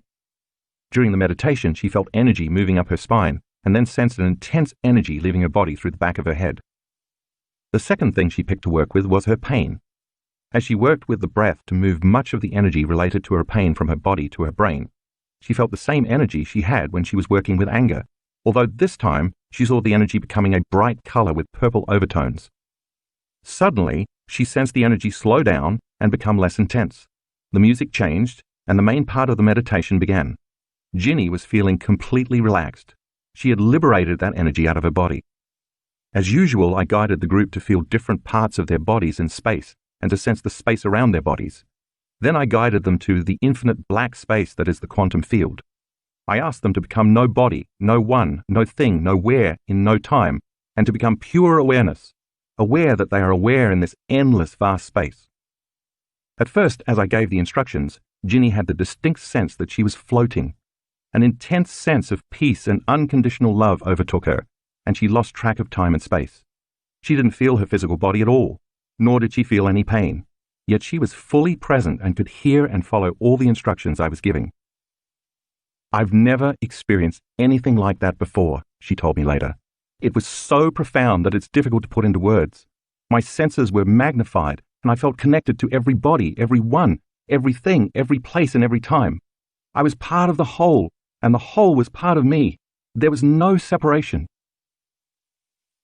Ginny got beyond her body, her environment and time. Her consciousness had connected to the consciousness of the unified field, the place she described where there's only wholeness and there's no separation. She had found the sweet spot of the generous present moment, and her autonomic nervous system stepped in and did the healing for her. In our advanced workshops, our students lie down after every meditation and surrender in order to allow the autonomic nervous system to take over and program their bodies. At the end of this meditation, when I asked everyone to come back to their new bodies, Ginny was surprised to discover she felt absolutely no pain as she got up from the floor to stand, a process that she normally would have needed help with. She started walking without limping, her back straight. We broke for lunch, but Ginny didn't feel like eating much or even talking a lot. She was still overwhelmed with the meditation experience. After 2 years of near constant pain, it felt so freeing to be without it anymore. She started crying tears of joy and confusion simultaneously. She looked for 2 of her friends to share the good news, including Jill, who had been so sure the night before that Ginny would be healed. They encouraged Ginny to try movements that she hadn't been able to do when she was in pain, and she performed all of them without any pain at all. As the day continued, Ginny's pain stayed away, and she continued to feel connected to the unified field. That evening, Ginny called her husband, who told her that somehow he just knew she'd be able to heal her pain at the workshop. She had a great dinner with her friends, and when she went to bed, she didn't take any of her pain medication or muscle relaxers. She slept through the night for the very first time in years, waking up filled with energy. The next day, I guided the group in a walking meditation, which you will read about and have a chance to try later. Ginny was able to walk straight and tall with no pain or difficulty. Needless to say, she cancelled the surgery, and she has remained pain-free. Daniel deals with electromagnetic hypersensitivity. About 5 years ago, Daniel was, as he put it, a crazy, stressed-out Israeli entrepreneur in his mid-20s who pushed himself daily to work at full power all the way to build a successful business. Working 60-hour weeks was typical for him. One day, while he was raging and yelling at the top of his lungs at a client over the phone, he felt something pop in the right side of his head, and he lost consciousness. When he woke, he wasn't sure what had happened or how long he'd been out, but he had the worst headache of his life. He hoped resting would help it go away, but it didn't. Mysteriously, his pain increased exponentially whenever he was near anything that emitted electromagnetic frequencies, including cell phones, laptops, video displays, microphones, cameras, Wi-Fi networks, and cell towers. If someone near him answered a cell phone, Daniel felt it. He'd never before experienced anything like this. In fact, he had previously worked in the computer field and never felt any ill effects from being around electronic equipment of any kind.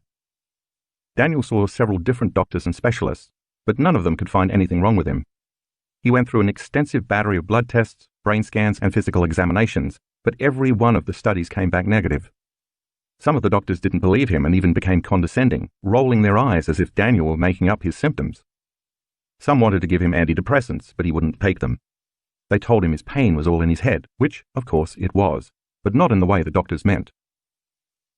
Then Daniel started seeing holistic doctors who suspected he had developed a rare condition called electromagnetic hypersensitivity, EHS. While the existence of EHS is still controversial in the medical community, the World Health Organization recognizes the condition. The mechanism of EHS remains unknown, but when you consider that the brain is 78% water, and that water containing minerals, such as those commonly found in the body including calcium and magnesium, conducts electricity, you can see that for EHS-sensitive people, that natural electromagnetic charge might somehow become amplified around things that signal and emit electromagnetic radiation. Like many others with EHS, Daniel also experienced chronic pain and fatigue in addition to his headaches. He'd sleep for 12 hours and still wake up exhausted. One of the holistic doctors suggested he take 40 nutritional supplements a day to combat the ill effects, but the supplements didn't help. He was still in near constant agony. Before long, Daniel had to close his business. He went into debt and lost everything he had worked so hard to acquire. Finally, he declared bankruptcy and had to move in with his mother. I basically retreated from life, he told me. I was a zombie because I couldn't think, I couldn't focus, I couldn't do anything. Nothing I did helped, and whenever I got anywhere near the real world, I got a really strong headache. In fact, Daniel told me that if he was ever near anything that emitted a signal, his headaches would be 1,000 times worse, to the point that he would emotionally break down. Daniel spent most of his time curled up in a ball in his bed in his tiny room in his mother's house, crying from the pain. I was wasting my life, he said, watching all my friends get married, have children, get promoted, buy houses, everything. When he began to feel suicidal, his friends and family pushed him to try to find something that would help. Because of the chronic fatigue, depression, and severe pain, Daniel had only about a half hour of energy each day, so he started to use that time to find something that might help his condition. 3 years after his symptoms began, he read my book, You Are the Placebo. Something clicked, he told me when I met him in a workshop I gave recently. I knew this was the solution. So he started doing the changing beliefs and perceptions meditation I talk about in that book. Very gradually, over time, Daniel felt a little less pain, so he kept doing the meditation. After a while, he discovered my Blessing of the Energy Centers meditation, and he started doing that. The very first time I did it, Daniel told me, something happened that I didn't know how to explain. When he got to the 6th Energy Center, he said it was like a light show was going on in his head. He saw different areas of his brain that had been shut down suddenly start lighting up and communicating with each other. Then a huge beam of what he described as loving light shot out of the top of his head. His inward experience in that moment was more real than the memory of the past experience, which had created the pain in the first place. From that point on, Daniel noticed a significant change. After meditating, he would have 10 minutes without any pain at all. The pain-free periods kept getting longer and longer until a few months later, he was pain-free. Then he got the idea that he should use the meditations to change his internal state while he was exposed to the electromagnetic fields that had been making him sick. So he started meditating in front of his cell phone and laptop. It was painful at first, but just as before, he'd eventually feel free of pain after meditating, and then those pain-free periods kept getting longer as time wore on. Finally, Daniel was ready to take another big step. He hired a desk in a shared office space and decided to just sit there and meditate, surrounded by Wi-Fi, computers, microwaves, and all sorts of electromagnetic frequencies. Although the first few weeks were difficult, he found that it became easier as time wore on. After a while, he was meditating in that environment without pain for 5 hours a day. Eventually, his headaches just disappeared, and so did all of his chronic pain and fatigue. Today, Daniel considers himself 100% healed. He went back to work and got out of debt. Here's the kicker. Daniel works only about an hour to an hour and a half a day, and he's making way more money than he was when he was stressed out and trying to force his life into working the way he wanted it to. He is also truly enjoying life. Jennifer, in sickness and in health. 5 years ago, Jennifer's doctor diagnosed her with several new illnesses, in addition to the numerous other health issues she already suffered from. In total, her diagnoses included a few autoimmune disorders, lupus erythematosus and Sjogren's syndrome with Sicca complex, some gastrointestinal disorders, celiac disease, salicylate intolerance and lactose intolerance, chronic asthma, kidney disease, arthritis, and vertigo so acute it often resulted in vomiting. Every day was a struggle. Even just brushing her teeth was difficult because she lacked enough strength to hold her arm up for very long. Her partner Jim often had to brush her hair for her. When Jim was away on business, which was often, Jennifer had to take a nap after work so she could have enough strength to cook dinner. The hardest thing was that I felt like a terrible mother because I couldn't do anything with my boys, and that broke my heart, she told me. I would have to sleep most of the weekend just to be able to get up to go to work Monday morning. All the happy pictures I posted on Facebook during the weekend were captured in about 1 hour. By this point, Jennifer weighed only 108 pounds and struggled to walk due to arthritis and severe swelling in her ankles and knees. She could no longer use her right hand to open containers or cut vegetables because of the pain and arthritis. At times, she would lie in bed and hit her arms against the night table to stop the pain.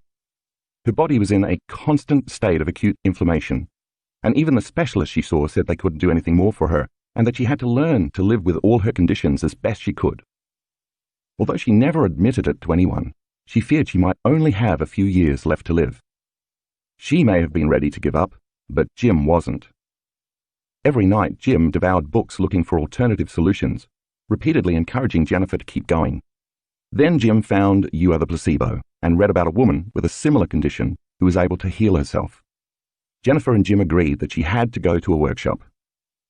2 months later, in June 2014, Jennifer attended a weekend workshop in Sydney, Australia. She started to feel a bit better and registered for an advanced workshop in Mexico. Unfortunately, around the time she was scheduled to leave for the workshop, she developed an 8.5mm kidney stone, and a doctor refused to let her fly. So she missed it, but she kept doing her meditations, getting up at 4:50 a.m. every day. And when I held the next advanced workshop in Australia the following year, both she and Jim attended. I remember the first night I could hardly make it up the stairs to our room, which was normal for me, she reported. But by the end of the workshop, I was walking around like a healthy person and didn't have to use my asthma medication. The day before we left, Jim said that I was looking so well, I should try some normal food. Apprehensive, I gave it a go, and no adverse effects. No pain, no asthma, no cramps, no headache, nothing. I think it was the best pizza I've ever had. When she did her meditations, Jennifer really gave it her all. She repeatedly tuned in to the potential of health and felt an abundance of energy throughout her body that could carry her all day long. In the meditation, when I asked the students to live from that new state of being, she imagined her feet hitting the ground and heard her breath as she joyfully ran. By the end of her meditation, she was crying tears of joy. Eventually, Jennifer conditioned her body to forget what illness feels like, look like, sound like, and tastes like by raising her energy, changing her frequency, reconditioning her body to a new mind, and signaling new genes to repair her body. Now I eat normal foods, she reports, and I haven't used my asthma medication since June 2015. I can walk up to 10 miles a day and lift 45 pounds. I'm training, and my goal is to complete a half marathon, which I will soon do. Felicia overcomes severe eczema. Felicia had intermittently suffered from eczema and skin infections since she was 3 months old.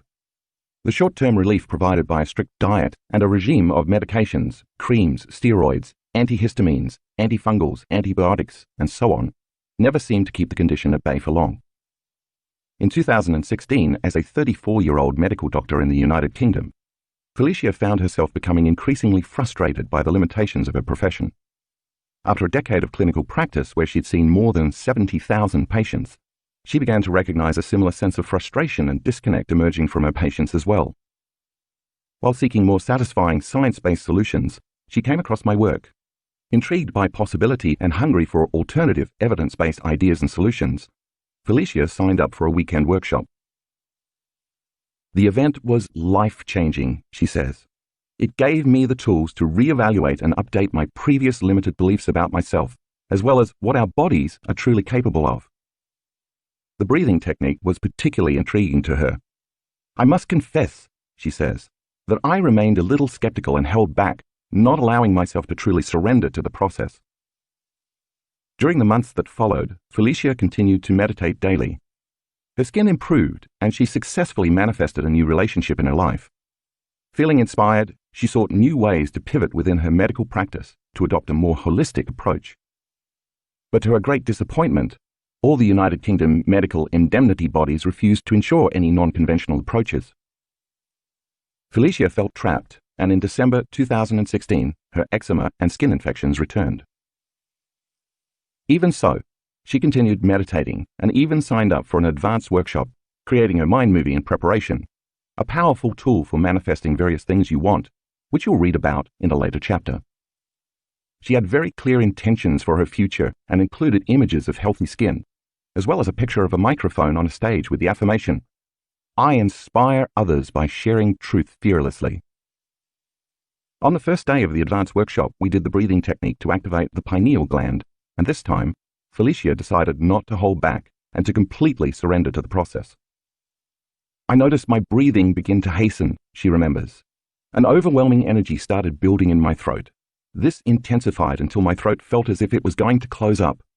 Fearful, I pulled my body out of this position and returned back to my old state of being for the remainder of the meditation."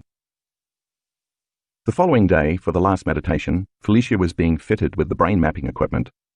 She considered what an amazing opportunity it was to experience this new level of information. Feeling trapped in a profession that preaches limitation, she had thought, what if I could demonstrate to the skeptic, as well as to believers, how unlimited we all really are? With this thought, she wanted to use this breath to connect to the unified field, with an elevated emotion of pure freedom and liberation, no matter what happened.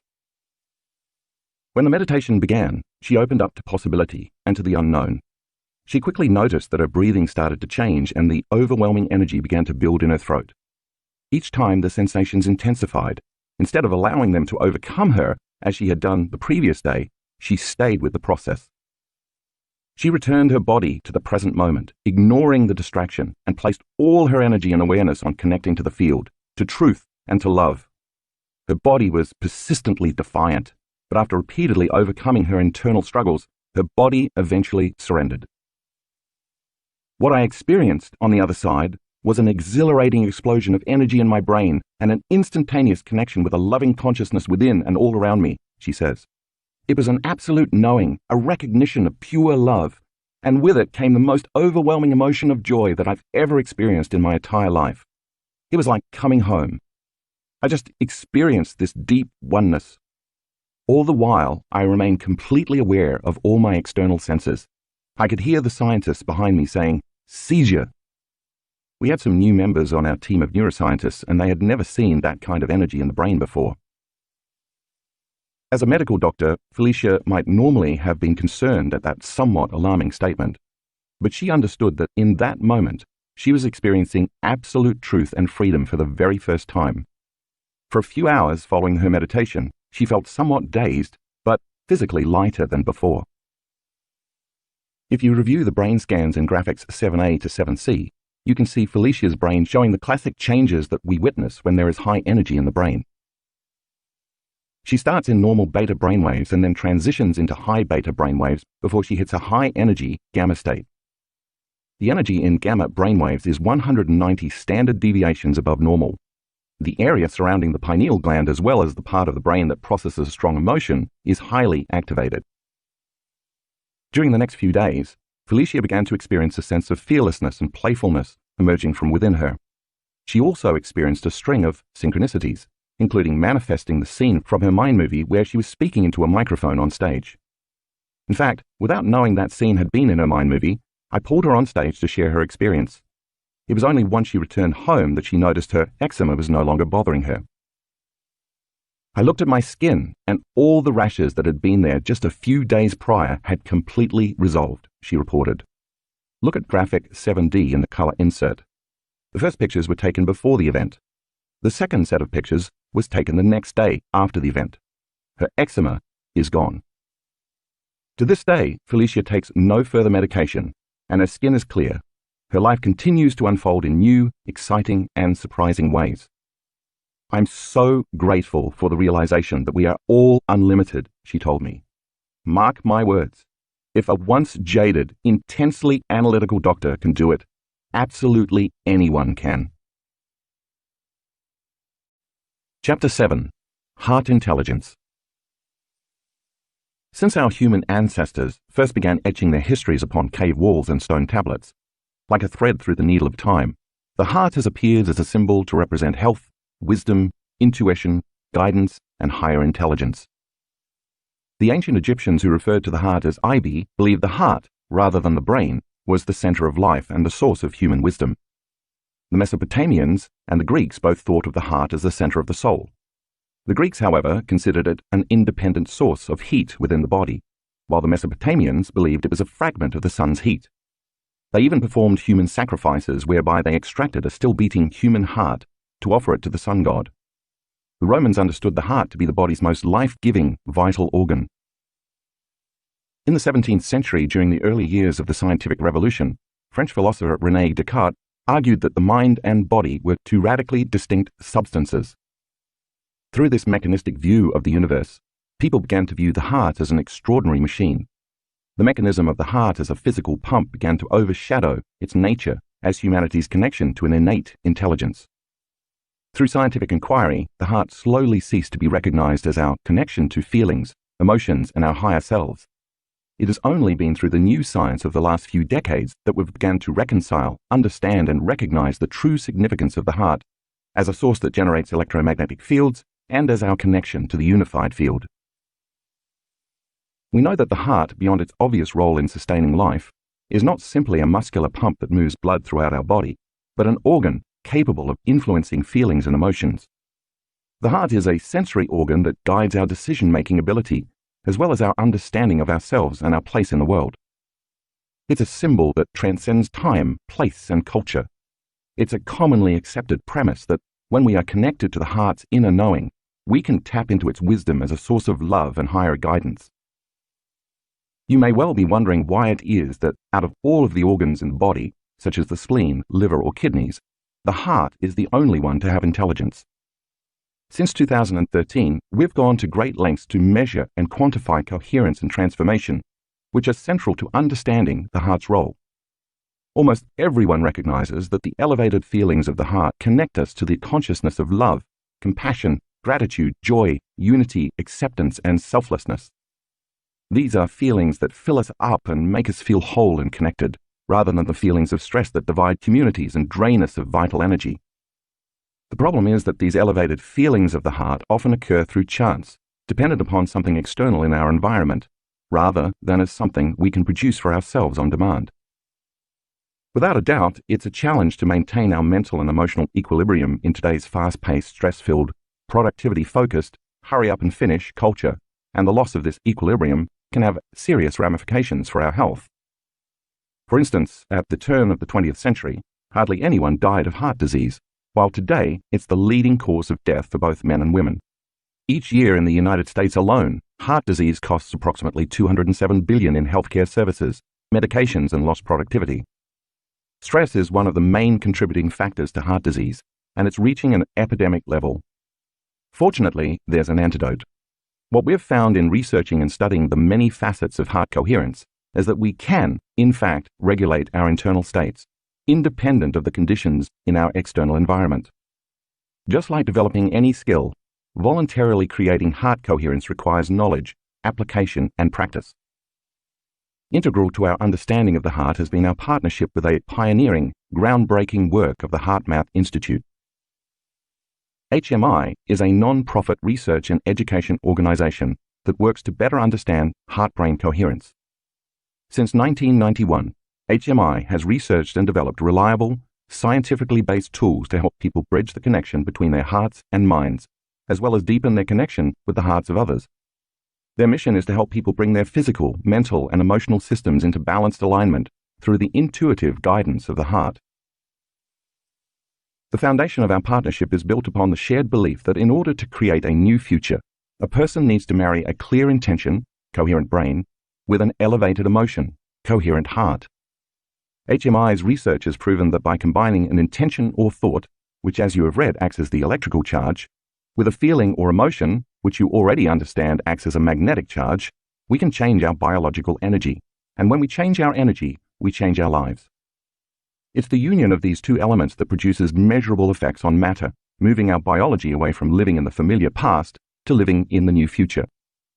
At our workshops across the world, we teach our students to maintain and sustain these elevated states of being so they can cease living as victims of circumstance, swinging from one emotion to the next, and begin living as the creators of their reality. This is the process whereby we create a new state of being, or a new personality, which creates a new personal reality.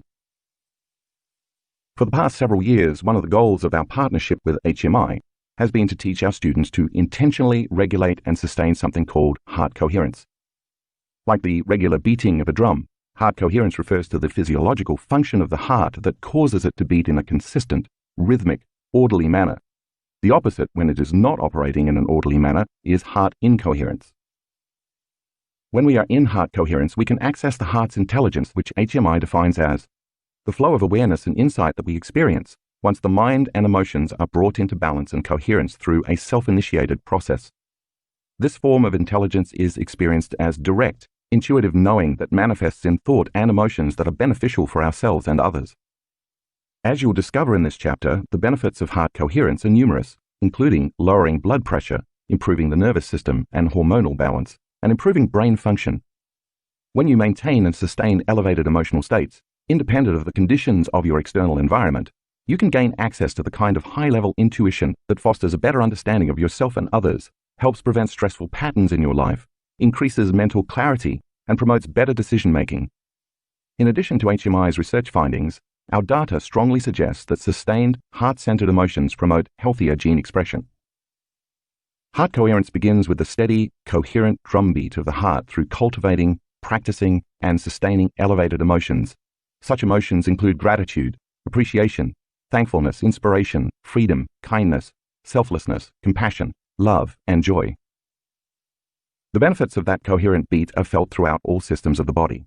Consciously or unconsciously, many of us practice feeling unhappy, angry, or fearful each day. So why not practice creating and maintaining joyful, loving, altruistic states instead? Wouldn't that eventually create a new internal order, resulting in overall health and happiness? The heart bridge.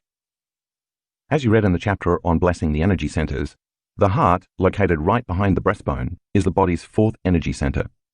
It is our bridge to greater levels of awareness and energy, as well as the center where our divinity begins. The heart is the intersection of our lower three energy centers, associated with our earthly body, and our upper three energy centers, associated with our higher self. It serves as our connection to the unified field and represents the union of duality or polarity. It is where separation, division, and polarized energy merge to become one, where opposites unify as the yin and the yang, good and bad, positive and negative, male and female, past and future. When your heart becomes coherent, your nervous system responds by increasing the brain's energy, creativity, and intuition, which has a positive effect on virtually every organ in the body. Now the heart and the brain are working together, causing you to feel more whole, connected, and content, not only within your own body, but also with everything and everybody. When you are in a heart-centered state, the wholeness you feel consumes any feelings you may have of want and lack. From this creative state of wholeness and oneness, magic begins to happen in your life because you're no longer creating from duality or separation. You're no longer waiting for something outside of you to provide relief from the internal feelings of lack, emptiness, or separation. Instead, you are becoming more familiar with your new, ideal self and creating new experiences of yourself. If you keep activating your heart center properly enough times during the creative process each day, in time you will feel more like your future has already happened. How can you ever want or feel lack if you feel whole? If the first three centers reflect our animal nature and are based on polarity, opposites, competition, need, and lack, the fourth center begins our journey to our divine nature. It is from within this heart center that we change our mind and energy from living in selfish states to living in selfless states, and then we feel less affected by separation or duality and are more prone to make choices for the greatest good of everyone. All of us have felt the consciousness of the heart center at one time or another in our lives. This energy is related to being fulfilled and at peace with yourself and your surroundings. When we embrace the feelings related to the heart, feelings that lead us to give, nurture, serve, care, help, forgive, love, trust, and so on, we can't help but feel filled up, whole and complete. I believe this to be our innate nature as human beings. Homeostasis, coherence, and resilience. As you have now learned, the autonomic nervous system, the involuntary division of the nervous system, is divided into two subsystems, the sympathetic nervous system and the parasympathetic nervous system. As you know, the sympathetic nervous system, when switched on, regulates the body's unconscious actions and responses, such as increased breathing, elevated heart rate, excess perspiration, dilation of the pupils, and so on. Its primary function is to stimulate the fight or flight response when a real or perceived danger is imminent. This system works to protect us in our outer environment. The parasympathetic nervous system complements the sympathetic nervous system in that it performs the exact opposite functions. Its role is to conserve energy, relax the body, and slow the high-energy functions of the sympathetic system. The parasympathetic system maintains protection in our inner environment. If you think of the ANS as an automobile, the parasympathetic system would be the brake and the sympathetic system the accelerator. Both branches of the ANS continuously relay communications between the heart and the brain. In fact, the heart and the brain have more nerve connections to each other than any other systems in the body. These two systems, the sympathetic and parasympathetic, are always working to maintain a state of homeostasis, relative equilibrium between all systems within the body. When the body is in a state of homeostasis, we generally feel relaxed and safe within our current environment. From this state of homeostasis, where all the body's systems are working in harmony and minimal amounts of energy are wasted, we can intentionally affect the nervous system to create coherence. In order to feel these emotions of coherence, the neural connections between the heart and brain must be functioning optimally in a balanced and coordinated manner. When the heart is beating in such an orderly, coherent fashion, it brings the ANS into coherence, which in turn improves our brain functions by causing us to feel more creative, focused, rational, aware, and open to learning. As you know, the opposite of coherence is incoherence. When the heart is beating incoherently, we feel out of balance, on edge, anxious, and unfocused. Because the body is operating in survival, we function more from an animalistic, primitive perspective than from the higher, heart-centered emotions of our greater humanity and divinity. Incoherence is brought on by stress, which is the body and mind's response to disruptions and upsets in our external environment. If the parasympathetic nervous system functions best when we feel safe, then the sympathetic nervous system is activated mostly when we feel unsafe. The stress we experience when we feel unsafe is not necessarily about the event itself, but the result of unmanaged emotional reactions to the event. In a state of homeostasis, you can think of the body as a sophisticated, finely tuned machine, but when emotions such as resentment, anger, jealousy, impatience, and frustration persist, our internal equilibrium is thrown out of balance. If you think about a time recently when you felt stress, it probably felt somewhat like a fragmented rhythm. As it turns out, this is exactly what the heart is doing, beating in a fragmented rhythm. In a state of chronic stress, the body struggles to maintain homeostasis, and we may begin to suffer from myriad stress-related symptoms. This constant stress draws from the invisible energy field around our body and depletes our vital life force, leaving little time or energy for repair and restoration. As a result of the body's reliance on the stress hormones, now we're caught in an addictive loop where incoherence and chaos start to feel normal. But at what cost? The long-term effects of stress can be catastrophic. According to one Mayo Clinic study of people with heart disease, psychological stress was the strongest predictor of future cardiac events, including cardiac death, cardiac arrest, and heart attack.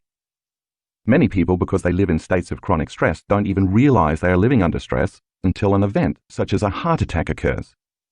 It makes sense, then, that if the heart is beating incoherently for extended periods of time, not working in balance and order, sooner or later it is going to fail. Key to our ability to manage stress is what's known as resilience, which HMI defines as the capacity to prepare for, recover from, and adapt in the face of stress, adversity, trauma, or challenge. Resilience and the management of emotions are both integral to many important physiological processes involved in energy regulation, how fast the body bounces back after the stress response, and our ability to maintain health and homeostasis. HRV, communication between the heart and brain. We've been led to believe that the brain reigns over our biology. While this is partly true, the heart is an autorhythmic organ, which means the heartbeat is self-initiated from within the heart, not from the brain. For example, it's a known fact that in all kinds of species, the heart can be removed from the body and placed in a salt solution called Ringer solution, where it will continue to beat for extended periods of time, independent of any neurological connection to the brain. In a fetus, the heart begins beating before the brain is even formed, at about 3 weeks. while the electrical activity of its brain doesn't even begin until around the 5th or 6th week. This demonstrates that the heart is capable of initiating communication with the central nervous system.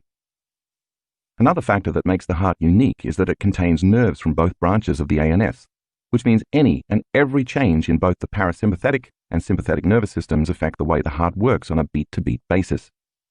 This is important because whether we are conscious of it or not, every emotion we experience influences our heart rhythm, which gets communicated directly through the central nervous system. In this way, the heart, the limbic brain, and the ANS have a very intimate relationship because balance or imbalance in one affects the other. As a side note, the limbic brain, the seat of the autonomic nervous system, is also called the emotional brain. So when you change your emotions, you affect your autonomic functions. Today, with about 75% accuracy, science can predict what someone is feeling just by looking at the beat-to-beat activity of the heart using heart rate variability analysis. HRV, heart rate variability, is a physiological phenomenon that measures environmental and psychological challenges as reflected by the variation of the heart's beat-to-beat intervals. Thus the term variability. Among its uses, HRV can measure the flexibility of our heart and nervous system, which reflects our health and fitness, as well as how well we are balancing our mental and emotional lives. By studying the heart's rhythms as measured by HRV, scientists can detect patterns that deepen our understanding of how humans process emotions and the effects of feelings and emotions on our well-being. In this way, continued HRV research offers us a unique window into the communication between the heart, brain, and emotions. Many studies show that having a moderate level of variability makes us better able to adapt to life's challenges. But a low level of heart rate variability is a strong and independent predictor of future health problems, including all causes of mortality. Low HRV is also associated with numerous medical conditions. When we are young, we have greater variability, but as we age, our variability decreases. HRV patterns are so consistent that when scientists look at an HRV reading, they can generally estimate the subject's age within approximately 2 years. For many years, a steady heart rhythm was considered a sign of good health, but now we know that our heart rhythm changes with each and every heartbeat, even when we are sleeping. Over the years, HMI researchers have discovered information encoded within these beat-to-beat intervals by looking at the spaces between heartbeats in HRV readings, rather than the spikes related to the beats themselves. This is somewhat similar to Morse code, where we understand communications by the intervals between transmissions. In the case of our heart, the intervals between its beats are complex transmissions used to relay communications between the brain and body. During the 1990s, researchers at HMI discovered that when people focused on their hearts and evoked elevated emotions such as appreciation, joy, gratitude, and compassion, those feelings could be observed as coherent patterns in the heart's rhythms. The opposite was true of stressful feelings, which caused the heart rhythms to be incoherent and to appear jagged and irregular. This discovery linked emotional states to HRV patterns. See Figure 7.1. The researchers also observed that heart rate, beats per minute, and heart rhythm were two separate biological responses. For instance, a person could have a high heart rate and still maintain a state of coherence. Therefore, it was determined that the heart's rhythms can create coherent internal body states. When our HRV is in a heart-coherent pattern, it reflects increased synchronization and harmony within the two branches of the ANS, as well as in the activity occurring in our higher-level brain centers. So much of what we've learned from Western medicine has caused us to believe that we cannot control our body's autonomic nervous system, like heart rate and blood pressure, because such functions are beyond the domain of the conscious mind, not to mention the separation between the voluntary and involuntary nervous systems.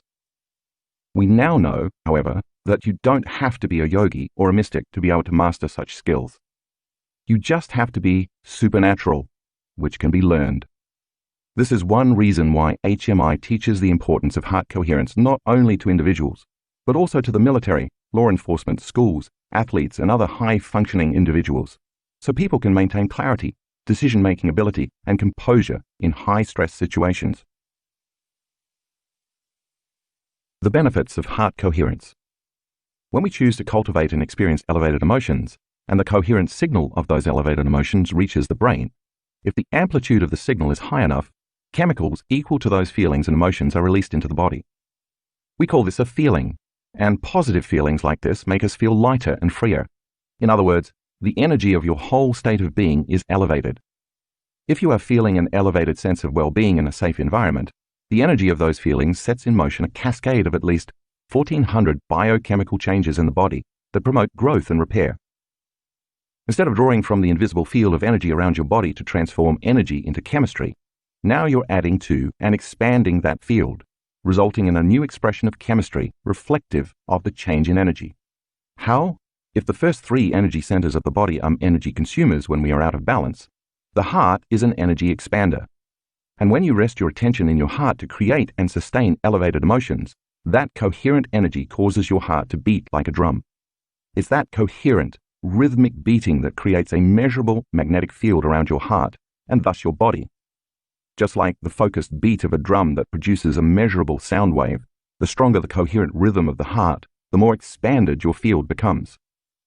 When you are feeling hurt, anger, stress, jealousy, rage, competition, or frustration, on the other hand, the signal from the heart to the brain becomes incoherent, and this triggers the release of approximately 1,200 chemicals into the body equal to those feelings. This chemical dump lasts approximately 90 seconds to 2 minutes. In the short term, these stressful feelings are not harmful. In fact, if they're resolved, they improve your resilience.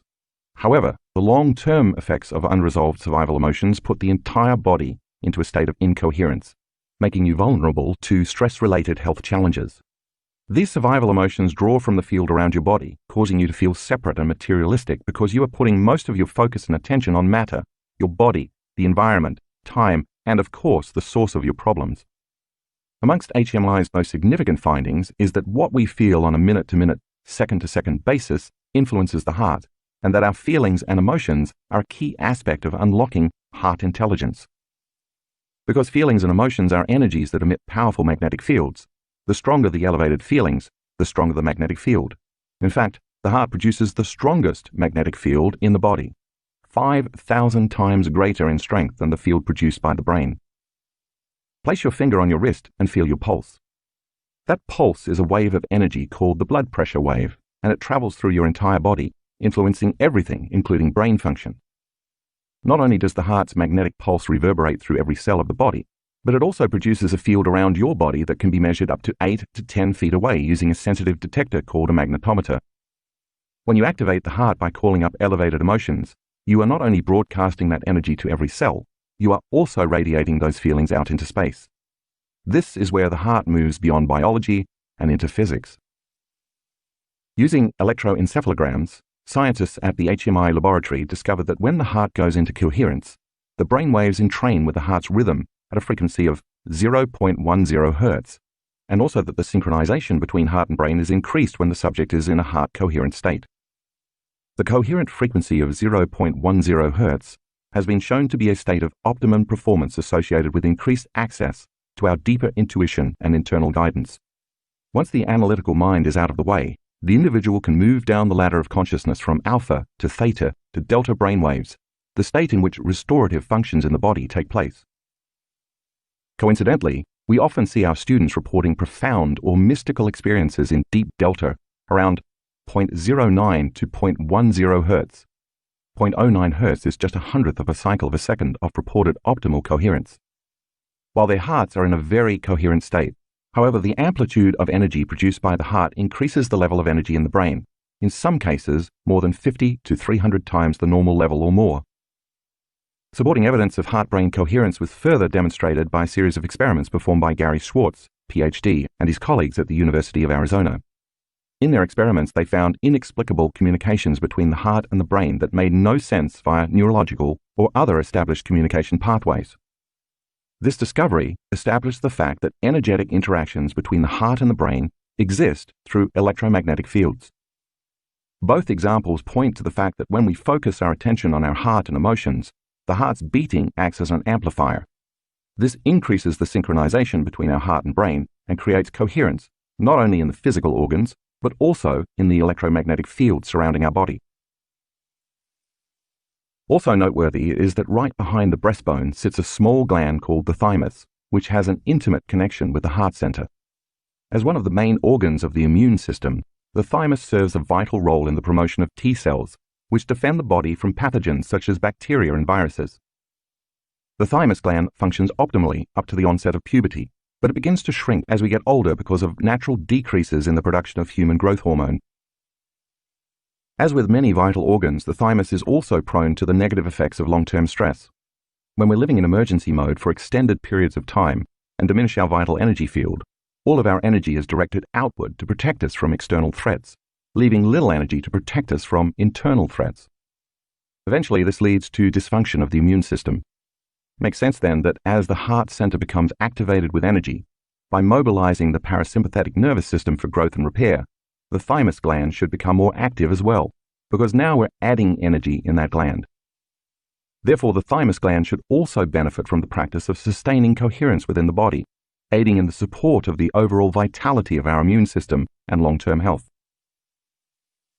You learned earlier in this book that in my own independent studies, when our students were able to feel and sustain gratitude and other elevated emotions for a total of 15 to 20 minutes per day for 4 days, the energy of the emotion signaled the immune cell genes to make a protein called immunoglobulin A. The significant increase in IgA is a perfect example of one of the many positive cascading effects of heart coherence. What all this boils down to is that the quality of our heart's rhythm has consequences for our overall health. If the heart beats in harmonious rhythms, its efficiency reduces stress on other systems of the body, maximizes our energy, and creates states whereby we thrive mentally, emotionally, and physically. If there is disharmony in our heart rhythms, the opposite is true. This incoherence leaves us with less energy available for healing and for maintaining health and long-term building projects, creating unrest within our internal states, and putting increased stress on the heart and other organs. Heart attacks and heart disease, for example, occur when the body has been under stress for extended periods of time. When we intentionally choose elevated emotions, however, focusing less on disharmony and more on gratitude, our bodies respond positively and we enjoy improved health. The next time you use an elevated emotion to tune into your future and embrace those feelings before the event unfolds, and feel gratitude that the event has already occurred, just know that the worst thing that probably can happen to you is that you begin to heal. The effects of chronic stress. When we live in a constant state of stress, our heart center becomes incoherent, and this stifles our ability to create. In response to chaotic heart rhythms, the brain becomes very disintegrated and incoherent, and that incoherence is reflected in the two branches of the ANS. If the parasympathetic system is the brake and the sympathetic system is the accelerator, when they are working in opposition, your body is receiving a message akin to stepping on the gas while your foot is on the brake. It doesn't take a significant amount of automotive knowledge to understand the ramifications of these opposing forces. We wear out the brakes and we put stress on the drivetrain, while the resistance wastes energy and reduces fuel efficiency. Eventually, this habituation of stress wears down the body so much that it eliminates our ability to repair and maintain health, depleting our vitality and resilience. If resilience is based on efficient energy management, you may feel completely drained, out of sorts, and perhaps sick while under the influence of chronic stress. The more addicted we become to these states of stress, the less likely we are to open our hearts, go within, and consciously create heart coherence. An experience I had at my home in a rural area of Washington State serves as a good example. One November evening, I came home from work, parked my car as I always did, and began walking down the 40-yard path to my house. It was pitch black. About 30 yards from my front door, off to my right, I heard an ominous growl coming from behind some very large rocks. Immediately, I narrowed my focus on matter, something, and found myself thinking, what could be lurking in the darkness? I began searching in my mind and then my environment for knowns from my past memory bank in order to predict my future. Could it be one of my dogs? I wondered. I started calling out their names, but there was no response. As I took a few more steps, the growling became louder. Without my having to think about mobilizing the energy in my body, the hair on the back of my neck stood up, my heart rate and respiratory rate increased, and my senses became heightened in preparation for fight or flight. I took out my cell phone and turned on the flashlight to narrow my focus on the possible threat, but I still couldn't see what was making the noise. From the darkness, the growling continued. I slowly backed up and finally fled to my barn, where my ranch hands were putting away the horses for the night. We grabbed our guns and flashlights and returned to the scene just in time to see a cougar and her cub scurrying away through the bushes. You can probably gather from this story that a highly stressful situation like this is not the time to open your heart or trust in the unknown. It's not a time to take your attention off things in your outer material world to focus on a new possibility in your mind. It's a time to run, hide, or fight. But if you are perpetually hooked into the fight or flight state, even if there is no cougar in the bushes, you will be less likely to want to close your eyes and go within because you have to keep your attention on the perceived threat outside of you. No new information can enter your nervous system that is not equal to or relevant to the emotions you are experiencing, so you can't program your body for a new destiny. So it makes sense that the more you live addicted to the stress hormones in your normal life, the less likely you are to want to create, meditate, or open your heart and be vulnerable. The heart-brain. In 1991, the pioneering work of J. Andrew Armour, MD, PhD, showed that the heart literally has a mind of its own. With as many as 40,000 neurons, the heart has a nervous system that functions independently of the brain. The technical term coined for this system is the intrinsic cardiac nervous system, more commonly known as the heart-brain. This discovery was so monumental that it led to a new field of science called neurocardiology. The heart and the brain are connected by efferent, descending, and afferent, ascending pathways. However, 90% of the connecting nerve fibers ascend from the heart up to the brain. Armour uncovered that these direct, afferent neural pathways continuously send signals and information that interacts with and modifies activity in the brain's higher cognitive and emotional centers. These signals from the heart to the brain connect through the vagus nerve and continue straight to the thalamus, which synchronizes cortical activity such as thinking, perceiving, and understanding language, then to the frontal lobes, responsible for motor functions and problem solving, and onto the brain's survival center, the amygdala, which signals emotional memory. The core cells of the amygdala even synchronize to the heart's beating. See figure 7.2. This means that if your heart center is open, it's keeping your brain's survival centers in check. It's possible then that the more heart-centered you are, the less likely you will react to stresses in your life. The reverse is also true. The less energy you have in your heart center, the more likely you will be living in survival mode. This tells us that our feelings and heart rhythms affect what emotional memories and responses transpire in us. So stress and anxiety can trigger brainwave patterns to match an anxiety habit of the past. Conversely, just like a computer that matches patterns, elevated emotions of the heart can produce coherence in brainwave patterns. So if you're summoning the feelings of your future by creating elevated states, your brain is beginning to lay the neural networks for those future emotions or that new destiny.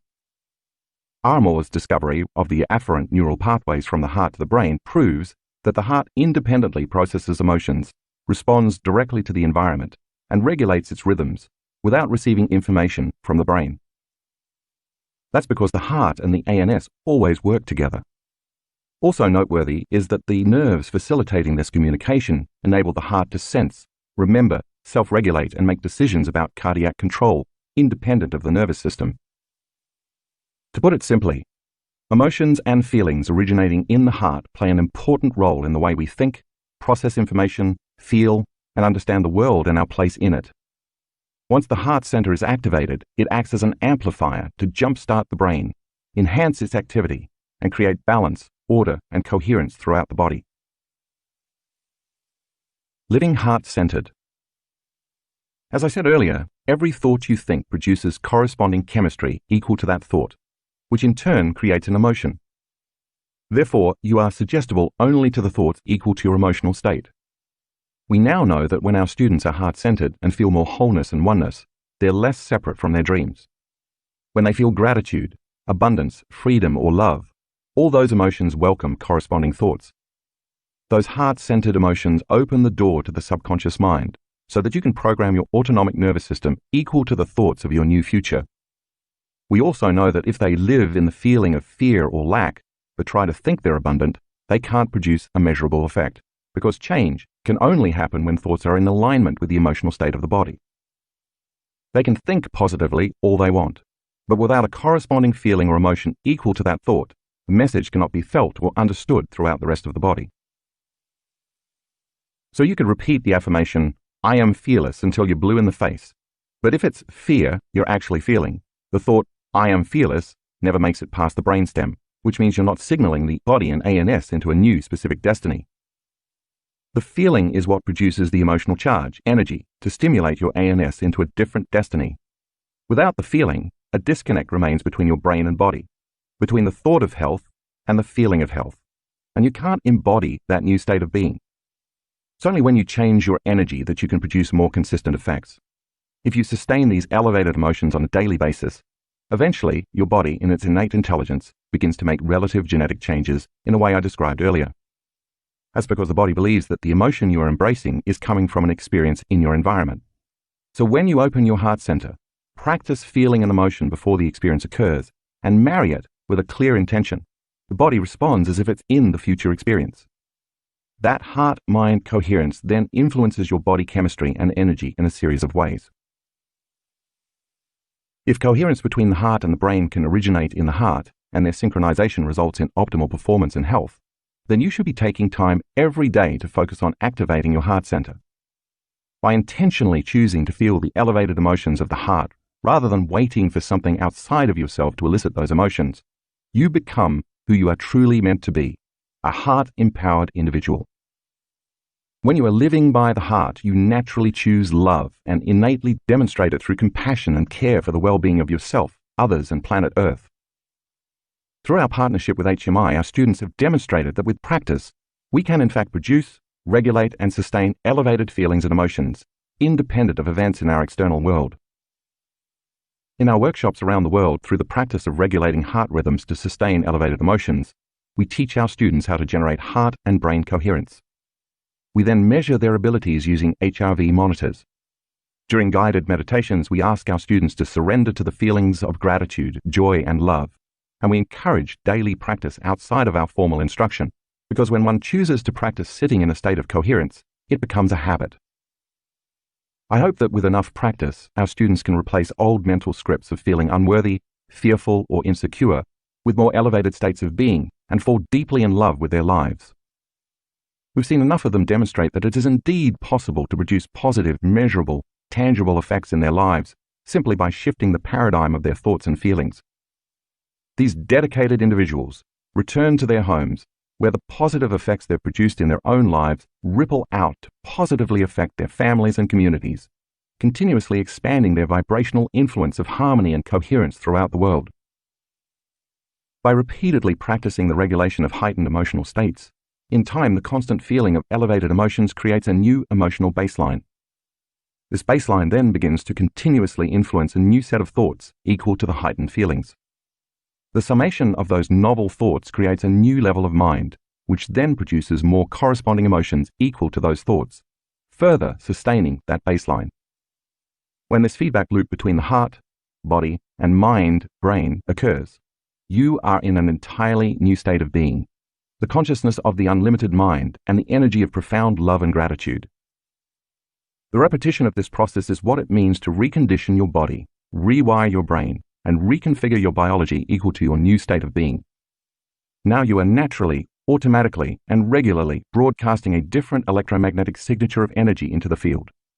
This is who you are, or who you have become. Countless history books could be written through the lens of incoherent emotions. Whether the result is a Shakespearean tragedy, genocide, or a world war, survival emotions such as blame, hate, rage, competition, and retribution have resulted in an endless, unnecessary trail of pain, suffering, oppression, and death.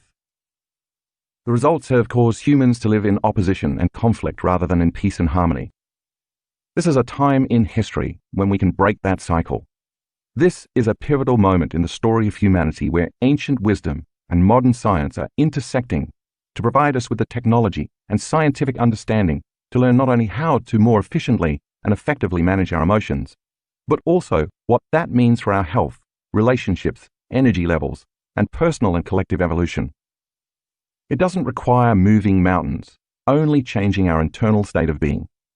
This allows us to alter the way we act with one another, replacing stressful situations with positive experiences that give us energy, fill our spirit, and leave us with a sense of wholeness, connection, and unity.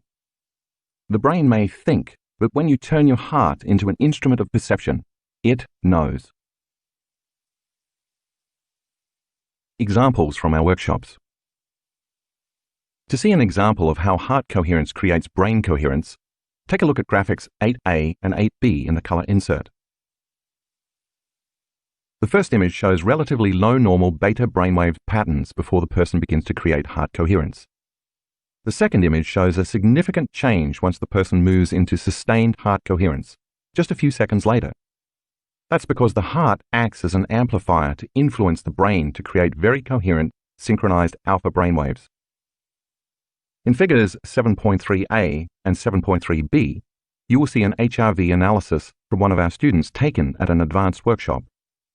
She's having a pretty amazing day. The first chart in figure 7.3a represents 2 meditations, one in the morning and one right before lunch, and each block represents 5 minutes of elapsed time.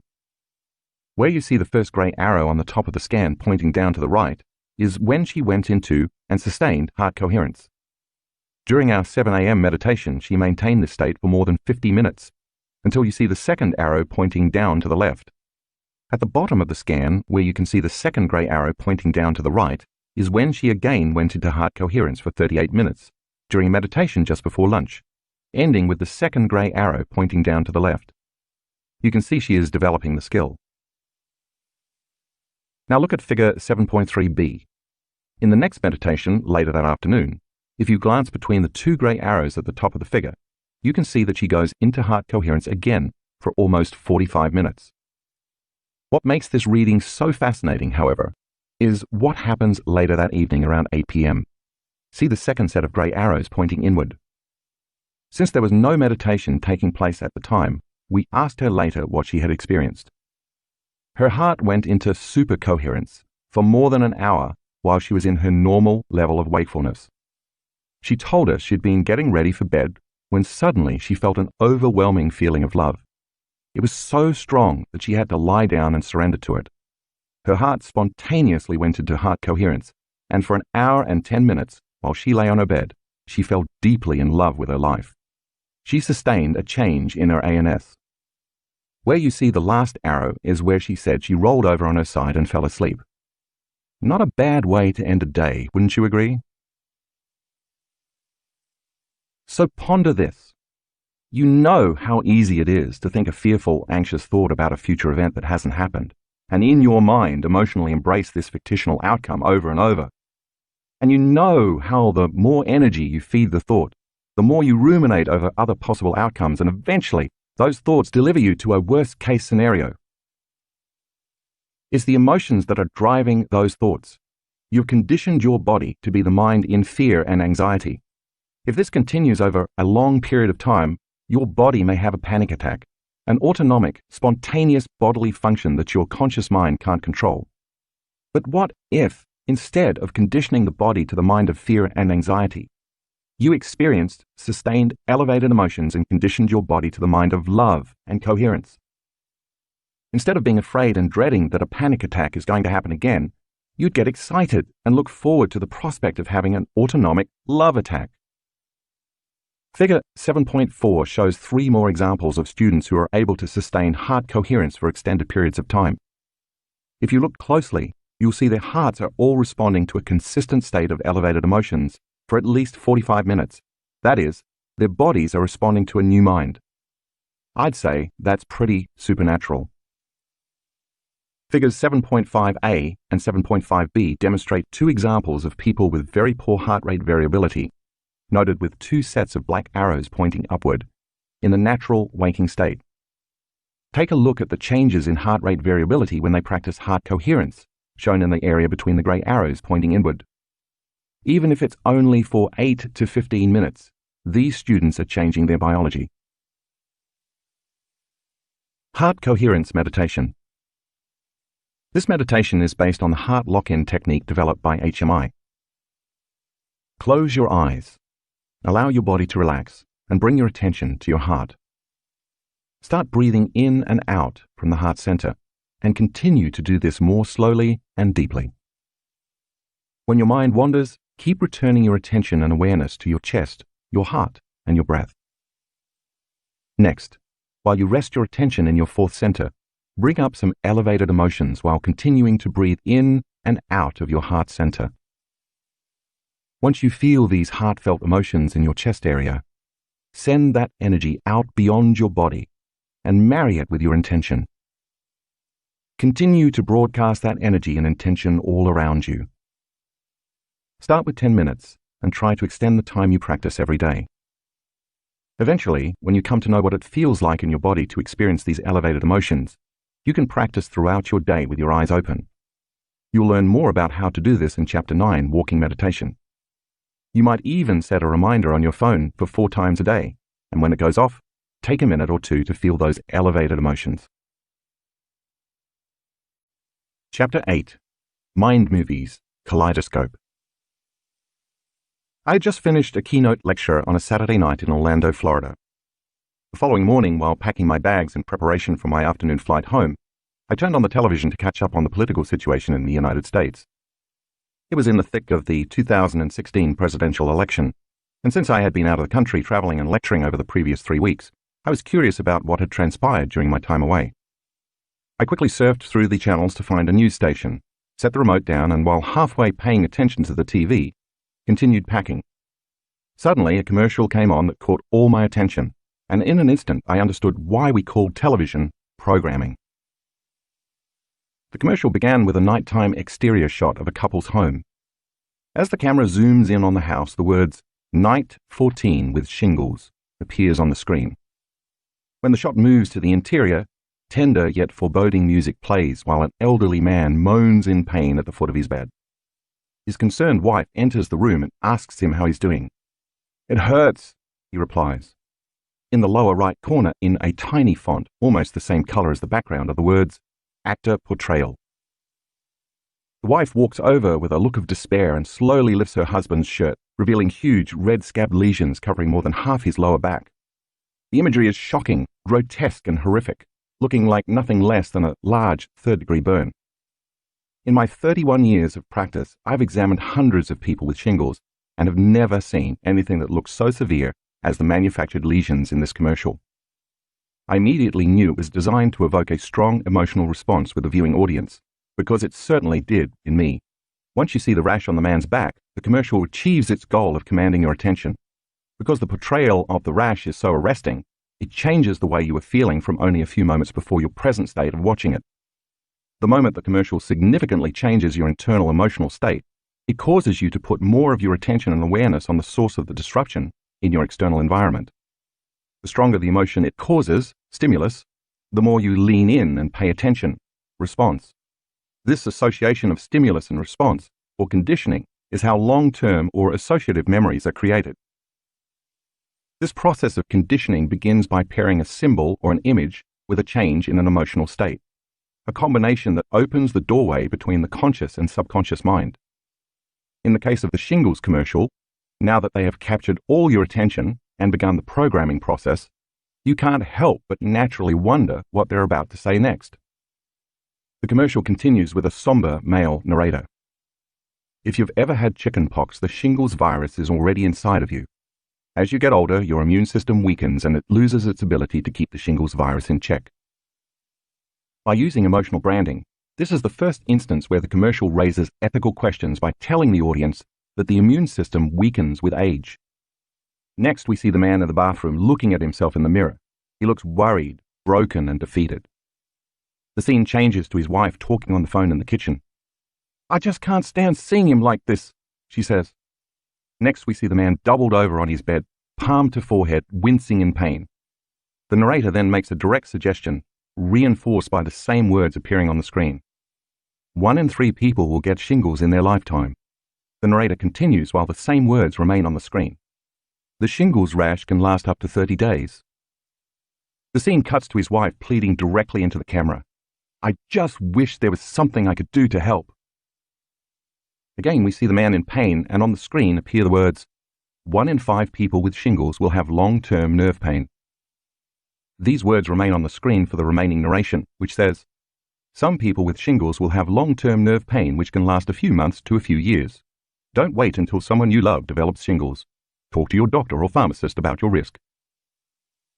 Let's take a closer look at what this commercial is attempting to do. First, it puts you in an emotional state by changing how you feel. Once it captures your attention, you immediately become more open and suggestible to the information that follows. Now that you're more prone to accept, believe, and surrender to this information without analyzing it, if you're feeling fearful, victimized, vulnerable, worried, shocked, weak, tired, or in pain, you're more susceptible to the information equal to those emotions. You might start wondering if the ailment could happen to you. At various points during the commercial, certain facts appear written on the screen, allowing you to read along. This serves to reinforce the programming. Also, while the thinking brain is focused on reading the copy, the content of the narration slips behind the conscious mind and into the subconscious mind. Like an audio recorder, it records the entire script and creates an internal program. Next, through a direct, literal suggestion, the narrator has instilled fear in you by personally suggesting you already have the shingles virus in your body, and that because of the natural process of aging, your immune system is no longer strong enough to take care of the virus. This turns on your emotional brain, the seat of your autonomic nervous system, allowing it to become programmed. Once the suggestions make it to your autonomic nervous system, it takes the orders without question and gets busy making chemical changes in your body equal to the literal suggestions. In other words, your body is going to subconsciously and automatically be programmed to weaken your immune function. In conclusion, you're at risk, and you'd better not wait until you contract it. The commercial's effect goes even a little further. If you've ever had chickenpox, and after watching this you think your immune system is weak because of your age, you will decide you have an even greater need to prevent getting shingles, so you will be even more motivated to buy the drug. If you happen to be the person who has shingles and you're watching this commercial, when you see that your condition is not as severe as the actor's shingles, you may find yourself thinking, I should take the drug now so that it doesn't get any worse. I don't want to end up like him. If you don't have shingles, at the commercial's end, you may still be left quietly wondering, am I part of the 2/3 of the population that is safe, or am I in the 1/3 of the population that will get the virus? If you think, I hope I'm not part of the 1/3, it means you believe there may be a chance that you're susceptible and vulnerable, leaving you unconsciously thinking that you already have it. You know what I found most absurd about this commercial? They never even mention the drug, which means they don't have to reveal its side effects. Since the commercial has now piqued my curiosity, I stopped packing and looked on the internet for another commercial by the same pharmaceutical company. I wanted to know what drug they were suggesting would alleviate the severity of the actor's exaggerated, manufactured lesions. After a quick search, I found several similar commercials with the same theme and wording, but with slight variations. They all shared one thing in common, however. They were all designed to capture your attention. In the next commercial I watched, a woman is wearing goggles and swimming in a lap pool. Everything is black and white. In a twist on the previous commercial, the narrator, speaking in an authoritative female British accent, is the shingles virus, and the narration is coming from within the woman's head. Impressive, Linda. Age isn't slowing you down, but your immune system weakens as you get older, increasing the risk for me, the shingles virus. I've been lurking inside you since you had chickenpox. I could surface at any time as a painful, blistering rash. The scene then abruptly cuts from black and white to color, and a man lifts his shirt to reveal the worst shingles rash you've ever seen. Again, the grotesque, blistering lesion can't help but attract your attention. As quickly as the scene turns to color, it returns to the swimmer in black and white. The commercial continues in a similar manner and formula as the previous one. First, make an arresting statement or show a shocking image to change the viewer's emotional state. Then cause them to be more suggestible to the information via the change in their emotional state. And finally, use auto-suggestion to make them wonder if they already have shingles. This ad also infers that even though you might be healthy, work out and take care of yourself, you can still become a victim of the virus, further suggesting that no one is immune. Again, the words on the screen reinforce the message. 1 in 3 people get me in their lifetime. Linda, will it be you? If you identify with the woman in any manner, the voice is talking directly to you. The tone of the commercial then changes as a new male narrator begins speaking in a confident, light-hearted tone, devoid of worry or concern. In a similar British accent, the voice says, "And that's why Linda got me drug X." The scene remains in black and white except for the woman's bathing suit, her swim cap, and the name of the drug, which appears on the screen in large, sophisticated font. Now the drug has been imprinted into your brain at yet another level. Once again, the ad has created an association between your health and safety and the drug that will protect you. The tagline comes on the screen as the narrator reads it aloud, stating that the drug helps to boost your immune system against shingles, to help protect her against you, shingles. At the end of the commercial, the narrator says drug X is used to prevent shingles in adults 50 years and older. The drug is not to be used to treat shingles, and it does not help everyone. Here's the punchline. You should not take the drug if you have a weakened immune system. Whoa, what? Back up. Here's the irony. They just told you that as you age, your immune system weakens and you're at a greater risk for shingles. The drug is supposed to strengthen your immune system, but you shouldn't use it if you have a weakened immune system. Now comes the dilemma. If you still choose to take the drug, you believe the drug to be more powerful than your possibly weakened immune system. The programming worked. What the clever, if not unethical advertisers understand is that this message is confusing and disorientating to your conscious mind.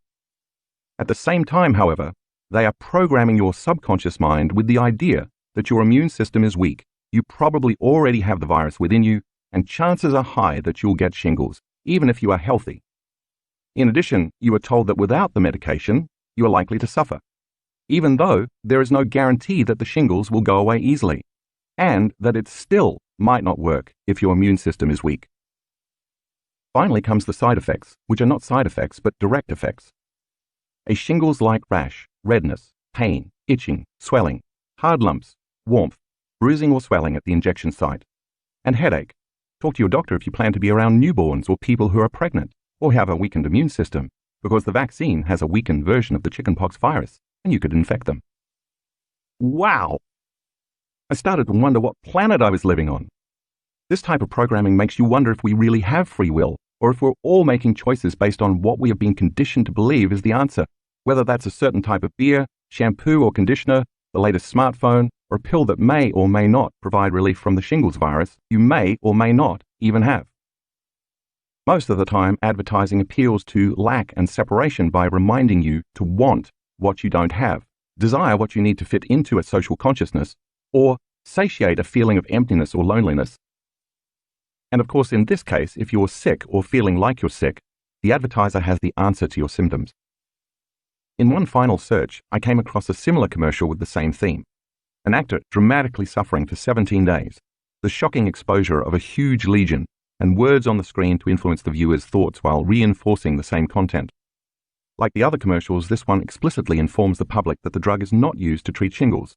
But at the end of the commercial, the handsome man smiles and declares, "I think I'm going to give it a try." Meanwhile, I'm left wondering why he would give it a try if he already has had shingles for 17 days, especially if the drug doesn't treat the condition. Now I'm really confused. Years ago, I learned in my training that by definition, hypnosis is a disorientation of the inhibitory processes of the conscious mind, bypassing the analytical mind, so that one becomes highly responsive to suggestions and information in the subconscious mind. As the conscious mind is busy and preoccupied trying to figure things out, the subconscious mind takes it all in without discretion. If you can disorient people with information, or in today's world, disinformation, shock, or confusion, you just open the door to programming their subconscious mind. In this chapter, we're going to learn how to do the opposite and positively reprogram the negative programming we've been conditioned to for most of our lives. 3 minds in one brain: the conscious, subconscious, and analytical mind. By now you know that when you change your brainwaves from beta to alpha, you slow down your neocortex, the analytical thinking brain. As your brainwaves slow down, you leave the domain of conscious mind and enter the realm of the subconscious mind. We could say then that if you are somewhat conscious and aware but not actively engaged in thought, your consciousness is moving out of the thinking neocortex and entering the midbrain, otherwise known as the subconscious, the home to the autonomic nervous system and the cerebellum. If you've ever witnessed someone completely captivated by a television show, so much so that when you tried to speak to them that they didn't hear you, it's possible that they were experiencing alpha brainwave states, a state highly suggestible to information. Suggestibility is the ability to accept, believe, and surrender to information without analyzing it. In this state, the viewer is so engrossed, so focused on what they're watching, that they appear entranced and motionless. Nothing else exists to them except the object of their attention. If the person doesn't analyze the information they are being exposed to, they are likely to accept, believe, and/or surrender to it because there is no analytical filter. It makes logical sense then that the more suggestible you are, the less analytical you are. The opposite is also true. The more analytical you are, the less suggestible you are to information. Therefore, it is less likely that your brain will be in an alpha brainwave or trance state. Take a look at figure 8.1 to help you understand the relationship between suggestibility, the analytical mind, trance, and brainwaves. What the creators of the commercials I mentioned earlier fully understand is the best way to program a person to take a desired action is to put them in an alpha brainwave state, so that the information presented is not analyzed. When the commercial is repeated or a similar one with the same message is played over and over, sooner or later that program is going to enter the viewer's subconscious. The more we are exposed to the stimulus, in this case the commercial, the more automatic the programmed response becomes. Eventually, when we've unconsciously memorized the stimulus and the response is automatic, the conscious mind no longer needs to think about or analyze the incoming information. Meanwhile, the subconscious mind maps the information, recording and storing it like a voice or video recording. Once it is mapped in your brain, each time you are exposed to the commercial, it continues to prime the same neural networks, further reinforcing the same program, thought, and belief. Now, not only can information influence your health, but it can also give you the solution to the problem the commercial is actually creating. Other situations that increase suggestibility include shock, trauma, or a strong emotional reaction. For instance, when people are stunned or exposed to emotionally charged situations, it's common that the brain goes into an altered state. As the brain pauses because of a sensory overload, such as a motor vehicle accident, the person enters a suggestible state. In severe cases, the person surrenders to the shock, becomes frozen and numb, and their ability to think becomes impaired. Therefore, when someone is exposed to an aggressive rash and feels sickened by the images, combined with the right music and narration to create an ominous or foreboding mood, the door to the subconscious mind opens, making the person more easily programmable. If you remember, the subconscious mind sits right below the conscious mind. The limbic brain is the home of the subconscious and the autonomic nervous system, which controls all the automatic biological functions that happen on a moment-to-moment basis. Once a thought is programmed, like a servant carrying out their master's orders, the ANS carries out the request of the thought. If you are repeatedly told that your immune system weakens as you age, and that 1 out of 3 people who have had chickenpox in their life will get shingles, the emotionally charged experience allows the message to make it past your thinking, analytical mind. In response to this information, your ANS follows the orders and can begin to actually weaken your internal defense system. For the advertisers to really get their money's worth in this commercial endeavor, it's best for them to repeatedly run the commercials late in the evening when we're most suggestible to programming. Why? Because melatonin levels rise in response to darkness, and melatonin causes our brainwaves to slow down in preparation for sleeping and dreaming. Because our brainwaves are moving from beta to alpha to theta to delta in the evening, people are less analytical and their subconscious window opens. As daylight wakes us up in the morning and our brain begins producing serotonin, the reverse process occurs. Our brainwaves go from delta to theta to alpha, where again our subconscious is open to programming, and eventually to beta. So if you're an advertiser and you know the majority of the public is not aware of the way subconscious programming works, why not create a series of late-night commercials with your desired messaging? Accent it with just the right amount of fright and concern so as to capture the viewer's attention, and proceed to program their autonomic nervous system to get busy taking the orders just before they fall asleep. A good rule of thumb: don't watch anything on television or on the internet or participate in any mode of entertainment that you don't want to experience, not only before bed, but ever. Kaleidoscope eyes. Entranced in trance. For years I've been thinking about how we're all constantly programmed into self-limiting beliefs. That is, believing that we need something outside of us to change how we feel inside of us. That is, after all, what advertising is all about. The never-ending dependence on and consumption of external sources to make us feel happy or better. This belief, which reminds us of our separation from wholeness, is incessantly ingrained in us through the media, television shows, commercials, the news, video games, websites, and sometimes even music. It's a simple strategy, really. If you can suspend people in the feelings of lack, fear, anger, opposition, prejudice, pain, sadness, and anxiety, they remain dependent on someone or something outside of them to make those feelings go away. If you remain in a perpetual state of busyness and are always preoccupied in survival emotions, you never actually have the opportunity to believe in yourself. But what if it was possible to undo or reverse that programming so you had unlimited beliefs about yourself and your life? That's exactly what we've been doing for several years at our advanced workshops, using 2 simple tools, including one that children have been playing with for ages. a kaleidoscope. The only difference is that we're applying it in a technologically advanced way to induce trance. Up until this point, we've been moving into trance in alpha and theta brainwave states with our eyes closed during meditation. But if we can create alpha and even theta brainwave states with our eyes open, and intentionally expose ourselves to information relevant to our life's dreams and goals, we can reprogram ourselves into supernatural states, rather than the unconscious states we experience daily. But why the kaleidoscope? For many years now, my primary passion has been the mystical. Each time I have one of these profound and super lucid experiences, they create lasting changes within me that deepen my understanding of myself and my connection to the mystery of life. Once you have a mystical experience and get your first glance behind the veil, you can never go back to business as usual. And with every subsequent mystical experience you have, you move closer to source, wholeness, oneness, and the indivisible unified field. The good news is that mystical experiences are no longer relegated to people like Teresa of Avila, Francis of Assisi, or a Buddhist monk who's been meditating for 40 years. Every person is capable of engaging, experiencing, and accessing the mystical. When I'm having a mystical experience, it seems more real to me than anything I've ever known in my life, and I lose track of space and time. Often, just before I become entwined in it, I see in my mind, and sometimes in my outer world, circular, geometric patterns made of light and energy. They tend to look like mandalas, except they're not static. They're standing waves of interfering frequencies that appear as fractal patterns. The only way I can describe their properties is that they are alive, moving, changing, and ever evolving into more complex patterns within patterns.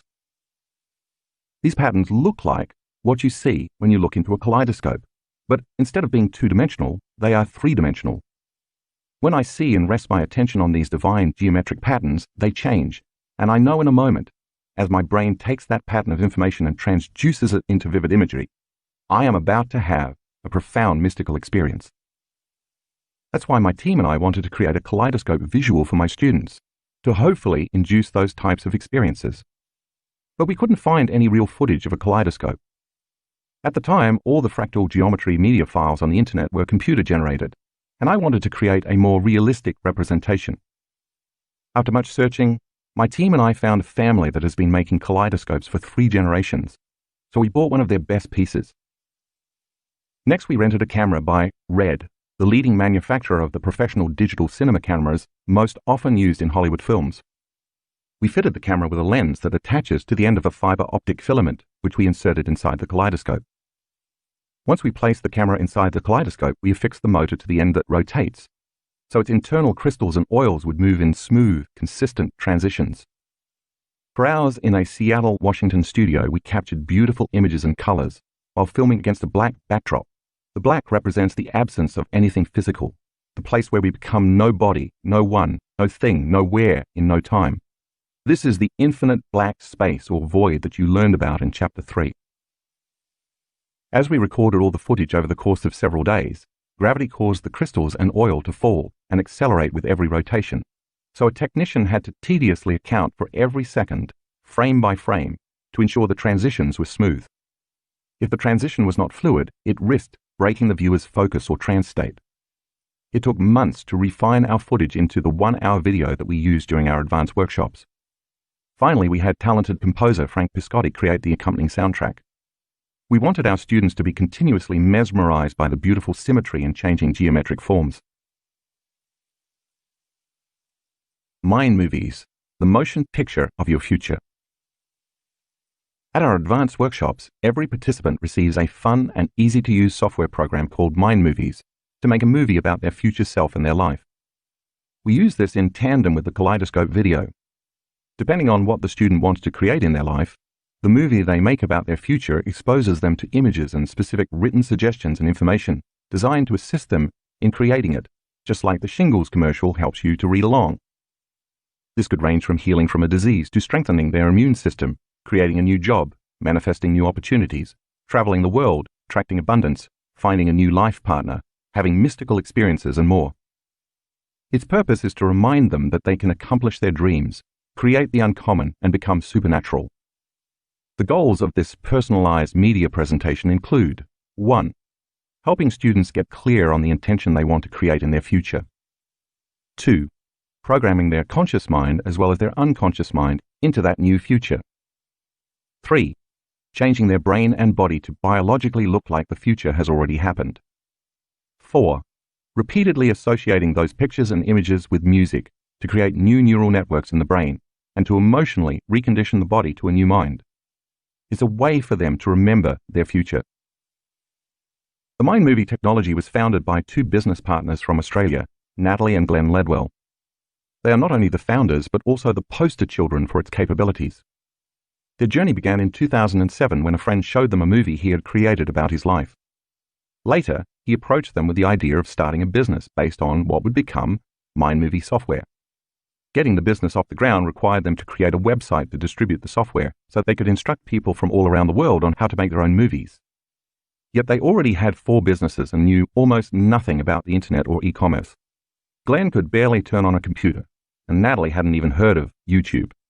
They recognized, however, that Mind Movie had the potential to be a very powerful tool to help people build the belief that they could create real outcomes in their lives. With that in mind, they decided to post a video about the power of mind movies on YouTube. At the end of the video, viewers were encouraged to visit their website where they could learn how to build their own. In early 2008, after receiving countless emails from customers telling them how mind movies had changed their lives, Natalie and Glenn decided to go all in. They flew to the United States, attended an internet marketing seminar, joined the marketing mastermind group, and began planning Mind Movie's global launch. Yet when they arrived in the United States, they had nearly drained their bank account, leaving almost no money to pay for the remaining services required to launch the business. This meant learning, mastering, and implementing everything for the launch themselves. For months, they worked 12-hour days out of their office, otherwise known as their bedroom. In the process, they ventured so far outside their comfort zone that they no longer knew what a comfort zone was. Faced with daily, technical, business, and personal challenges, they had one secret weapon in their arsenal: their own mind movie. In their mind movie, Natalie and Glenn defined the number of customers they wanted to attract and who those customers would be. They described the respect of their industry peers and plotted out what they would do once their business was a success, such as the restaurants where they would eat and the family holidays they would take. Finally, they wanted to produce $1 million worth of sales. Why not aim high, they thought. Their marketing friends were doing $1 million launches, albeit with $5,000 programs. They watched their mind movie multiple times a day to de-stress and remain focused and inspired, even though everything in their current reality seemed to be working against them. But they knew all their effort, risk, and dreams would culminate on the day of their global launch. The finish line was in sight. And then the unthinkable happened. Scheduled for September 2008, their launch coincided with the global financial crisis.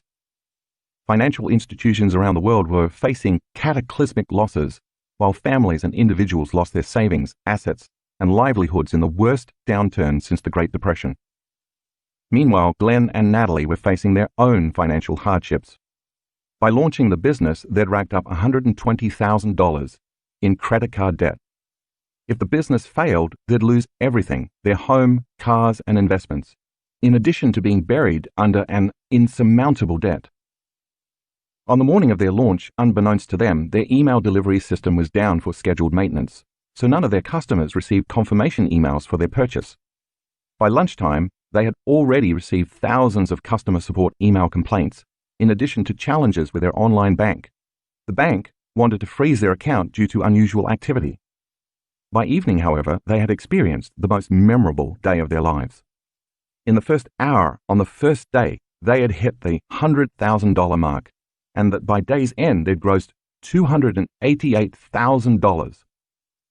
In the end, Glenn and Natalie ended up generating $700,000 based on a $97 program with no upsells.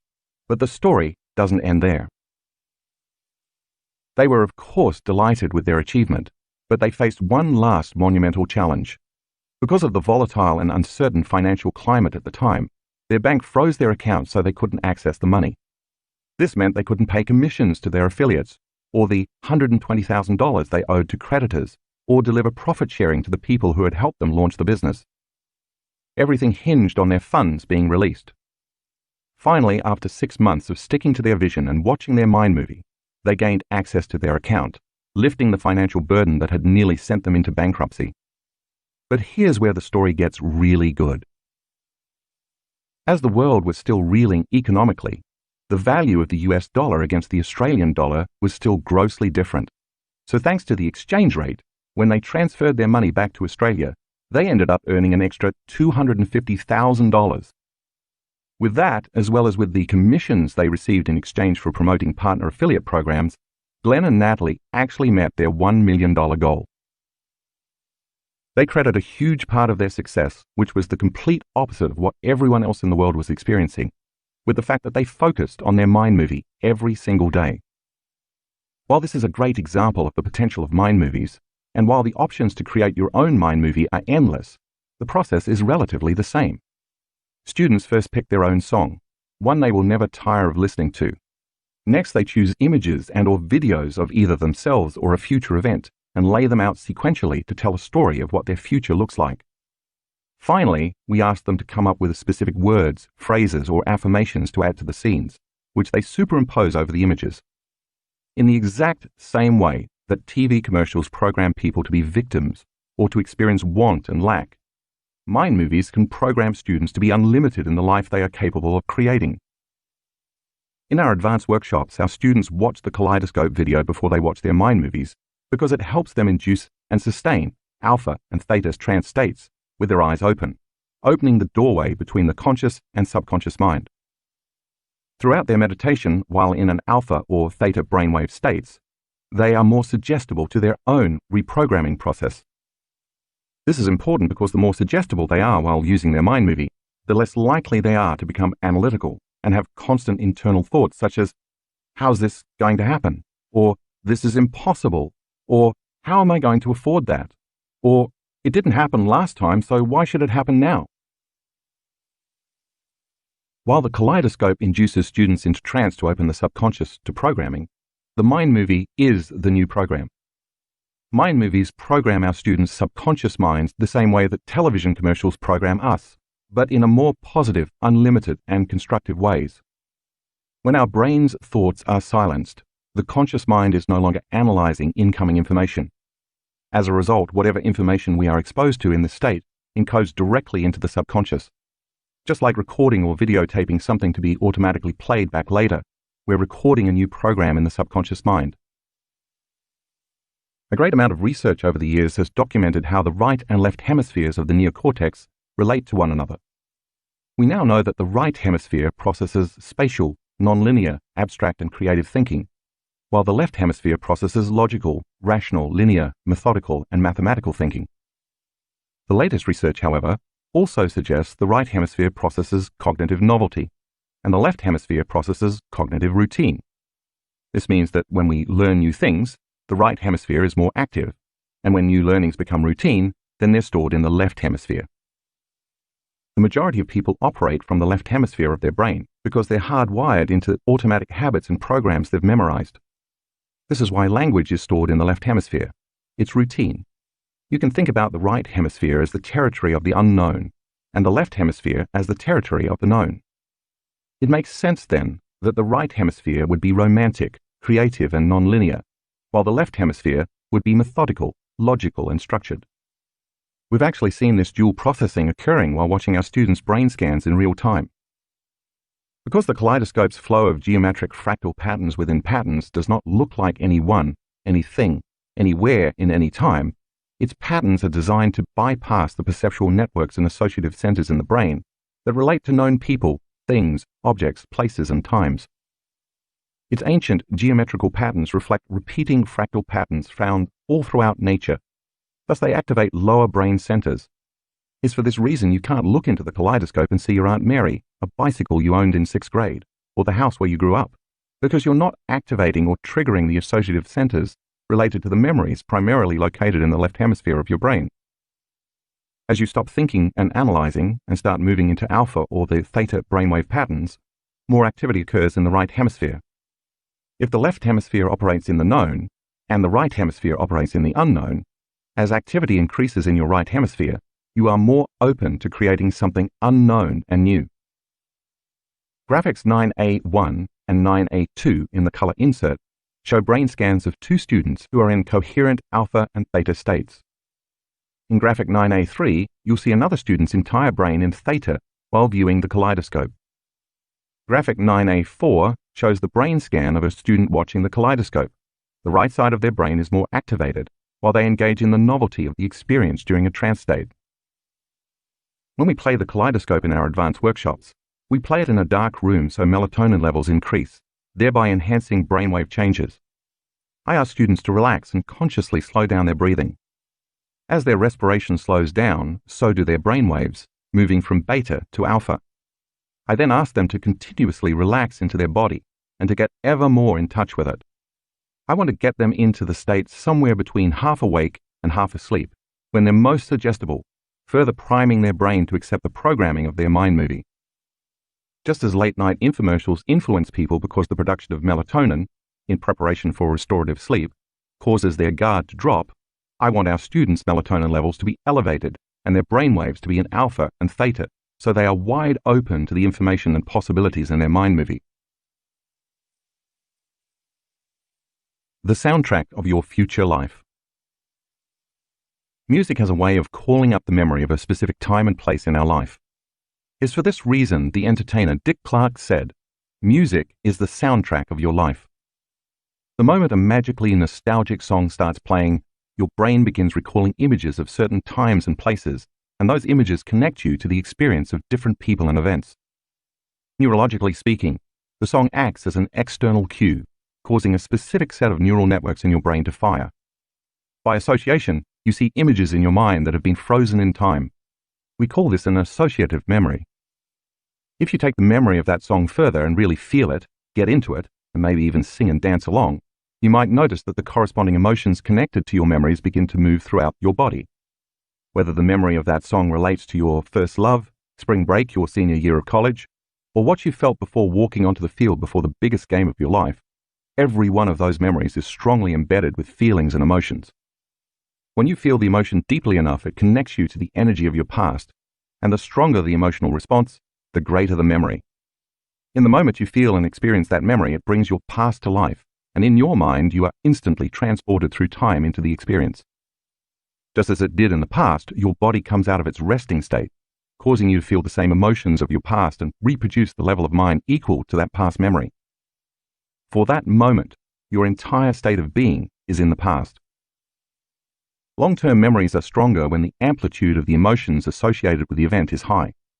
Whether a long-term memory is positive or negative, however, has no bearing on how our mind processes the memory. For example, memories of traumas, betrayals, and shocking events carry equally powerful emotions, except they are negative rather than joyful. Once we remember and relive the pain, fear, anger, sadness, and intensity of the emotions connected to those traumatic memories, our internal chemical state changes. This causes us to pay more attention to whomever or whatever created the original emotions in our external environment. So what if you could create a movie of your future and pair it with a song that motivates and inspires you so much that it pulls you out of your resting state, changes your state of being, and connects you to the energy of your future memories? If music is the soundtrack of your life, then just as certain songs transport you to the past, couldn't you bring your future to life in the same way? This is where mind movies come in. By purposely pairing very powerful and moving images of your future, adding words and phrases to reinforce the content, and combining them with elevated emotions and inspiring music, you create long-term memories that move your biology out of the past and into the future. In other words, the images elicit feelings that correlate to the experiences you want to have in your future. This could include images of homes you want to live in, vacations you want to take, a new career, the freedom of expression, a healed relationship or body, interdimensional experiences, and so on. These are just some of the infinite possibilities that exist in your future timeline. When you watch your mind movie, as you connect to the feelings and emotions of your future, the higher the emotions you feel, the more you pay attention to the images that created those emotions. Now you're creating long-term memories of your future, and you're bringing your future to life. The magical, interdimensional component of the future is your song, because it's the feelings associated with your song that change your energy equal to how you will feel when that future unfolds. This is why it's best to choose music that's inspirational, motivational, or aspirational. Next, you add words of affirmation or knowing to the mind movie that remind you of who you are and what you believe about your future. You could even add a timeline if you want to. Some examples could include: the doors of dimension open to me so I may experience the mystical. My body is healing every day. My words are law. I feel loved deeply and daily. Wealth flows to me. All my needs are always met. My body becomes younger every day. The divine appears in my life every day. My life partner is equal and teaches me by example. Synchronicities happen to me all the time. I feel more whole every day. My immune system gets stronger each day. I lead with courage in my life. I am an unlimited genius. I am always aware of the power within me and all around me. I believe in myself. I embrace the unknown.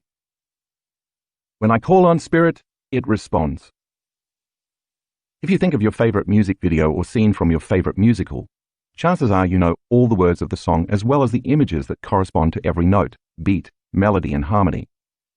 Most likely the power of that combination evokes a time and place in your life that was inhabited by a particular set of people, feelings, emotions, and experiences.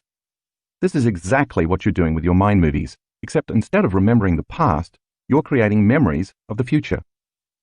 If you heard your song enough times while observing the images of your future, isn't it possible that when you heard your song, without viewing your mind movie, you'd be automatically transported into those images of a new future, just like you were transported back to your past? With practice, not only are you feeling the emotions that connect you to the memories of your future, but your biology is aligning to that future as well. You already know why this happens. If your body is the unconscious mind, and it doesn't know the difference between the experience that creates the emotion and the emotion you create by thought alone, in the present moment your body begins to believe it is living in that future reality. Since the environment signals the gene and emotions are consequences of experiences in the environment, by embracing the emotions of the event before the actual experience, you begin to change your body to be biologically aligned to your future in the present moment. Since all genes make proteins, and proteins are responsible for the structure and function of your body begins to biologically change to look like your future is already happening. Putting it all together. What if you invited a group of people to retreat from their lives for 4 or 5 days, and in the process removed the constant stimulation in their external environment that reminded them of who they thought they were as a personality? If you separated them long enough from the people they know, the places they go, and the things they do every day at the exact same time, they would be reminded of who they really are, unlimited human beings. And if you spent the first day or two teaching them how to create more coherence in their hearts and brains, and they repeatedly practiced cultivating these states every day, it makes sense that sooner or later, they would get better at opening their hearts and making their brains work more proficiently. In fact, they would be more focused on a vision of a new future without being distracted, and at the same time, they could more easily feel the emotions of that new future. As they created more coherence in their brains and hearts, they would create more coherence in their own energy fields, and this would create a clearer electromagnetic signature. As they continuously worked on overcoming themselves, their bodies, their environment and time, slowing down and changing their brainwaves, unfolding into the unified field, and transcending this three-dimensional environment, it would become increasingly easier and more familiar for them to activate their heart center and create. After they practiced getting beyond their body, emotions, habits, pain, disease, identity, limited beliefs, analytical mind, and unconscious programs, by the time the practice of mind movies was introduced, they would be ready to absorb a greater degree of information equal to who they were becoming, which would increase their ability to connect with their future. This is how we use mind movies at our workshops. You can think of a mind movie as a 21st century version of a vision board, a tool used to clarify, focus on, and maintain specific life goals. Except it's dynamic instead of static. When used with a kaleidoscope, the mind movie technology is a great tool to help you bring your future to life by repeatedly experiencing it. It's also a great way to gain clarity on what you want to unfold in your life and to remind yourself on a daily basis what that future holds for you. This is called intention. Because mind movie technology is so versatile, it can be used across many applications and in a variety of settings. Not only can the technology be used to create relationships, wealth, health, careers, and other material items, it's also being used with children and teens to help them create a future vision so they feel they have some control over their lives. So many young people today are overwhelmed because of the frenetic pace, pressure, and demands of social media and modern society. Suicide is a leading cause of death for teens in the United States, so the founders of Mind Movie are using the technology in schools to help teens envision a brighter, more specific future for themselves. Mind movies are also used in corporate settings for team building and visioning. Entrepreneurs use the software to develop businesses, create mission statements, and strategize and create business plans. Imagine a team of motivated people not only reading and intellectualizing their mission statement, but also seeing it unfold in a dynamic, visual format before it happens. Integrative healing is another arena in which practitioners use this technology to help patients envision the healthiest version of themselves, assist them with their healing process, and keep them on task with a new lifestyle that must be maintained daily. This includes addiction treatment and recovery facilities, helping patients become clear on the future they want to create in the next phase of their recovery. Mind movies have also supported the generationally unemployed in finding new jobs or careers and living more future-orientated and productive lives, not only for themselves, but also for their families. As you can see, the applications for this technology are endless. No matter how it's applied, the power of mind movies resides in enabling people to construct a new reality by reminding themselves of the daily choices they must make, the new behaviors they must demonstrate, and the feelings they want to live by. Once you program these feelings and behaviors subconsciously, you can break your addiction to old habits, familiar lifestyles, and unconscious reactions. It's entirely up to you how creative you want to get when piecing together your future.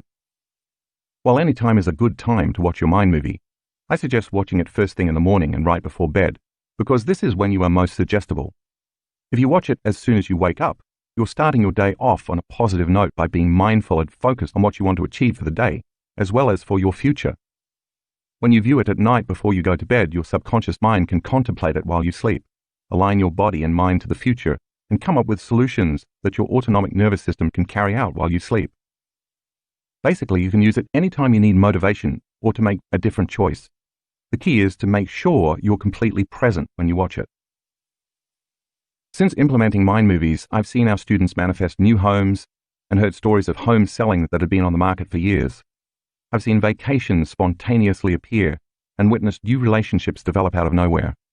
I've listened to countless testimonials of abundance, freedom, new careers, new cars, healings of all kinds, relief from unbearable hardships, and of course, profound mystical experiences that have permanently altered the recipients. But it's not magic or sorcery. It's simply learning how to become a conscious creator, learning how to align to your own destiny. Think of your mind movie as if you are turning on a radar device to track your future. Then as you repeatedly visit the future in your heart and mind, all the thoughts, choices, actions, experiences, and emotions you experience between your present reality and your future reality become course corrections that deliver you to your target.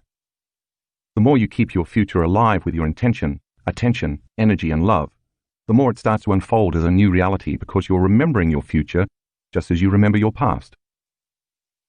Your job, then, is to continuously fall in love with that vision of the future, keep your energy up, and not let the circumstances, environment, hardwired attitudes, familiar negative feelings, or unconscious habits derail you from your goals. What makes this technology so profound is that we perceive reality based on pattern recognition, links between the neural networks in our brains and the objects, people, and places in our external environment. For example, when you see someone you recognize, the neural networks in your brain instantly recall memories and experiences with that person. By contrast, if someone is not wired in your brain, you probably won't recognize them. If your brain doesn't have the hardware, familiarity with the images, thoughts, and emotions from the mind movie, installed before your future unfolds, if you don't have the neural architecture wired into your brain, how will you recognize your new partner, your new job, your new house, or your new body? Think of it like this.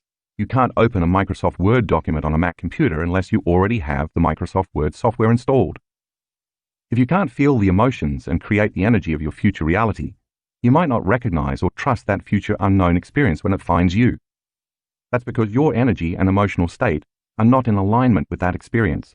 So instead of feeling certainty or a knowing, you may feel fear or uncertainty. So many of my advanced students have told me they are on their third, fourth, even fifth mind movie because everything in their previous ones has come true. I'm always amazed and humbled to hear the stories of how their creations came to be. No matter how varied their manifestations are, they all share one thing. They train the body to follow the mind toward an intentional future. This makes sense because if you have been putting in the time to study, memorize, and create the neural connections of your future, that is where you have been placing your attention. And as you know by now, where attention goes, energy flows. Take a look at graphic 10 in the color insert. This shows an example of a student's brain activity while he is watching his mind movie. There is an enormous amount of energy in his brain because he is fully involved in the experience.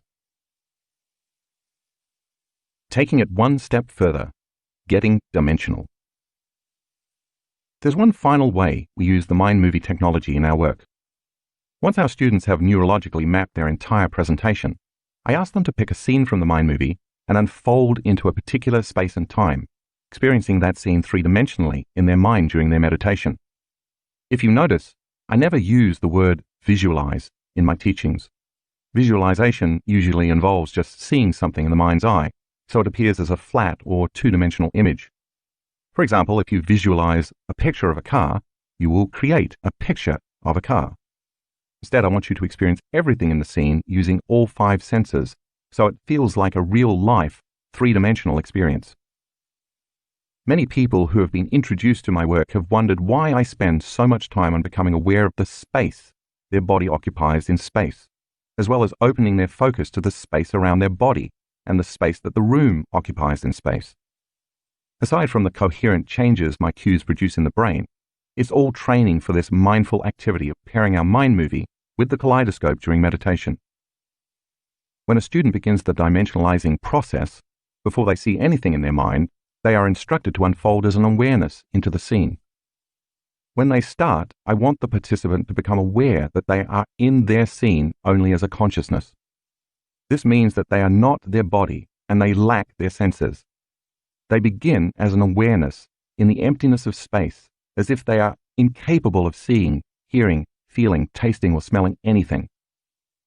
Once they become aware that they are an awareness, I ask them to choose a scene from their mind movie. This causes their brain to naturally start adding sensory input, which begins to bring dimension to the scene in their mind. Next, they are instructed to start sensing what's to their right, their left, above them, and below them. The act of sensing fills in this scene with three-dimensional structures, forms, and space. As they expand their awareness to what else is in the scene, their senses begin recruiting other senses, further filling in the scene with more forms, structures, curves, textures, sense, images, feelings, and space. Finally, when the scene comes to life in their mind, in the future space and time of that scene, they start inhabiting their body. Not the body that is sitting there in the chair meditating, but the physical body of their future. They are asked to feel their arms, legs, torso, muscles, and so on, until they can feel their entire body in that scene. Then they are ready to move about in that scene and experience that reality. My theory is that when they simultaneously activate enough of the neural networks assigned to the objects, things, and people in a specific space and time, their possibility of having a full-on, holographic, IMAX-type experience increases. This is because as the student becomes present and unfolds into a fully dimensional scene, a large majority of the brain turns on, including the neural architecture that is allocated to both the sensory, feeling, and motor, moving aspects of their body, as well as the proprioception, awareness of body position, of where they are in space. The next thing they know, they are having a real-life sensory experience of their future with their eyes closed in the present moment. Take a look at graphic 11 in the color insert. It is the brain scan of a student who is experiencing a seemingly real mind movie scene in meditation. She has quite a bit of energy in her brain while she is dimensionalizing the scene. She described this moment as a full-on virtual sensory experience. Her subjective experience was quantified objectively in this scan. Many of our students have reported that the experiences in their meditation were more real than any past external experience. Their senses were enhanced without external stimuli to excite their senses, Yet all they were doing was sitting in their chair with their eyes closed. Many have reported that in their lucid experience they smelled certain fragrances like colognes, the aroma of specific flowers like jasmine and gardenias, or the familiar scent of leather in their new car they were sitting in. I've also heard students report specific memories like the stubble on their face from not shaving, the wind blowing through their hair, or the feeling that their body was filled with a powerful energy. Students have also given testimony to specific sounds they could clearly hear, such as distant church bells coming from a European church near where they were vacationing, or the bark of their dog when they were in their new home.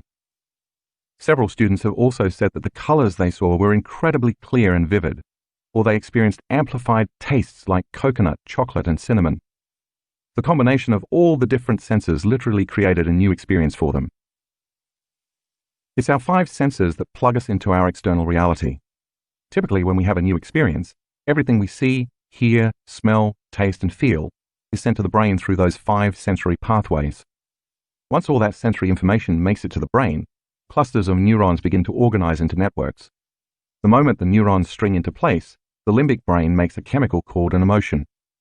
Because experience enriches the brain and creates an emotion that signals new genes in the body, in the rich sensory moment of a student's internal experience, without ever using their external senses, they're changing their brain and body to look like their future has already happened. Isn't that what experience does?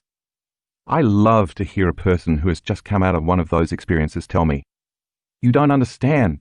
I was there. I know it is going to happen because it already has, and I already experienced it." That's because the experience has already happened. When we fully experience a reality in this field of consciousness and energy without a body, the energy of the new experience serves as the template for physical reality. The more energy you invest in your future, and the more you keep experiencing and emotionally embracing it before it happens, the more you leave an energetic imprint in that future reality. And your body should follow your mind to that unknown future, because that's where your energy is. As you continue to place your attention and energy on it, you fall more deeply in love with it, and because love bonds all things, you are bonding with that future, and it is being drawn to you.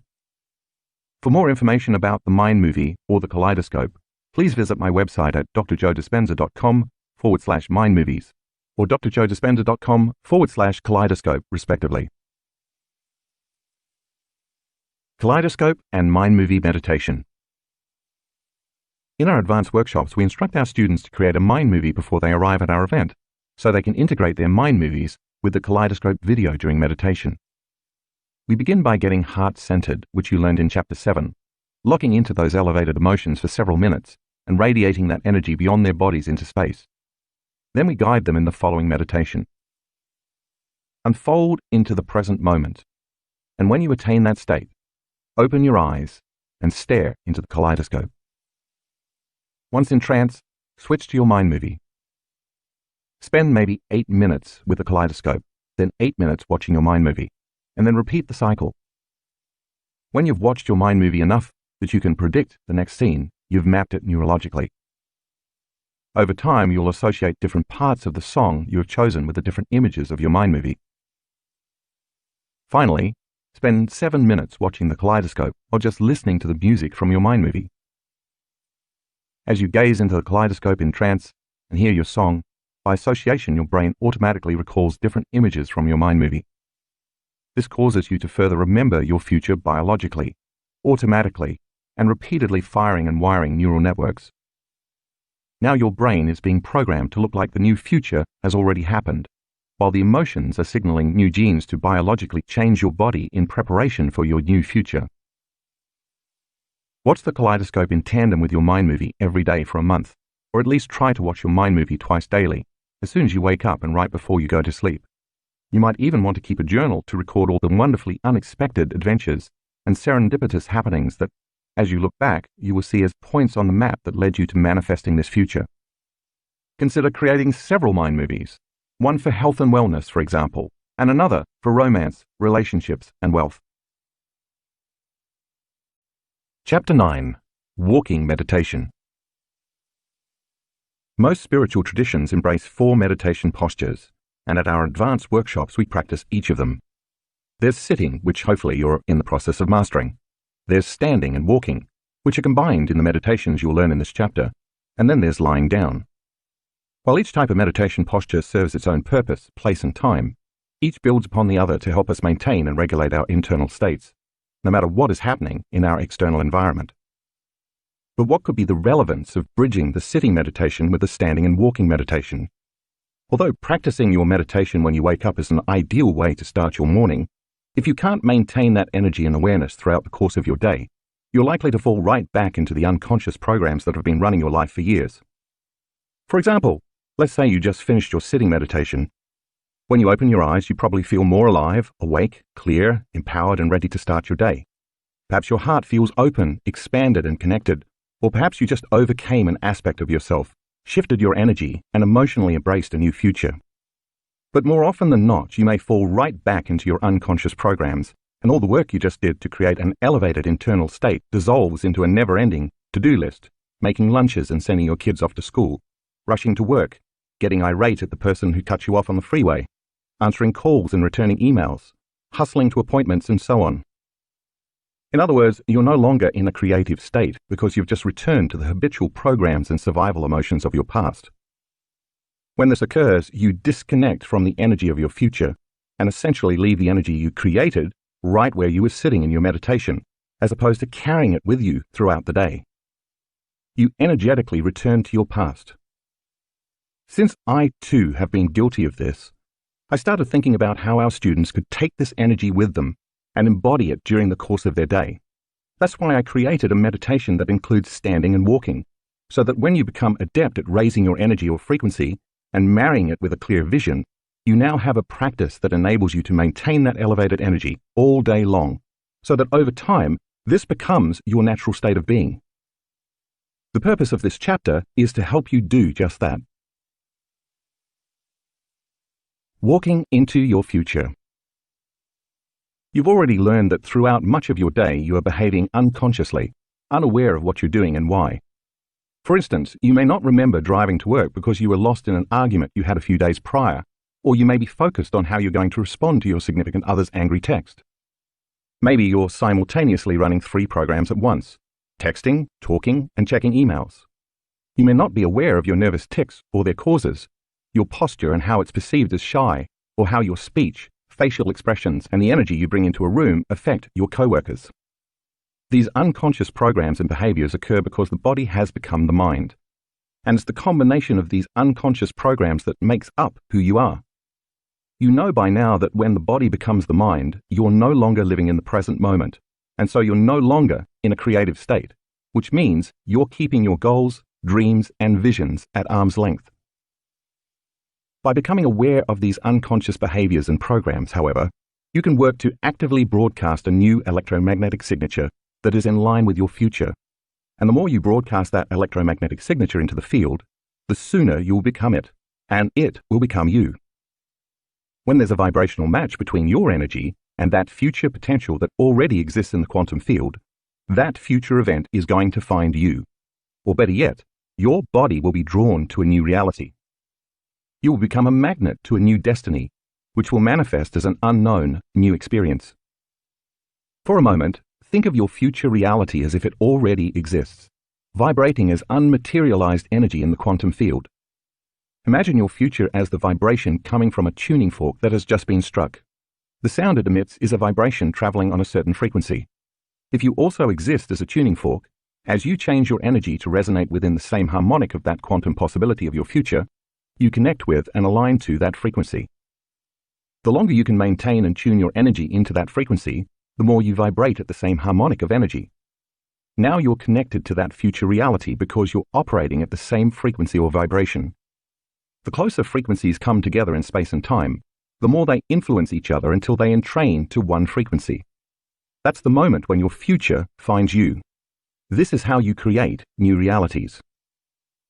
It stands to reason then that the instant your energy changes because you're feeling lower survival emotions, there's dissonance and incoherence between you and your future reality. You are no longer resonating within the frequency of that possibility, and this causes you to become out of sync with the future you are trying to create. If you can't give up that reaction because the addiction to those emotions has a grip on you, you'll just wind up creating more of the same reality because your energy is vibrating equal to the reality you're reacting to. In Chapter 3, you learn that all possibilities exist in the eternal now, and that when you get beyond your identity as a body connected to people, objects, places, and time, you become pure consciousness. You become no body, no one, no thing, nowhere in no time. It is in that elegant moment that you transcend the material realm of matter and enter the quantum field of information and energy. Now that you are beyond your associations to this physical reality, you are creating from the unified field. Thus, you are creating from a level of energy that is greater than matter. For the most part, our students have practiced this sitting down. The purpose of the standing and walking meditation is to make you more mindful of the present moment, to help you maintain and sustain elevated states throughout the day, to keep you more connected to that future with your eyes open, and to assist you in literally stepping into your new future. When you begin practicing walking meditations, it's best to find a quiet place in nature so you're not easily distracted.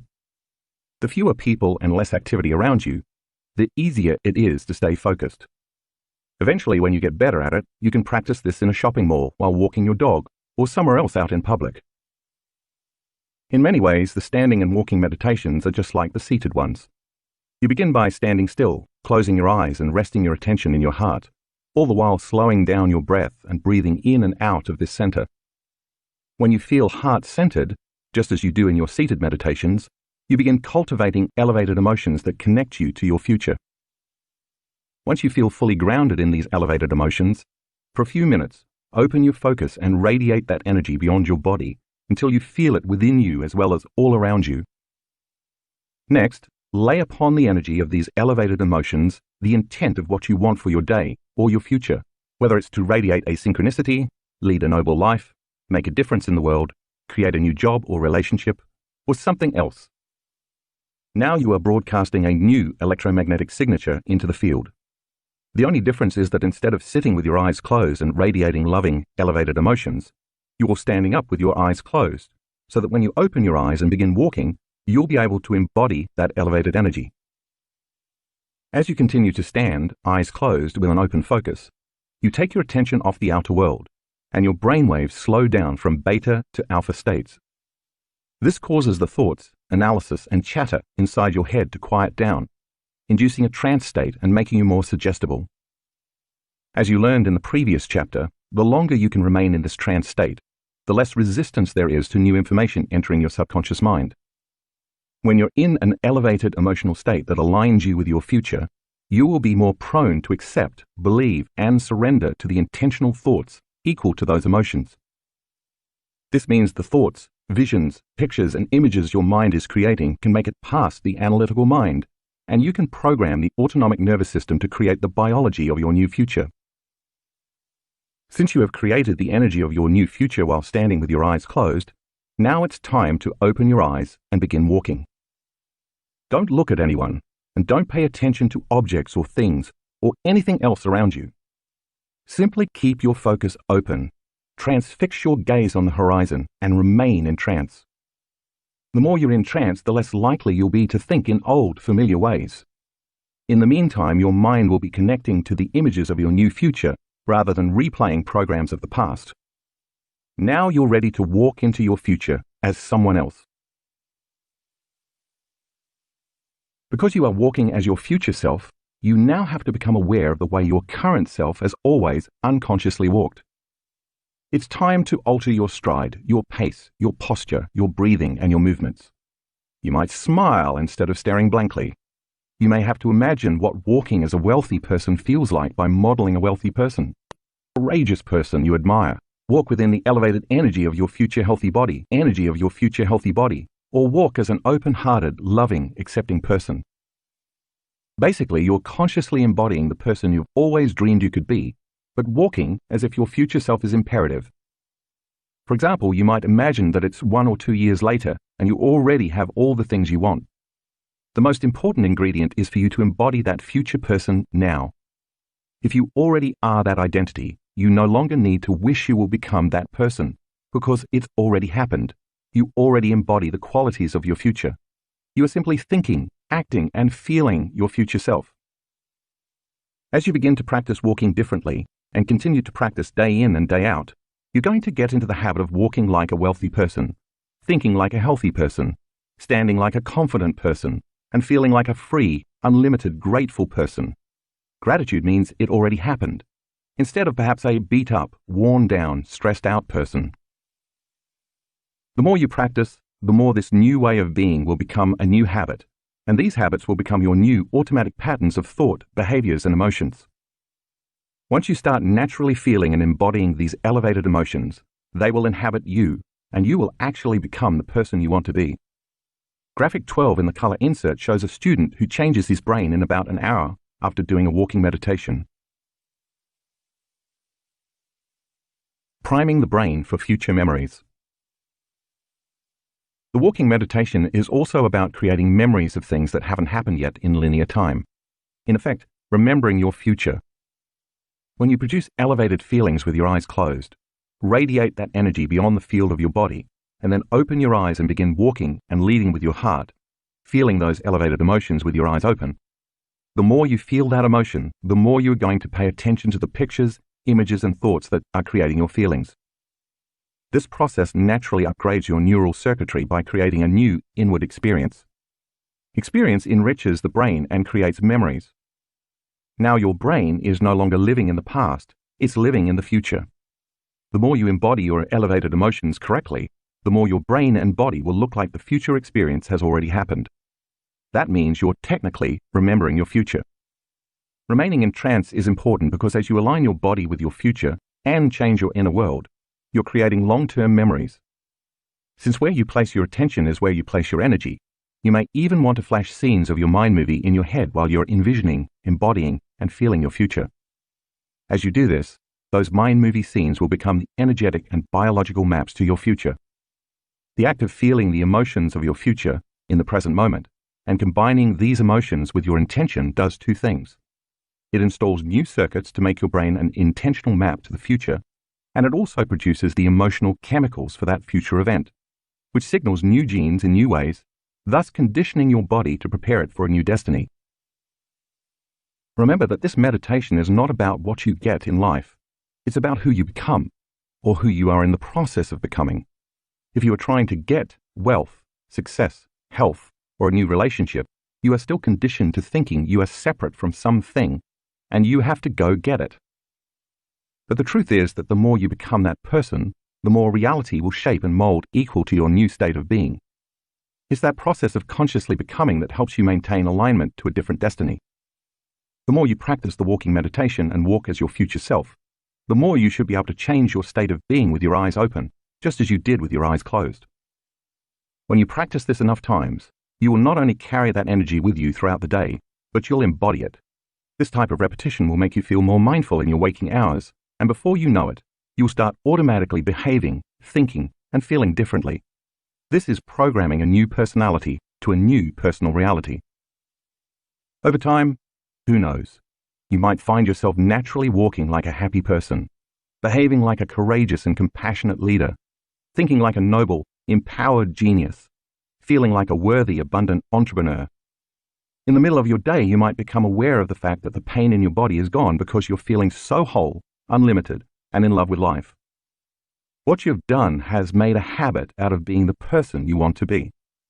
This is because you installed the circuitry and signaled the latent gene to think, act, and feel in a new way. Biologically, you have become that person. Becoming mindful and embodying your future self can occur many times throughout your day. Imagine that you're waiting for a friend who is running late, and instead of feeling frustrated and bothered, you're generating the energy of your future. When you're sitting in traffic, instead of getting impatient and angry, practice tuning into the energy of your future with your eyes open. Imagine that when you're in line at the grocery store and judging a person for what they're buying, you'd redirect your thoughts to feeling incredibly grateful for your new life, walking as your future self. Imagine when you walk to your car in the parking lot or to your mailbox, you're naturally empowered by the thought of your new life. You'll then begin to accept, believe, and surrender to the thoughts equal to that emotional state. And as you surrender to those thoughts, your body will make the chemistry equal to that emotional state. This is how you begin to program your autonomic nervous system into a different destiny. And the more you practice it, the less likely you are to return to autopilot and miss the present moment. The walking meditation. Begin by finding a quiet space in nature. Disconnect from your external environment and anchor yourself in the present moment by closing your eyes. Acknowledge your heart center, where the soul and heart intersect with the unified field, and bring elevated emotions such as gratitude, joy, inspiration, compassion, love, and so on to this center. If you are going to believe in your new future with all of your heart, it had better be open and activated.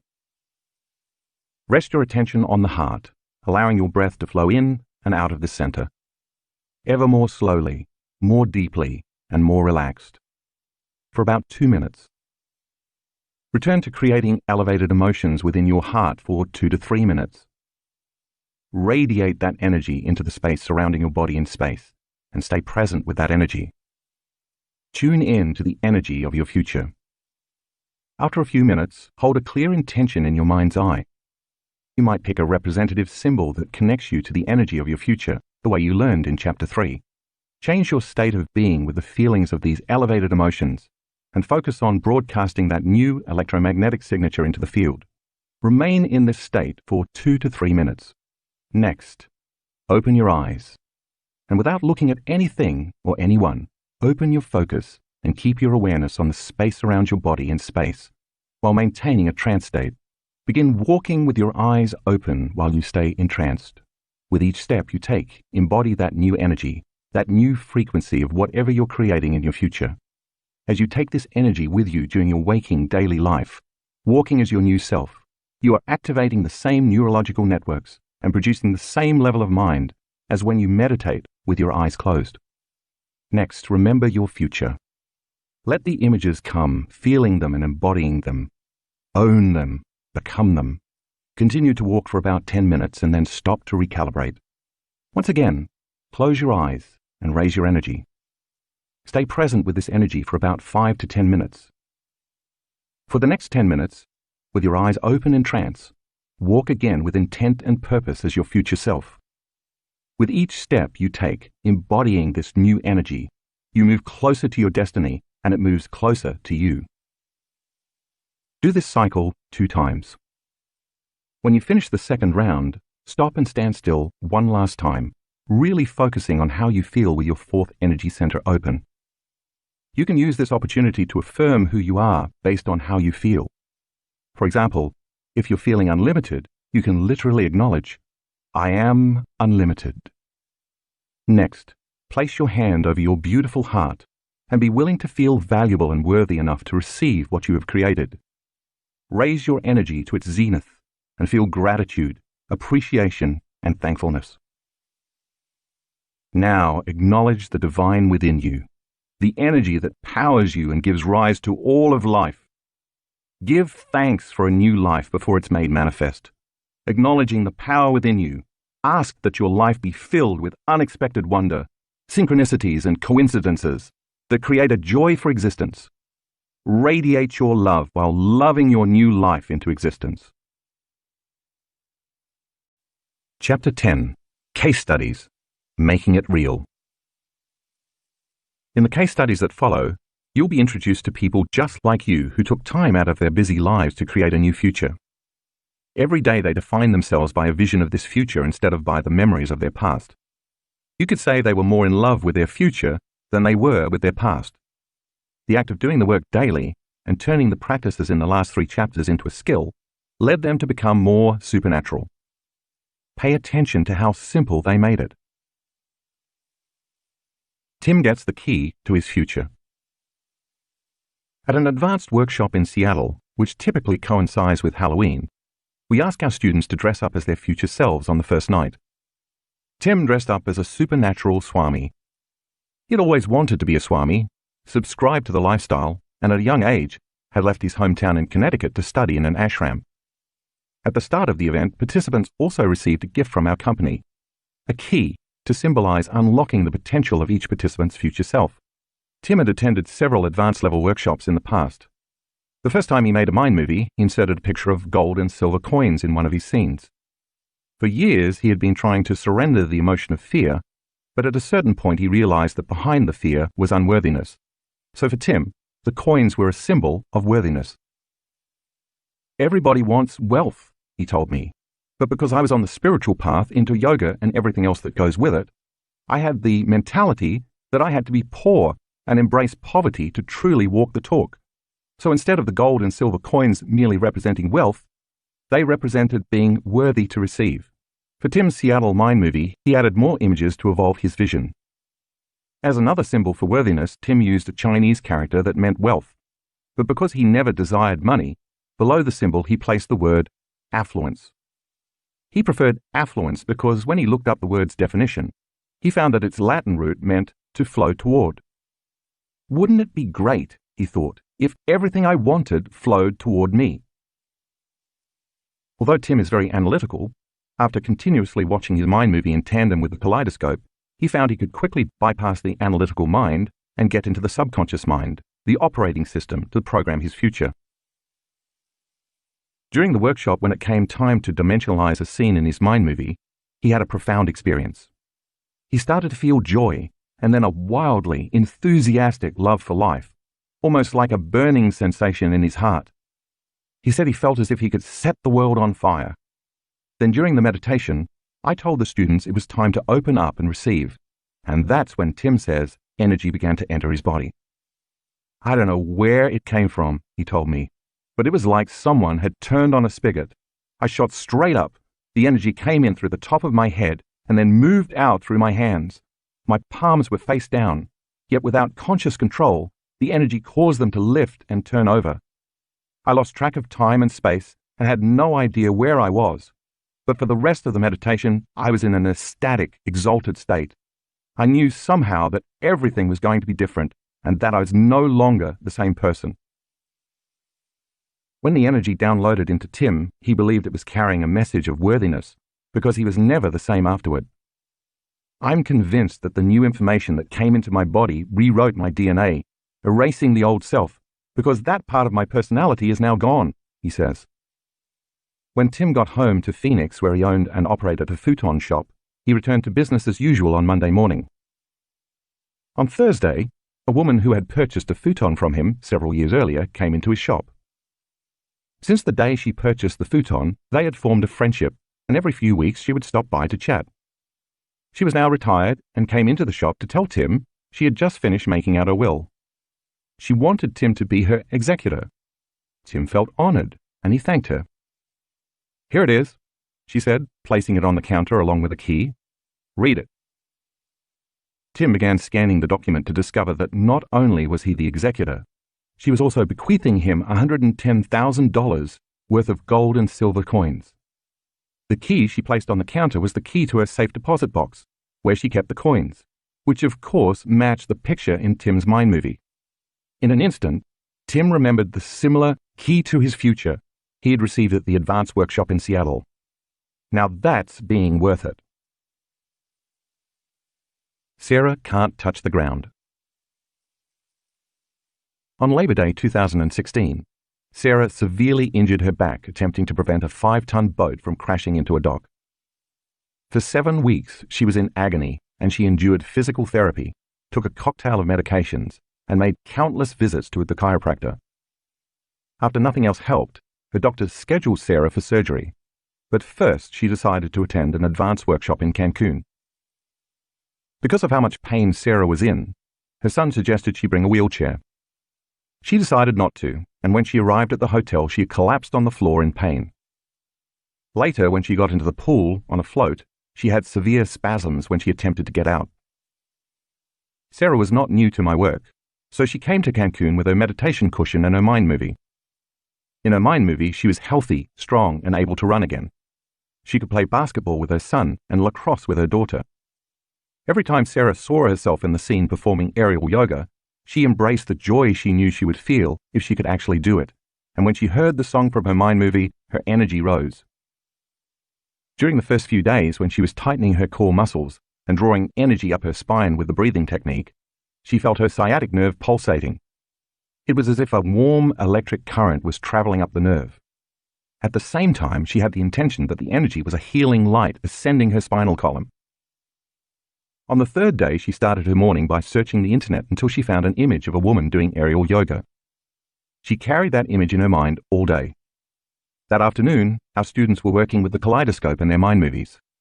After they unfolded into the quantum field, I then asked them to dimensionalize a scene from their mind movie.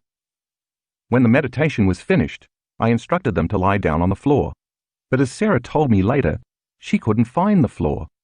She kept reaching lower and lower, searching for it, but it was no longer there.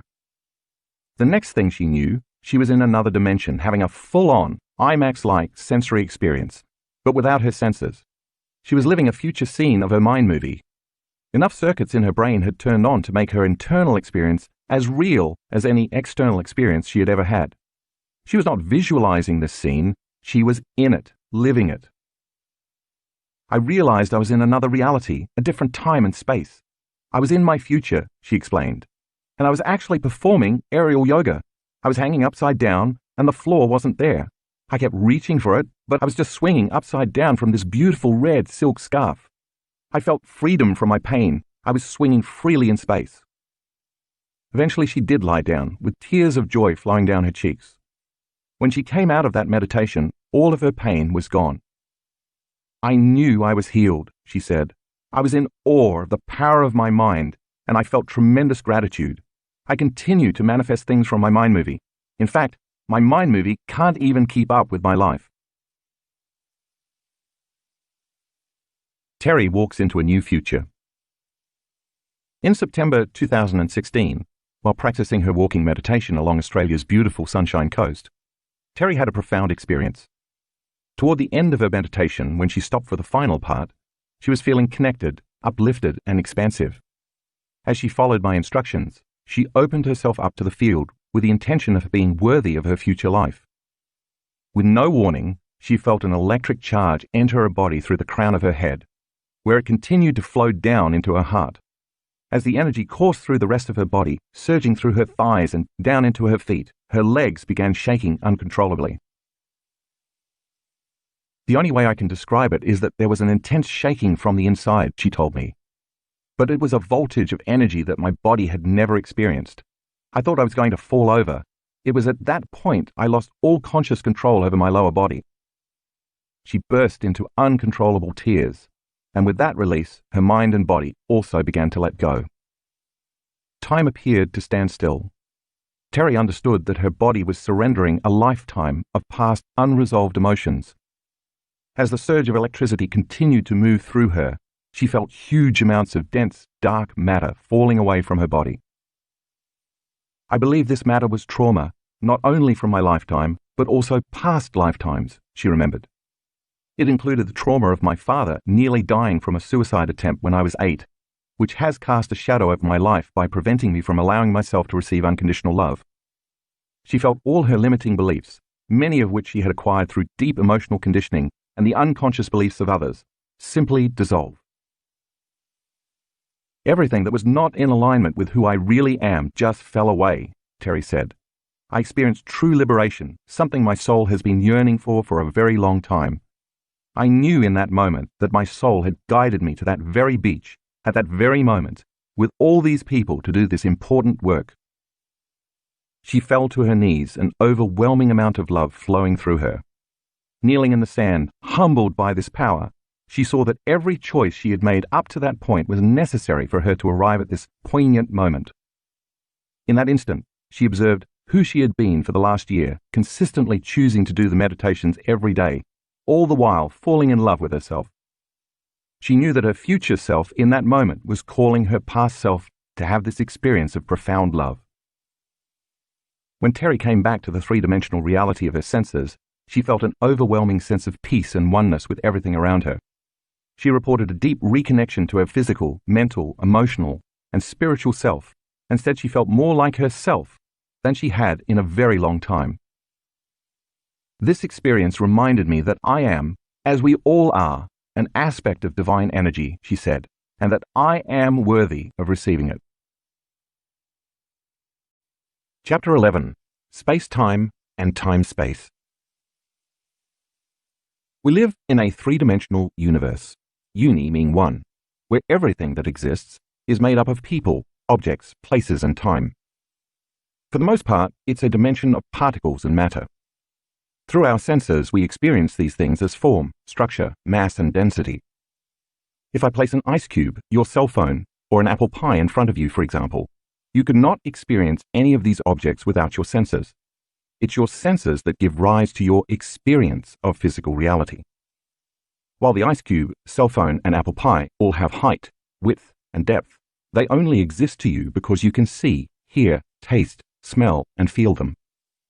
If you lost your 5 senses, or they were simultaneously eliminated, you would be incapable of experiencing these physical objects because you would have no awareness of them.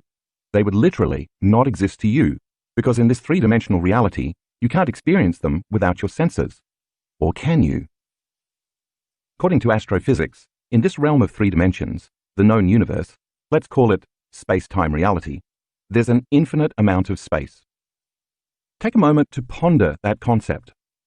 From the small perch where we sit staring out into the universe, when we look up at the night sky, we only see a sliver of the universe.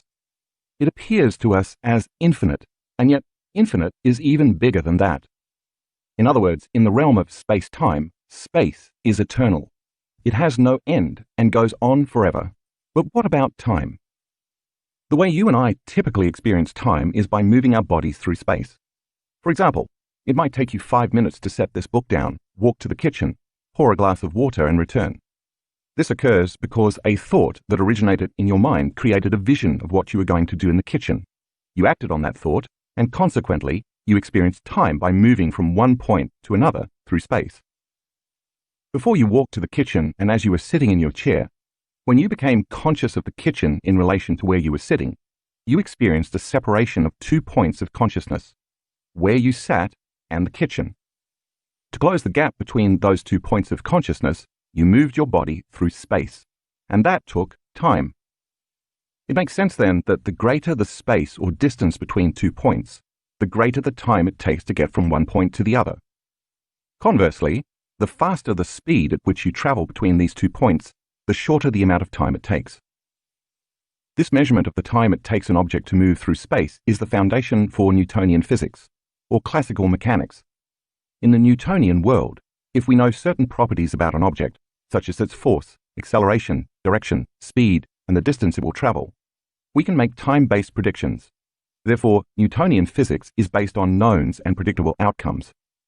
We can say then that when there's a separation between 2 points of consciousness, as you move from one point of consciousness to another point of consciousness, you are collapsing space.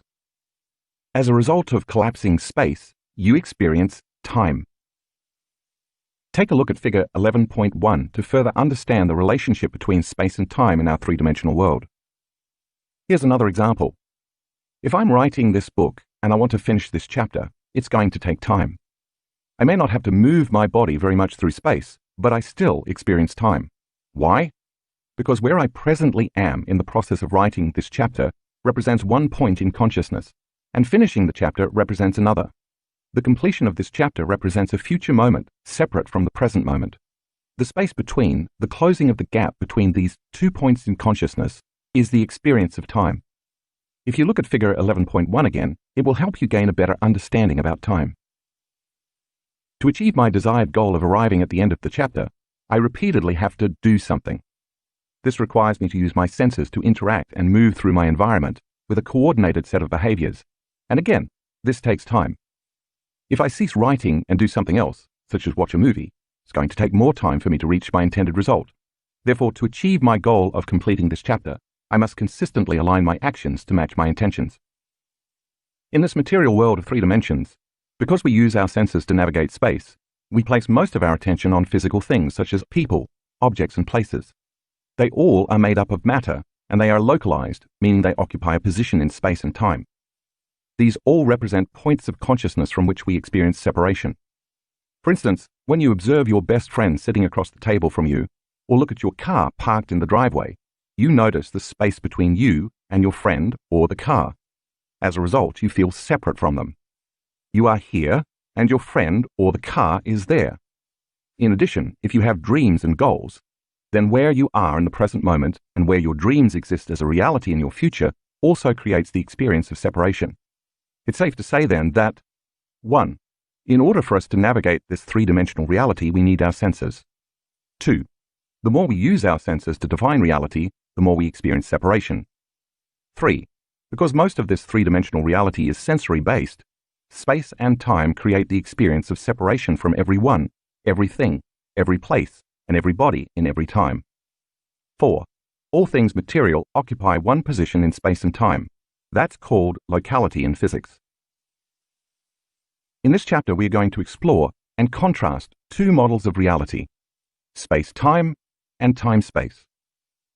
Space-time is the physical Newtonian world based on knowns, predictable outcomes, matter, and the three-dimensional universe in which we live, which is made up of infinite space. Time-space is the non-physical quantum world, an inverse reality based on unknowns, endless possibilities, energy, and the multi-dimensional multiverse where we also live, which consists of infinite time. I'm going to challenge your understanding and perception of the nature of reality, because if you're going to experience the mystery of self as a dimensional being, you're going to need a roadmap to get there. Stress and the consequences of living in a perpetual state of survival. Because we use our senses to observe and determine physical reality, we identify as a body living in space and time, yet separate from everything in our environment. Over time, this interaction creates the experience of our identity. Throughout our lives, via the different interactions we have at certain times and places with people, things, and objects, our identity evolves into a personality. The quality of these interactions with our external environment creates lasting memories, and these memories shape who we become. We call this process experience, and it is life's experiences that shape who we are. And as you know, the majority of people's personality is based on past experiences. As you learned in Chapter 8, to our brains, the material objects, things, people, and places that we perceive daily occur to us as patterns, and the recognition of these patterns is called memory. If the self is created from memories of past experiences, then memories are based on knowns. Therefore, most of our three-dimensional world is based on knowns. This is where most of us focus our attention.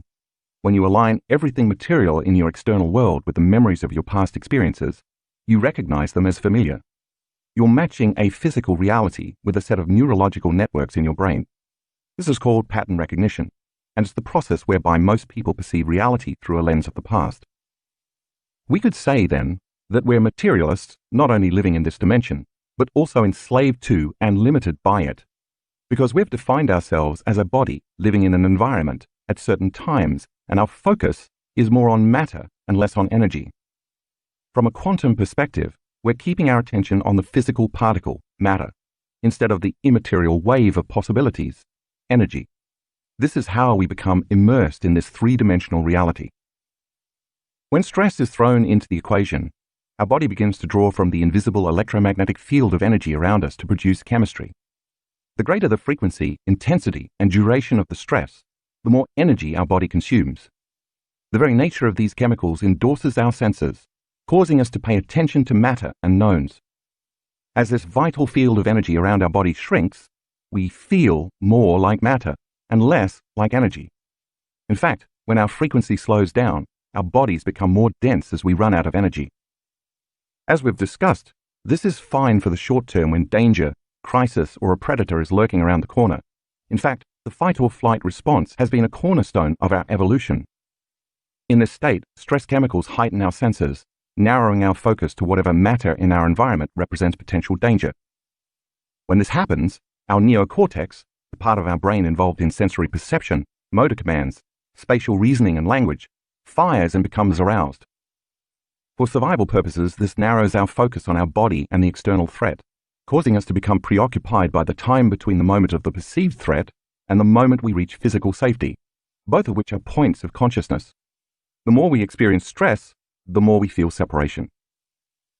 As you read in Chapter 2, the long-term effect of living in survival mode is that we begin to thrive on and become addicted to these stress chemicals. The more addicted we are to them, the more we believe we are our bodies that are local, that is, that are living in a particular place in space and occupying a particular position in linear time. The result is a manic, frenetic state where we continuously shift our attention from one person to one problem, to one thing, to one place in our environment. The evolutionary trait that once protected us now works against us, and we live in a constant high alert, obsessing about time. Because we view our external environment as unsafe, all of our attention is on our environment. As our outer world now appears more real than our inner world, we're addicted to someone or something in our external environment, and the longer we live in this state, the more our brain moves into high beta brainwaves.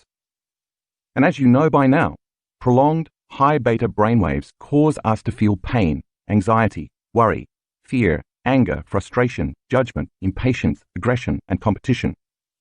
As a result, our brainwaves become incoherent, and so do we.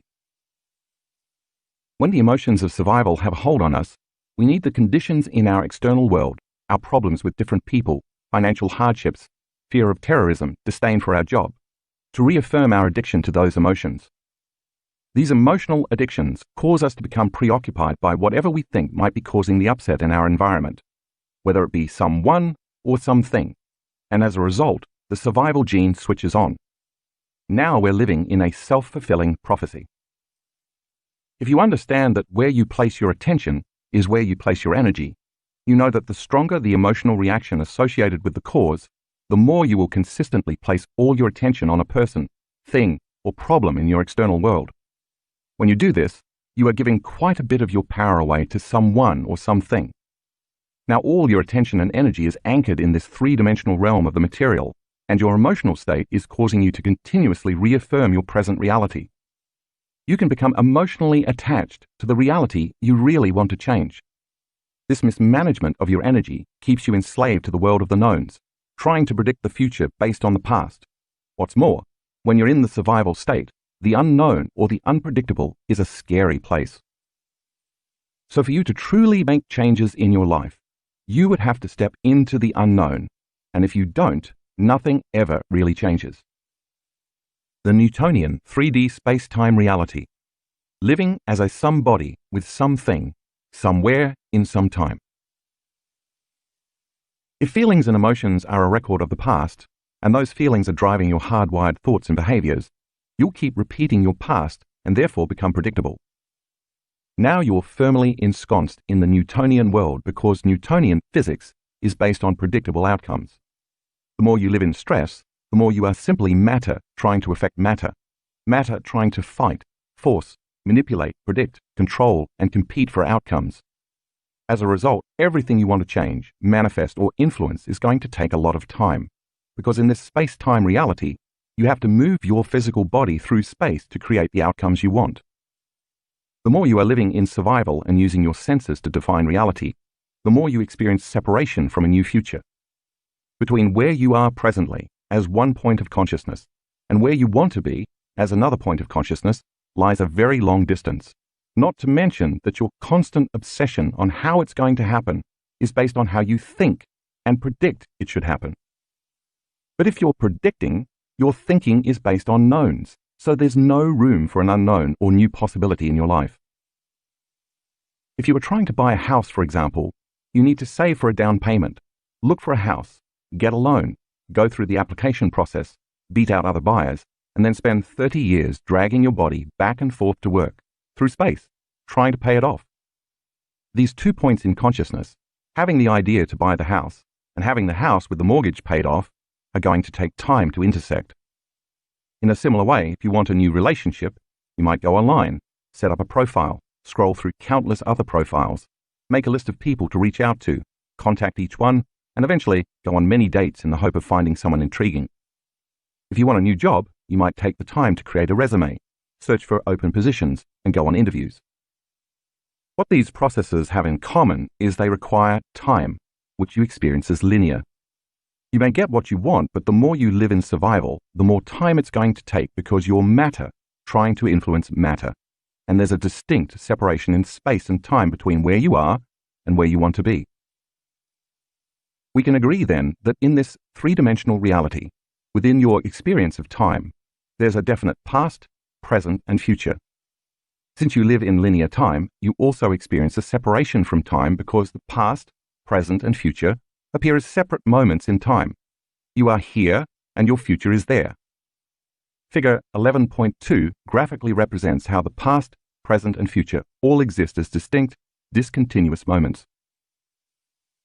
As I said earlier, thanks to Newtonian physics, We've unraveled the natural laws of force, acceleration, and matter, allowing us to predict outcomes.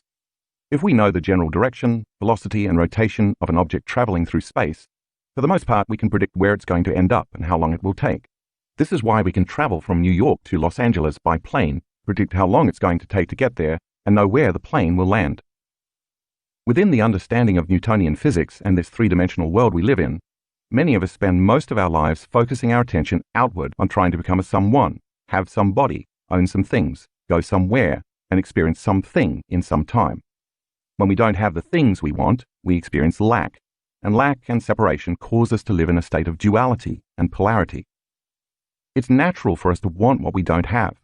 In fact, this is how we create things. When we experience separation from our future desires, we think and dream of what we want, and then set about performing a series of actions in linear time to get them. If we're always under financial stress, for example, we want money. If we have a disease, we want health. If we feel lonely, we want a relationship or companionship. Because of this experience of duality and separation, we are driven to create, and this is how we naturally evolve and grow toward our dreams. But if we are matter, focused on matter, trying to influence matter to get money, health, love, and so on, as we've established, it's going to take quite a bit of time and energy. When we finally attain what we're seeking, the emotion we feel from the fruition of our creation, or the meeting of those 2 points of consciousness, satiates the sense of lack we formerly experienced. When the new job comes, we feel secure. When the new relationship manifests, we feel love and joy. As we heal, we feel more whole. If we are living in this state, we are waiting for something or someone outside of us to change how we feel internally. Once we feel relief from the experience of lack, because we are embracing the emotion correlated with the manifestation of the external event, we pay close attention to whomever or whatever caused the relief. This cause and effect forms a new memory, and to some degree, we evolve. When something in our world doesn't happen, or seems to be taking a long time to happen, we experience more lack because we feel even more separate from what we are trying to create. Now, our own emotional state of lack, frustration, impatience, and separation is keeping our dreams at a distance, further increasing the time it will take for our desired outcome to occur. From somebody to nobody, from someone to no one, from something to no thing, from somewhere to nowhere, and from some time to no time. If Newtonian laws are an outward expression of the physical material laws of space-time, a dimension where there's more space than time, we could say, in a sense, that quantum laws are the inverse. The quantum is an inward expression of the laws of nature, an invisible field of information and energy that unifies everything material. This immaterial field organizes, connects, and governs all the laws of nature. It is a dimension where there's more time than space. In other words, it's a dimension where time is eternal. As you learned in chapters 2 and 3, when we take our attention off people and things at certain places in our external world, no longer placing our attention on our body and ceasing to think about time and schedules, we become no body, no one, no thing, nowhere, and in no time. We do this through a process of disconnecting from our body, our identity, our gender, our disease, our name, our problems, our personal relationships, our pain, our past, and so on. This is what it means to get beyond the self, to go from the consciousness of somebody to nobody, from the consciousness of someone to no one, from the consciousness of something to no thing, from the consciousness of somewhere to nowhere, and from the consciousness of being in some time to being in no time. See figure 11.3. And take a glance at figure 11.4. As we move from a narrow focus to an open focus and begin to surrender all aspects of self, we move away from the external world of people, things, places, schedules, to-do lists, and so on, and turn our attention to the inner world of energy, vibration, frequency, and consciousness. Our research shows that when we take our attention off objects and matter, and instead open our focus to energy and information, different parts of the brain work together in harmony. The result of this unification of the brain is that we feel more whole. When we do this properly, our heart begins to open, beat more rhythmically, and thus become more coherent. As the heart moves into coherence, so too does our brain. And because our identity is out of the way, meaning we've gotten beyond our body a particular place in our known environment and time, the act of eliminating those things causes us to move to alpha and theta brainwave patterns, and we connect with the autonomic nervous system. As the ANS becomes activated, its job is to restore order and balance, causing coherence and wholeness in our heart, brain, body, and energy field. This coherence is then reflected in all aspects of our biology. It is in this state where we begin to connect to the quantum, or unified field. From the illusion of separation to the reality of oneness. If Newtonian physics explains the physical laws of nature and the universe on a grand scale, the gravitational force of the sun upon planets, the speed with which the apple falls from the tree, and so on, the quantum world deals with the fundamental nature of things at their smallest scale, such as atomic and subatomic particles. Newtonian laws are physical constants of nature, so the Newtonian world is an objective world of measurability and predictable outcomes. Quantum laws, however, deal with the unpredictable and the unseen, the world of energy, waves, frequency, information, consciousness, and all spectrums of light. Governing this world is an unseen constant, a single field of information called the unified field.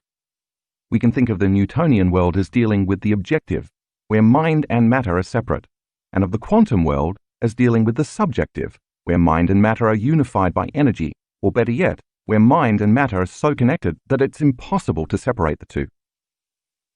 In the quantum or unified field, there's no separation between 2 points of consciousness. It is the domain of oneness or unity consciousness. Whereas in our three-dimensional reality, space is infinite, in the quantum world, time is infinite. If time is infinite and eternal, it's no longer linear, meaning there is no separation of past or future. With no past or future, everything is happening right now, in this eternal present moment. Because time is infinite in this time-space reality, as we move through time, we experience space or spaces. In the material world of things, when we move through space, we experience time. Yet in the immaterial quantum world of energy and frequency, the opposite is true. In the world of space-time, as we increase or decrease the speed with which we go from point A to point B, the time it takes to get there changes. In the world of time-space, as we become aware of an increase or decrease in the speed of the frequency or vibration of energy, we can go from one space to another space or from one dimension to another dimension. When we collapse space, we experience time in the material reality. When we collapse time, we experience spaces or dimensions in the immaterial reality. Each of those individual frequencies is carrying information or a level of consciousness that we experience as different realities as we become aware of them. In figure 11.5, you can see that as you move through time, you experience different dimensions in the eternal present moment. In space-time, you experience the environment with your body, your senses, and time. Time appears linear because you are separate from objects, things, people, and places, as well as the past and the future. In time-space, however, you experience this realm with your awareness, as a consciousness, not as a body with senses. This realm exists beyond your senses. You access this domain when you are totally in the present moment, so there is no past or future, just one long now. Since your awareness is beyond the realm of matter, because you have taken all of your attention off matter, you can become aware of different frequencies, all carrying information, and these frequencies allow you to have access to different unknown dimensions. So if you are in a realm above the senses and unfolding as a consciousness into the energy of the unified field, you can experience many possible dimensional realities. I know that this is a big bite to take in all at once, so hang in there. If you are confused, it means you're about to learn something new. When I say that as you move through time you experience space or spaces, I mean all possible dimensions and possible realities. We could say then that in this time-space reality, all possible spaces or dimensions exist in an infinite time. This is the unified field, the realm of possibility, unknowns, and new potential realities, all of which exist in endless time, which is every time. Let's think of it another way. Everybody I know is always saying that they want or need more time to get more things accomplished. If you had more time, you could create more experiences, do more things, and therefore get more things done. This would mean more possibilities could happen and you could live more of life. So now imagine that there was an infinite amount of time because the past and the future no longer exists, so time is standing still. And you had all the time you needed. Wouldn't you agree that you could have endless possible experiences, and therefore could live many lives? We could say then that an infinite number of experiences would be available to you, equal to your imagination. To say it yet another way, if time is eternal, then more spaces can exist in that infinite time. If we keep elongating or making more time, it makes sense that we can fit more spaces in time. If there is an infinite time, then there are infinite spaces we can fit in time, which are endless possibilities, potential realities, dimensions, and experiences. In the quantum field, there is no separation of past or future because everything that is exists in the eternal now, or the eternal present moment. If everything that is exists unified or connected in the quantum field, then its infinite frequencies contain information about every body, everyone, everything, everywhere, and every time.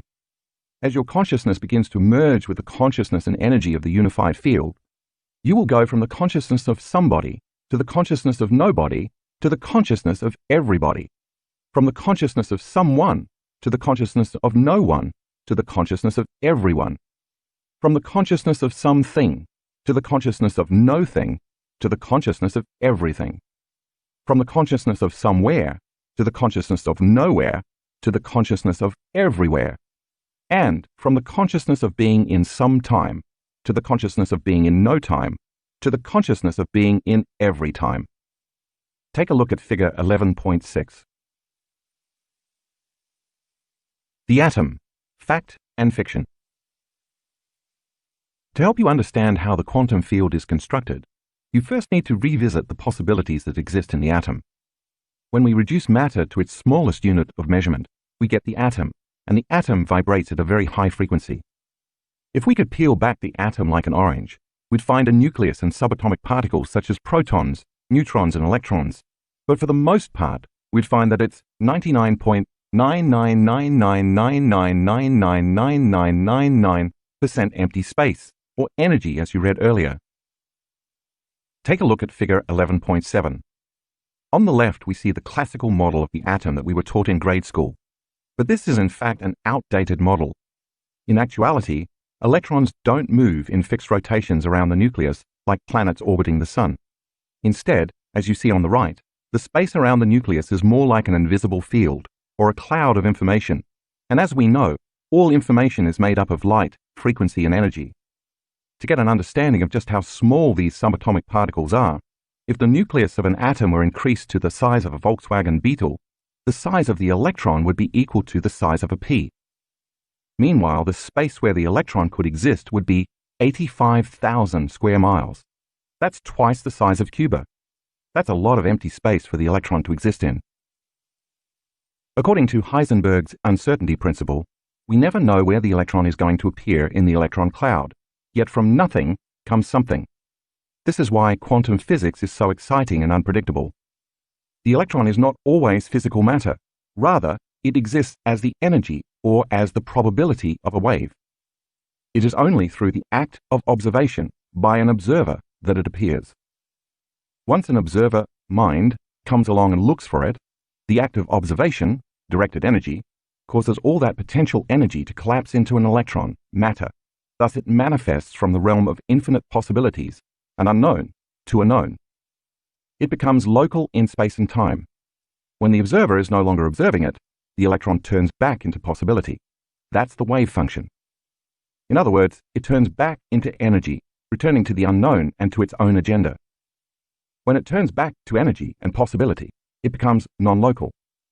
In the realm of the quantum, mind and matter are indivisible. Therefore, if Newtonian physics is the world of the predictable, the quantum is the world of the unpredictable. When we close our eyes in meditation and open our focus to infinite space, this is exactly what we are doing. We are putting more of our attention on energy, space, information, and possibility rather than on matter. We are becoming less aware of the material realm and more aware of the immaterial realm. We are investing our energy into the unpredictable and unknown and disinvesting our attention and energy from the predictable and the known. Each time we do this, we develop a deeper understanding of what the unified field is. Before we go any further, let's briefly review what we just learned. take a moment to review Figure 11.8.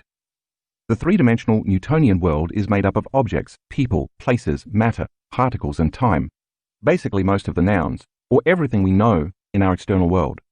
And in this world, there's more space than time.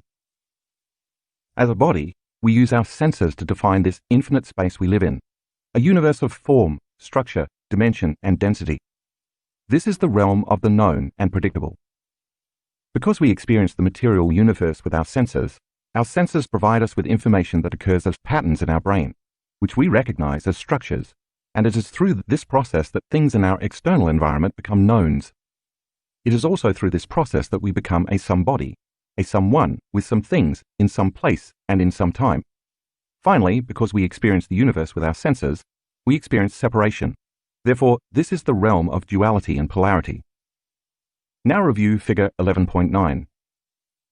If the Newtonian world is a material world defined by the senses, in the quantum world the opposite is true. This is an immaterial world defined by non-sense.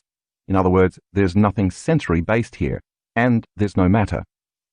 Whereas the Newtonian world is based on predictable knowns such as matter, particles, people, places, things, objects, and time. This is an unpredictable dimension made up of light, frequency, information, vibration, energy, and consciousness. If our three-dimensional world is a dimension of matter, where there's more space than time, the quantum world is a dimension of antimatter, a place where there's more time than space. Because there is more time than space, all possibilities exist in the eternal present moment.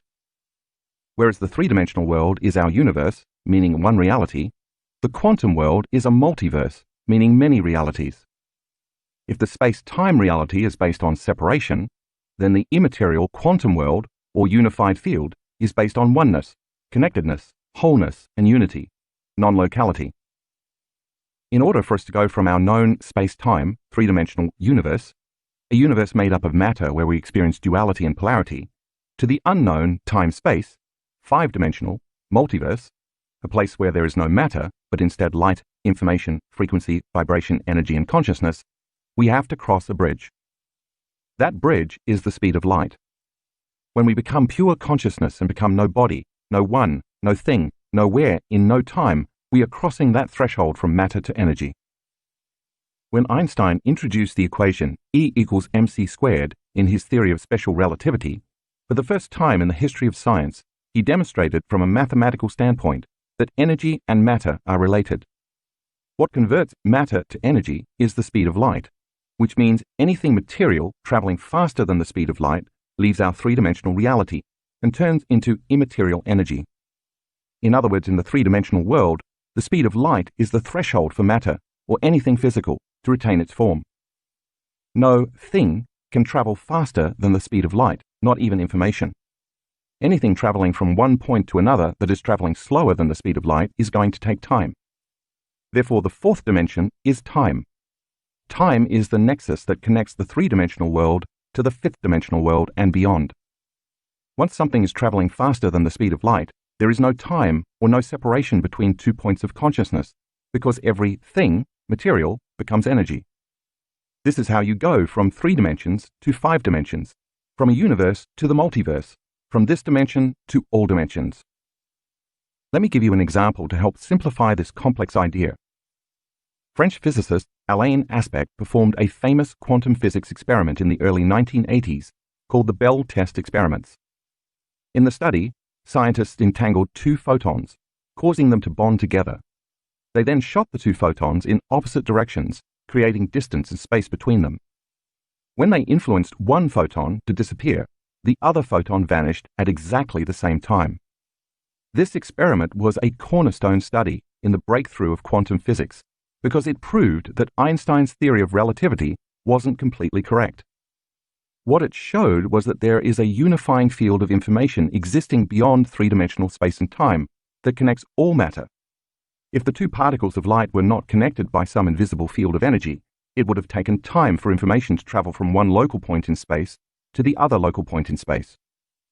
According to Einstein's theory, if one particle disappeared, the other particle should disappear a moment later, unless they were occupying the same space at the same time. Even if the second photon was affected a millisecond later, because they were separated by space, time would have played a factor in relaying the information. This would have reaffirmed that the ceiling of this physical reality is the speed of light, and everything material that exists here is separate.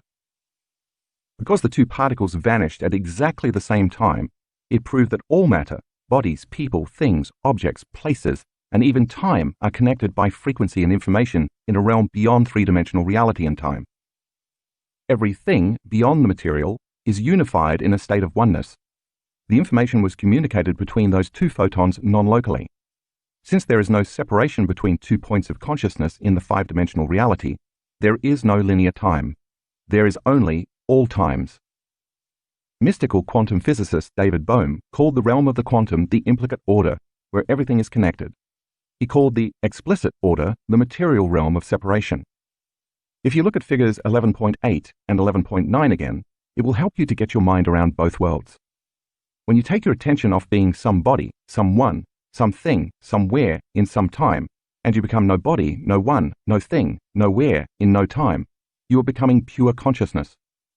Your consciousness merges with the unified field, which is made only of consciousness and energy, where you connect to the self-organizing consciousness of everybody, everyone, everything, everywhere, in every time. Thus, as you surrender as an awareness, without your senses, into this field of oneness where there is no separation, and you keep going deeper into the void or blackness, because nothing physical exists there, you, as a consciousness, become less separate from the consciousness of the unified field. If you can keep becoming more conscious and aware of it, and keep paying attention to it, you are investing your energy in it, and your attention directly at it. Thus, as you keep moving toward it, you will feel less separation and more wholeness. Finally, since only the eternal present moment exists in the unified field, because there is no linear time, only all time, the consciousness and energy of the unified field that is observing all matter into form is always in the present eternal moment. Therefore, in order for you to connect and unify with it, you will have to be completely in the present moment as well. If you review figure 11.10, it shows how you can collapse your own separation and individual consciousness to experience the oneness and wholeness of the unified field. One last point about the speed of light. In this realm of the material world, visible light is a frequency based on polarity, electrons, positrons, photons, and so on. If you look ahead a bit at figure 11.11, according to the scale, approximately 1/3 of the way up from the slowest frequency is where the division of light takes place. Above this wave or frequency is where matter goes from form to energy and singularity, and below this frequency are division and polarity.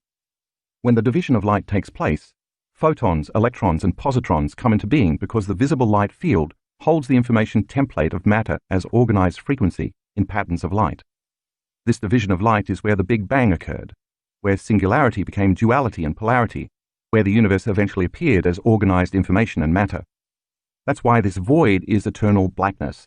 There is no visible light. Because matter vibrates at such a slow frequency, to enter the time-space dimension or the unified field, you can't enter as a body or matter, so you must become no body. You can't take your identity, so you're going to have to become no one. You can't take things, so you must become no thing. You can't be somewhere, so you're going to have to get to nowhere. Finally, if you're living by a familiar past or predictable future where time appears linear, to get to the place of time-space, you're going to have to experience no time. How do you do this? You keep placing your attention on the unified field, not with your senses, but with your awareness. As you change your consciousness, you raise your energy. The more you become aware of this invisible field, the more you're moving further away from the separation of matter and closer to oneness. Now you're in the quantum, or the unified field.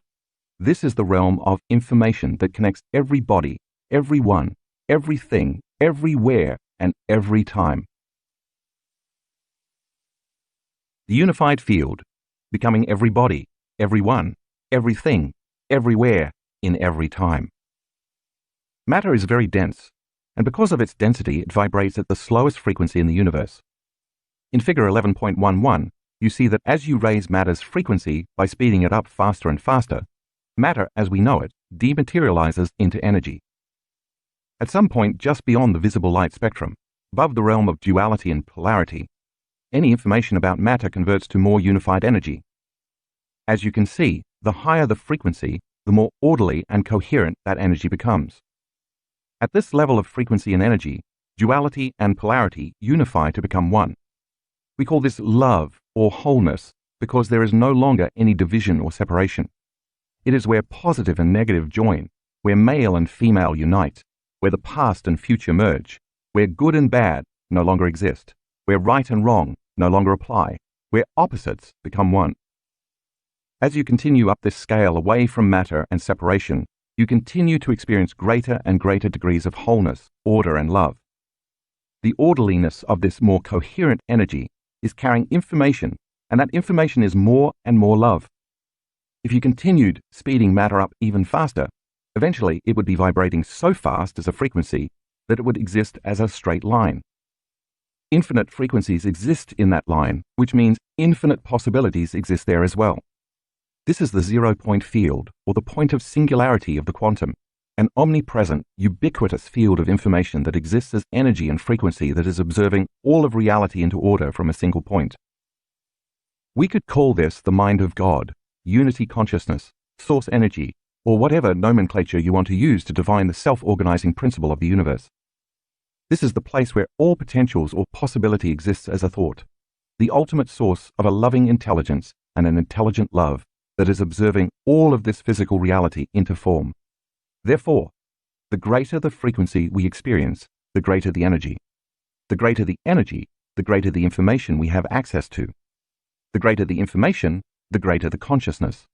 The greater the consciousness, the greater the awareness. The greater the awareness, the greater the mind. The greater the mind, the greater ability we have to affect matter. In the hierarchy of universal laws, quantum laws trump Newtonian or classical laws. This is why Einstein said, "The field is the sole governing agency of the particle."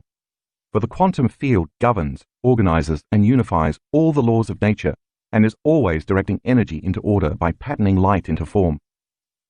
On our own planet, we need only look at nature to see how Fibonacci's sequence, otherwise known as the golden ratio, a recurring mathematical formula found throughout nature that brings about order and coherence, brings order to matter. It's the zero-point field made of possibilities or thought, because thoughts are possibilities, that is slowing its frequency down, creating order and form. The unified field is a self-organizing intelligence that is always observing the material world into order and form. The more you can surrender to it, move closer to it, and become one with it, the less separation and lack you feel, and thus the more wholeness and oneness you experience. When you as an awareness unfold into this infinite realm of possibilities, you begin to feel connected to the consciousness of everyone, every body, everywhere, everything, in every time, including your future dreams. Since consciousness is awareness, and awareness is paying attention, the first step to experiencing the unified field is to become aware of it, because if you're not aware of it, it doesn't exist. Thus, the more you pay attention to this field, the more you will become aware of it. There is a caveat, however. As we've seen, the only way you can enter the realm of pure consciousness is to become pure consciousness. In other words, the only way to enter this kingdom of thought is as a thought.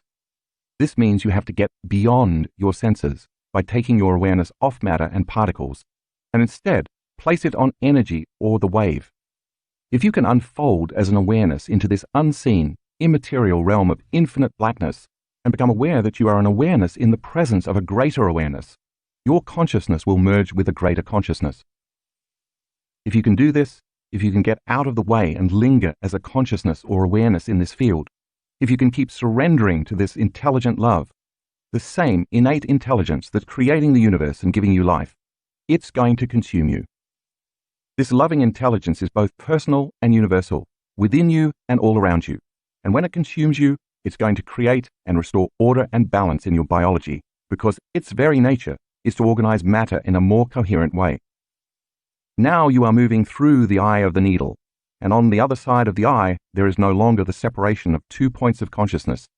There is one consciousness, or oneness. This is where all possibilities exist. Because you are entering the domain of consciousness, thought, information, energy, and frequency, the bridge that gets you from space-time to time-space is going from being somebody, someone, something, in some place, in some time, to being nobody, no one, no thing, nowhere, in no time. This is the nexus, the threshold to the unified or quantum field. Go back and review figures 11.8 and 11.9. In this realm of infinite unknown possibilities, unlimited new potentials and experiences await you, not the same old familiar ones that you've experienced time and time again. After all, isn't that what the unknown is? An unknown is just a possibility that exists to you as a new thought. When you are in this realm of pure thought as a thought, the only thing limiting you is your imagination. But when in this realm of thought, if you find yourself thinking again about someone, something, somebody, somewhere, in some known time, your awareness, and thus your energy, is back in the known reality of three-dimensional space and time, back to the realm of separation. Since every thought you think has a frequency, the moment you start thinking about the pain in your body, or the advancement of your disease, or the problems at work, or the issues you have with your mother, or the things you must do within a certain amount of time, you are back in this space and time. Your awareness is back in the realm of the material world, and your thoughts are producing the same frequency equal to matter and particles. Review figure 11.10. Your energy is back to vibrating at the same level of the known physical world of three-dimensional reality, so you exert less of an effect on your personal reality. You are back to vibrating as matter, and we know how that goes. As your frequency moves further and further into density, you are moving further and further away from the unified field. As a result, you feel separate from it. In this scenario, if your dreams exist as thoughts in the unified field, it's going to take a lot of time for your dreams to come true. If you are thinking about somebody, someone, something, at some place in some time, you are not getting beyond your identity, which has been shaped by the totality of your past experiences. You are literally still in the same memories, habitual thoughts, and conditioned emotions that you've associated with all the familiar people and things at certain times and places in your known reality, which means your attention and energy are bound to your past, present, personal reality. You're thinking equal to your identity, so your life is going to stay the same. You're the same personality, trying to create a new personal reality. When I say you have to get beyond yourself, it means to forget about yourself. Take your attention off your personality and your past personal reality. It makes sense then that to heal your body, you're going to have to get beyond your body. To create something new in your life, you're going to have to forget about your same old life. To change some problem in your external environment, you're going to have to get beyond your memory and the corresponding emotions related to that problem. And if you want to create a new, unexpected event in your future timeline, you'll have to stop unconsciously anticipating the same predictable future based on your familiar memories of the past. You are going to have to move to a greater level of consciousness than the consciousness that created any of those realities. In the unified field, there is nowhere to go because you are everywhere. There is nothing you can want because you are so whole and complete that you feel like you have everything. You can't judge anyone because you are everyone, and it's no longer necessary to become anybody because you are everybody. And why would you be worried that there is never enough time if you exist in a domain where there's infinite time? The more whole you feel, the less lack you experience, and therefore the less you want. How can you want or live in lack when you feel whole? If there is less lack, there is less of the need to create from duality, polarity, and separation. How can you want when you're whole? When you create from wholeness, you feel like you already have it. There is no longer wanting, trying, wishing, forcing, predicting, fighting, or hoping. After all, hope is a beggar. When you create from a state of wholeness, there are only knowing and observing. This is the key to manifesting reality, being connected, not separate. If time in your three-dimensional world is created by the illusion of space between two objects, or 2 points of consciousness, then the more one you are with the unified field, the less separation there is between you and everything material. When your consciousness merges or becomes more connected to the unified field, to the realm of wholeness and unity, there is no longer separation between 2 points of consciousness. This wholeness is then reflected in your biology, chemistry, circuitry, hormones, genes, heart, and brain, thus restoring balance to your entire system. A greater frequency or energy is now moving through your autonomic nervous system, a system that continuously gives you life, whose agenda it is to create balance and order. This energy is carrying a message of wholeness, and as a result you become more holy. The greater the frequency you experience, the shorter amount of time it takes to unfold in this three-dimensional space-time reality. As we learned earlier in this chapter, when you diminish the space between 2 points of consciousness, you collapse time. When this illusion of separation no longer exists, you perceive less space between you, an identity living in a body in a physical environment in linear time, and people, objects, things, places, matter, and even your dreams. Therefore, the closer you move to the unified field, the more connected you feel you are to everyone and everything.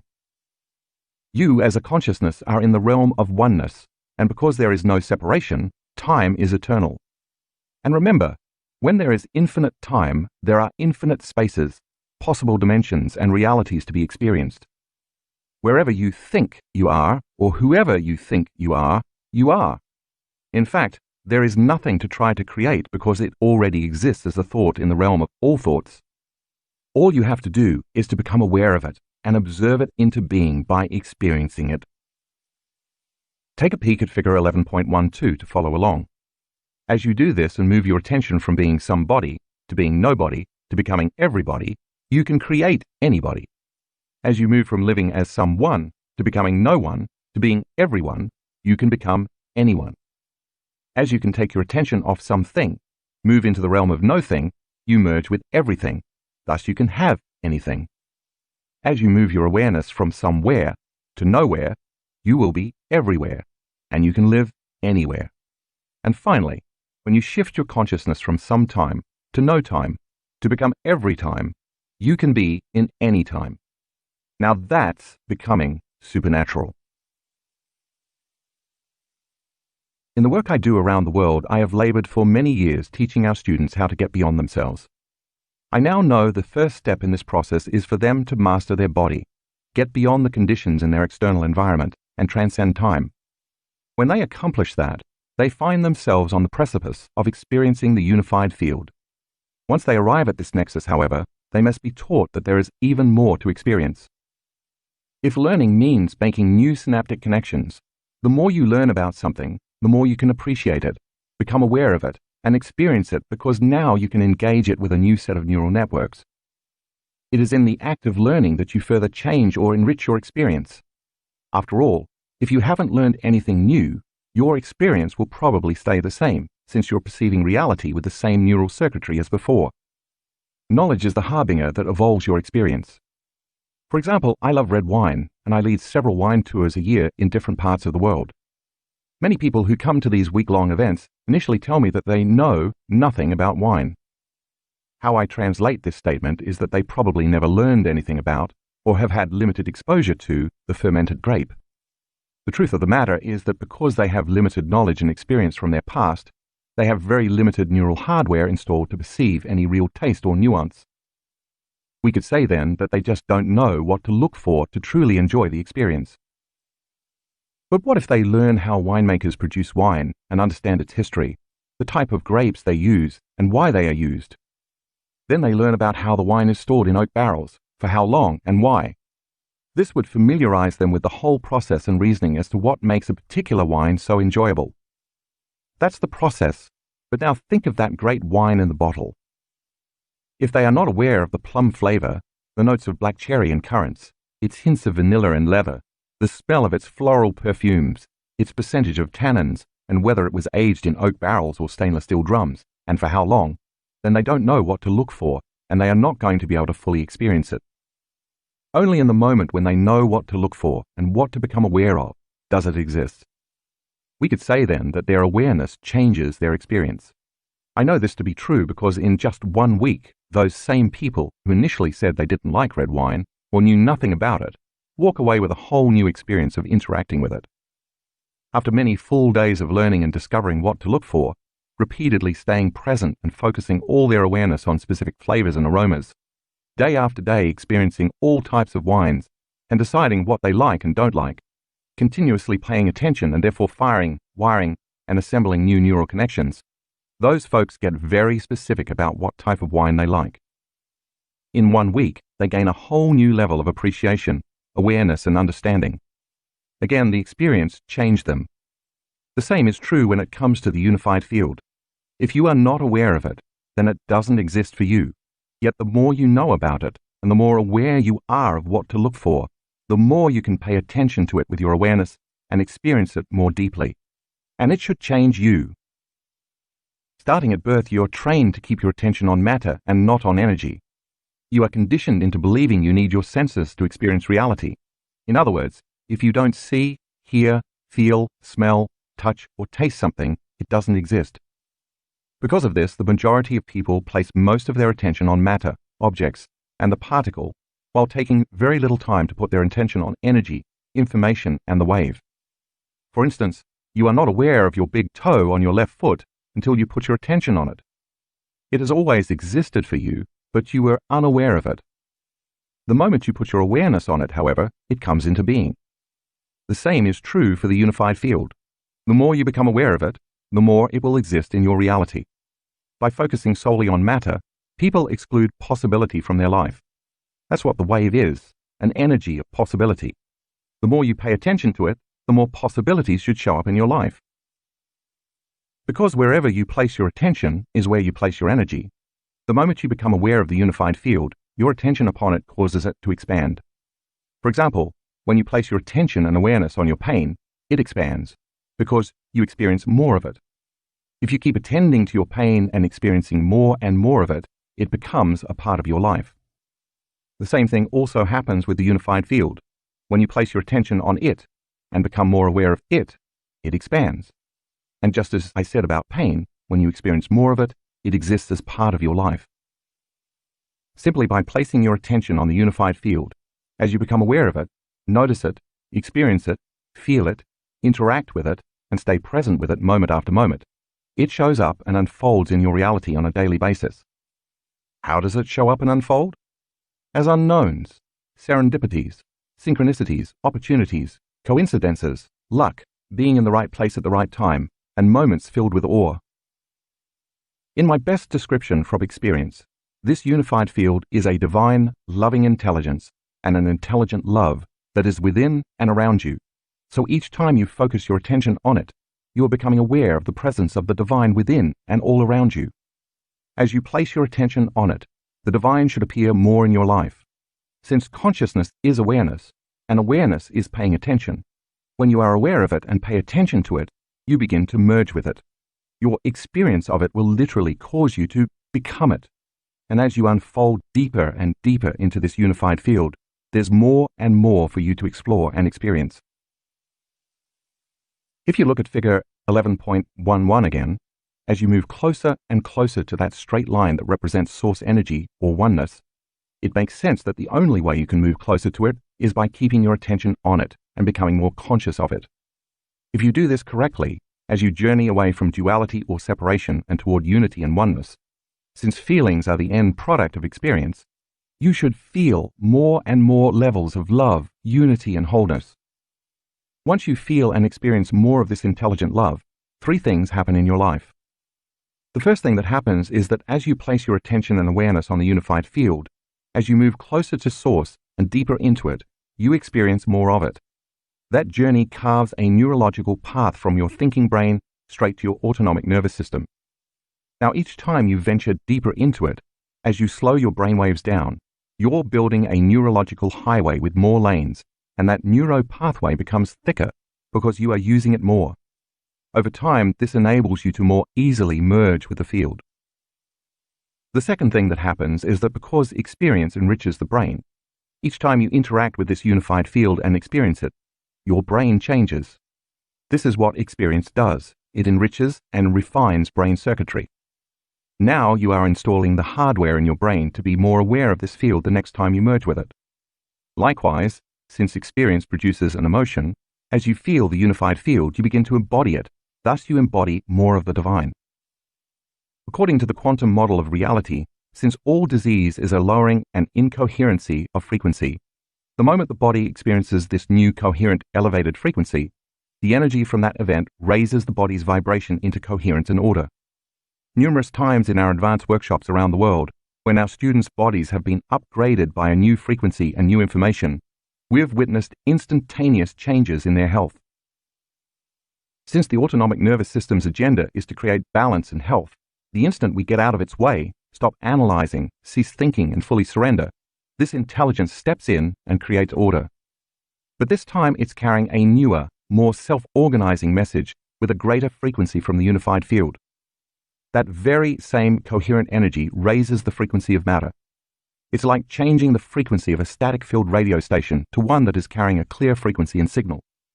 The body is receiving a more coherent signal. When this happens, you will feel intense love, a profound joy for existence, a heightened sense of freedom, indescribable bliss, an awe for life, elevated levels of gratitude, and a humbled sense of true empowerment. In that moment, the energy from the unified field, in the form of emotion, is reconditioning your body to a new consciousness and a new mind. In a heartbeat, the elevated emotions signal new genes in new ways, changing your body and moving it out of your biological past. The third thing that happens as you move closer toward the unified field is that you begin to hear or experience knowledge and information differently. That's because you've changed your brain circuits and are no longer the same person. You will meet truth on a whole new level, and things that you thought you knew will seem like a brand new encounter. Your inner experience has changed your perception of what is happening in your outer world. In other words, you've awakened. Once you have an experience, a feeling, or better understanding of the unified field, once it changes your brain circuitry, it allows you to experience and perceive reality in new ways. In fact, you will see a spectrum of life that your brain did not have the circuitry to perceive before. The next time your brain fires those networks, you already have the hardware to experience even more of the reality. You are now perceiving more of a reality that has always existed. You merely lacked the circuits to perceive it previously. If on a consistent basis, you can make this journey all the way to source, see figure 11.11 again, and connect with it, the moment you truly interact with it, you will begin to behave more like it. Its nature becomes your nature, and now more intelligent love is being expressed through you. What are its innate qualities? You will become more patient, forgiving, present, conscious, aware, willful, giving, selfless, loving, and mindful, to name but a few of them. You realize that which you have been seeking is seeking you. You become it, and it becomes you. The discipline then is to allow your consciousness to merge with a greater consciousness. Surrender deeper into intelligent love. Trust in the unknown. Continuously surrender some aspect of the limited self to join the greater self. Lose yourself in nothing to become everything. Relax into an infinite deep sea of coherent energy. Keep unfolding deeper and deeper into oneness. Continuously let go of control. Feel greater and greater degrees of wholeness.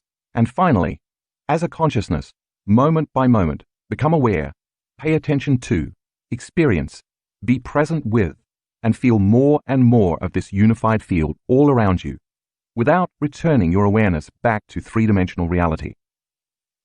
If you do this properly, you won't be using any of your senses because you're beyond your senses. You'll simply be awareness. Space-time, time-space meditation. Begin by resting your awareness on your heart, and once you are locked in on the space your heart occupies in space, become aware of your breathing.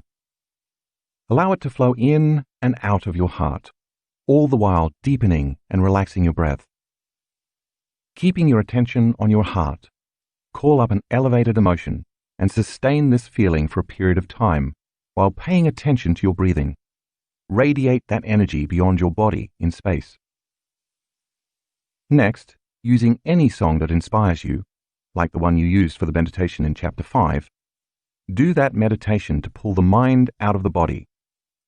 Take all the energy stored in your body as survival emotions and liberate it into elevated emotions, using a level of intensity that is greater than the body as the mind.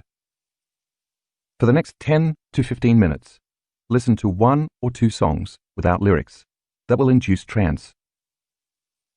Now become pure consciousness, becoming no one, no body, no thing, nowhere, in no time, unfolding as an awareness into the unified field. Now it's time to become connected to the consciousness of everyone, everybody, everything, everywhere, in every time, unifying with a greater consciousness in the unified field. All you have to do is become aware of this field. Pay attention to it, stay present with it, and feel it moment by moment. You will begin to feel more wholeness and oneness, which will be reflected in your biology, because your body is experiencing more coherent energy moving through it, and you are building your energy field. Maintain this state for about 10 to 20 minutes, surrendering deeper and deeper into it. When you're done, bring your awareness back to a new body, to a new environment, and to a whole new time. Chapter 12. The Pineal Gland. As you now know, when we as a consciousness move beyond the world of the senses in this three-dimensional reality, we can tap into frequencies that carry specific information beyond the vibration of matter and the speed of light. When this happens, the brain processes extremely high amplitudes of energy. Time and time again, we've measured and observed this phenomenon in our advanced students' brain scans. You've also learned that when there is an increase in energy in the brain, there will always be an increase in consciousness and awareness, and vice versa. In fact, it's very difficult to determine whether it is the energy or the level of consciousness that causes these extreme measurements. But I don't think we can separate the two, because you cannot have a change in energy without a change in consciousness, or a change in frequency without a change in information.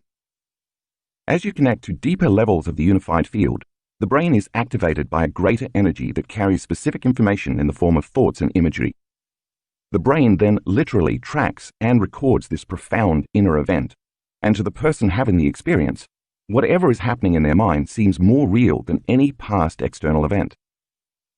In that moment, the increased energy in the form of a profoundly powerful emotion captures all the mind's attention. This is the instant the brain and body receive a biological upgrade. If someone can sit in a chair with their eyes closed during meditation and have a significantly heightened sensory experience without their senses, it begs the question, what is happening in the brain to explain this supernatural effect? To the person having the experience, despite the fact that they're sitting still, it seems more real than any other experience, determined by their senses, that they've ever had. This begs more inquiry. How can we have a fully amplified sensory experience without our senses? What are the specific functions of the brain and body that translate interactions with the quantum field into profound inner experiences? In other words, if we can interface with a more coherent field of information, which then creates such stimulating inner events, there must be a neurological, chemical, and biological explanation for such supernatural occurrences. What are the unique systems, organs, glands, tissues, chemicals, neurotransmitters, and cells involved that could give rise to such intensely profound experiences? Could there be physiological components that are just sitting dormant, waiting to be activated? 4 states of consciousness will help provide a framework for the information in this chapter. The first is wakefulness, which of course is when we are aware and conscious. Next is sleep, where we are unconscious and the body is restoring and repairing. Then comes dreaming, which is an altered state of consciousness when the body is catatonic, but our minds are engaged in inner visual imagery and symbolism. And finally, there are transcendental moments of consciousness that are beyond our understanding of reality. These transcendent events seem to change us and the way we look at the world forever. I want to give you my best understanding about the biology, chemistry, and neuroscience of those transcendental experiences. Let's start with the molecule melatonin, which is responsible for all of this. Melatonin, the dreaming neurotransmitter. When you wake up in the morning and return to the world of the senses, the moment your eye perceives light through your iris, receptors in the optic nerve send a signal to a part of your brain called the suprachiasmatic nucleus. It then sends a signal to the pineal gland, which responds by making serotonin, the daytime neurotransmitter. As you will recall, neurotransmitters are chemical messengers that transmit and communicate information between nerve cells. The neurotransmitter serotonin tells your body it's time to wake up and start your day. As you integrate information between all your senses in order to create meaning between your inner and outer world, serotonin stimulates your brainwaves from delta to theta to alpha to beta, causing you once again to realize you're in a physical body in space and time. Thus, when your brain is firing in beta brainwaves, you put much of your attention on your outer environment, your body and time. That's normal. As night falls and it gets dark, a similar but inverse process occurs. The inhibition of light sends a signal along the same route back to the pineal gland, but now the pineal gland transmutes serotonin into melatonin, the nighttime neurotransmitter. This production and release of melatonin slows down your brainwaves from beta to alpha, making you sleepy, tired, and less likely to want to think or analyze. As your brainwaves slow down to alpha, you become more interested in returning your attention to your inner world rather than your outer world. Eventually, as your body falls asleep and goes into a catatonic state, your brainwaves move from alpha to theta to delta, thus inducing periods of dreaming as well as deep, restorative sleep. By living within the rhythm of our external environment, within this diurnal pattern of wakefulness and sleep, based on where we live in the world, our brain becomes automatically entrained to the daily production of these chemicals at very specific times in the morning and evening. This is called the circadian rhythm. Most of us know that when we move out of this natural rhythm, we become out of sorts, such as when we travel to another part of the world where the sun rises and sets several hours ahead of our normal time zone. This is jet lag, and we need some time to recalibrate. When the body gets out of its natural circadian rhythm, it will usually take a few days to readjust to the new environment's rhythm of sunrise and sunset. This is all chemistry produced from our interaction with our external, three-dimensional world, from our eyes' reaction to the sun and the frequency of visible light. Melatonin induces rapid eye movement, REM sleep, a phase of the circadian rhythm that causes dreaming. As the thoughts and chatter in our head diminish, giving way to sleep and eventually the dreaming state, the brain begins to internally see and perceive in images, pictures, and symbols. But before we get into why melatonin is so important, let's take a closer look at the molecular structure of this dreaming neurotransmitter. The process of creating melatonin starts with the essential amino acid, L-tryptophan, the raw material responsible for making serotonin and melatonin. To be converted into melatonin, it must pass through a series of chemical changes known as methylation. Methylation is the process of taking a single carbon and 3 hydrogens, known as a methyl group, and applying it to countless critical functions throughout our body, such as thinking, repairing DNA, turning genes on and off, fighting infections, and so on. In this case, it's part of the production of melatonin. In figure 12.1, we see methylation in action. Because this methyl group is made up of very stable chemicals, the basic structure of the 5- and 6-sided rings stay the same during this series of chemical reactions. However, as different groups of molecules attach to those rings, they change the properties and characteristics of the molecule. Beginning with L-tryptophan, the pineal gland transmutes it into 5-hydroxytryptophan, 5-HTP, which then becomes serotonin. Serotonin is a more stable molecule than 5-HTP, can sustain itself in the brain, and has a more useful function, as we'll soon see. Through another chemical reaction, the pineal gland converts serotonin into N-acetyl-serotonin, and then an additional reaction turns it into melatonin. And all of this happens in the pineal gland. In a 24-hour cycle, the production of melatonin is highest between the hours of 1 a.m. and 4 a.m. This is important to remember. We now know there's an inverse relationship between our adrenal hormones and melatonin. As adrenal cortisol levels go up, melatonin levels go down. This is the reason why we can't sleep when we're under stress. In antiquity, this served as a biological safety mechanism. For instance, if you were chased by a predator a few times on the way to the watering hole, and then you spotted more large beasts in your territory, your body, in its innate intelligence, would want to prevent you from becoming prey yourself. In such cases, sleep and restoration become less important than surviving. More aptly put, staying alive by remaining awake through the night is more valuable than sleeping and risking death. When the body is trying to rest in this vigilant state, it never gets the restorative sleep it needs because the survival chemicals, like cortisol, have switched on the survival genes. If the perceived stressor is not a saber-toothed tiger, but instead your strained relationship with your ex-spouse, whom you must interact with daily, that chronic stress keeps the survival system activated. Now, this safety valve is no longer adaptive, but maladaptive. This type of chronic stress alters typical levels of melatonin, and even serotonin, knocking the body out of homeostasis. But if you lower the levels of cortisol, melatonin levels will increase.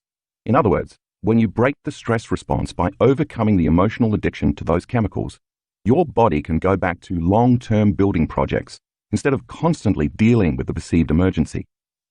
Take a look at figure 12.2 to review the relationship between melatonin and cortisol. Melatonin has many other interesting applications. For example, it's been proven to improve carbohydrate metabolism. This is important because when certain people respond to stress, the body takes carbohydrates and stores them as fat. And fat is nothing more than stored energy. This is a result of primitive genes signaling the body to store energy in case there's a famine. Melatonin has also been known to help with depression. It's even been proven to increase levels of DHEA, the anti-aging hormone. For more facts about the importance of melatonin, the dreaming neurotransmitter, see figure 12.3. Now, let's deepen your understanding of all the information you've been studying in this book up until this point. Activating the pineal gland.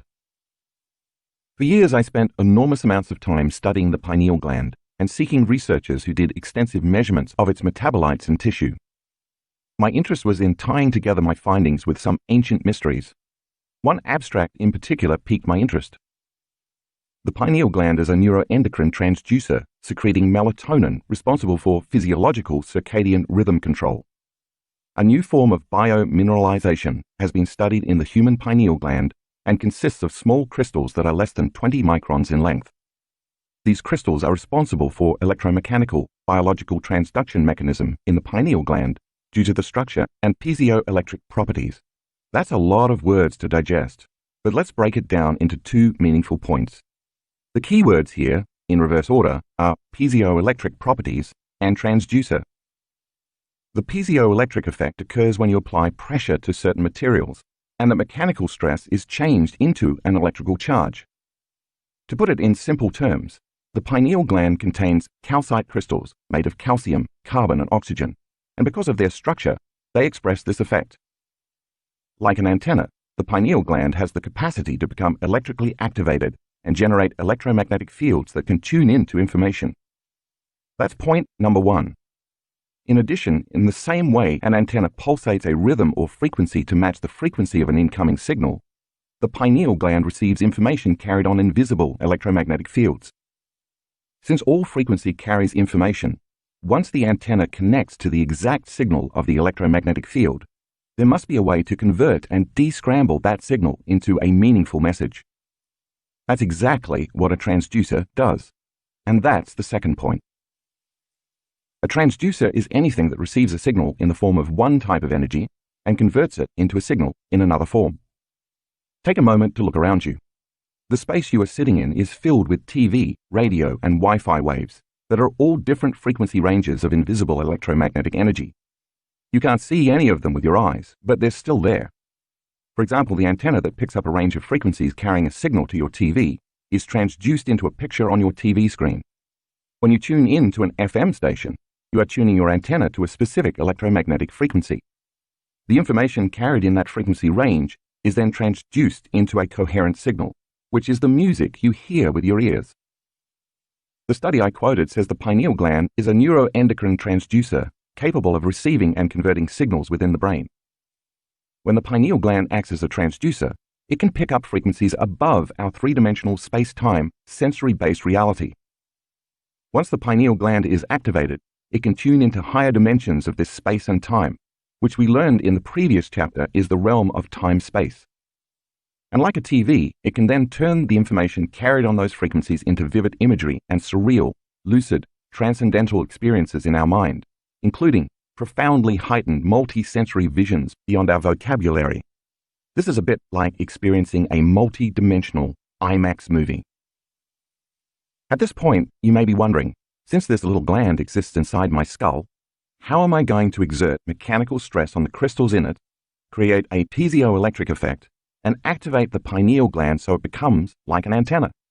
And how will that antenna pick up frequencies and information beyond matter and light so that it can transduce those electromagnetic signatures into a meaningful imagery, like a transcendental experience beyond this three-dimensional reality? For the pineal gland to become activated, 4 important things must happen. I will address 3 of them now, and then I will give you the fourth step when it's time to learn the meditation. 1. The piezoelectric effect. Critical to creating the piezoelectric effect in the pineal gland are the calcite crystals mentioned above and shown in figure 12.4. Remember, these are very tiny crystals, approximately 1 to 20 microns in length. To put this in context, their size can range anywhere from 1/100th to 1/4 the width of a human hair. For the most part, they are octahedron, hexahedron, and rhombohedron in shape. As we already learned in Chapter 5, the purpose of the breathing technique we do before many meditations is to pull the mind out of the body by liberating potential energy, stored as emotions, in the lower 3 energy centers. As we inhale and contract those intrinsic muscles, follow our breath from the perineum all the way up our spine to the top of our head, and then hold our breath and squeeze those muscles more, we're increasing intrathecal pressure. As I mentioned earlier in the book, this is the internal pressure created when you push up against your insides. For example, when you hold your breath and lift something heavy. The word piezoelectric is derived from the Greek words piezein, which means to squeeze or press, and piezo, which means to push. So it's no coincidence that I ask you to hold your breath and squeeze those intrinsic muscles. When you do this, you are pushing cerebrospinal fluid up against the pineal gland, exerting mechanical stress on it. This mechanical stress translates into an electrical charge, and it's this exact action that compresses the stacked crystals in the pineal gland and creates a piezoelectric effect. The crystals of the pineal gland generate an electric charge in response to the stress you're applying. One of the unique characteristics of the piezoelectric effect is that it's reversible, meaning that the materials exhibiting the direct piezoelectric effect, the crystals, also exhibit a converse piezoelectric effect. Once the crystals in the gland are compressed and are creating an electrical charge, the electromagnetic field that is emanating from the pineal gland causes the crystals in it to stretch as the field increases. When the crystals generating the electromagnetic field reach their limit and can stretch no further, they contract, and the electromagnetic field reverses direction and moves inward toward the pineal gland. When the electromagnetic field reaches the pineal gland crystals, it compresses them again, producing yet another electromagnetic field. This cycle of expanding and reversing the field perpetuates a pulsating electromagnetic field. It's no wonder then that I ask you to hold your breath, squeeze and contract those muscles. And it's no surprise that I insist you repeat this process over and over. As you keep doing the breath and holding and squeezing again and again, with every cycle of breathing, you are activating the piezoelectric properties of the pineal gland. The more you do this, the more you speed up the cycles per second of the expansion and contraction of this electromagnetic field, making the pulses get faster and faster. Now the pineal gland becomes a pulsating antenna, capable of picking up subtler and subtler, faster electromagnetic frequencies. Take a close look at figure 12.5. We talked about the movement of cerebrospinal fluid during the breath in Chapter 5, but let's build on the teaching. As the fluid enters the brain, it moves up through the central canal, through the space between the spinal column and the spinal cord. From this juncture, it flows in 2 directions. First, the fluid moves into the 4th ventricle, followed by the 3rd ventricle. As the fluid travels from the 4th to the 3rd ventricle, it passes through a narrow path or channel, and nestled right at the back of the 3rd ventricle rests what looks like a tiny pine cone. That's what pineal means. This is the pineal gland, and it's about the size of a large grain of rice. Second, the cerebrospinal fluid also flows around the back of the cerebellum to the other side of the pineal gland, surrounding the entire gland with pressurized fluid. By increasing the intrathecal pressure, you funnel a greater volume of fluid into the chamber of the 3rd ventricle, as well as from the space around the cerebellum. So when you hold your breath and squeeze, this extra volume of fluid exerts pressure from both directions up against the crystals, causing them to compress and create the piezoelectric effect. This is the first event that must take place to activate the pineal gland. 2. The pineal gland releases its metabolites. Cerebrospinal fluid moves through a closed system called the ventricular system. Review figure 12.5. The ventricular system facilitates the movement of this fluid from the base of the spine, up through the spinal column, through the 4 chambers of the brain, called aqueducts or ventricles, and back down to the sacrum, the base of the spine. When you inhale and follow your breath to the top of your head, and then hold your breath and squeeze up and in, you are accelerating the cerebrospinal fluid. On the surface of the pineal gland are tiny hairs called cilia, Latin for eyelashes, see figure 12.6. The action of the accelerated fluid moving faster than normal through the chambers of the ventricular system tickles the tiny hairs, which overstimulates the pineal gland. Because the pineal gland is shaped like a phallus, the stimulation produced by the acceleration of fluid moving past it, combined with the electrical activation created by an increase in intrathecal pressure in a closed system, causes the gland to ejaculate some very profound, upgraded metabolites of melatonin into the brain. You're now one step closer to activating the pineal gland and having a transcendental experience. 3. Energy is delivered directly to the brain. Much like sending a rocket ship into space, overcoming gravity to get it off the ground is the part that requires the most energy. So to move that energy from our lower centers demands a great deal of intensity and effort. The breath becomes our passionate intention to free ourselves from the self-limiting emotions of our past. The spinal column becomes the delivery mechanism for this energy, and the top of the head becomes the target. As you know by now, every time you perform the breath, you send charged particles up the spinal column. As these particles increase in velocity and acceleration, they create what's known as an inductance field, see figure 12.7. This inductance field reverses the flow of two-way information that typically facilitates communication from the brain to the body and the body to the brain. Much like a vacuum, the inductance field draws the energy from those lower centers, energy involved with orgasm, consumption, digestion, fight or flight stress, and control, and delivers it directly to the brainstem in a spiraling motion. As the energy travels up through each vertebrae, it passes the nerves that run from the spinal cord to different parts of the body, and some of that energy is then transferred through the peripheral nerves that affect the tissues and organs of the body. The current that runs along these nerve channels activates the body's meridian system, resulting in all other systems of the body getting more energy. Once the energy reaches the brain stem, it must pass through the reticular formation. It's the job of the reticular formation to constantly edit information going from the brain to the body, as well as from the body to the brain.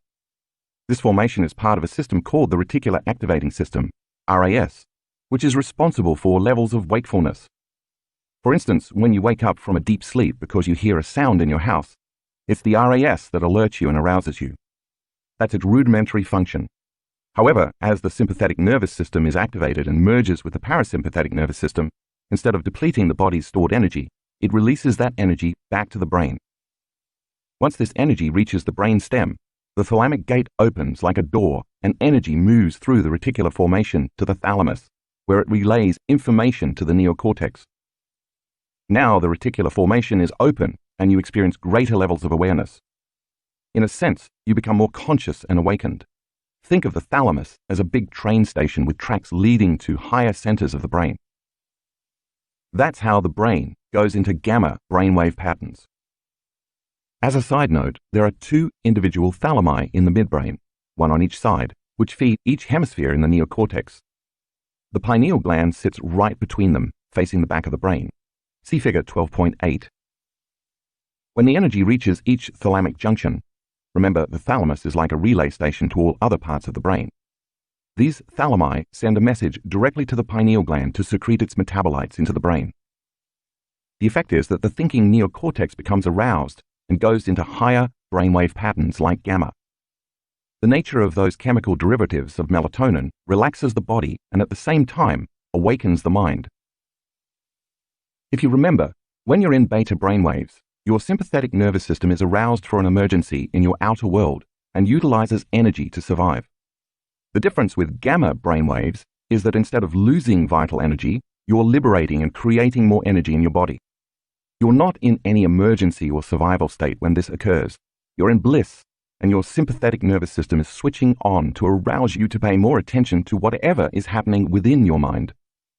In Chapter 5, I said that when energy moves from the body to the brain, a torus field is created around the body.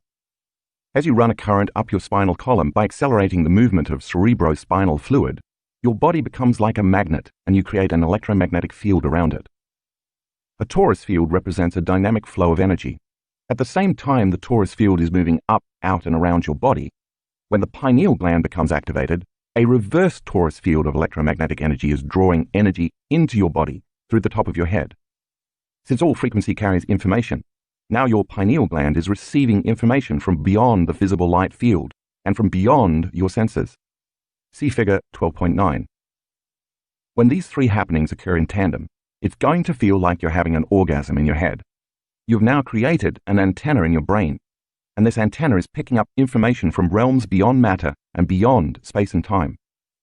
Information is no longer coming from your senses or your eyes' interaction with your environment. Instead, you're getting information from the quantum field moving to another eye, your third eye, from the pineal gland in the back of your brain. When melatonin gets an upgrade, magic happens. When your pineal gland, or the third eye, is awakened, because it is picking up higher frequencies, these higher energies alter the chemistry of melatonin. The higher the frequency, the greater the alteration. It's this translation of information into chemistry that primes you for those transcendental, mystical moments. Now you're opening the door to higher dimensions of space and time. This is why I like to call the pineal gland an alchemist, because it transmutes melatonin into some very profound, radical neurotransmitters. Take a look at figure 12.10. As higher frequencies and higher states of consciousness interact with the pineal gland, one of the first things to happen is that these frequencies transmute melatonin into chemicals called benzodiazepines. Benzodiazepines are a class of drugs from which Valium is created that anesthetize the analytical mind, so all of a sudden the thinking brain relaxes and stops analyzing. According to functional brain scans, benzodiazepines suppress neural activity in the amygdala, the brain's survival center. This limits chemicals that cause you to feel fear, anger, agitation, aggression, sadness, or pain. Now your body feels calm and relaxed, but your mind is awakened. Another chemical created from melatonin produces a class of very powerful antioxidants called pinolines. See figure 12.10. Pinolines are important because they attack free radicals, which harm your cells and cause aging. These antioxidants are anti-cancer, anti-aging, anti-heart disease, anti-stroke, anti-neurodegenerative, anti-inflammatory, and antimicrobial. That's a perfect formula to upgrade melatonin's normal role as an antioxidant to the role of a supercharged antioxidant that further restores and heals the body to a greater degree than the melatonin molecule normally does. See the powerful antioxidants listed in figure 12.10 that are all produced from metabolites of melatonin. If you take that molecule and tweak it again into a cousin of melatonin, you find the same chemical that makes animals hibernate. When melatonin, which makes us sleepy and dreamy, alters just slightly into this more powerful molecule, it carries a message to extend rest and repair even further. This message also causes the body's metabolism to slow, in some cases for months. It makes sense, then, that when mammals hibernate, they break the typical habits of their habitat. For example, they lose their sex drive, their appetite, their interest in or need to move about in their environment, and their connection to social networks. They hide to protect themselves and to feel safe, and during this time of going within, their body goes into stasis. The same might be true for us as these values elevate. Because the body is no longer the mind, we temporarily lose our interest in the outer world. And because we have no biological drives and aren't distracted with bodily needs, we're able to move more fully into the present moment and go deeply within. If you're going to dream the dream of the future, wouldn't it be a good idea to get your body out of the way? If you take that molecule and advance it yet again, you produce the same chemical found in electric eels, a phosphorescent, bioluminescent chemical that amplifies energy in the nervous system. You can refer to figure 12.10 again. This chemical can be powerful enough to cause a significant shock. I have a strong hunch this is the rare chemical that influences the brain to process those increased amplitudes of energy that we've repeatedly measured in our students. Just imagine an electric eel that literally lights up with energy when it gets stimulated. That's what happens in the brain when it gets activated. But the energy and information that are created do not come from an experience in our environment that we perceive through our senses, but instead from within the brain, caused by an upgrade in frequency. When we see those high energy levels in the brain, we know that the person is having a profound, subjective experience that can be measured objectively. Think about that for a moment. Via sensory input from our environment through our eyes, the pineal gland makes serotonin and melatonin. This visible light coming from the sun causes us to move into harmony with our environment, which we call the circadian rhythm. As a result of this process, serotonin and melatonin carry information equal to the frequency coming from the physical world. Because we perceive visible light through our senses, those molecules are inherent to humans, thus they are equivalent to the realm of our three-dimensional reality. Remember, as Einstein said, that the ceiling of this material world is the speed of light. But what happens as the brain processes an increase in frequency and information from a realm beyond the senses and beyond the speed of light? Is it possible that information and energy coming from the unified field change the chemistry of melatonin to become another chemical counterpart in the brain? And could our brain translate those frequencies into a message? If energy is the epiphenomenon of matter, it makes sense that the information coming from a frequency faster than visible light would be able to alter the molecular structure of melatonin into profound elixirs within our brain. The pineal gland is responsible for translating that information into a chemical variation of melatonin. Therefore, that molecule carries a different message equal to that frequency. That new frequency is now influencing an enhanced superchemical. That's no longer natural, that's supernatural. Melatonin gets an upgrade. Not only does this phosphorescent, bioluminescent chemical increase the energy in the brain, but it enhances the imagery the mind internally perceives so that everything looks as though it's made of vivid, surreal, luminescent light. As a result, people have reported experiencing colors they've never seen before because they exist outside their known experience of the visible light spectrum. These colors appear as profound, otherworldly, glowing lights in a technicolor, lucid, opalescent world of suspended beauty. Everything appears as if it's emitting beautiful light made of vivid, radiant energy that you can feel. This world of golden, shimmering, bright halos within and around everything appears more illuminated than your sensory-based reality. And of course, it will be difficult to take your attention off all its beauty. Because all your attention is on this experience, it will seem as though you are actually there, totally present in this other world or dimension. Take a look at figure 12.10 again. Alter melatonin one more time and you produce the chemical dimethyltryptamine, DMT, one of the most powerful hallucinogenic substances known to man. This is the same chemical found in ayahuasca, a traditional spiritual plant medicine used in ceremonies by the indigenous people of the Amazon. DMT's primary active ingredient is said to create spiritual visions and profound insights into the mystery of the self. When ayahuasca or other plant chemicals containing this molecule are ingested, the body receives only DMT. But when the pineal gland is activated, it receives the whole blend of aforementioned chemicals, and this causes some very profound inner experiences. Some of these experiences have been reported to create profound time dilation. Time appears infinite, time travel, journeys to paranormal realms, visions of complex geometric patterns, encounters with spiritual beings, and other mystical interdimensional realities. Many of our students during the pineal gland meditation report amazing encounters beyond their known physical world. When these chemicals are released in the brain, the mind has experiences that appear more real than anything that person has ever encountered in their sensory-based reality. This new dimension is difficult to articulate with language. The novel experience that results will occur as a complete unknown, and if you surrender to it, it's always worth it. Tuning in to higher dimensions, the pineal gland as a transducer. Depending on the translation you're using, in Matthew chapter 6, verse 22, Jesus said, "If thine eye be single, thy whole body shall be full of light." I believe he was talking about activating the pineal gland, because this allows us to experience a broader spectrum of reality. Many of our students can attest to the fact that when their pineal gland becomes activated, when they fully connect with the unified field, their whole body becomes filled with energy and light. Beginning from the cosmic field, energy from beyond their senses enters through the top of their head and travels down throughout their whole body. When this occurs, they experience downloadable information beyond their memory base or the predictable knowns of their daily lives. and it all begins with the chemical alteration of melatonin in the pineal gland.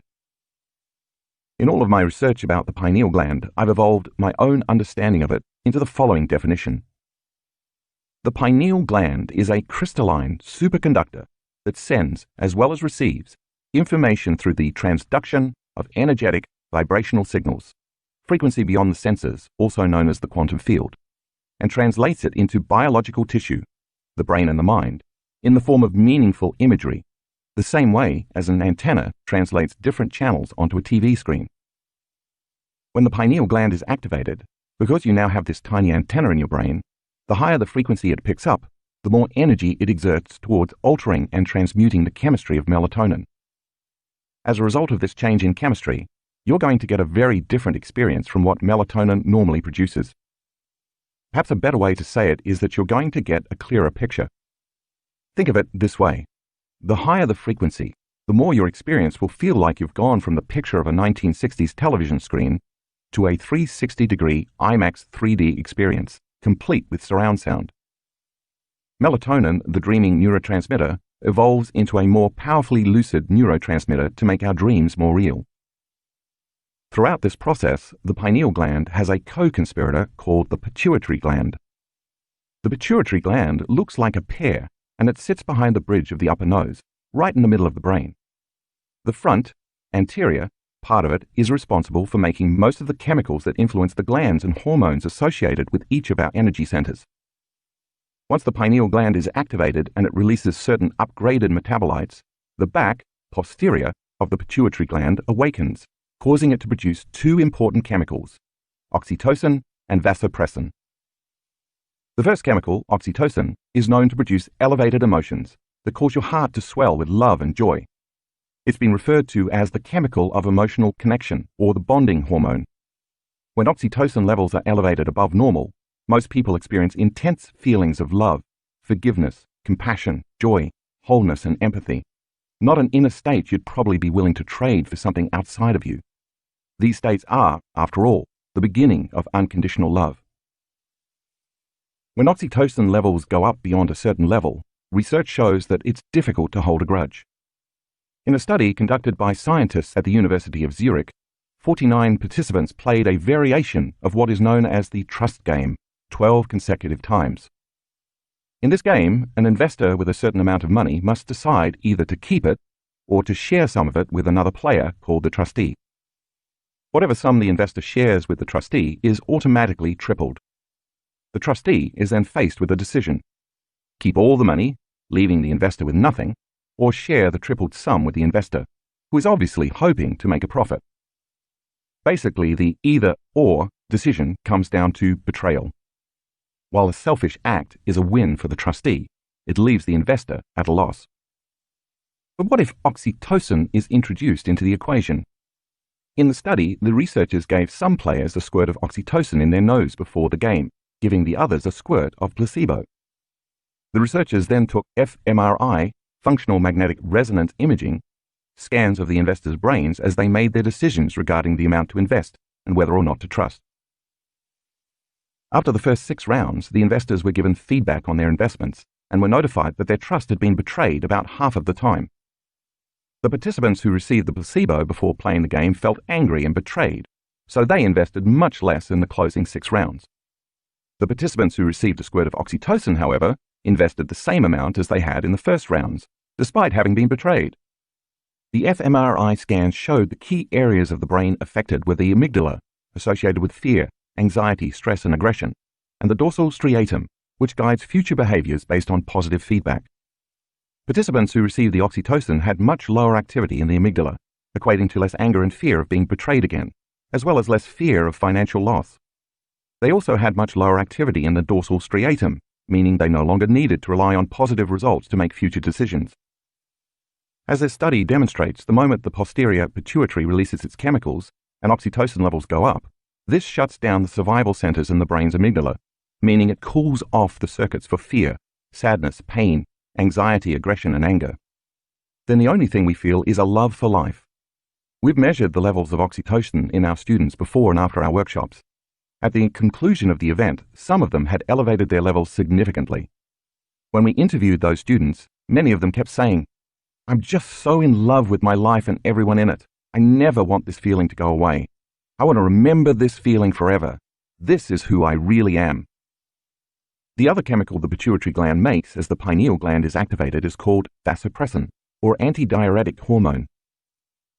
As vasopressin levels go up, the body naturally retains fluids, causing the body to become more water-based. This is important because if you're going to process a greater frequency, you need water to act as a conduit to better handle the higher frequency in the body, and to then translate that frequency into your cells. The moment vasopressin goes up, it creates a more stable thyroid gland, which affects the thymus and the heart, which affects the adrenals, which affects the pancreas, which produces a chain cascade of positive effects all the way down to the sexual organs.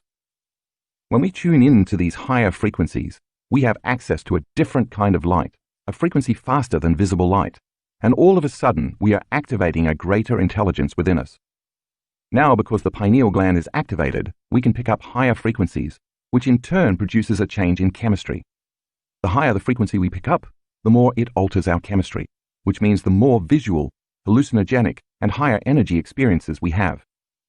The crystals in our pineal gland, acting like a cosmic antenna, are the doorway to these higher vibrational realms of light and information. This is how we have internal experiences that are more real than our external ones.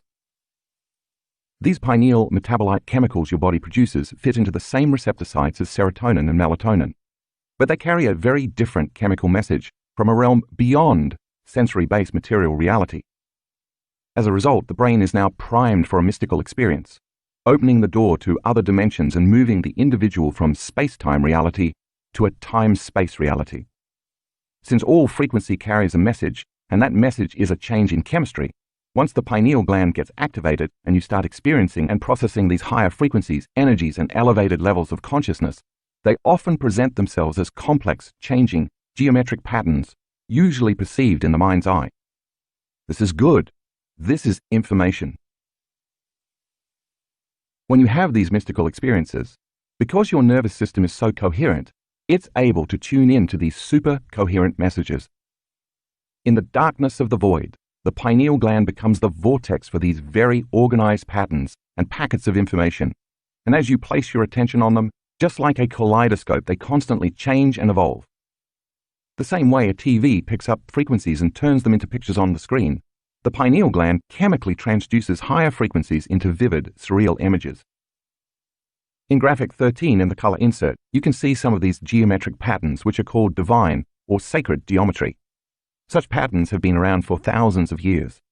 In chapter 8, I mentioned that these patterns appear to look like ancient mandalas.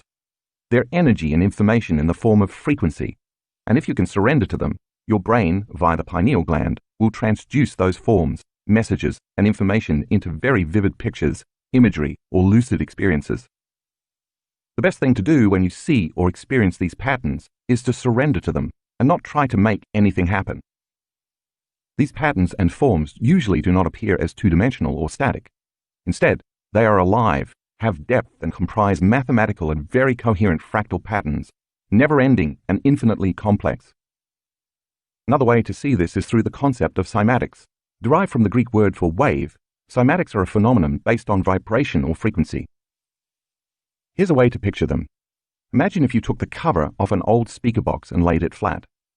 If you filled that speaker with fluid, shined a light on it, and began playing classical music up through it, the frequency and vibration of the music would eventually create coherent standing waves. These waves would interfere with each other and eventually create geometric patterns within patterns within patterns. As with a kaleidoscope, you would see these evolving geometric arrangements become more highly organized. The difference between the images in the kaleidoscope and cymatics is that the images in the kaleidoscope appear two-dimensional. Geometric patterns such as cymatics, however, appear to be alive and are three-dimensional or even multi-dimensional. In addition to water, the vibrational effects of cymatics are translatable to sand and air. In other words, these three mediums pick up vibration and frequency and turn them into coherent geometric patterns. If you search, you can find several videos showing this on YouTube. When your pineal gland picks up information, it's picking up these same types of waves in the environment around you. These coherent, highly organized standing waves that exist beyond the visible light spectrum are constantly being consolidated into packets of information and transduced into images by your pineal gland. They are just patterns of information that are intersecting in a very coherent way, and when you put your awareness on them, they change and evolve to become increasingly more fractal, intricate, beautiful, and divine. It's all information, and just like a transducer, your pineal gland takes that information and descrambles it into imagery. This is one of the reasons I decided to use the kaleidoscope as a tool in our advanced events, to train students' brains to be disarmed when they experience this mode of complex imagery, as well as to more easily recognize and open up to receiving this type of information. Additionally, as the kaleidoscope causes the brain to move into alpha or theta brainwaves, and you become more suggestible, you can see how gazing into it in a state of trance primes your subconscious mind for a mystical experience. Once your pineal gland picks up the imagery, fasten your seatbelts because things are going to get exciting. You might come out of your body and travel down a tunnel of light, or your entire body might become filled with light. You might even feel like you've become the entire universe, and when looking down at your body, even find yourself wondering how you're going to get back into it. When you start having these very profound, unknown experiences, you have one of two choices. You can contract in fear because it's the unknown, or you can surrender and trust because it's the unknown. The more you surrender and trust, the deeper and more profound your experiences become. And because the experience is so profound, you're not going to want to rouse yourself back to wakefulness, thereby changing your brainwaves back to beta. Instead, this is the time to surrender, relax, and go even deeper into this transcendental state of consciousness. In this moment, you are not sleeping, you are not awake, you are not dreaming. You are transcendent of this reality. If your brain chemistry is right, your body will be totally and completely sedated. This is what we are training for, to experience greater levels of wholeness, oneness, love, and higher consciousness. But there's more. Alteration in chemistry creates a new reality. Imagine if in this moment all your senses were increased by 25%. If that were the case, everything you were seeing, hearing, tasting, smelling, and feeling would cause you to become more aware of everything around you. If awareness and consciousness are the same, then as your consciousness is heightened, the energy your brain is receiving would also be increased, because you can't have a change in consciousness without a change in energy, or vice versa. As your brain connects to a different frequency that is processing a new stream of consciousness, it is literally turning on. And because your senses feel amplified, you've produced an elevated level of awareness. The higher the energy or frequency, the greater the alteration in your chemistry. And the greater the alteration in your chemistry, the more lucid your experience will be. So when you're in this transcendental state, you feel more awake and more aware than you are in your day-to-day reality. As your awareness amplifies, you would feel as if you were truly in that transcendental reality. If you're picking up information from beyond your senses, information that is not originating from visible light or the sun, then it makes sense that it's called the third eye. Because you had such a profound internal experience, and since new experiences assemble new neural networks, that experience enriches the circuitry in your brain. As your body processes these higher energies, that energy alters your chemistry, and if the end result of an experience is an emotion, then this experience creates elevated feelings and emotions. When it's activated, you are seeing with a different eye, with inner vision. If the accumulation of feelings equals an emotion, and emotion is energy, then we know that when you experience survival emotions, because they are a lowering of frequency, you feel more like the density of matter and chemistry. But as you experience these higher states of consciousness, because they vibrate at a higher frequency, you will begin to feel less like matter or chemistry and more like energy. That's why I call this energy in the form of feelings elevated emotions. If the environment signals the genes in a cell, and experiences from the environment creates emotions, and emotions are the chemical feedback from the experience in the environment, then if nothing ever changes in the external environment, nothing changes in the internal environment of the body, which is still the outer environment of the cell. For example, when you live by the same self-limiting emotions for years, your body never biologically changes because it doesn't know the difference between the emotion coming from the outer environment and the emotion coming from your inner environment. Instead, the body believes it is living in the same environmental conditions because the same emotions are producing the same chemical signals. Just as the body lives in an external environment in which nothing is changing, the cell too lives in a chemical environment in which nothing is changing. But when you start having these internal experiences of heightened awareness and expanded consciousness, experiences that are more real and sensory than any in the past, the moment you feel that new heightened emotion or ecstatic energy, you've altered your internal state. And as a result, you're going to pay more attention to the images of the reality created within you. And if you have a new experience that is so real it captures all the brain's attention, that new experience, or awakening, embosses the event neurologically in your brain. That new emotion now creates a long-term memory, and those new emotions signal new genes. But this time, the experience that's creating the long-term memory is not coming from your outer environment, it is coming from your inner environment, which is still the outer environment of the cell. Because the event is so powerful that you cannot not be aware, therefore, the higher the energy, the higher the consciousness. The higher the consciousness, the greater the awareness. The greater the awareness, the broader experience of reality you have. As we know, all perception is based on how the brain is wired from our experiences in the past. We don't perceive things in our reality the way they are. We perceive reality the way we are.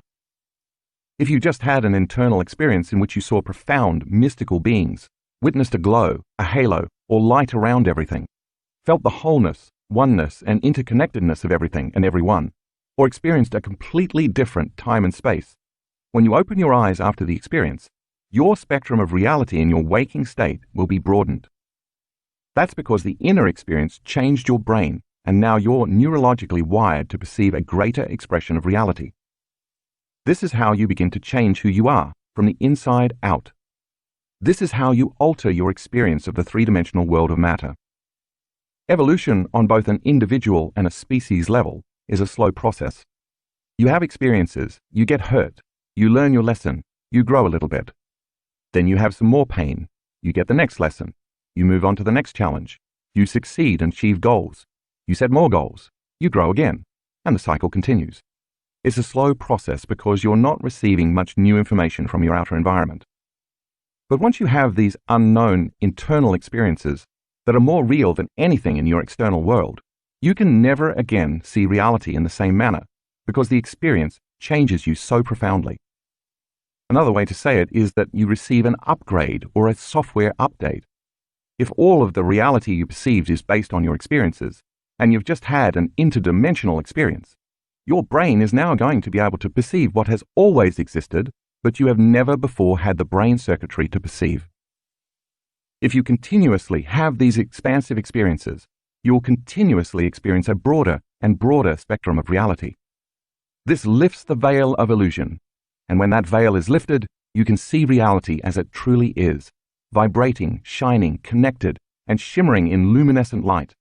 And energy is driving the whole process.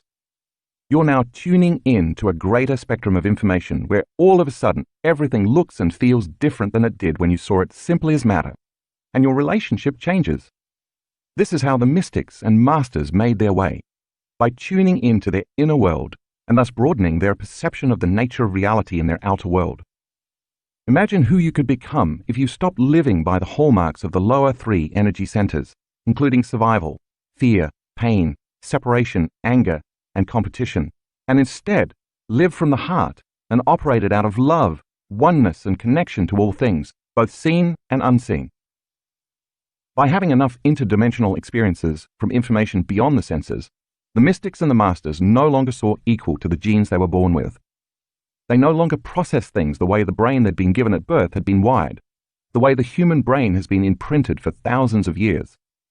Instead, because of their interaction with the field, they created the awareness, the circuitry, and the mind to perceive a different reality, one that's always been there. These mythic and magical properties of the pineal gland, the brain's alchemist, are certainly not new information, although it seems modern science is just now catching up to what ancient civilizations have always known. Melatonin, mathematics, ancient symbols, and the pineal gland. On July 23, 2011, a crop circle that looks very much like the chemical structure of melatonin appeared in the English countryside in Roundway near Devizes, Wiltshire. See figure 12.11. Is the crop circle an elaborate hoax? Or is somebody somewhere in another dimension trying to tell us something. As you read this section, you can decide for yourself whether such things happen by coincidence or intelligent design. The brain has two hemispheres, and if you divided them in half by slicing the brain down the middle, you would perform what is known as a sagittal cut. When looking at a sagittal cut in figure 12.12, pay particular attention to the location and collective formation of the pineal gland, thalamus, hypothalamus, pituitary gland, and corpus callosum. Does that formation remind you of anything? Meant to signify protection, power, and good health, it's the ancient Egyptian symbol called the Eye of Horus. Is it possible that there was an ancient teaching about the autonomic nervous system, the reticular activating system, the thalamic gate, and the pineal gland? The Egyptians must have known the significance of the autonomic nervous system and realized that activating the pineal gland meant they could enter the other world or other dimensions. In the Egyptian system of measurement, the Eye of Horus also represented a fractional quantification system to measure parts of the whole. In modern mathematics, we call this the Fibonacci constant, or Fibonacci sequence. As I mentioned earlier in the book, this is a mathematical formula that shows up everywhere in nature, displayed in patterns you can see in sunflowers, seashells, pineapples, pine cones, eggs, and even the structure of our Milky Way galaxy. Also known as the golden spiral, the golden mean, or the golden ratio, the Fibonacci constant is characterized by the fact that every number after the first two is the sum of the preceding two. If you superimpose this formula over the brain and began dividing squares while adding another square and another square, you'd get a fractal pattern, a never-ending pattern that repeats itself at every scale. Starting at the pineal gland, this formula outlines the exact structure of the brain. See figure 12.13. Are you beginning to think that there might be something special going on with the pineal gland? In Greek mythology, Hermes was a messenger of the gods who could move in and out of earthly and divine realms. He was considered a god of transitions and dimensions, as well as a guide to the afterlife. His main symbol was the caduceus, which consists of two snakes wrapped around a rod, the top of which unfolds into wings or birds. See figure 12.14. The caduceus, which Hermes used as a staff, is often considered a symbol of health. Do you think those snakes moving up the staff represent the movement of energy up the spine from the body to the brain? And the wings, the liberation of the self when the energy arrives at the pineal gland to signify enlightenment? The crown represents our highest potential and our greatest expression of the divine when we activate our pineal gland, represented by the pine cone. The crowning of the self is the conquering of the self. This is why I chose this image for the cover of this book.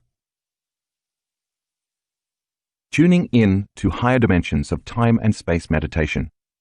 Since melatonin levels are at their height between 1 a.m. and 4 a.m., that's the best time to do this meditation. Start by activating your heart center for one song. Then bless your energy centers, starting with the lowest one, as you learned in the Blessing of Your Energy Centers meditation in Chapter 4.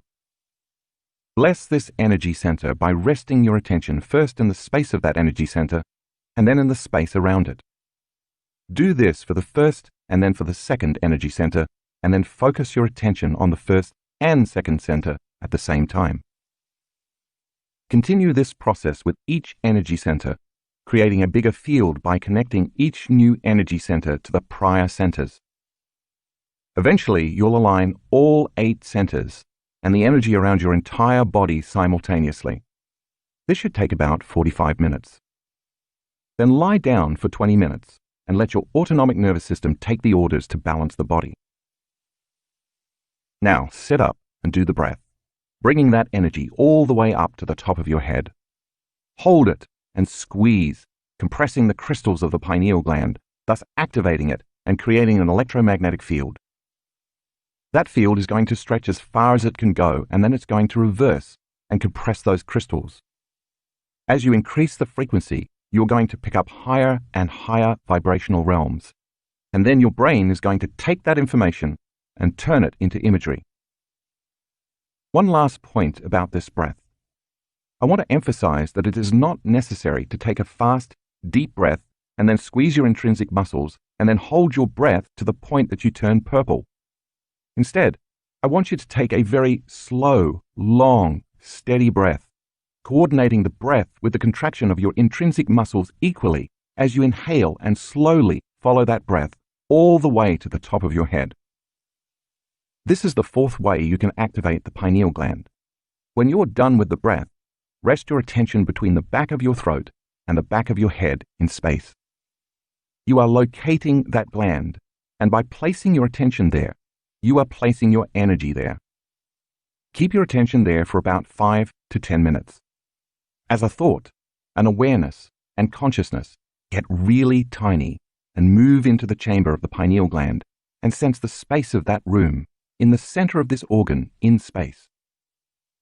Linger there for about 5 to 10 minutes. Then sense the frequency in space beyond the boundaries of the gland. Radiate the energy beyond that room into the big black space. Direct that energy to carry the intention that this gland release its sacred metabolites for the mystical experience. Broadcast that information into the space beyond your head in space. Now open up. Tune into the energy beyond your head in that vast, eternal black space, and just receive. The longer you're conscious of this energy, and the more you can receive that frequency, the more you are altering and upgrading melatonin to its radical metabolites. Don't expect anything to happen. Don't try to anticipate. Just keep receiving. Finally, lie down again and let the autonomic nervous system take over. Enjoy the scenery. Chapter 13. Project Coherence, Making a Better World. We are living in a time of extremes, and these extremes are both a reflection of an old consciousness that can no longer survive and a future consciousness in which planet Earth herself and all of us on Earth are transforming. This old consciousness is driven by survival emotions like hatred, violence, prejudice, anger, fear, suffering, competition, and pain. Emotions that serve to seduce us into believing we are separate from one another. The illusion of separation taxes and divides individuals, communities, societies, countries, and Mother Nature herself. The mindless, careless greed and disrespect of human activity is threatening life as we know it. By pure logic and reason, this type of consciousness cannot sustain itself for much longer. Because everything is moving toward extreme polarities, undeniably many of the current systems, whether political, economic, religious, cultural, educational, medical, or environmental, are being pulled apart as antiquated paradigms collapse. We can see this most prominently in journalism, where no one knows what to believe anymore. Some of these changes reflect people's choices, while others reflect increasing levels of personal awareness. One thing is apparent, however. In this age of information, everything that is not in alignment with the evolution of this new consciousness is coming to the surface. If you aren't aware that there is an increase in frequency and energy occurring at this time, an increase in anxiety, tension, and passion, then you might not be paying attention to your own state of being and mankind's interconnectedness to this energy. In addition to the upheavals in our highly charged political, social, economic, and personal environments, many people also feel as if time is speeding up, or that more momentous happenings are occurring in a shorter amount of time. Depending on your outlook, this could be either an exciting time of awakening or an anxiety-inducing moment in history. Regardless, the old must fall away or break down so that something more functional can emerge in its place. This is how people, species, consciousness, and even the planet itself evolve. This excitement in energy both within humans and nature begs several questions. Could greater influences be at play that are affecting mankind's correlation to violence, war, crime, and terrorism, and conversely, peace, unity, coherence, and love? And is there a reason why all of this is happening at this particular time? The history of peace-gathering projects.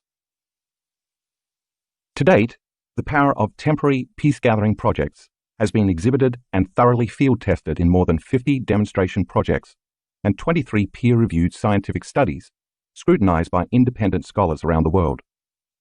The results have consistently demonstrated a positive effect in the immediate reduction of crime, warfare, and terrorism by an average of greater than 70%. Think about that for a moment. When a group of people come together with this specific intention or collective consciousness to change something or to produce an outcome, if they create it with the energy and emotions of peace, unity, or oneness, Without physically doing anything, that unified community can produce changes 70% of the time. To quantify the results of these studies, scientists use a measurement called lead-lag analysis. The purpose of lead-lag analysis is to uncover correlations between people and incidents. For example, if you looked at the lead-lag analysis of a chain smoker, it would show that the more a person smokes, the greater chance they will have of developing lung cancer. In relation to peace-gathering projects, the studies have found that the greater the number of meditators or peace-gatherers, combined with the amount of time they meditate, the greater influence the gathering has upon decreasing incidences of crime and violence in society. A powerful example is the Lebanon Peace Project, which brought together a group of meditators in Jerusalem in August and September of 1983 to demonstrate the radiating influence of peace. Although the number of meditators fluctuated over time, it was often large enough to achieve the super radiance effect for both Israel and nearby Lebanon. This effect happens when a group of specially trained meditators come together at the same time on a daily basis to create and radiate a positive effect on society. The results of the 2-month study showed that on days when there was a high participation of meditators, a 76% reduction of war deaths occurred. Other effects included reduced crime and fires, decreased traffic accidents, less terrorism, and increases in economic growth. The results were then replicated in 7 consecutive experiments over a 2-year period during the peak of the Lebanon War. All of this was achieved simply by combining people's intentions for peace and coherence with the elevated emotions of love and compassion. This clearly demonstrates that the more unified the consciousness of a group of people within a specific elevated energy is, the more it can change the consciousness and energy of others in a non-local way. In what's considered one of the top 3 peace-gathering studies in the Western Hemisphere, the RAND Corporation think tank assembled a group of nearly 8,000, and sometimes more, trained meditators to focus on world peace and coherence during 3 periods ranging from 8 to 11 days each, from 1983 to 1985. The results showed that during this time, worldwide terrorism was reduced by 72%. Can you imagine the results and positive effects, as well as the speed with which they would occur if this type of meditation and mindfulness was part of the education curriculum? In still another study, this time in India from 1987 to 1990, 7,000 people gathered to focus on world peace. During that 3-year period, the world witnessed remarkable transformations toward world peace. The Cold War ended, the Berlin Wall came down, the Iran-Iraq War came to an end, South Africa began to move towards abolishing apartheid, and terrorist attacks subsided. What surprised everyone was the swiftness with which these global changes occurred, all in a relatively peaceful manner. In 1993, from June 7th to July 30th, approximately 2,500 meditators gathered in Washington, D.C. in a highly controlled experiment to focus on peace and coherent energy. For the first 5 months of the year, violent crime had been steadily on the rise, yet soon after the study began, a significant statistical reduction in violence, as measured by FBI uniform crime reports, crime and stress in Washington, D.C. began to occur. These results point to the fact that a relatively small group of people united in love and purpose can have a statistically significant effect on a diverse population. On September the 11th, 2001, due to the immediacy of global media, human beings all over the planet felt horror, shock, fear, terror, and grief as planes crashed into the New York City's World Trade Center, the Pentagon in Washington, D.C., and a field near Shanksville, Pennsylvania. In an instant, the world's collective consciousness tuned into this event. Powerful emotional outpourings around the globe occurred as people bonded, formed communities, and took care of one another.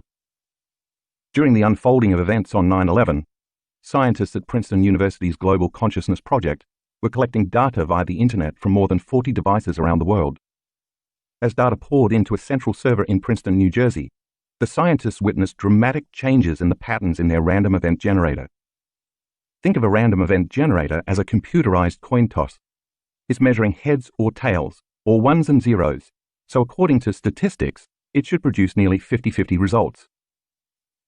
The dramatic changes in patterns right after the event caused the scientists to determine that the collective emotional response of people's outpouring was enough that it could actually be measured in the Earth's magnetic field. What all of these studies ultimately point to is that there's significant evidence that group meditations of the right size with skilled meditators who change their emotions and energy can influence and create non-local, measurable effects on peace and global coherence.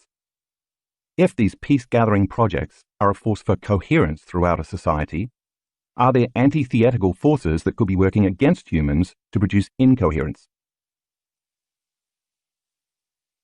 The Earth's relationship to solar cycles. As the Earth rotates daily on its axis, every morning the sun brings light to the darkness, warmth and comfort to the chill of night, photosynthesis to plants and security to humans. It's for this reason that as far back as 14,000 BCE, adoration of the sun has been sketched onto stone tablets and cave walls.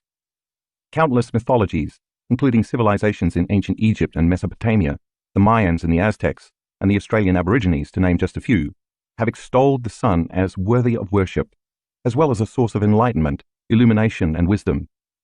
No matter the location, most cultures have recognized the sun as the prime controller of all life on Earth, because without it, life here could not exist. For the most part, humans are electromagnetic beings, entities that constantly send and receive messages via vibrational energies, whose bodies are made up of gravitationally organized light and information. In fact, everything material in this three-dimensional world is gravitationally organized light and information. Just as we are individual electromagnetic beings, we are but a small link in the chain of an electromagnetic world, the individual parts of which cannot be separated from the whole. On a grand scale, it is impossible to deny the interconnectivity between the sun's energy, the Earth's energy, and the energy of all living species. On a micro level, all you have to do is look at the life cycle of a fruit or vegetable to understand this interdependence. The vegetable or fruit begins as a seed when environmental conditions such as water, temperature, nutrient-rich soil, and photosynthesis conspire. These conditions enable the seed to germinate. Eventually, the blossom of the seed becomes an integral part of an ecosystem, as well as the source of sustenance and nourishment for various forms of life. This complex chain and delicate balance of events all begins with the Earth's uniquely situated location in our solar system. Known as the circumstellar habitable zone, this is a range of orbital distance around a star, our Sun, in which a planet can support liquid water. While the Sun may be almost 93 million miles away, when it becomes active, it has significant consequences to life on Earth, because the Earth and the Sun are related by electromagnetic fields. The purpose of the Earth's electromagnetic field, see Figure 13.1, is to protect it from the harmful effects of solar radiation and sunspots, cosmic rays, and other forms of space weather. Although not totally understood, sunspots are relatively dark, cool areas of the Sun, caused by interactions within the Sun's magnetic field. They can be up to 32,000 miles in diameter. You can think of sunspots as a cap on a seltzer bottle. If you shake the bottle and then remove the cap, it's going to produce a large release of photons, light, and other forms of high-frequency radiation. If it were not for the protection and insulation of Earth's electromagnetic fields, life as we know it could not exist, for we would be constantly bombarded by a steady stream of deadly particles. For example, when there are solar flares, the Earth's electromagnetic field protects the planet by deflecting trillions of tons of photonic emissions called mass coronal ejections. Mass coronal ejections are huge explosions of plasma and magnetic fields from the Sun's corona that can extend millions of miles into space. Their effects tend to reach the Earth an average of 24 to 36 hours after they occur. These ejections compress the Earth's field, heating the Earth's iron core. As this core becomes altered, it changes the planet's electromagnetic field. These ejections are part of solar cycles that occur approximately every 11 years, and they have the potential to disturb all living organisms on Earth. The recording of solar cycles began in 1755, but in 1915, an 18-year-old Russian boy named Alexander Chizhevsky took mankind's understanding of the Sun and its relation to the Earth to the next level when he spent his summer observing our Sun. During that summer, he began hypothesizing that periods of solar activity might have effects on the organic world. A year later, he entered World War I, and when not fighting for Russia, he again cast his observations towards the Sun. He noticed in particular that battles tended to wax or wane depending on the strength of solar flares. See graphic 14 in the color insert. Chizhevsky later compiled the histories of 72 countries from 1749 to 1926, comparing the annual number of important political and social events, such as the start of wars, revolutions, outbreaks of diseases, and violence, with increased solar activity, demonstrating a correlation between the Sun's activity and human excitability. Equally interesting, solar activity has also been associated with great human flourishing, including innovations in architecture, science, the arts, and social change. Every place where you see the red line spiking in the graphic represents an active solar flare or sunspot that occurred between the years 1750 and 1922. The blue lines represent historically important events that took place within the same period. Chizhevsky eventually determined that 80% of these countries' most significant events occurred during solar events and geomagnetic activity. The solar release of energy, which is always carrying information, seems to be in almost perfect coherence with the activities, the energy, and the consciousness of our planet. It just so happens that at the time of this writing, in 2017, we are in the midst of a very active solar cycle. In the past decade, much has been said about how this solar energy is affecting the planet and all of life that inhabits it. In 2012, doomsayers thought the end of the Mayan calendar, which correlates to the December solstice, meant the end of the world was at hand. Today, astrologers talk about the age of Aquarius. An astrological age is a period consisting of approximately 2,150 years that corresponds to the average time it takes for the vernal equinox to move from one constellation of the zodiac into the next, and how it will usher in a new awareness for humanity. Astronomers and cosmologists talk about galactic alignment, a rare astronomical event occurring every 12,960 years that brings the Sun into alignment with the center of the Milky Way galaxy. Regardless of what you believe, all of these occurrences point to solar cycles that increase the energy coming toward the Earth from the Sun. Since we are electromagnetic beings connected to the Earth through electromagnetic fields and shielded from the Sun by electromagnetic fields, this increase in energy from the Sun is going to change both the energy of the Earth and our personal energy. This means that this new energy has the potential to influence human beings in either positive or negative ways, depending on our individual energy. For example, if you are feeling separation, living by survival emotions, and enslaved to the hormones and chemicals of stress, your brain and heart are going to fire incoherently. This will cause your energy and awareness to become divided and out of balance, and the increase in energy from the Sun is going to enhance that state of being. Therefore, if you are living in incoherence, that incoherence is going to become amplified. By the same means, if you are living in the coherent alignment of head and heart, working daily in your meditations to connect to the unified field, and to overcome your limited beliefs and attitudes, you are going to be propelled even further into the truth and understanding of who you are and what your purpose is. The bottom line is that we are in the midst of an initiation, and it is going to take a tremendous amount of will, awareness, and consciousness to stay focused so as not to succumb to these excitable energies. If we can maintain our focus, then instead of being victims of the uncertainty, we can transmute this energy into greater degrees of orderliness, coherence, and even peace, both personally and globally. In the simplest terms, this energy is going to endorse who you are being, that is, how you are thinking and feeling. The Schumann resonance. In 1952, German physicist and professor W.O. Schumann hypothesized that there were measurable electromagnetic waves in the atmosphere in the cavity or space between the Earth's surface and the ionosphere. According to NASA, the ionosphere is an abundant layer of electrons, ionized atoms and molecules that stretches from approximately 30 miles above the surface of the Earth to the edge of space, about 600 miles up. This dynamic region grows and shrinks, and further divides into subregions, based on solar conditions, and it's a critical link in the chain of Sun-Earth interactions. It's this celestial power station that makes radio communications possible. In 1954, Schumann and H.L. Koenig confirmed Schumann's hypothesis by detecting resonances at a main frequency of 7.83 Hz. Thus, the Schumann resonance was established by measuring global electromagnetic resonances generated and excited by lightning discharges in the ionosphere. You can think of this frequency as a tuning fork for life. In other words, it acts as a background frequency influencing the biological circuitry of the mammalian brain, the subconscious brain below the neocortex, which is also the home of the autonomic nervous system. The Schumann frequency affects our body's balance, health, and very nature as mammals. In fact, the absence of the Schumann resonance can cause serious mental and physical health issues in the human body. This was demonstrated through research by German scientist Rutger Weaver from the Max Planck Institute for Behavioral Physiology in Erlangen-Andechs, Germany.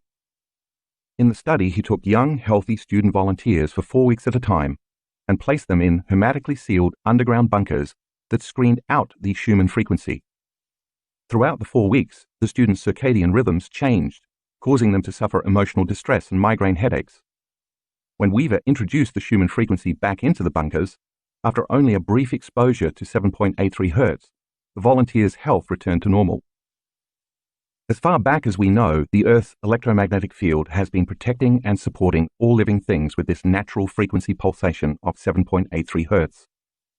You can think of the Schumann resonance as the Earth's heartbeat. The ancient Indian rishis referred to this as Om, or the incarnation of pure sound. Whether by coincidence or not, 7.83 Hz also happens to be a very powerful frequency used with brainwave entrainment, as is associated with low levels of alpha and the upper ranges of theta brainwave states. It is this range of brainwaves that allows us to get beyond the analytical mind and into the subconscious. Thus, this frequency has also been associated with high levels of suggestibility, meditation, increased human growth hormone levels, and increased cerebral blood flow levels. It appears then that the Earth's frequency and the brain's frequency have very similar resonances, and that our nervous system can be influenced by the Earth's electromagnetic field. Perhaps this is why getting out of the city and into nature often provides such a calming effect. The concept of emergence. In 1996, researchers at the HeartMath Institute discovered that when an individual's heart is in a state of coherence, or harmonious rhythm, it radiates a more coherent electromagnetic signal into the environment, and that this signal can be detected by the nervous systems of other people as well as animals. In fact, as you know by now, the heart generates the strongest magnetic field in the body, and it can be measured several feet away. This provides a credible explanation for the fact that when someone walks into a room, you can feel or sense that individual's mood or emotional state, independent of their body language. From a purely scientific standpoint, we can then ask, if this phenomenon works on an individual level, can it work on a global level? In 2008, more than a decade later, the HeartMath Institute launched the Global Coherence Initiative, GCI, a science-based, international effort that seeks to help activate the heart of humanity to promote peace, harmony, and a shift in global consciousness. GCI is based on the beliefs that 1. Human health, thoughts, behaviors, and emotions are influenced by solar, geomagnetic, the Earth's magnetic field, activity. 2. The Earth's magnetic field is a carrier of biologically relevant information that connects all living systems. 3. All human beings influence the Earth's electromagnetic field of vital information. 4. Collective human consciousness, where large numbers of people are intentionally focused on heart-centered states, creates or affects the global information field. Therefore, elevated emotions of care, love, and peace can generate a more coherent field environment that can benefit others and help offset the current planetary discord and incoherence. Because human heart rhythm and brain frequencies, as well as cardiovascular and autonomic nervous systems, overlap with the Earth's resonance field, GCI scientists suggest we are part of a biological feedback loop in which we not only receive relevant biological information from the field, but we also feed information into this field. In other words, human thoughts, consciousness, and emotions, energy, interact with and encode this information into the Earth's magnetic field, and this information is then distributed on carrier waves, a signal on which the information is impressed or carried, around the globe. To further their research and test this hypothesis, using state-of-the-art sensors located in various locations around the globe, the HeartMath Institute created the Global Coherence Monitoring System, GCMS, to observe changes in the Earth's magnetic field. Designed to measure global coherence, the GCMS uses a system of highly sensitive magnetometers to continuously measure magnetic signals that occur in the same range as human physiological frequencies, including our brain and cardiovascular systems. They also continuously monitor activity caused by solar storms, flares, and solar wind speed activity resulting from solar storms, disruptions of the Schumann resonances, and potentially the signatures of major global events that have a strong emotional component. Why are they doing this, and what does it point to? If you can intentionally create a coherent electromagnetic field around your body, and you are related or connected to someone in your life who is also intentionally creating an electromagnetic field around their body, the waves of this shared field would begin to synchronize in a non-local way. As the waves from both individuals synchronize, they generate bigger waves and stronger magnetic fields around you, connecting you to the Earth's electromagnetic field with an increased field of influence. If we could create a community of people scattered all over the world, with each individual intentionally raising the energy of their own personal field toward greater peace, isn't it possible that this community could begin to produce a global effect within the Earth's electromagnetic field? This intentional community could then create coherence where there is incoherence, and order where there has been disorder. The evidence from peace-gathering studies suggests that our thoughts and feelings do in fact have a measurable effect on every living system. You may have heard of this as the concept of emergence. Envision the synchronicity of a school of fish or a flock of birds flying in unison, where all creatures appear to be operating from one mind, connected by an invisible field of energy in a non-local way. What is unique about this phenomenon is that it is not a top-down phenomenon, meaning there is no leader. Instead, it is a bottom-up phenomenon, meaning everyone is leading because they are acting as one mind. When a global community comes together in the name of peace, love, and coherence, according to emergence, we should be able to produce an effect in the Earth's electromagnetic field, as well as in each other's fields. Just imagine, then, what it would be like if we were all behaving, living, thriving, and operating as one. If we understood we were of one mind, one organism connected and united through consciousness, we would understand that to hurt another or affect another in any way is to do the same to ourselves. This new paradigm in thinking would be the largest evolutionary leap our species has ever made, causing the need for warring, fighting, competing, fearing, and suffering to become an antiquated concept. But how could this possibility become a reality? Coherence versus incoherence. In order for us to create some type of effect in the Earth's field, which in turn can influence another individual's field, as you might guess, we have to activate two significant centers in the human body, the heart and the brain. As we learned in Chapter 4, while the brain is of course the center of consciousness and awareness, the heart, the center of oneness, wholeness, and our connection to the unified field, has its own brain. When people can regulate their internal states of care, kindness, peace, love, gratitude, thankfulness, and appreciation, as their hearts become more coherent and balanced, they send a very strong signal to the brain, causing the brain to become more coherent and balanced. This is because the heart and the brain are in continuous communication with each other. By the same means, once someone moves beyond the association to their body, their environment and time, and takes their attention off matter and objects, they become no body, no one, no thing, nowhere, in no time. As you well understand by now, when they get beyond themselves and put their awareness on the immaterial world of energy, they connect to the unified field, the place where there's no longer separation between any body, anyone, anything, and anywhere in any time. This causes them to unify with the consciousness of every body, everyone, everything, and everywhere in every time. As a consciousness, they have now entered the quantum field of energy and information, the place where consciousness and energy can influence the material world in non-local ways. The side effect of this process is that it creates more coherence in the brain and in our energy, so our biology becomes more whole. In our research, we found that when the brain becomes more coherent, it affects the autonomic nervous system and the heart. The heart, our connection to the unified field, then acts like a catalyst to amplify the process of coherence back into the brain. Because the heart sends more information to the brain than the brain sends to the heart, the more coherence you can achieve through the elevated emotions of the heart, the more the brain and the heart synchronize. This synchronization produces measurable effects not only within the body, but also within the electromagnetic field surrounding the body. And the bigger the field we produce around our body, the more we can affect others in a non-local way. How do we know this? Because we've seen this over and over in our students' HRV measurements.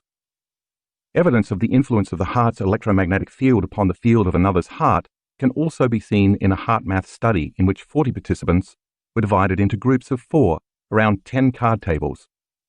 While the heart rhythms of all 4 participants at the table were being measured, only 3 people were trained to raise their emotions through heart math techniques. When the 3 trained participants raised their energy and sent positive feelings to the untrained participant, that person also went into higher states of coherence. The authors of the study concluded that evidence of heart-to-heart synchronization across subjects was found, which lends credence to the possibility of heart-to-heart biocommunications, Key to the process of coherence is getting beyond the analytical mind. We know this because we've measured it enough times in the brain scans of our students. Their participation has also demonstrated that with enough practice, coherence can be achieved in a relatively short amount of time. When the thinking brain is quieted, it moves into alpha or theta brainwave states, and this opens the doorway between the conscious and subconscious mind. The autonomic nervous system then becomes more receptive to information. By raising our energy through the feelings of elevated emotions, we become less matter and more energy, less particle and more wave. The bigger the field we can create with these energies, as energy, awareness, and consciousness, the more we can influence others in a non-local way. The greater energy you can create through the elevated emotions of the heart, the more you're going to connect with the unified field, which means you're going to experience more wholeness, connection, and oneness. But you can't experience that connection when you're incoherent, feeling separate, or living by the hormones of stress. When the chemicals released during stress rouse the brain, we feel disconnected from the unified field, and we tend to make less evolved choices. We know without a doubt that the emotions of competition, fear, anger, unworthiness, guilt, and shame keep us separate from one another because they produce slower and lower frequencies than elevated emotions like love, gratitude, care, and kindness, which produce faster and higher frequencies. We also know that the faster the frequency, the more energy is present. This prompted us to ask several questions. What if we assembled a community of several hundred people in one room, had them open their hearts and generate elevated energetic states, and then asked them to send the intention for the greatest good of a select group of people gathered in the same room? What would happen if the electromagnetic field around each person's body merged with the field of the person sitting next to them? Could those elevated emotional states then begin to produce a change in energy in the room? Is it possible that everybody experiencing elevated emotions and energy could begin to create coherence within a community? Building a collective coherent field. Since early 2013, we've partnered with our friends at the HeartMath Institute to further our research. Since we began measuring our students' physiological states, we've scanned thousands of brains and hearts, resulting in a significant amount of information. We have been overwhelmed and mystified by some of the data we've collected when common people start doing the uncommon. Over the course of this journey, in collaboration with HeartMath, we've witnessed amazing measurements in our students.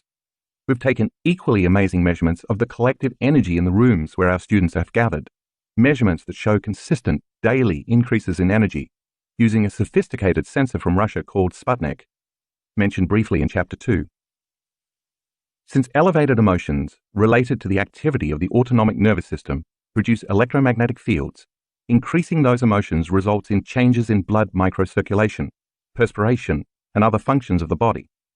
Because Sputnik is so sensitive, it can quantify environmental fluctuations by measuring barometric shifts, relative humidity, air temperature, electromagnetic fields, and more. Take a look at graphics 15A and 15B in the color insert. In these measurements from our workshops, you can see a trend that demonstrates an increase in the collective energy of the room. The first line in red is our baseline measurement and shows the room's energy before the start of the event.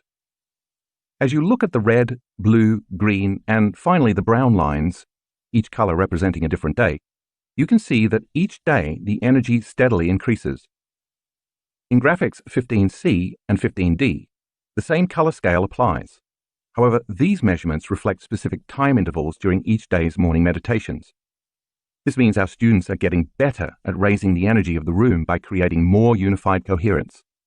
The Sputnik readings demonstrate that the collective energy created by our students from the first day of the workshop to the final day consistently makes incremental increases. Within that trend, we've found that most groups are extremely focused and the energy rises every day.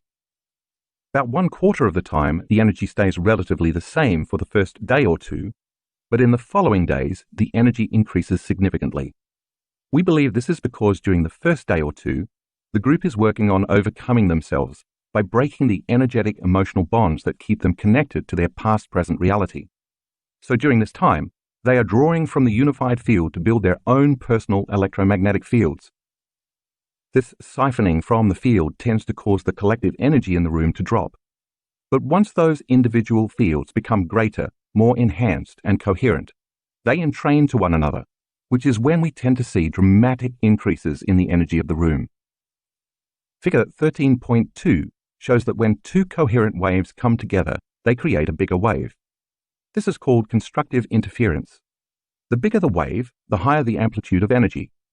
As a result of our students' more coherent waves coming together during our workshops, the energy of the group field increases, and then there's more energy to heal and to create or access greater levels of mind, which can sometimes lead to mystical experiences. My team and I have been consistently humbled by our students' profound healings, their ability to increase and regulate elevated states, and their reports of mystical experiences or acute insights into their lives as a result of learning how to regulate their brainwaves, open their hearts, and go into coherence. Some of these occurrences could be labeled as miracles, but we believe it's just a part of the process of becoming supernatural. This led us to wonder if our students could affect the nervous systems of others, and if so, what the implications of that would be. These questions would spark the birth of Project Coherence. Project Coherence. In collaboration with the HeartMath Institute, we performed numerous experiments whereby we took a small, random sampling of about 50 to 75 people at our advanced workshops, attached HRV monitors to their chests, and placed them in the front row of the room for 3 meditations over the course of 24 hours. Since HRV not only provides insight into the coherence of the heart, but also gives us information about the brain and emotions, we wanted to measure subjects' HRV for a full 24 hours. To start the meditation, everyone in the room placed their attention on their heart center and began breathing through this center slowly and deeply, as you learned to do in Chapter 7. Next, they cultivated and sustained an elevated emotion for 2 to 3 minutes, broadening their heart's electromagnetic fields and moving from a state of selfishness to a state of selflessness. Then we had the collective of 550 to 1,500 students broadcast the energy of their elevated emotions beyond their body into the space of the entire room. Next, we had them lay the intentional thought in that frequency for the greatest good of the students sitting in the front of the room wearing the HRV monitors, that their lives be enriched, their bodies be healed, and mystical experiences find them. Our goal was to measure the collective energy in the room and its potential non-local effect on the people wearing the HRV monitors. Could those elevated levels of energy and frequency in the form of love, gratitude, wholeness, and joy cause another person's heart to go into coherence, even if they were on the other side of the room? Our results confirmed our hypotheses. Not only did the broadcast energy produce a coherent effect on the people wearing the HRV monitors, but each of their hearts went into coherence at the exact same time, in the exact same meditation, on the exact same day. And this was not a one-time occurrence. We repeatedly found consistent results across our events. What does this mean? Our data supports the HeartMath Global Coherence Initiative's belief that an invisible field exists upon which information is communicated. This field links and influences all living systems, as well as our collective human consciousness. Because of this field, information is communicated non-locally between people at a subconscious level through the autonomic nervous system. In other words, we are bound and connected by an invisible field of energy, and this energy field can affect everyone's behaviors, emotional states, and conscious and unconscious thoughts. Because all frequency carries information, the magnetic fields produced in the hearts of the student body acted as carrier waves for this information. If at our workshops we can produce non-local effects on others, shouldn't our elevated, heart-centered emotions be able to produce non-local effects on our children, partners, co-workers, or anyone we have a relationship or share a connection with? If you look at figure 13.3, you notice 17 people going into heart coherence at the exact same time, on the exact same day, during the exact same meditation. All of these students who went into heart coherence were being entrained by the energy of others. The students sending the energy embrace the intention for the greatest good of those people wearing the heart rate monitors. The results show that when we get out of our own way, we can become one mind and non-locally connect to one another. Through that connection, we can influence the autonomic nervous system of others so they will feel more balanced, coherent, and whole.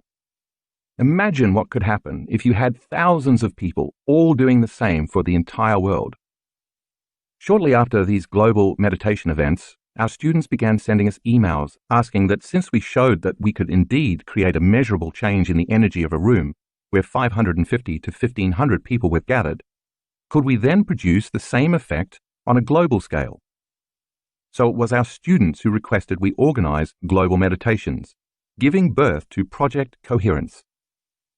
We broadcast our first Project Coherence over Facebook in November 2015, with more than 6,000 people from all over the world joining together online to collectively create a more loving and peaceful world. In our second meditation, more than 36,000 online viewers participated, and in our third global meditation, more than 43,000 joined forces. It is our intention to continue to host these Project Coherence events, each time creating a stronger, radiating influence of peace and love over the planet. In time, we hope to measure these effects. Project Coherence Meditation. Start by acknowledging your heart center. With focus and awareness, lock into that center. Open your focus and begin to become aware of the space it occupies in space, as well as the space around the space your heart occupies in space. Then move as a thought and an awareness into the center of the earth and radiate your light beyond the earth in space. All I want you to do is raise your frequency and hold on to that emotion. Still as a consciousness and awareness, slowly move away from the earth and then take the earth as a thought and place it in your heart. As you hold the entire planet in your heart, raise the frequency of the earth as a thought and broadcast that energy beyond your body in space. Radiate your love into the earth. Chapter 14. Case Studies. It Could Happen to You.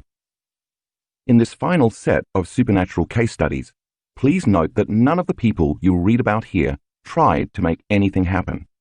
They simply had an intention and at the same time surrendered the outcome to something greater.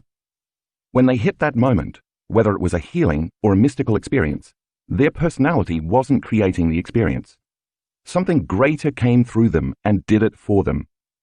They connected to the unified field, and it was their interaction with this intelligence that moved them in some way. As you know by now, after everything you have read in this book, that intelligence also lives within you. Divine, can you hear me? In 2014, Stacy began experiencing severe headaches. For 25 years, she had worked in healthcare as both a registered nurse and an acupuncturist. She had always maintained a healthy lifestyle and rarely took medications, so the sudden appearance of headaches so excruciating they nearly caused her to black out was alarming. After a year of exploring countless alternative therapies, she finally went to a doctor who ordered a CAT scan. The diagnosis was a meningioma, a benign tumor that wraps around certain nerve tissue in the spinal nerves. Stacy's was sitting on or near her 8th cranial nerve, which began obstructing her acoustic nerve and creating significant changes in her neurological functions. The acoustic nerve has 2 branches, one for hearing and the other for balance. So, in addition to unrelenting pain and loss of hearing, she was dizzy and nauseated. As the lesion grew, it also began pushing against another cranial nerve that ran along her face and continued down into her shoulder, resulting in a diagnosis of Pitcher's shoulder. Soon, she also experienced pain in her eye. According to her physician, the only solution was a craniotomy, which basically entailed drilling a large hole in the back of her head to remove the tumor. Stacy did not want to pursue this path, so she continued exploring other healing modalities. By the time she attended her first weekend workshop in Seattle in 2015, she estimated she had lost 70% of her hearing in her left ear. In the fall of 2016, she attended her first advanced workshop in Cancun, where she felt herself surrender at a whole new level. Then, in the winter of 2017, she attended another advanced workshop in Tampa. Upon arrival on Thursday, she had a very intense earache that became much worse the next day. She said the sensation she felt was that her ear was closing up. By the end of that day, after the blessing of the Energy Center's meditation, her earache curiously ended. Then on Sunday morning, during the pineal gland meditation, Stacy lost track of time and space. I almost felt like I was going to fall off my chair, she said. In that moment, this amazing flash of light consumed the left side of my head. Imagine if you put 1,000 diamonds together and shined a light on them.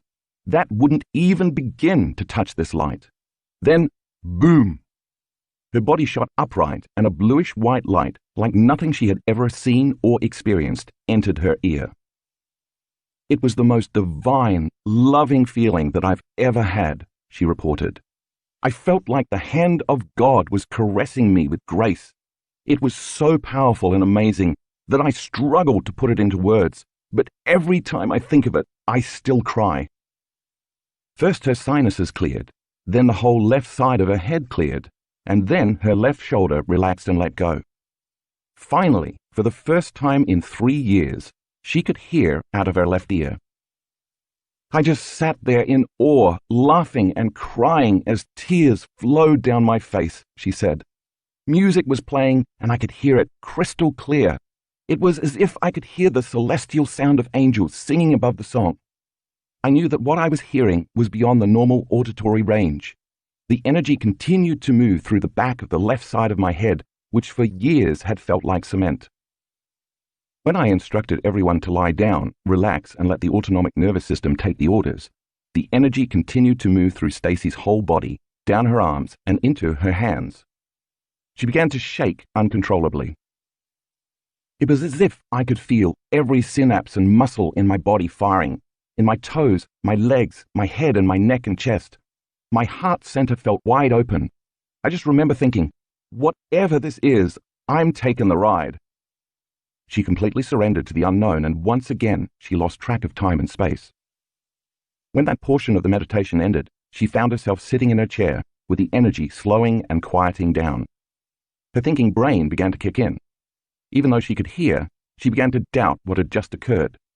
Perhaps her ear was not totally healed. Perhaps the tumor was still present. Or perhaps she wasn't even worthy of healing. No sooner did she have that thought than the energy and light appeared in front of her. But this energy was different. It was red like the heart and blue like energy, and it was three-dimensional, she remembered. It was about 2 feet in front of me and was almost slithering like a snake. All this was happening with my eyes closed. It was multi-dimensional, beautiful, crazy, gorgeous, fractal, and it came right up to my face. It was almost as if this energy wanted to say, "You have doubts? We'll show you." Then it shot into my heart. My chest opened up. I sat back on the chair, and my arms fell wide open. I knew it was the energy of everything, the energy of chi, of spirit, of the divine, of the universe. Life is different now, she told me. For one, my hearing is at 100%. But it's more than that. It's hard to put into words, but I know that no matter what, I'm going to be okay. Life will never be the same because I know underneath everything, it's spirit who is looking to be heard and healed. Janet hears, "You are mine." While Janet occasionally meditated, it was never a regular habit. Yet one afternoon, 25 years ago, during a meditation, she had what she calls a spontaneous experience. With her eyes closed, she was suddenly in the presence of an incredibly bright light, yet the light had a softness that didn't hurt her eyes. She described it as the purest, most intense, perfect love she had ever experienced. For the next 25 years, she prayed, meditated, and did everything else she could to try to recreate that transcendental experience. In the spring of 2015, Janet attended an advanced workshop in Carefree, Arizona. She was in a state of deep depression and exhaustion, unable to see any solutions to the problems in her life, yet she was determined to have a healing or breakthrough. Above all else, she was excited to be with more than 500 people, united in the belief that they were greater than their physical bodies. For the duration of the workshop, Janet went after the mystical with a level of intensity that was greater than her depression. During the pineal gland meditation, she was sitting in the lotus position and resting her loving intention in the space of her pineal gland. All of a sudden, the gland activated and a brilliant white light coming from inside her head illuminated her pineal gland. It was the same light she had experienced 25 years earlier. The light came into the space of my pineal gland and illuminated all of the crystals in that little cave of that tiny gland, she later explained. The light continued to illuminate my entire being down to the cellular level. My spine then straightened, my head went back, and I just embraced it. I just let it all happen. I was simultaneously in ecstasy, bliss, gratitude, and love. Next, an inverted triangle of light came down from above her, through the top of her head. She knew this triangle was the presence of a loving intelligence. The point of the inverted triangle joined the peak of her pineal gland, forming a double geometric shape. The intense frequency of coherent light was carrying a message for Janet. The light kept saying to Janet over and over, "You are mine, you are mine," which she took to mean, "I love you more than anything else in the world." "Please enter and take charge of my life," Janet responded, and as she surrendered to it, she started to experience a download of information coming through the top of her head in the form of the brilliant light. The light was threaded with strands that looked like luminous, cobalt blue pearls. The light moved slowly and descended through her entire body. This energy was the result of a reverse torus field, the field that moves in the opposite direction of the upward field created during the breath. And it was energy from the unified field, from beyond the visible light spectrum and beyond our senses. The inner experience was so real that it rewired her brain and sent a new emotional, energetic signal to her body, and in an instant, her past was washed away. The download of the frequency of coherence and wholeness gave her body a biological upgrade. By the time she left the workshop, her depression and her exhaustion were completely gone. "This ecstatic experience," she insisted, "has changed my life forever." Connected beyond time and space by love. During a Project Coherence meditation broadcast from Lake Garda, Italy, participants from all over the world joined us in the belief that we are more than just matter, bodies, and particles, and that consciousness influences matter and the world. During the meditation, Sasha was in New Jersey visualizing bringing the earth into her heart. When we went to the heart, I felt all these shoots and leaves growing from my heart center and through my body, she told me. There were branches, leaves, and blossoms coming out of my arms, fingers, and ears, as well as white blossoms all over my face. I had literally become the surface of the earth garden. As soon as the meditation was over, Sasha looked down at her phone and saw that her best friend, Heather, had sent her a picture from Ireland. While we had been doing the meditation, Heather had been walking through a garden. She happened to look down and saw moss growing on a rock in the shape of a heart. Heather took a picture of the moss with her phone and sent it to Sasha with a note that says, "Saw this and had the overwhelming feeling of your presence. Love you." Donna helps souls cross over. When Donna attended her first weekend workshop in 2014 in Long Beach, California, she never would have called herself a meditator. She'd only meditated a handful of times before. A technical writer, she had a very analytical mind. But that's the beauty of this work. When you have no expectations, you are often more open to wherever the experience takes you. So she was totally taken by surprise when at some point during one of her meditations that weekend, she slipped out of her everyday consciousness and found herself surrounded by hundreds of interdimensional beings. They weren't angry or malevolent, she told me, but it was very clear to me that they wanted something from me. Some of them were fairly young, like 12 or 13. I knew immediately that they were the people my fiancé had killed. Donna was engaged to a former United States Army Ranger, and during his service in Iraq, he had been a sniper. When Donna returned home from the workshop and told her fiancé about her experience, he confirmed that some of the people he killed to protect his fellow soldiers were quite young.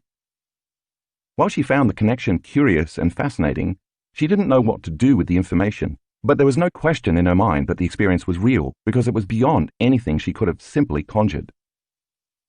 2 years later, Donna was at an advanced workshop in Carefree, Arizona. After completing the first meditation, she turned to a friend sitting next to her and said in a daze, without even being aware of what she was saying, "There are beings in this room, and they are here to help us." Early Sunday morning for the pineal gland meditation, Donna was slated to have her brain scanned. Once again, at some point during the meditation, Donna found herself suddenly in the company of the same interdimensional beings who had surrounded her during her first workshop 2 years earlier. But this time they were standing in a line off to her right. Again, I felt like they wanted something from me, but I didn't know what it was, she said. Then, in my mind's eye, as though I was looking through a virtual reality headset, I saw another line forming on my left. There were 2 types of beings in this line. One type looked human-like, but they were very large and had a shimmering golden look, and the other type seemed to have a blue hue to them. She innately knew that if she took the people who were killed by her fiancé in the war, who were lined up on the right, and gave them to the beings on the left, the people on the right would receive what they needed. Because the people who had been killed by sniper fire had died so suddenly without any warning, some were confused about whether they were alive or dead. Some weren't sure where to go or what to do, while others were trying to stay in this dimension because they were attached to their loved ones and couldn't move on. They were stuck in between matter and light, yet somehow they recognized that Donna was the bridge, or the facilitator, who could help them cross over. And it was all happening in a very real, very lucid experience. To say I handed them over to the other beings is not quite right, she explained. But it was something like me passing them over. It's really beyond language. But when they passed to the other side, it seemed like they passed through the other beings. And then I could see them running across a field of waist-high red mist. I could feel all the freedom, joy, and happiness they were experiencing as they ran across this field. Again, as if looking through a virtual reality headset, Donna turned to the right in her mind's eye and saw a winding dirt road filled with people stretching far into the distance. She sensed they were from Bosnia and Serbia, which she couldn't quite make sense of. It felt almost as if the word got out. I didn't have the sense that they were unaware they were dead. It was more like they were stuck in limbo. They didn't know how to get to the other side. This was the longest meditation of the workshop, perhaps 2 to 3 hours, but to Donna, it seemed like it was 10 minutes. Donna attended another advanced workshop in Cancun in the fall of 2016. This time, when I asked the students to surrender their consciousness to merge with the consciousness of the unified field, Donna had the experience of becoming the universe. She went from the consciousness of somebody, something, someone, somewhere, in some time, to the consciousness of nobody, no thing, no one, nowhere, in no time, to the consciousness of everybody, everything, everyone, everywhere, in every time. In the instant her consciousness connected with the unified field, the field of information that governs the laws and forces of the universe, she became the universe. She was in bliss. Since that experience, my life has become magical and I'm experiencing a new energy and vitality like never before, she reported later. I keep having one powerful experience after another, and I can never go back to the way my life was before starting to practice this work. Jerry returns from the brink of death. On August 14, 2015, Jerry was putting a project together on his back deck. As he was reading the directions, he felt a sudden, sharp pain right below his sternum. He thought perhaps it was gas, so he took some medication, but it didn't go away. Instead, he lay down to rest, and it got worse. By the time he tried to get up, he started losing his ability to stand, and thought he might pass out. As the pain became more intense and his breathing grew shorter, he called an ambulance. With all his might, he dragged himself about 15 feet outside to the driveway so the paramedics wouldn't have to kick in his door. Kneeling on the driveway, he collapsed, waiting for the emergency medical technicians. When they arrived, they assumed he was having a heart attack and immediately began to follow that protocol. "You guys don't understand. I'm having a really hard time breathing," he told them. "We have to get to the hospital right away." Jerry knew what he was talking about. He'd worked for 34 years as a medical technician in the very emergency room where they were about to take him. Jerry knew everyone in the ER, and once he arrived, doctors, nurses, technicians, and specialists began frantically running lab work on him. When a doctor who was also Jerry's friend told Jerry that red flags had come up in every test administered, Jerry knew things were not looking good. One test in particular was particularly alarming. His levels of protease, amylase, and lipase, enzymes produced by the pancreas, were 4,000 to 5,000 units per litre, way above the norm of about 100 to 200. They put Jerry in the intensive care unit. The pain soon worsened, and none of the drugs they were giving me worked, Jerry said. They told me that a duct to my gallbladder had been blocked, and it was causing trouble in my pancreas. Worst of all, fluid started to develop in my lungs. I was now down to 80% breathing capacity in both lungs. That's when the doctors put me on a ventilator, and I knew things were bad. The doctor then asked his team to turn on the TV to Boston, allowing the doctor to have an immediate teleconference with other doctors in a larger hospital in the nearest big city. In all the time I'd worked at the hospital, I'd only seen the TV to Boston come on a few times for the most serious of traumas or for people who are dying, Jerry said. It means they have no idea what is happening. When a doctor you have trusted for years tells you they don't know what's going on, well, that's when my stress hormones started to kick into high gear. While all of this was happening, the medical staff told Jerry's wife that if there was any end-of-life paperwork she needed to get in order, now would be the time to go home and get it. She left, sobbing. Jerry soon realized he needed to start taking care of himself. He knew that if he allowed the stress hormones to start taking over, he was not going to win. I went from being a guy who hadn't been sick in years, who did yoga all the time and ate well, to all of a sudden being in the ICU. I kept telling myself, I can't go down this road. I can't give in to the fear. So I didn't. Since he'd recently read my book, You Are the Placebo, he started thinking, I gotta change these thought patterns. I can't allow these thoughts to make more cortisol to get into the body and start doing more damage to what's left of me. The doctors eventually found out that Jerry had a large mass blocking a duct in his pancreas. The mass was not letting the mucus drain, so everything in the gland was backing up and spilling over into his bloodstream. My doctors stayed with me for 3 days straight, he says. They put an oxygen mask on me because I couldn't breathe. I had IVs on both sides, and meanwhile I kept thinking, watch your thoughts, relax, put something into the quantum field that's going to help you and not hurt you, because you're already knocking on the door. I'm gonna be okay. This too shall pass. I'm gonna be all right. Whenever he was conscious, Jerry placed his energy on overcoming himself, changing his state of being and creating a different outcome, constantly tuning in to a different potential in the unified field. Fortunately, he had a private room, giving him plenty of opportunity to do his meditations whenever he wanted to. Jerry spent a week in the ICU, and by the end of that time, when he moved to a progressive care unit, the oxygen mask was gone and Jerry was walking around. Even so, he could not eat or drink anything for 9 weeks. If he ate anything or even had water, his pancreas would release acid into his body, eventually killing him. The only nourishment he received was through an IV. When Jerry was admitted to the hospital, he weighed 145 pounds. When he was discharged, he weighed 119. When he finally went home, still with an IV pole, he continued to do the work. As October drew near, the mass was still present. His doctors suggested he see a specialist in Boston to undergo surgery. Because Jerry was a medical professional, 2 days before the surgery, he suggested his medical team take some more tests and scans, so the doctors would have the most up-to-date information. I know all the X-ray technicians, and yet when they told me I no longer had a mass, I didn't believe them. I called in the radiologists and the doctors. They just kept saying, Jerry, we're looking at your film right now. We're telling you there's nothing there. I'm calling the guys in Boston to tell them there will be no surgery. Jerry later realized that by constantly raising his energy, moving into a feeling of health, and changing the thoughts and beliefs that he was sick to the thoughts and beliefs he was going to be fine, the higher frequency caused him to heal.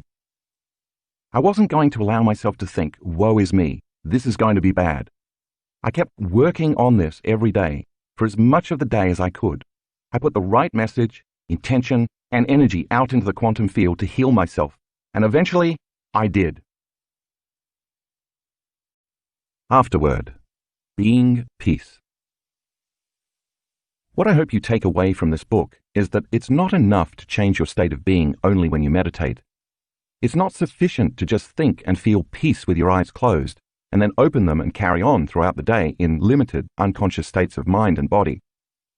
In many of the peace-gathering projects and studies, mentioned in Chapter 13, when the experiments concluded, very often the reduced violence and crime return to their former baseline levels.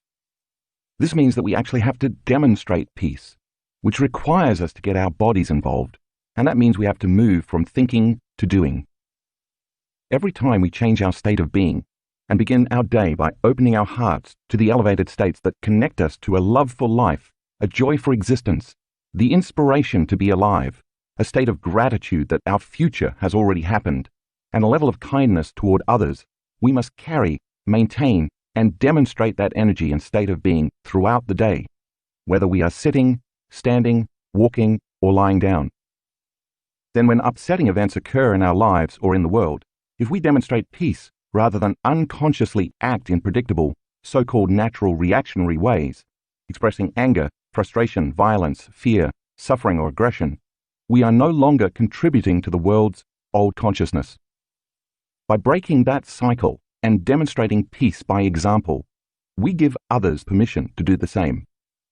Because knowledge is for the mind and experience is for the body, when we move from thinking to doing and experience the corresponding emotions of peace and inner balance, the moment we begin to embody peace is when we really begin to change the program.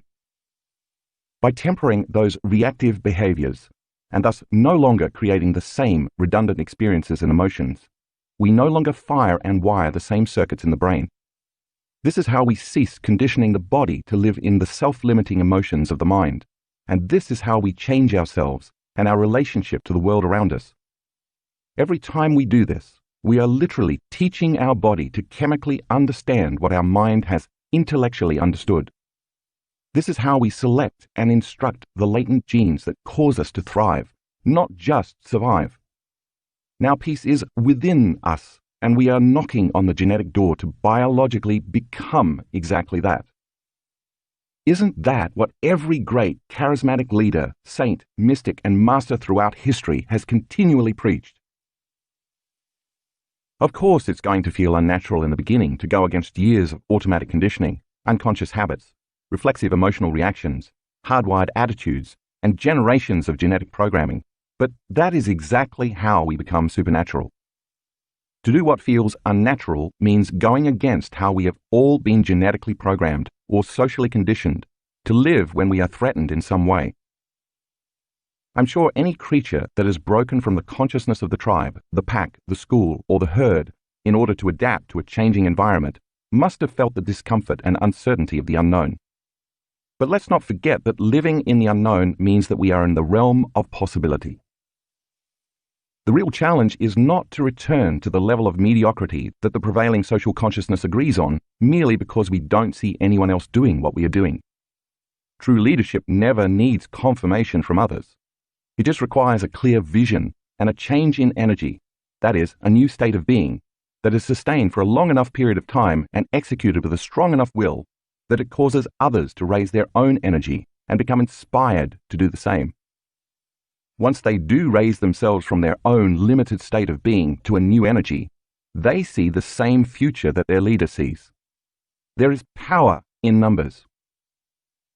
After all my years of teaching people about personal transformation, I know no one changes until they change their energy.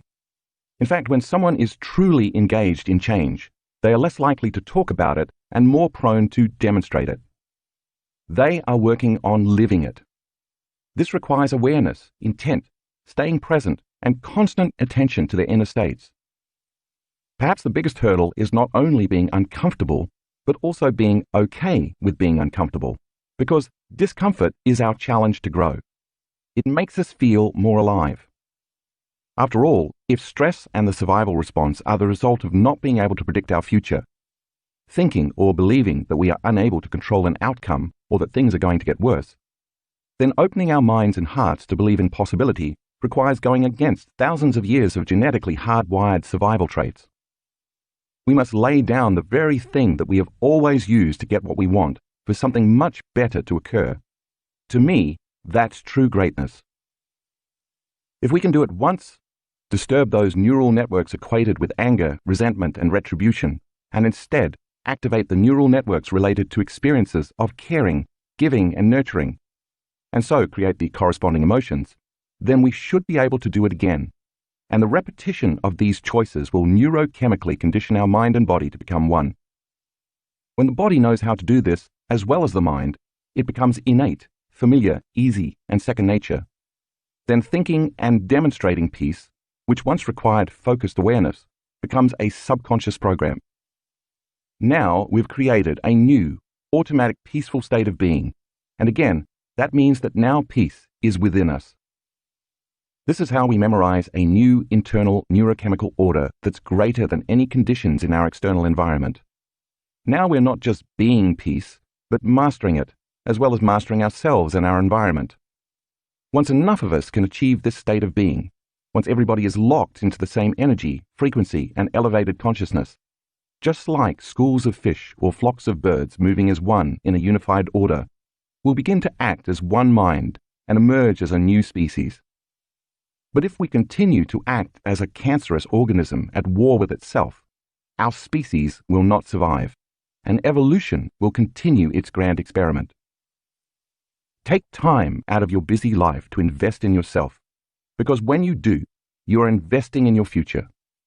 If your familiar environment is controlling how you think and feel, it's time to retreat from your life and go inward so you can reverse the process of being a victim of life and instead become a creator of it. After reading this book, by now you know that it's possible to change yourself from within, and that when you do, it will be reflected in your outer world. This is a time in history when it's not enough to simply know. This is a time to know how. According to the philosophical understanding and scientific principles of quantum physics, neuroscience, and epigenetics, we now understand that our subjective mind influences the objective world. Because mind influences matter, we are compelled to study the nature of mind. Our understanding then allows us to assign meaning to what we're doing. If knowledge is the precursor to experience, then the more knowledge we have about how powerful we are, as well as understanding the science behind how things work, the more we can understand the limitlessness of our potential, both as individuals and as a collective. Because we are constantly deepening and broadening our understanding of the interconnectedness of all living systems, and because each of us is a contributor to the Earth's field, I believe we can collectively create and guide a new, peaceful, and prosperous future upon this planet. It all begins by making a habit of practicing leading with our hearts, raising our energy, and tuning in to greater information and frequencies of love and wholeness. With effort and intention, we should begin to produce a coherent electromagnetic signature. Just like dropping pebbles in a still lake over and over, as we continue to raise our energy and open our hearts, we're producing bigger and bigger electromagnetic fields. This energy is information, and we each have the power to direct our energy with intention to produce non-local effects on the nature of reality. When we direct our energy as an observer, a consciousness, or a thought, we can begin to affect a downward causation of matter. In other words, we can literally make our minds matter. When we practice these concepts on a consistent basis, changing our levels of energy from survival states to greater levels of awareness, compassion, love, gratitude, and other elevated emotions, these coherent electromagnetic signatures entrain to one another. The effect should then be that we can unify communities that were once separated by the belief that we are just matter. Once we transition our state of being from survival into love, gratitude, and creation, then instead of reacting to violence, terrorism, fear, prejudice, competition, selfishness, and separation, which, by the way, the media, commercials, video games, and all types of stimulation are constantly reminding and programming us to live within, we can come together during crisis. We will have no further need for splintering, assigning blame, or seeking revenge. Every time we meditate as a global community, we're casting a larger, stronger, coherent wave of love and altruism around the world. If we do this enough times, we should be able to not only measure the changes in energy and frequency around the world, but measure our efforts by the positive changes in the events that take place in our future. To stand up for justice and peace, then, you must first find peace within yourself. You must then demonstrate peace to others, which means you can't make a stand for peace or be peace while you're warring with your neighbor, hating your coworker, or judging your boss. If everybody, and I mean everybody, chose peace, And if we came together at the exact same time, imagine the type of positive change we could create in our collective future. There would be no conflict. What's equally powerful is that when we are the living embodiment of peace, we show up as unpredictable to others, and then they pay attention. Thanks to mirror neurons, a special class of brain cells that fire when we see someone perform an action, we are biologically wired to mimic each other's behavior. Modeling peace, justice, love, kindness, care, understanding, and compassion allows others to open their hearts and move from fearful, aggressive states of survival to feeling wholeness and connectedness. Think what would happen if we all understood how interconnected we were to one another and to the field, rather than feeling separated and isolated. We might actually begin to take responsibility for our thoughts and emotions, because we would finally understand our state of being affects all of life. This is how we begin to change the world, by first changing ourselves. The future of humanity does not rest on one person, leader, or messiah with a greater consciousness to show us the way. Rather, it requires the evolution of a new collective consciousness, because it is through the acknowledgement and application of the interconnectedness of human consciousness that we can change the course of history. While it appears old structures and paradigms are collapsing, we should not face this with fear, anger, or sadness, because this is the process by which evolution and new things occur. Instead, we should face the future with a whole new light, energy, and consciousness. As I have mentioned, the old has to fall apart and fall away before something new flourishes. Integral to this process is not squandering our energy by emotionally reacting to leaders or people in power. When they capture our emotions, they capture our attention, and thus they have captured our energy. This is how people gain power over us. Instead, we must make a stand for principles, values, and moral imperatives like freedom, justice, truth, and equality. When we achieve this through the power of the collective, we will unite behind the energy of oneness rather than be controlled by the idea of separation. This is when standing up for truth is no longer personal, but through unifying and building community becomes universal. I believe we are on the verge of a great evolutionary jump. Another way to say it is that we are going through an initiation. After all, isn't an initiation a rite of passage from one level of consciousness to another? And isn't it designed to challenge the fabric of who we are so we can grow to a greater potential? Maybe when we see, remember, and awaken to who we truly are, human beings can move as a collective consciousness from a state of surviving into a state of thriving. It's then that we can emerge into our true nature and fully access our innate capacity as human beings, which is to give, to love, to serve, and to take care of one another and the earth. So why not ask yourself every day, what would love do? This is who we really are, and this is the future I'm creating, one in which each and every one of us becomes supernatural. Thank you for listening. For more information about Dr. Joe Dispenza's workshops, meditations, and products, please visit drjoedispenza.com. Becoming Supernatural: How Common People Are Doing the Uncommon, by New York Times best-selling author Dr. Joe Dispenza. Read by Adam Boyce. Audible hopes you have enjoyed this program.